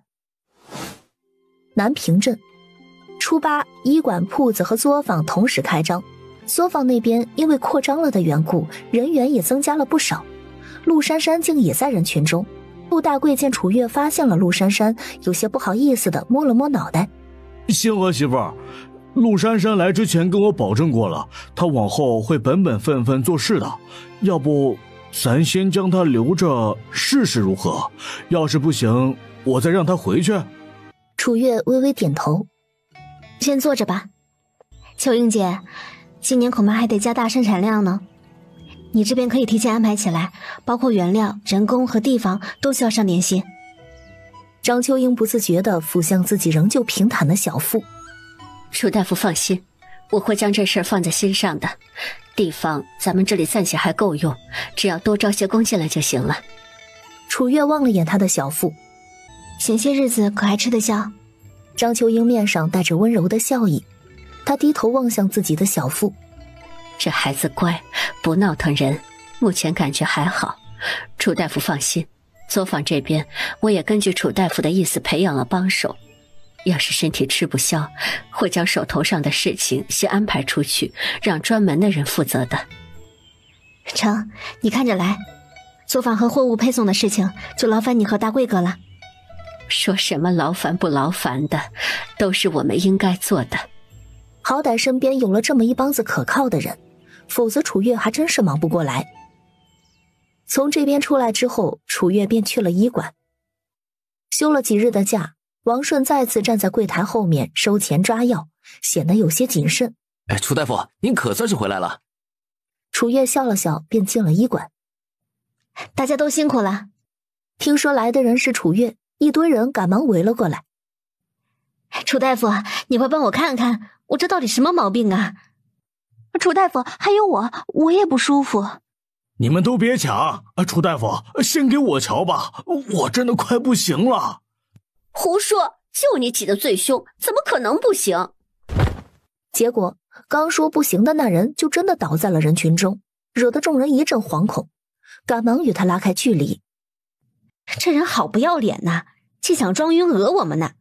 楚大夫，你可得给我们作证啊，我们什么都没做呢。是啊，楚大夫，我们啥也没做呀。楚月望着那人，只觉得脸色有些不大对劲。宁东，快将我的银针拿来。是。宁东赶忙从药箱中翻出了楚月的银针包，打开递了过去。小姐，银针。楚月的速度极快，熟练而又迅速地从银针包中抽出银针，便扎入了病人的涌泉、风府、百会、太阳、风池、下关、连拳等穴位进行斜向点刺。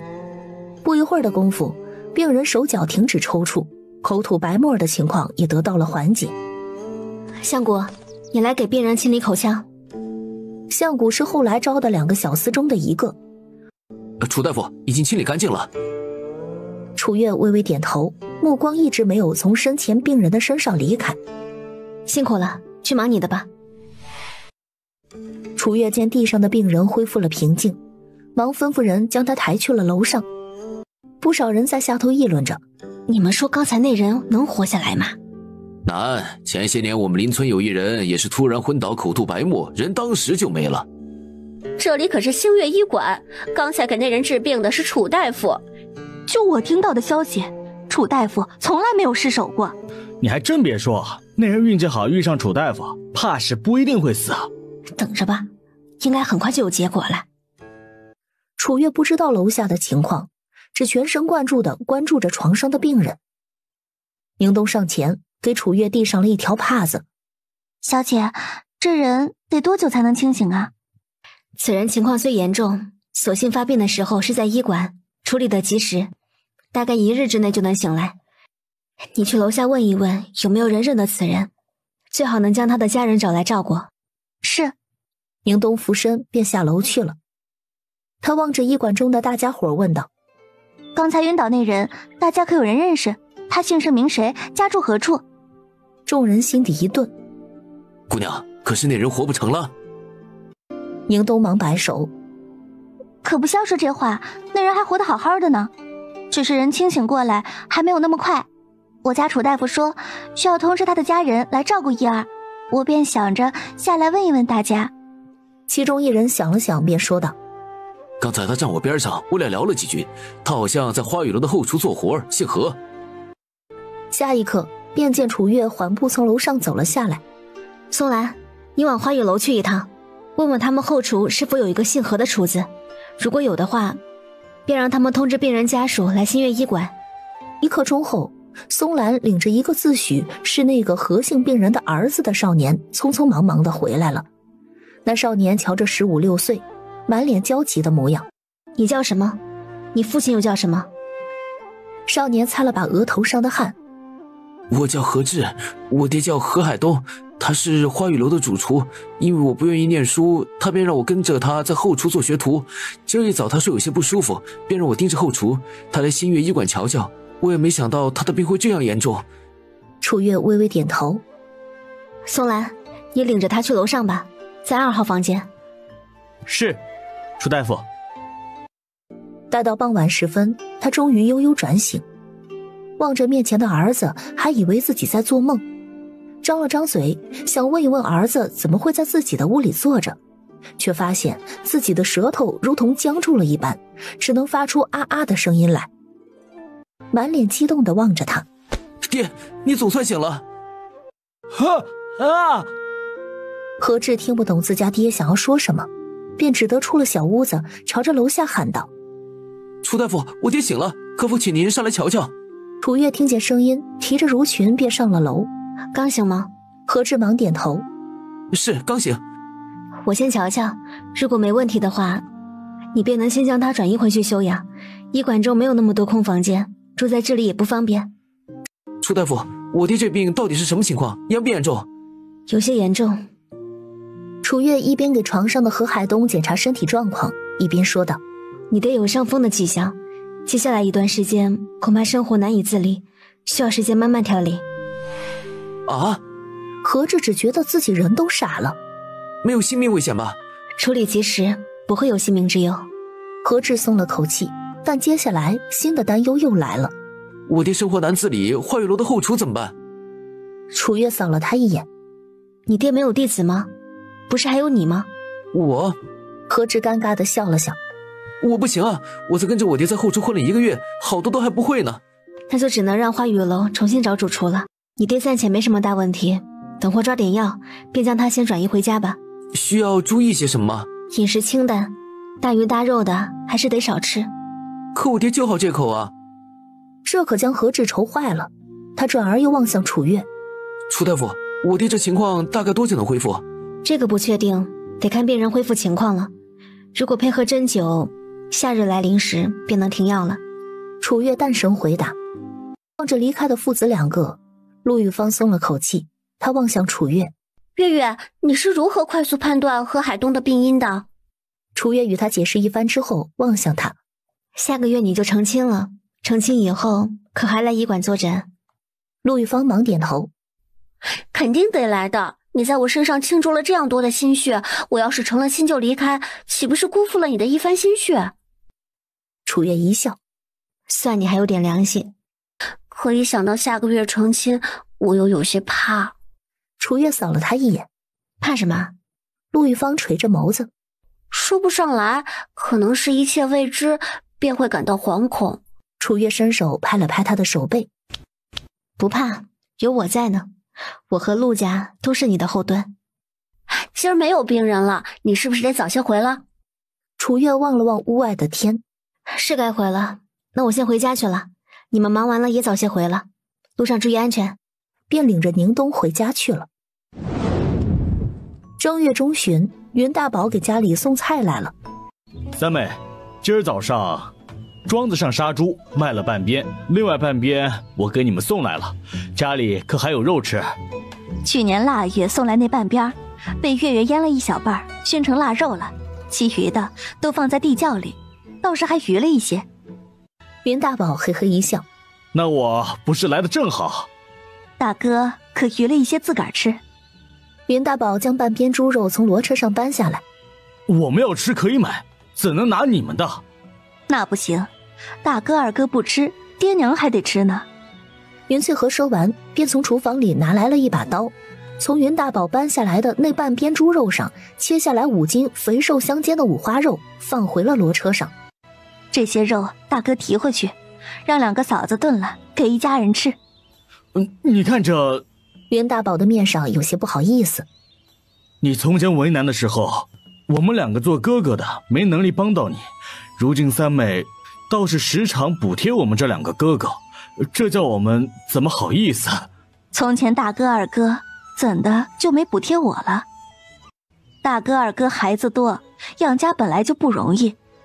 往年过年，我没东西往娘家里送，反倒是大哥二哥给我送来了不少东西。大哥二哥再尽我自己能力帮我，我心里都清楚着呢。大哥二哥心里也别过意不去，不过是块肉罢了，哪里比得过咱们兄妹之间的情谊？云大宝微怔，片刻之后有些无奈地摇了摇头。你呀，大哥二哥从前也是不忍心看你受苦，奈何能力有限，便只能时不时的给你们送点东西补贴一二，也从没想过让你回报什么。就在这时，楚月出了屋，望见放在木板上的那半边猪肉时，忙抬头问道：大舅，等会儿可有空帮我们给猪肉改改刀？当然没问题。云翠和面露疑惑：月月，你留这么大一块紫排做什么？咱们那锅里也炖不下呀。楚月神秘地笑了笑：咱不用锅不就好了？云翠和眉头微挑：不用锅，到时候娘就知道了。我先腌排骨去了。云翠和往楚月的方向望了眼，有些无奈地摇了摇头：这丫头都会跟我卖关子了。宁冬，你过来帮忙。楚月便从厨房中将烤网和火盆拿了出来，又让宁冬拿来了木炭，便燃起木炭，在院子里烤起了腌好的猪排。乖徒儿，这又是在烤什么？师傅，烤猪排你吃过吗？倒是吃过一次，只觉得肉老得很，没什么味儿，便再没想法尝试第2次了。楚月笑了笑：等会儿师傅也尝尝我的，看我做的烤猪排与别人做的有何不同。成。楚月往张正的方向望了眼：师傅，你上次去京城，相公可有说何时能回来？张正摇了摇头：臭小子什么都没说，只说自己一切都好。楚月哦了一声，半天没再说话。他微微地睁开眼，抬头望向楚月：怎么想那臭小子了？被张正看穿了心思，楚月索性便大大方方地承认了：可不是嘛，京城路远，来来回回就得1个多月的功夫，臭小子就是想回，恐怕也不是一时半刻的事儿。你且耐心等着些，女孩子嘛，不要总是上赶着贴上去，得让人紧张你，否则往后新鲜劲儿过了，你就得哭了。师父好像对我相公没什么信心。全是迷人眼啊！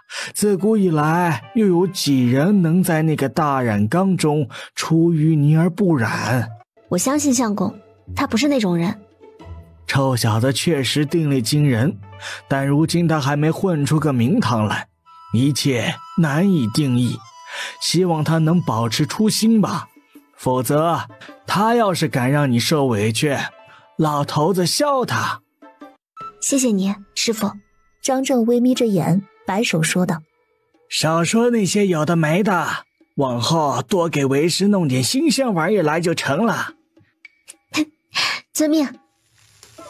便到了2月，陆玉芳大婚，江秀琴端了一小碗鸡蛋面进来。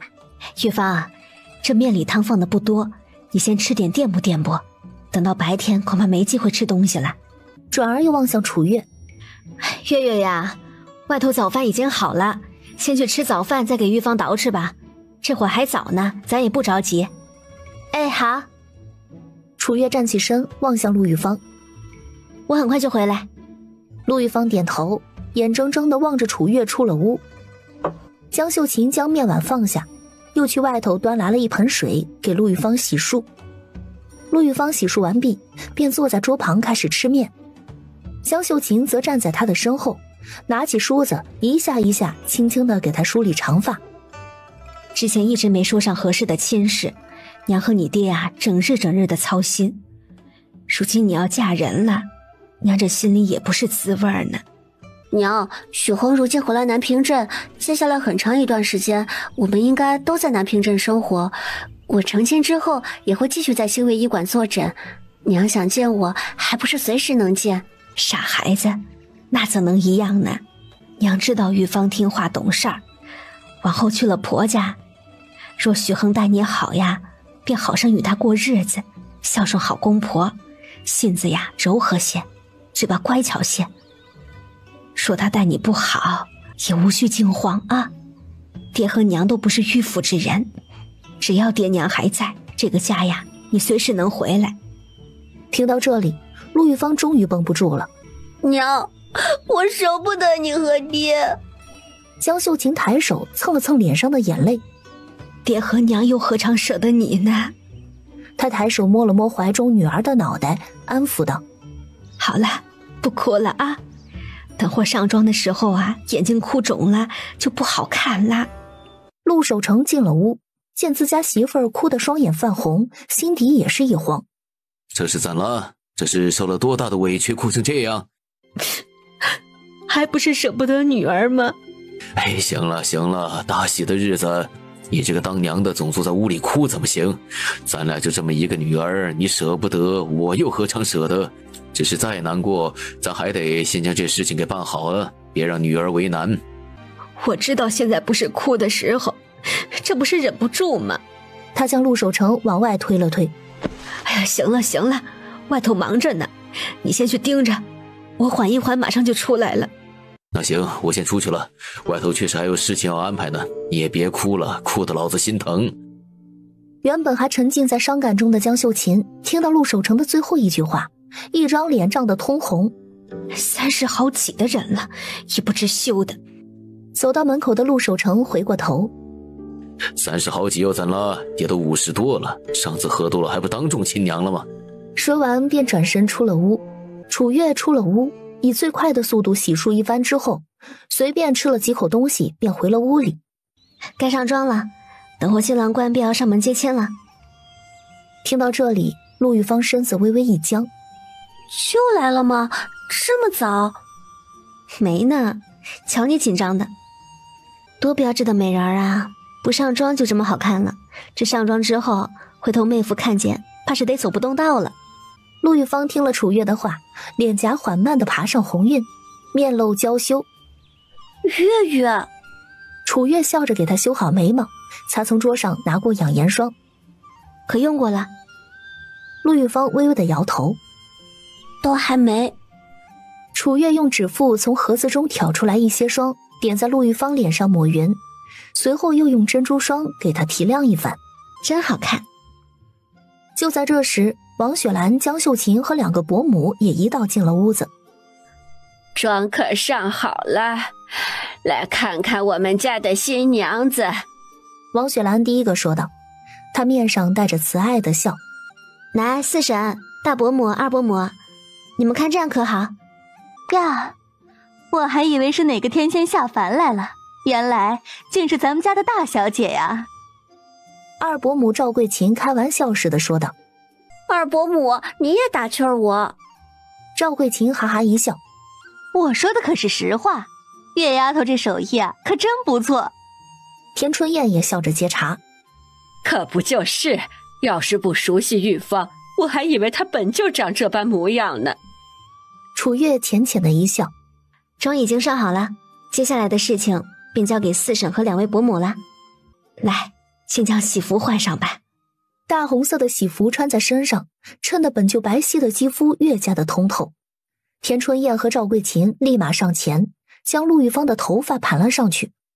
望着镜中的自己，陆玉芳只觉得陌生又紧张。别怕，一家人都在呢。片刻之后，陆守成撩开了门帘，动作快些，接亲的队伍到村口了。月，我有点慌。嫁给自己的心上人有什么慌的啊？如今箭在弦上，难不成你还想悔婚呐？陆玉芳身子微僵，忙摇头，不悔婚。那不就是了，迟早要面对这一遭的，除非你永远不嫁人。楚月说完，笑着站起身来，来到陆玉芳的外侧，便见同样一身喜服的许恒闯进了屋里。他一进来便朝着楚月抬手作揖。楚姑娘。楚月听得他的称呼，眼唇浅笑。还楚姑娘呢？妹夫见着妻子这边的亲戚，竟都不知道改口的吗？许恒一愣，随后有些不好意思的笑着挠了挠头。是我糊涂了，竟还没从之前的称呼中反应过来。随后朝着楚月再次作揖。堂嫂。楚月抿唇一笑，今日我便将她交给你了，好好对她。许恒郑重的点了点头，便牵着陆玉芳出了闺房。拜别父母长辈之后，将她扶上了花轿。看不出来啊，守成2口子去镇上赚了不少钱吧？玉芳那嫁妆还真不少。陆守成朝那人摆了摆手，没有的事，我们家玉芳自个儿争气，在成亲之前便给自己赚了点嫁妆，我们和几个叔伯再添点，看着便多了。不过说起来，你们家呀，还真是得亏了楚将军。这话倒是没假，要是没有这侄媳妇儿，我们家怕是温饱都成问题。紧接着，不少人将目光望向楚月。楚大夫，我听说你镇上的作坊在招人，前一阵子陆珊珊都跟着大贵去了，可否将我家陆瑶也带去呀？我家陆瑶与你一般年纪，说起来他还得称呼你一声嫂子呢。还有我家虎子，去年成了亲，今年呢正寻思找活干呢。楚大夫那边要是缺人的话，可否考虑考虑他呀？这2人开了头，铺天盖地的人往楚月这边涌了过来。楚月只觉得一个头2个大。陆守成见楚月被7大姑8大姨的各种亲戚淹没，赶忙拉着2个哥哥上前，将人群推开。大家听我说，我和我媳妇儿都在作坊干活，很清楚那边的情况。作坊那边暂且不缺人，而且招人的事都有专门的人负责，你们找楚大夫也没用。不过往后作坊要是再招人，我可以将消息送到半坡村，至于能不能被作坊录用，就看你们自个儿了。今儿是我们嫁女儿的日子，是大喜事，马上就要开席了，大家就不要将我家侄媳妇儿堵在这里问了，赶快入座吧。成，往后再招人，你可得给我们送个信儿啊。陆守成忙笑着保证。好好好，我一定记得。在这边吃完喜宴，因为医馆中还有事情要忙，楚月一家子便坐着马车回镇上去了。马车上，娘，下个月兴平兴安就得参加童生考试了吧？是，就在下个月了。我上回听兴安说，童生试是在县城吧？是在县城，好像是由县令主考，通过之后，从明年开始就能参加院试。咋了？月月也想去县城了？倒不是想去县城，从1月初8铺子开业到现在，堂嫂那边啊，又带着人陆续开了3家分铺呢。目前外头总共开了8家分铺了，我便想着四处走走，去看看那些铺子，顺便游历一番，看能否遇到一些特殊的病例，积累经验。云翠荷拉着楚月的手，面露担忧。游历我倒是不反对，但是你一个女孩子往外头跑，娘这心里总不放心。楚月望了眼云翠荷的方向，其实娘也不必担心，我身边还有宁冬和黑木呢，出门在外我会带着他们俩的。去年去省城不也没事吗？行吧，既然想去，那便去吧。只是出门在外，务必要注意安全。3月份兴平信安去县城的时候，我才跟着一起离开，希望回来的时候能有他们的好消息。许家，陆玉芳穿着喜服，端端正正地坐在喜房中。就在这时，一个约摸13、14岁的清秀的丫鬟进了房中。少夫人，奴婢碧珠，早前公子吩咐，待少夫人来了府中，便让奴婢好生服侍少夫人。陆玉芳微微点头，小丫鬟展颜一笑。少夫人，距离公子进喜房还有一段时间，公子还让奴婢给少夫人准备了一些吃食，少夫人要是饿了的话，可以吃点东西的。望着面前清秀的小丫头，她展颜一笑。你便是碧珠？碧珠笑着俯身。正是奴婢呀，少夫人竟生得这样好看。碧珠，你先帮我叫发饰取了吧，等会儿吃了东西我再戴上。哎，脖子都酸了。碧珠笑着上前，将藏在角落里的食盒拿出来放在桌上。这些东西是上午准备的，放到这儿还有些温热，少夫人尝尝。若是觉得太凉了，奴婢可以悄悄去厨房给少夫人热一热。不用热了，这粥的温度正好。那少夫人先吃东西，奴婢先给少夫人捏捏肩吧。碧珠，你是哪里人啊？不知道，奴婢自小卖到牙行，连父母是谁是否健在都不清楚。陆玉芳动作一顿，面上闪过歉意。不好意思啊，是不是提到你的伤心事了？碧珠再次摇头。少夫人不必内疚，奴婢早都习惯了。许恒带着微微的醉意来到了屋外，他理了理自己的衣裳，这才伸手轻轻地叩门。玉芳，我进来了。许恒话音刚落，他身旁的小厮和守在门外的碧珠共同推开了房门，朝着房里做了个请的手势。许恒进了屋，房门被重新的关上。屋内喜庆的大红色将许恒的眼眸映得微微泛红。陆玉芳含羞带怯地抬头扫了他一眼。你总看着我做甚？真好看。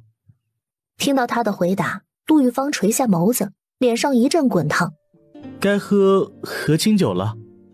一杯酒下肚，陆玉芳望着近在咫尺的许恒，一颗心慌乱地跳个不停。那个，我来月事了，今儿可能不大方便。你生气了吗？他伸手摸了摸陆玉芳的脑袋，笑容如同暖阳一般，令人心里舒畅。没有生气，既然身子不方便，那就好生休养。咱们往后的日子还长着呢，不急这一时。他鼓足勇气，伸手环住了许恒的腰，依偎在他的怀中。从前我不懂月月和星河哥哥怎么总是腻腻歪歪的，甚至不在身边，也时常睹物思人。如今我好似有些懂了。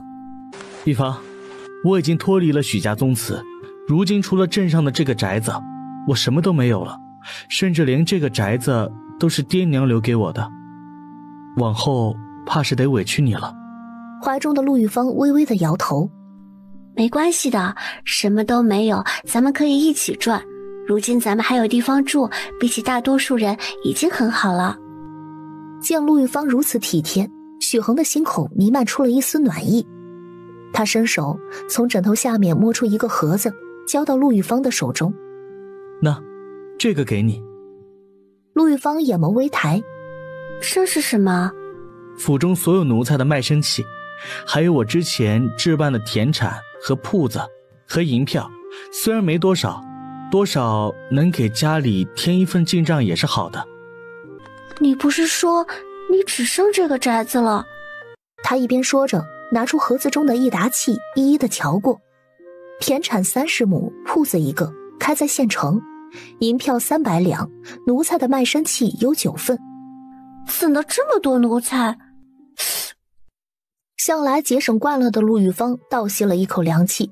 9个奴才不算多，咱们这个宅子有5处院子，还有厢房、厨房那些，每个院子都有专人负责打扫维护。这边去了5个，再就是门房1个，厨房里2个，你身边1个。似是想到了什么，他又说道：对了，我身边还有1个，但卖身契在我娘那儿。10个奴才？陆玉芳望向他，不能少了吗？已经减少过了，之前我爹娘在家的时候，家里伺候的奴才便有20-30人。他说着，伸手捏了捏陆玉芳的脸蛋。瞧你刚嫁过来就开始操心了，我那不是还有个铺子吗？我算过的，虽然没有多少剩余，但负担起咱们家的开支还是没问题的。陆玉芳抬眸望向他，面上带着惊讶。我看你这铺子不太大，位置也一般，竟能赚这样多的钱。民以食为天，粮店的生意向来不差。说到这里，许恒的眉头微微的拧起。只是如今我脱离了许家宗祠，粮食的进货渠道便断了，现下才2月，又不是丰收的时候，铺子里的余粮也不多了，正愁去哪里收粮食呢。听到这里，陆玉芳的眼神突然亮了起来。我知道哪里有粮食，明儿我先去打听打听。这不巧了吗？月月那庄子上的粮仓里还囤着上万斤的粮呢，如果能和他商量商量，就他那个庄子上的粮食供应自家的粮店绰绰有余。许恒点头，行，接下来我还要将心思放在念书上，往后田产和铺子的事情就交给你了，你想怎么做都可以。他说完，收起陆玉芳手中的盒子，放在了床边的柜子上。这些事情明儿再想吧，今儿是新婚之夜，虽然不能洞房，咱也不能干坐在这儿聊天吧。那不聊天，我们能做什么？许恒温润的面上唇角微微上扬，他一双含情的眸子灼灼地望着他，只是片刻的功夫，陆玉芳便觉得自己的脸颊滚烫。做一些适合新婚之夜做的事情。他说完，抬起陆玉芳的下巴，便俯身吻了上去。玉芳，有你真好。顺子，回头闲了，你往永和村找一找那个陈大夫，问问他是否愿意来咱们医馆坐诊。成，总归不远，晚些时候医馆打烊了，我就先往永和村去一趟。辛苦了。楚大夫千万不要这么说，这些都是我们应该做的。就在这时，一身豆绿色绣花襦裙的陆玉芳领着碧珠进了医馆。月月，周大夫。楚月猛地抬头，在望见陆玉芳的时候，面上闪过惊讶。玉芳，你怎么来了？不是给你休假了吗？恭喜呀！朱大夫也忙说道。陆玉芳与朱大夫道了谢，笑着走向楚月。早上给公婆敬了茶，许恒要忙他的功课，我便想着出来走走。这会儿来医馆可是有事？陆玉芳点头，确实是有事找你。他说着将楚月拉到了一旁。月月，你那庄子上可还有粮食？有的，怎了？啊，是这样的。陆玉芳与楚月将许恒那个铺子的情况说了说。如今又没到丰收的时候，就是想收粮食都没处收，我便想着你这里有粮食的话，或许能供应1、2，或者咱俩合伙也是可以的。做粮食生意倒也不是不行，只是粮食毕竟涉及到民生，这其中的水深着呢。在没有摸清楚门路之前，楚月不想贸然进入这个行当。既然粮店规模不大，你别让人去庄子上采购粮食吧，那边的事情都是我大舅二舅在负责，他们应该会给一个公道价格的。陆玉芳点头，成，那我到时候便直接让人去庄子上采购，反正行情是怎样，咱就按照行情来就是了，我也不能贪你的便宜。才成亲呢，便和我划分的这样清楚明白，倒是让我不习惯了。哪里嘛，都说亲兄弟明算账，我这不也是为了维护咱们之间的情谊吗？许恒对你还好吧？好着呢。见医馆中来的病人越来越多，他望向楚月，人多起来了，我也不耽误你时候了。如今才成亲，姑婆都在家里，外头转一圈我便得回了，时间长了恐怕会落了闲话。楚月点头，回去吧，这几日好好享受成亲后的生活。医馆中呀，还有我和朱大夫盯着呢。好，那就3日后见。陆玉芳回到府里，许恒听闻楚月的庄子上囤了这样多的粮食，面上带着惊讶。堂嫂存这样多的粮食做甚？家里人也吃不了这么多，若是变成陈粮，也就不值钱了。陆玉芳微微摇头，不知道他的目的，但目前看来呢，他应该是有自己的想法。成亲之后，第一天就让你为家里的生意奔忙，辛苦了。说什么呢？陆玉芳睨了他一眼，咱们俩如今是夫妻了，一荣俱荣，一损俱损。若是粮店生意好，咱们的日子也能好过一些。第二天一早，楚月到医馆的时候，永和村那个陈大夫便已经在医馆中等了一会儿了。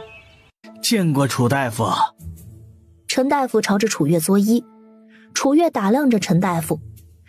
陈大夫从医多少年了？8年。他又与陈大夫聊了好一阵，他的医术和经验相对于朱大夫来说逊色了不少，他暂且将陈大夫留下了，从学徒开始做起。楚月突然想到了吴勇的爹，不知不觉吴勇都去战场大半年了，也不知道如今如何了。宁东，下次去牛头村送信是什么时候？一旁的宁东忙回道，上次还是年前送的，如今已经2月，相隔2个月可以送来。这次差人去送信的时候，顺便与他透露星月医馆在招大夫，不过也别太刻意，他愿意来就来，不想来的话也没关系。是。陈大夫，你坐我和朱大夫中间吧，先不着急给病人诊脉，多观察，看看我和朱大夫的诊断过程。3日后，陆玉芳回了医馆，楚月见着他，满脸揶揄地笑道：“我们的许夫人总算是回来了。”陆玉芳小脸一红：“月月，难道我说错了？你不是许夫人？不理你了。”楚月上前拉着陆玉芳来到陈大夫的面前：“来，给你介绍一下，这是医馆新来的陈大夫，往后你们便一起共事了。陈大夫，这是……”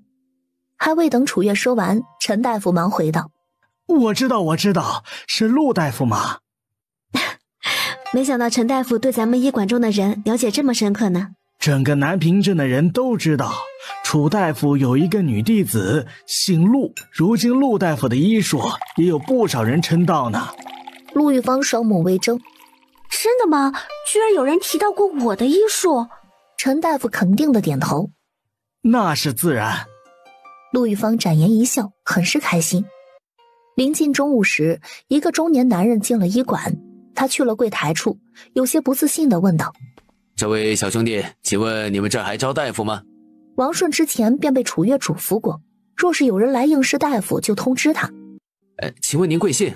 我姓吴，吴修文。您稍等啊，我去将楚大夫叫来。他说完，便从柜台后面出来，往2楼去了。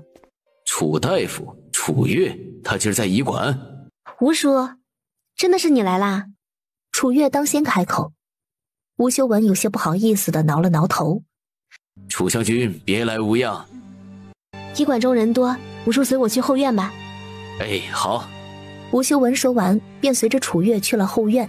两人在后院的桌椅旁坐定。楚月望向吴修文：“吴叔来我这里是想……”“前几日听人说新月医馆在招大夫，总归在家里也没几个人找我看病，就想来试试运气。”他往楚月的方向望了眼：“我知道自己医术一般，楚将军要是觉得不合适，我也不强求。”楚月抿嘴浅笑：“星月馆确实是在招大夫，不过我们招人也并非只看医术好坏。”他望向吴修文：“只是我爹之前亲自与我断了关系，我也不想再与他们有任何牵扯。吴叔往后若是在医馆坐诊，可否替我保守这个秘密？”吴修文忙点头：“我也不是那等长舌妇，坐诊就坐诊，提你娘家那事做什么？要我说，你爹娘也是咎由自取。从前要是对你好一些，如今也不会闹到这般地步。”楚月从前在娘家过的什么生活，他是看在眼里的。楚月无奈地笑了笑：“从前的事都过去了，往后我与他们再无瓜葛就是。吴修文点了点头。不知楚将军这边招大夫有什么要求？楚月坐直身体，开始与吴修文谈正事儿。吴叔的医术我之前也有所见识，普通常见的病例都没有问题，复杂病例是你的短板，是也不是？吴修文没有否认。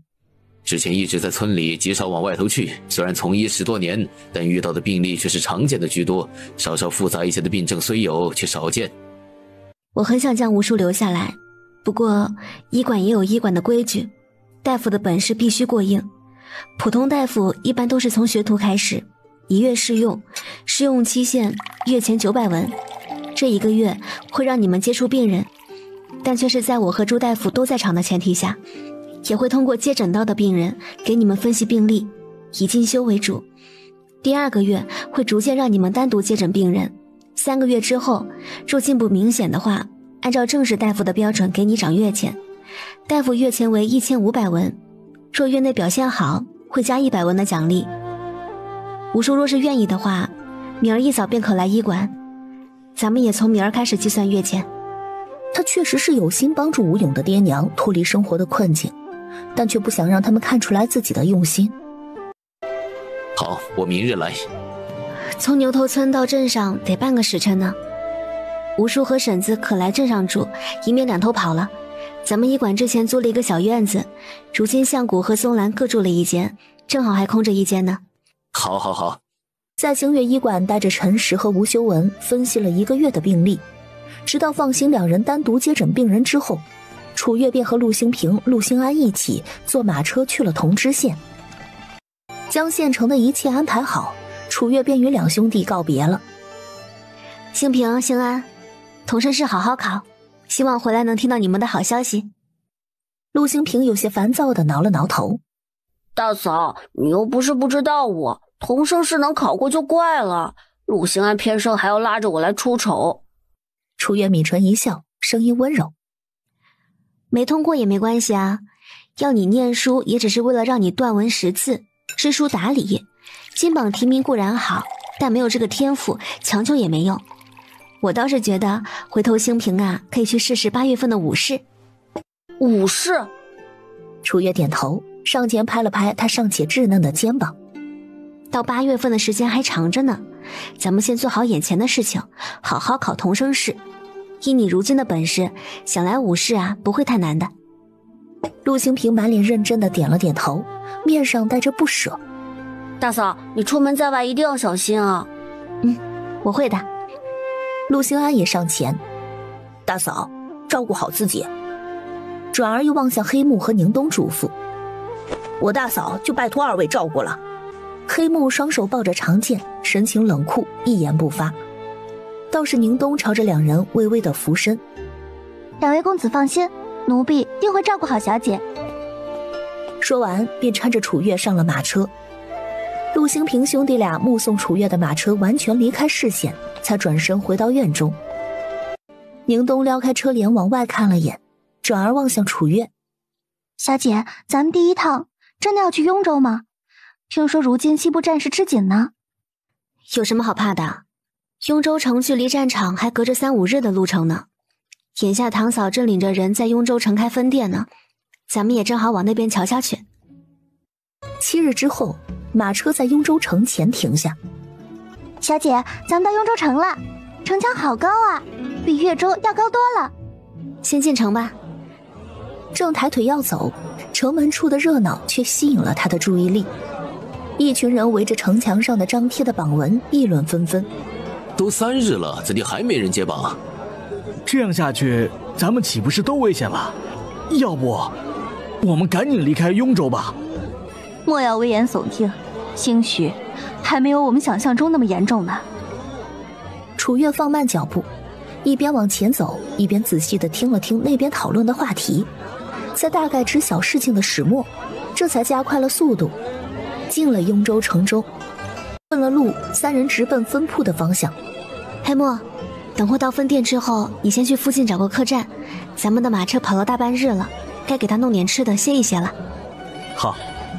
小姐，打算在雍州待多久啊？楚月的面上瞧不见神色。不知道，看情况吧。宁冬眨巴眼，刚才城外的消息楚月听到了，他自然也听到了。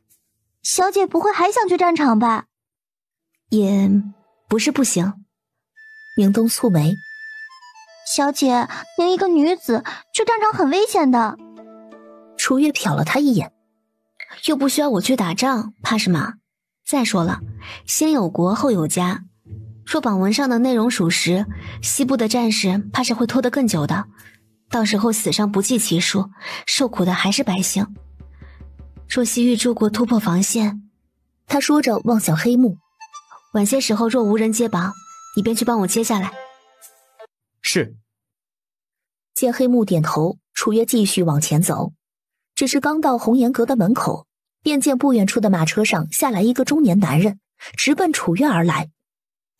请问姑娘，可是楚月楚将军？楚月抬眸望向他，阁下是？男人朝着楚月抱拳，雍州刺史张普和。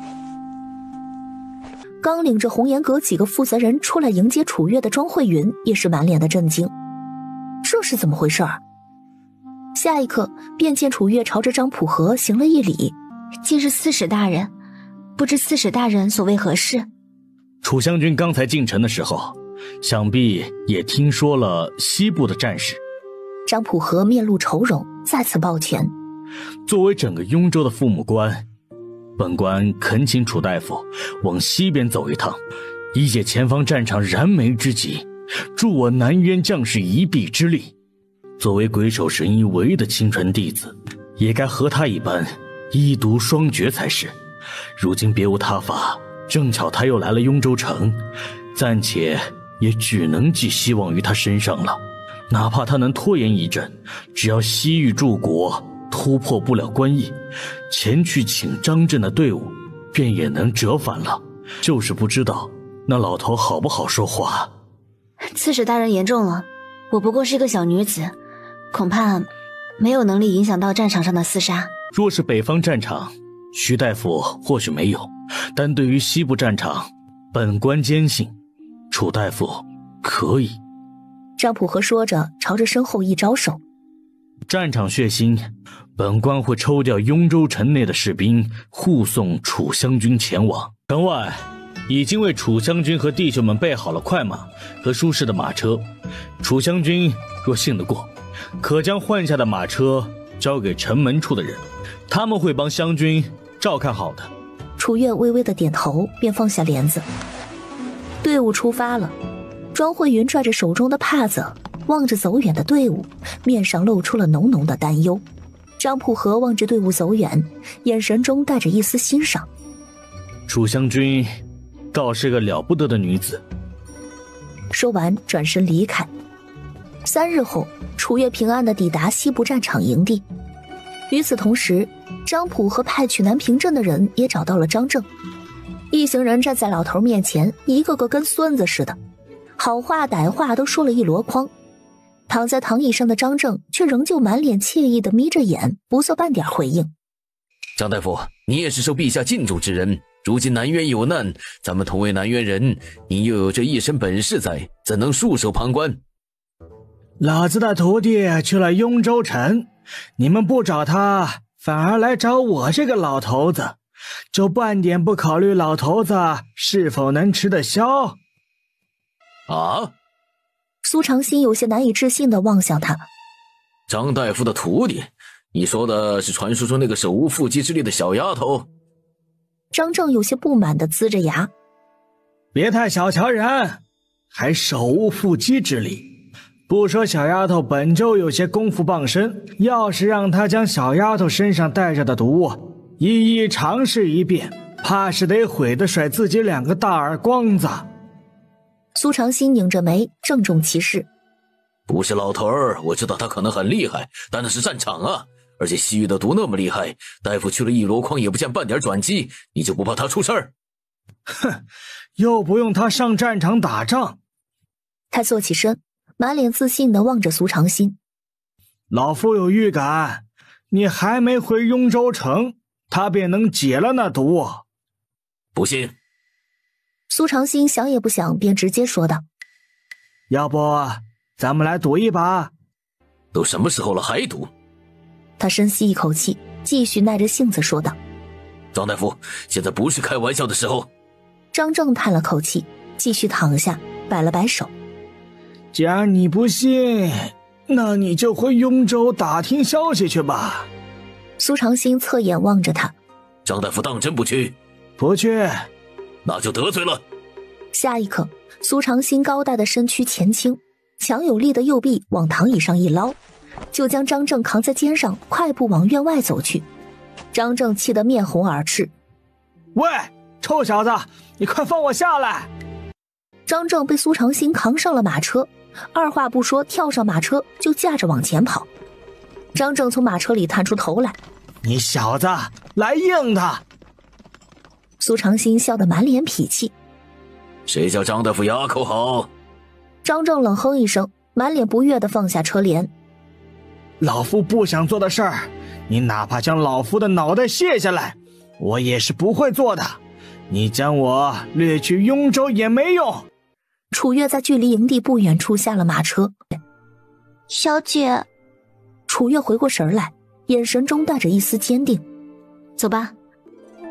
不远处，坐在篝火旁胡子拉碴的高大男人往他的方向瞟了眼：哼，雍州这是没人了吗？张普和真是出息了，竟还弄了个小姑娘来当这里是菜市场呢。瞧这小胳膊小腿的，老子稍一用力都能直接捏碎了。廖将军，他毕竟是刺史大人送来的大夫，女孩子家的脸皮子薄，可别叫廖将军给吓走了，万一人家真有些本事呢。你也信？廖将军抬手将碗中的汤药饮尽，将碗往旁边一扔：要不是这毒，老子身上的伤早就恢复了，都能杀西域那帮崽子100回合了。操！望着伤员营区内乌泱泱的人头，楚月的面上闪过惊讶：所有病人都是这种症状吗？是。史元清点头：我虽随军从医7、8载，外伤尚且擅长，却不懂毒术。此次西域小国阴险狡诈，这手毒使得我们措手不及。雍州城那边派了许多大夫来，但因为都不了解西域之毒，目前还只讨论出了压制之法，否则楚将军面前的这些人早就没命了。楚月点头，略一沉思，便报出了10几种药材名来。劳烦史大夫需要几大锅药，先给这些人一一喂下，再叫人用工具将他们伤口处的腐肉处理干净，上药包扎。后期再连续服药3日，体内毒素基本就能除掉了。我去营帐中瞧瞧病危的将士，能救几人算几人。好。他不知道楚月报出来的药方是否能解毒，但他既然说的这般自信，不妨一试。如今也是别无他法了。楚月进了其中一处营帐，迎面而来的腥臭味让他紧紧地拧起了眉头。宁东往楚月的方向望了眼：小姐。楚月露出来的那双眸子中闪过思索，随后回头望向黑木：黑木，这么多人堆积在营帐中，不利于患者恢复，你去叫一些人来帮忙，将营帐内清理干净之后保持通风。恐怕暂且叫不到太多人。没关系，人少咱们就挨个来。开始给靠近门帘边的一人检查伤势。宁东见状，立马上前给楚月帮忙。惊奇的事情发生在了第2日，所有喝了药重新处理了伤口的人，再次换药的时候，伤口处竟然已经开始愈合。真他娘的邪了门了！廖蒙摸了摸舒服了许多的胳膊，极不情愿地承认：倒是老子小瞧了那个小姑娘。一旁的冰蛋子笑着往他的方向递去了一碗汤药，满脸殷勤地笑道：老大，将军，楚大夫说还得再服3天药，才能完全去除体内的余毒。廖蒙斜了他一眼：楚大夫，瞧你们一个个的都中了那小姑娘的毒了。旁边的冰蛋子嘿嘿一笑，摸了摸后脑勺：这不是楚大夫医术高明吗？屁！廖蒙额角突突，伸手从他的手中接过药碗：臭小子，别以为老子不知道你们心里想的什么，实话实说就这么难，虚伪。随后就着碗口一饮而尽。那冰蛋子接过廖蒙手中的药碗，是，救老大活的实在。廖蒙抬腿踹了他一脚，滚去洗碗，回头让那小姑娘亲自来给老子换药。冰蛋子应了声是，揉着屁股跑远了。前方战场，吴勇领着一帮人坐在地上休息。陆星河对月月不是很紧张吗？怎么舍得让他来战场？这种全是糙汉子的地方，环境又恶劣，也不怕委屈了他。一旁的冰蛋子望见他的神情，满脸揶揄地问道：小都头，我听闻那楚大夫长得花容月貌，你是不是对他有兴趣了？要不咱抽空去瞅瞅，是不是真的这么好看？吴勇瞥了他一眼，战事这般紧张，我哪有空去？这么说，小都统是真的起心思了，只是因为没空才没法去。滚犊子！小都统，你从前不这样的。吴勇望着他那模样，只觉得恶心的不行。还不滚！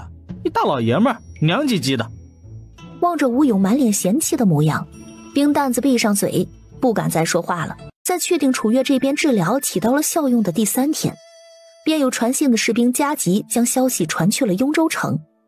张正似笑非笑地望向苏长新，看看，老夫说什么来着？你人还没到雍州城，老夫那徒儿就能将事情给解决了，你还偏不信。他说完冷哼一声，苏长新伸手摸了摸头，面上带着一丝为难。我这也是奉命行事，还望张大夫见谅。张正瞥了他一眼，唇角两边的胡子颤了颤。张普让你将老夫扛上马车了。苏长新双手抱拳，已经做好了被老头辱骂发泄的准备。那倒没有，将张大夫扛上马车乃是我个人行为，张大夫打也好骂也好，我绝不还手。打骂你，老夫还嫌手疼呢。他背着手便向刺史府的方向走去。既是张普和那小子让你将老夫绑来的，冤有头债有主，老夫找他算账去。苏长兴望着张正的背影，眉头拧成了一团。这老头怎么想一出是一出？楚月在伤员营区待的第5天，营帐的门帘被掀开，一道高大的身影钻了进来。在望见楚月时，他面露惊喜。弟妹，真的是你？楚月回头望向了来人，长莲堂兄，你怎么来战场了？星河呢？他怎么没与你一道来？相公去年就去京城拜师念书了，如今不在家中。长莲堂兄还不知道吧？慧云堂嫂已经被大伯母从庄家接回家去了，现在在帮我管着分铺呢。正好大人到了雍州，辅助这边的分铺开业。我原本想着跟来瞧瞧这边的铺子的，却被雍州刺史大人逮了个正着，于是便转道来了这儿了。家里都还好吧？都很好的，就是大伯母一开始因为堂兄被抓到军营，难过了一些日子。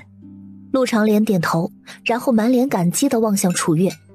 弟妹，多谢你帮我照顾着家里。堂兄不必客气，都是一家人，什么照顾不照顾的。只是长莲堂兄如今既已到了军营，便得好生的保护自己，待将来战事结束，平安回家与家里团聚才是。我知道的，我如今也不是在前线，因为懂木工的活，被安排在后方，主要负责兵士器械，相对要安全很多。就在这时，外头有人朝着营帐中喊道：陆师长，该走了，咱们今儿的任务还没有完成呢。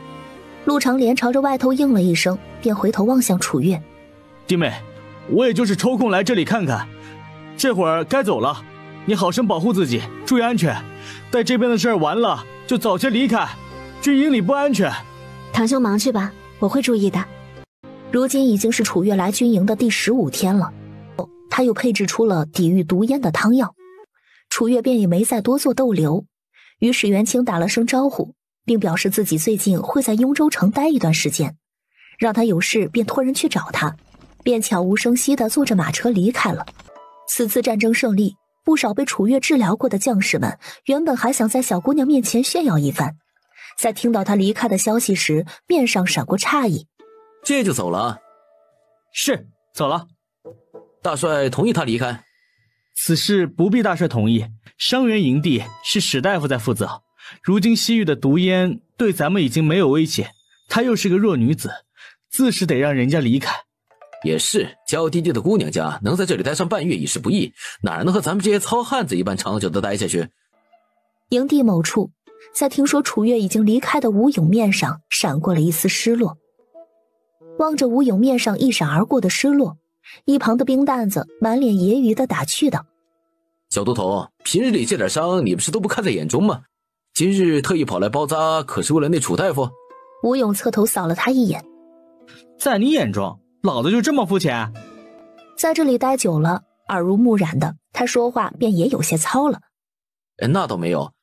冰蛋子望了眼大夫包扎的进度，在吴勇的身旁蹲下，望着他问道：那小都统刚才在失落什么？吴勇的眉头微拧着，抬腿便直接踢开了他。离老子远一点，也不想想自个儿多久没洗澡了。冰蛋子抬起袖子闻了闻，还好啊，不臭啊。你天天熏，当然不觉得自己臭。其实他也只是想岔开话题。小都统，这次胜利咱们小队可是立了大功，你说大帅会不会升你为大都统？若是老子升了大都统，便给你封个百夫长当一当。一旁的冰蛋子听了，立马上前给吴勇捶着肩。老大，你可得说话算话。吴勇瞟了他一眼，本都统什么时候骗过你？是，老大说话向来算数。回城的路上，宁冬满脸心疼地望着楚月。小姐，来这里半个月，瞧您都瘦成什么模样了。回去之后，夫人看到怕是会骂奴婢没照顾好你了。不碍事，总归咱们一时半刻也回不去，等到回家的时候自然就长回来了。楚月笑了笑，如果这会儿相公在身边就好了。自从去年年底收到了相公的家书，今年都没见到他来信了呢，也不知道他是否一切安好。之前可是每个月都会来信的。3日后，马车在雍州城外停下，换上了自己的马车之后，刚入雍州城，便见一身着戎装的男人上前。楚将军，刺史大人之前嘱咐过我，说你若回了雍州城，便先往刺史府去一趟。楚月望着面前的男人，去刺史府？可有说为了何事？不清楚。男人摇头，楚月微微的点头。不知将军如何称呼？面前这男人看着明显和守城的士兵不同，而且他去刺史府总得有个引子，总不能干巴巴的找过去。雍州城守城副将苏长新。苏长新朝着楚月抱拳说道。楚月颔首，原来是苏副将。既然刺史大人特意叫苏副将来这里向我带话，那我便往刺史府去一趟。告辞。楚将军慢走。楚月的马车在刺史府停下。楚将军，请进。刚进来，便见一老头大笑着迎向自己的方向小跑来。楚月惊讶地微微张开了嘴。师傅，您怎么在这儿啊？关键，师傅如今身上穿着的衣服与往日里也有所不同。师傅，您这衣服是哪个疙瘩里捡出来的？张正叉着腰。还不是苏长新的兔崽子，得了张普和的命令，非得将老夫掳来雍州城。结果老夫刚来，战场那边的毒就被你给解了。你说这不白折腾老夫吗？哼！他说完还哼哼2声。后头跟来的张普和见张正一脸不满的模样，眉头都拧成了一团。张普和朝着楚月抱拳，面上带着恰到好处的微笑。此次西部战场上的毒烟能解，多亏了楚大夫。届时本官会将这边的情况一五一十的上报，还请楚将军在雍州住上一阵，想来朝廷那边很快就会有所表示。张大人客气，之前离开营地的时候便与史大夫约定近期不会离开雍州城的。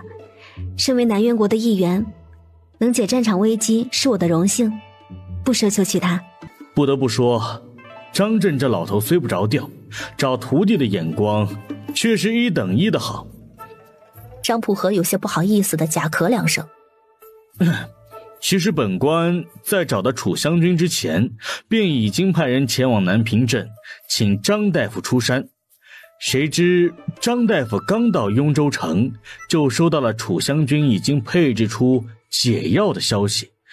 楚大夫看能不能将这老头给弄走。当然，后面这一句话他没有说完。楚月眉眼弯弯的搀着张正的胳膊。师傅，您出来也有些时日了，打算何时回家呀？老夫才不回去，这里多好啊！想吃什么，刺史大人都能给老夫弄来。尤其是他家小孙子手里的零嘴，很是精致呢。张普和额角抽抽，抬手扶额。这老顽固，从孩子手里抢吃食也不害臊，居然好意思提这事儿。楚月却知道，师傅特意将这件事提出来，肯定是有原因的。师傅说的也不难理解，看刺史大人的年纪，孙子辈的后辈肯定还不太多，家里当然养得精致啊。哼，确实是养得精致，难怪那孩子隔三差五生病。听张大夫此言，孩子养得精致对身体不好。张正满脸的傲气，一副不想搭理他的神情，转过头便笑嘻嘻地拉着楚月的胳膊往刺史府外走去。丫头，师傅听说雍州听雨楼中的烧鹅不错，咱们尝尝去。楚月回头朝着张普和眨了眨眼，转而望向拉着自己往前走的张正。师傅，刚才张大人问你话呢。张正微抬着下巴哼了一声，哼，理会那老小子做甚？他自己的事情自己找办法解决，老夫才懒得管。楚月笑得眉眼弯弯。那师傅还抢张大人孙子的零嘴呢？张正有些尴尬地摸了摸鼻子。你是如何得知的？我就知道。望着楚月满脸神气的模样，张正嘴边的胡子颤了颤。哼，还不是为师觉得孩子多哭一哭有好处。楚月了然，原来如此。他就说嘛，师傅就是嘴再馋，也不该惦记一个孩子的吃食才是。张普和一直望着师徒两人离开的背影，这会儿听见两人聊天的内容，眉头也微微的蹙了起来。来人，去找个大夫来给俊儿瞧瞧，顺便将张大夫刚才的意思与他说一说。依着那老头的别扭劲儿，这会儿就是将人抓来，他也不会多说一个字。是。很快便有下人领命往府外去了。楚月和张正来到了烟雨楼，点了一只烧鹅，又点了几个小菜，便坐在靠窗的位置等着了。师傅接下来是打算继续在雍州城住着，还是回家呀？张正拿起筷子，夹了一筷子凉菜，便往嘴里送。老夫既然已经来了雍州，便在这里陪你一阵吧，省得你被人欺负了去，回头你娘和你那两个小叔子得怪罪老夫了。哦，对了，还有那个臭小子，此次你在军营立了大功，虽然走得迅速，但这边的消息肯定还是会被送到京城去的。有他在这边看着，也没人敢在中间动手脚，冒领功名。楚月知道张正嘴里的臭小子说的是陆星河，他笑了笑，心底一暖。雍州城倒是比我想象中要繁华，正好我打算留在这分店帮忙，届时我在这里租个小院子，与师傅暂且在这住下可好？张正点头，行。师傅这些日子在刺史府，想必伙食不差吧？东西倒都是好东西，那味道还真就一言难尽。张正说着，拿起面前还冒着热气的大鹅腿咬了一口。味道不错。张正说完，再次咬了一大口。楚月望着他的模样，从面前的鹅肉上撕了一小块肉，在嘴里咀嚼着。好吃是好吃，但他总觉得还有改进的空间。师傅，等回去了，我给你做一只烧鹅尝尝。听到这里，张正突然觉得手里的鹅腿不香了。为何非得回去之后做？就在这里不行吗？楚月迟疑了片刻，如果能找齐食材的话，倒也不是不行。张正赶忙将手中的鹅腿扔下。找食材这事儿交给为师，都需要哪些东西你告诉我，保证给你弄得妥妥当当。成，咱先吃吧，等会吃饱肚子还得去找院子呢。张正望了眼消瘦了不少的小姑娘，拿起一旁的公筷给她夹了几筷子菜。多吃些，瘦得跟个猴似的，回头人家还以为为师虐待你了。楚月弯着一双眼，谢谢师傅。从听雨楼出来，楚月便先往红颜阁去了。他将陆长莲让他带的那只桃木簪交到了庄慧云的手中。堂嫂，这是长莲堂兄让我给你带来的。他说之前在家里就做好了，结果没来得及送给你，就被抓去军营了。他还让我给你带个话，他在战场那边一切都好，如今被安排在后方工部，负责战场上的兵士器械，相对安全很多。庄慧云捧着手中的桃木簪，眼眶微微的泛着红。我知道了，多谢弟妹，她还活着，太好了。堂嫂不必跟我客气。关于楚月这一传奇的事迹，在京城传得沸沸扬扬。陆星河就在京城，自是很快便得知了这一消息。他虽仍旧看着手中的书，思绪却早已经飘向了千里之外。小丫头倒是个闲不住的，竟蹦到战场去了。战场环境艰苦不说，危险系数也极高，不知她如今是否一切安好。再者，她怎么会突然跑去战场？想到战场上还有吴勇，陆星河的眸色沉了沉，手中的书也突然滑落，砸在桌上。正在研墨的阿吉一惊，差点将手旁的墨给打翻了。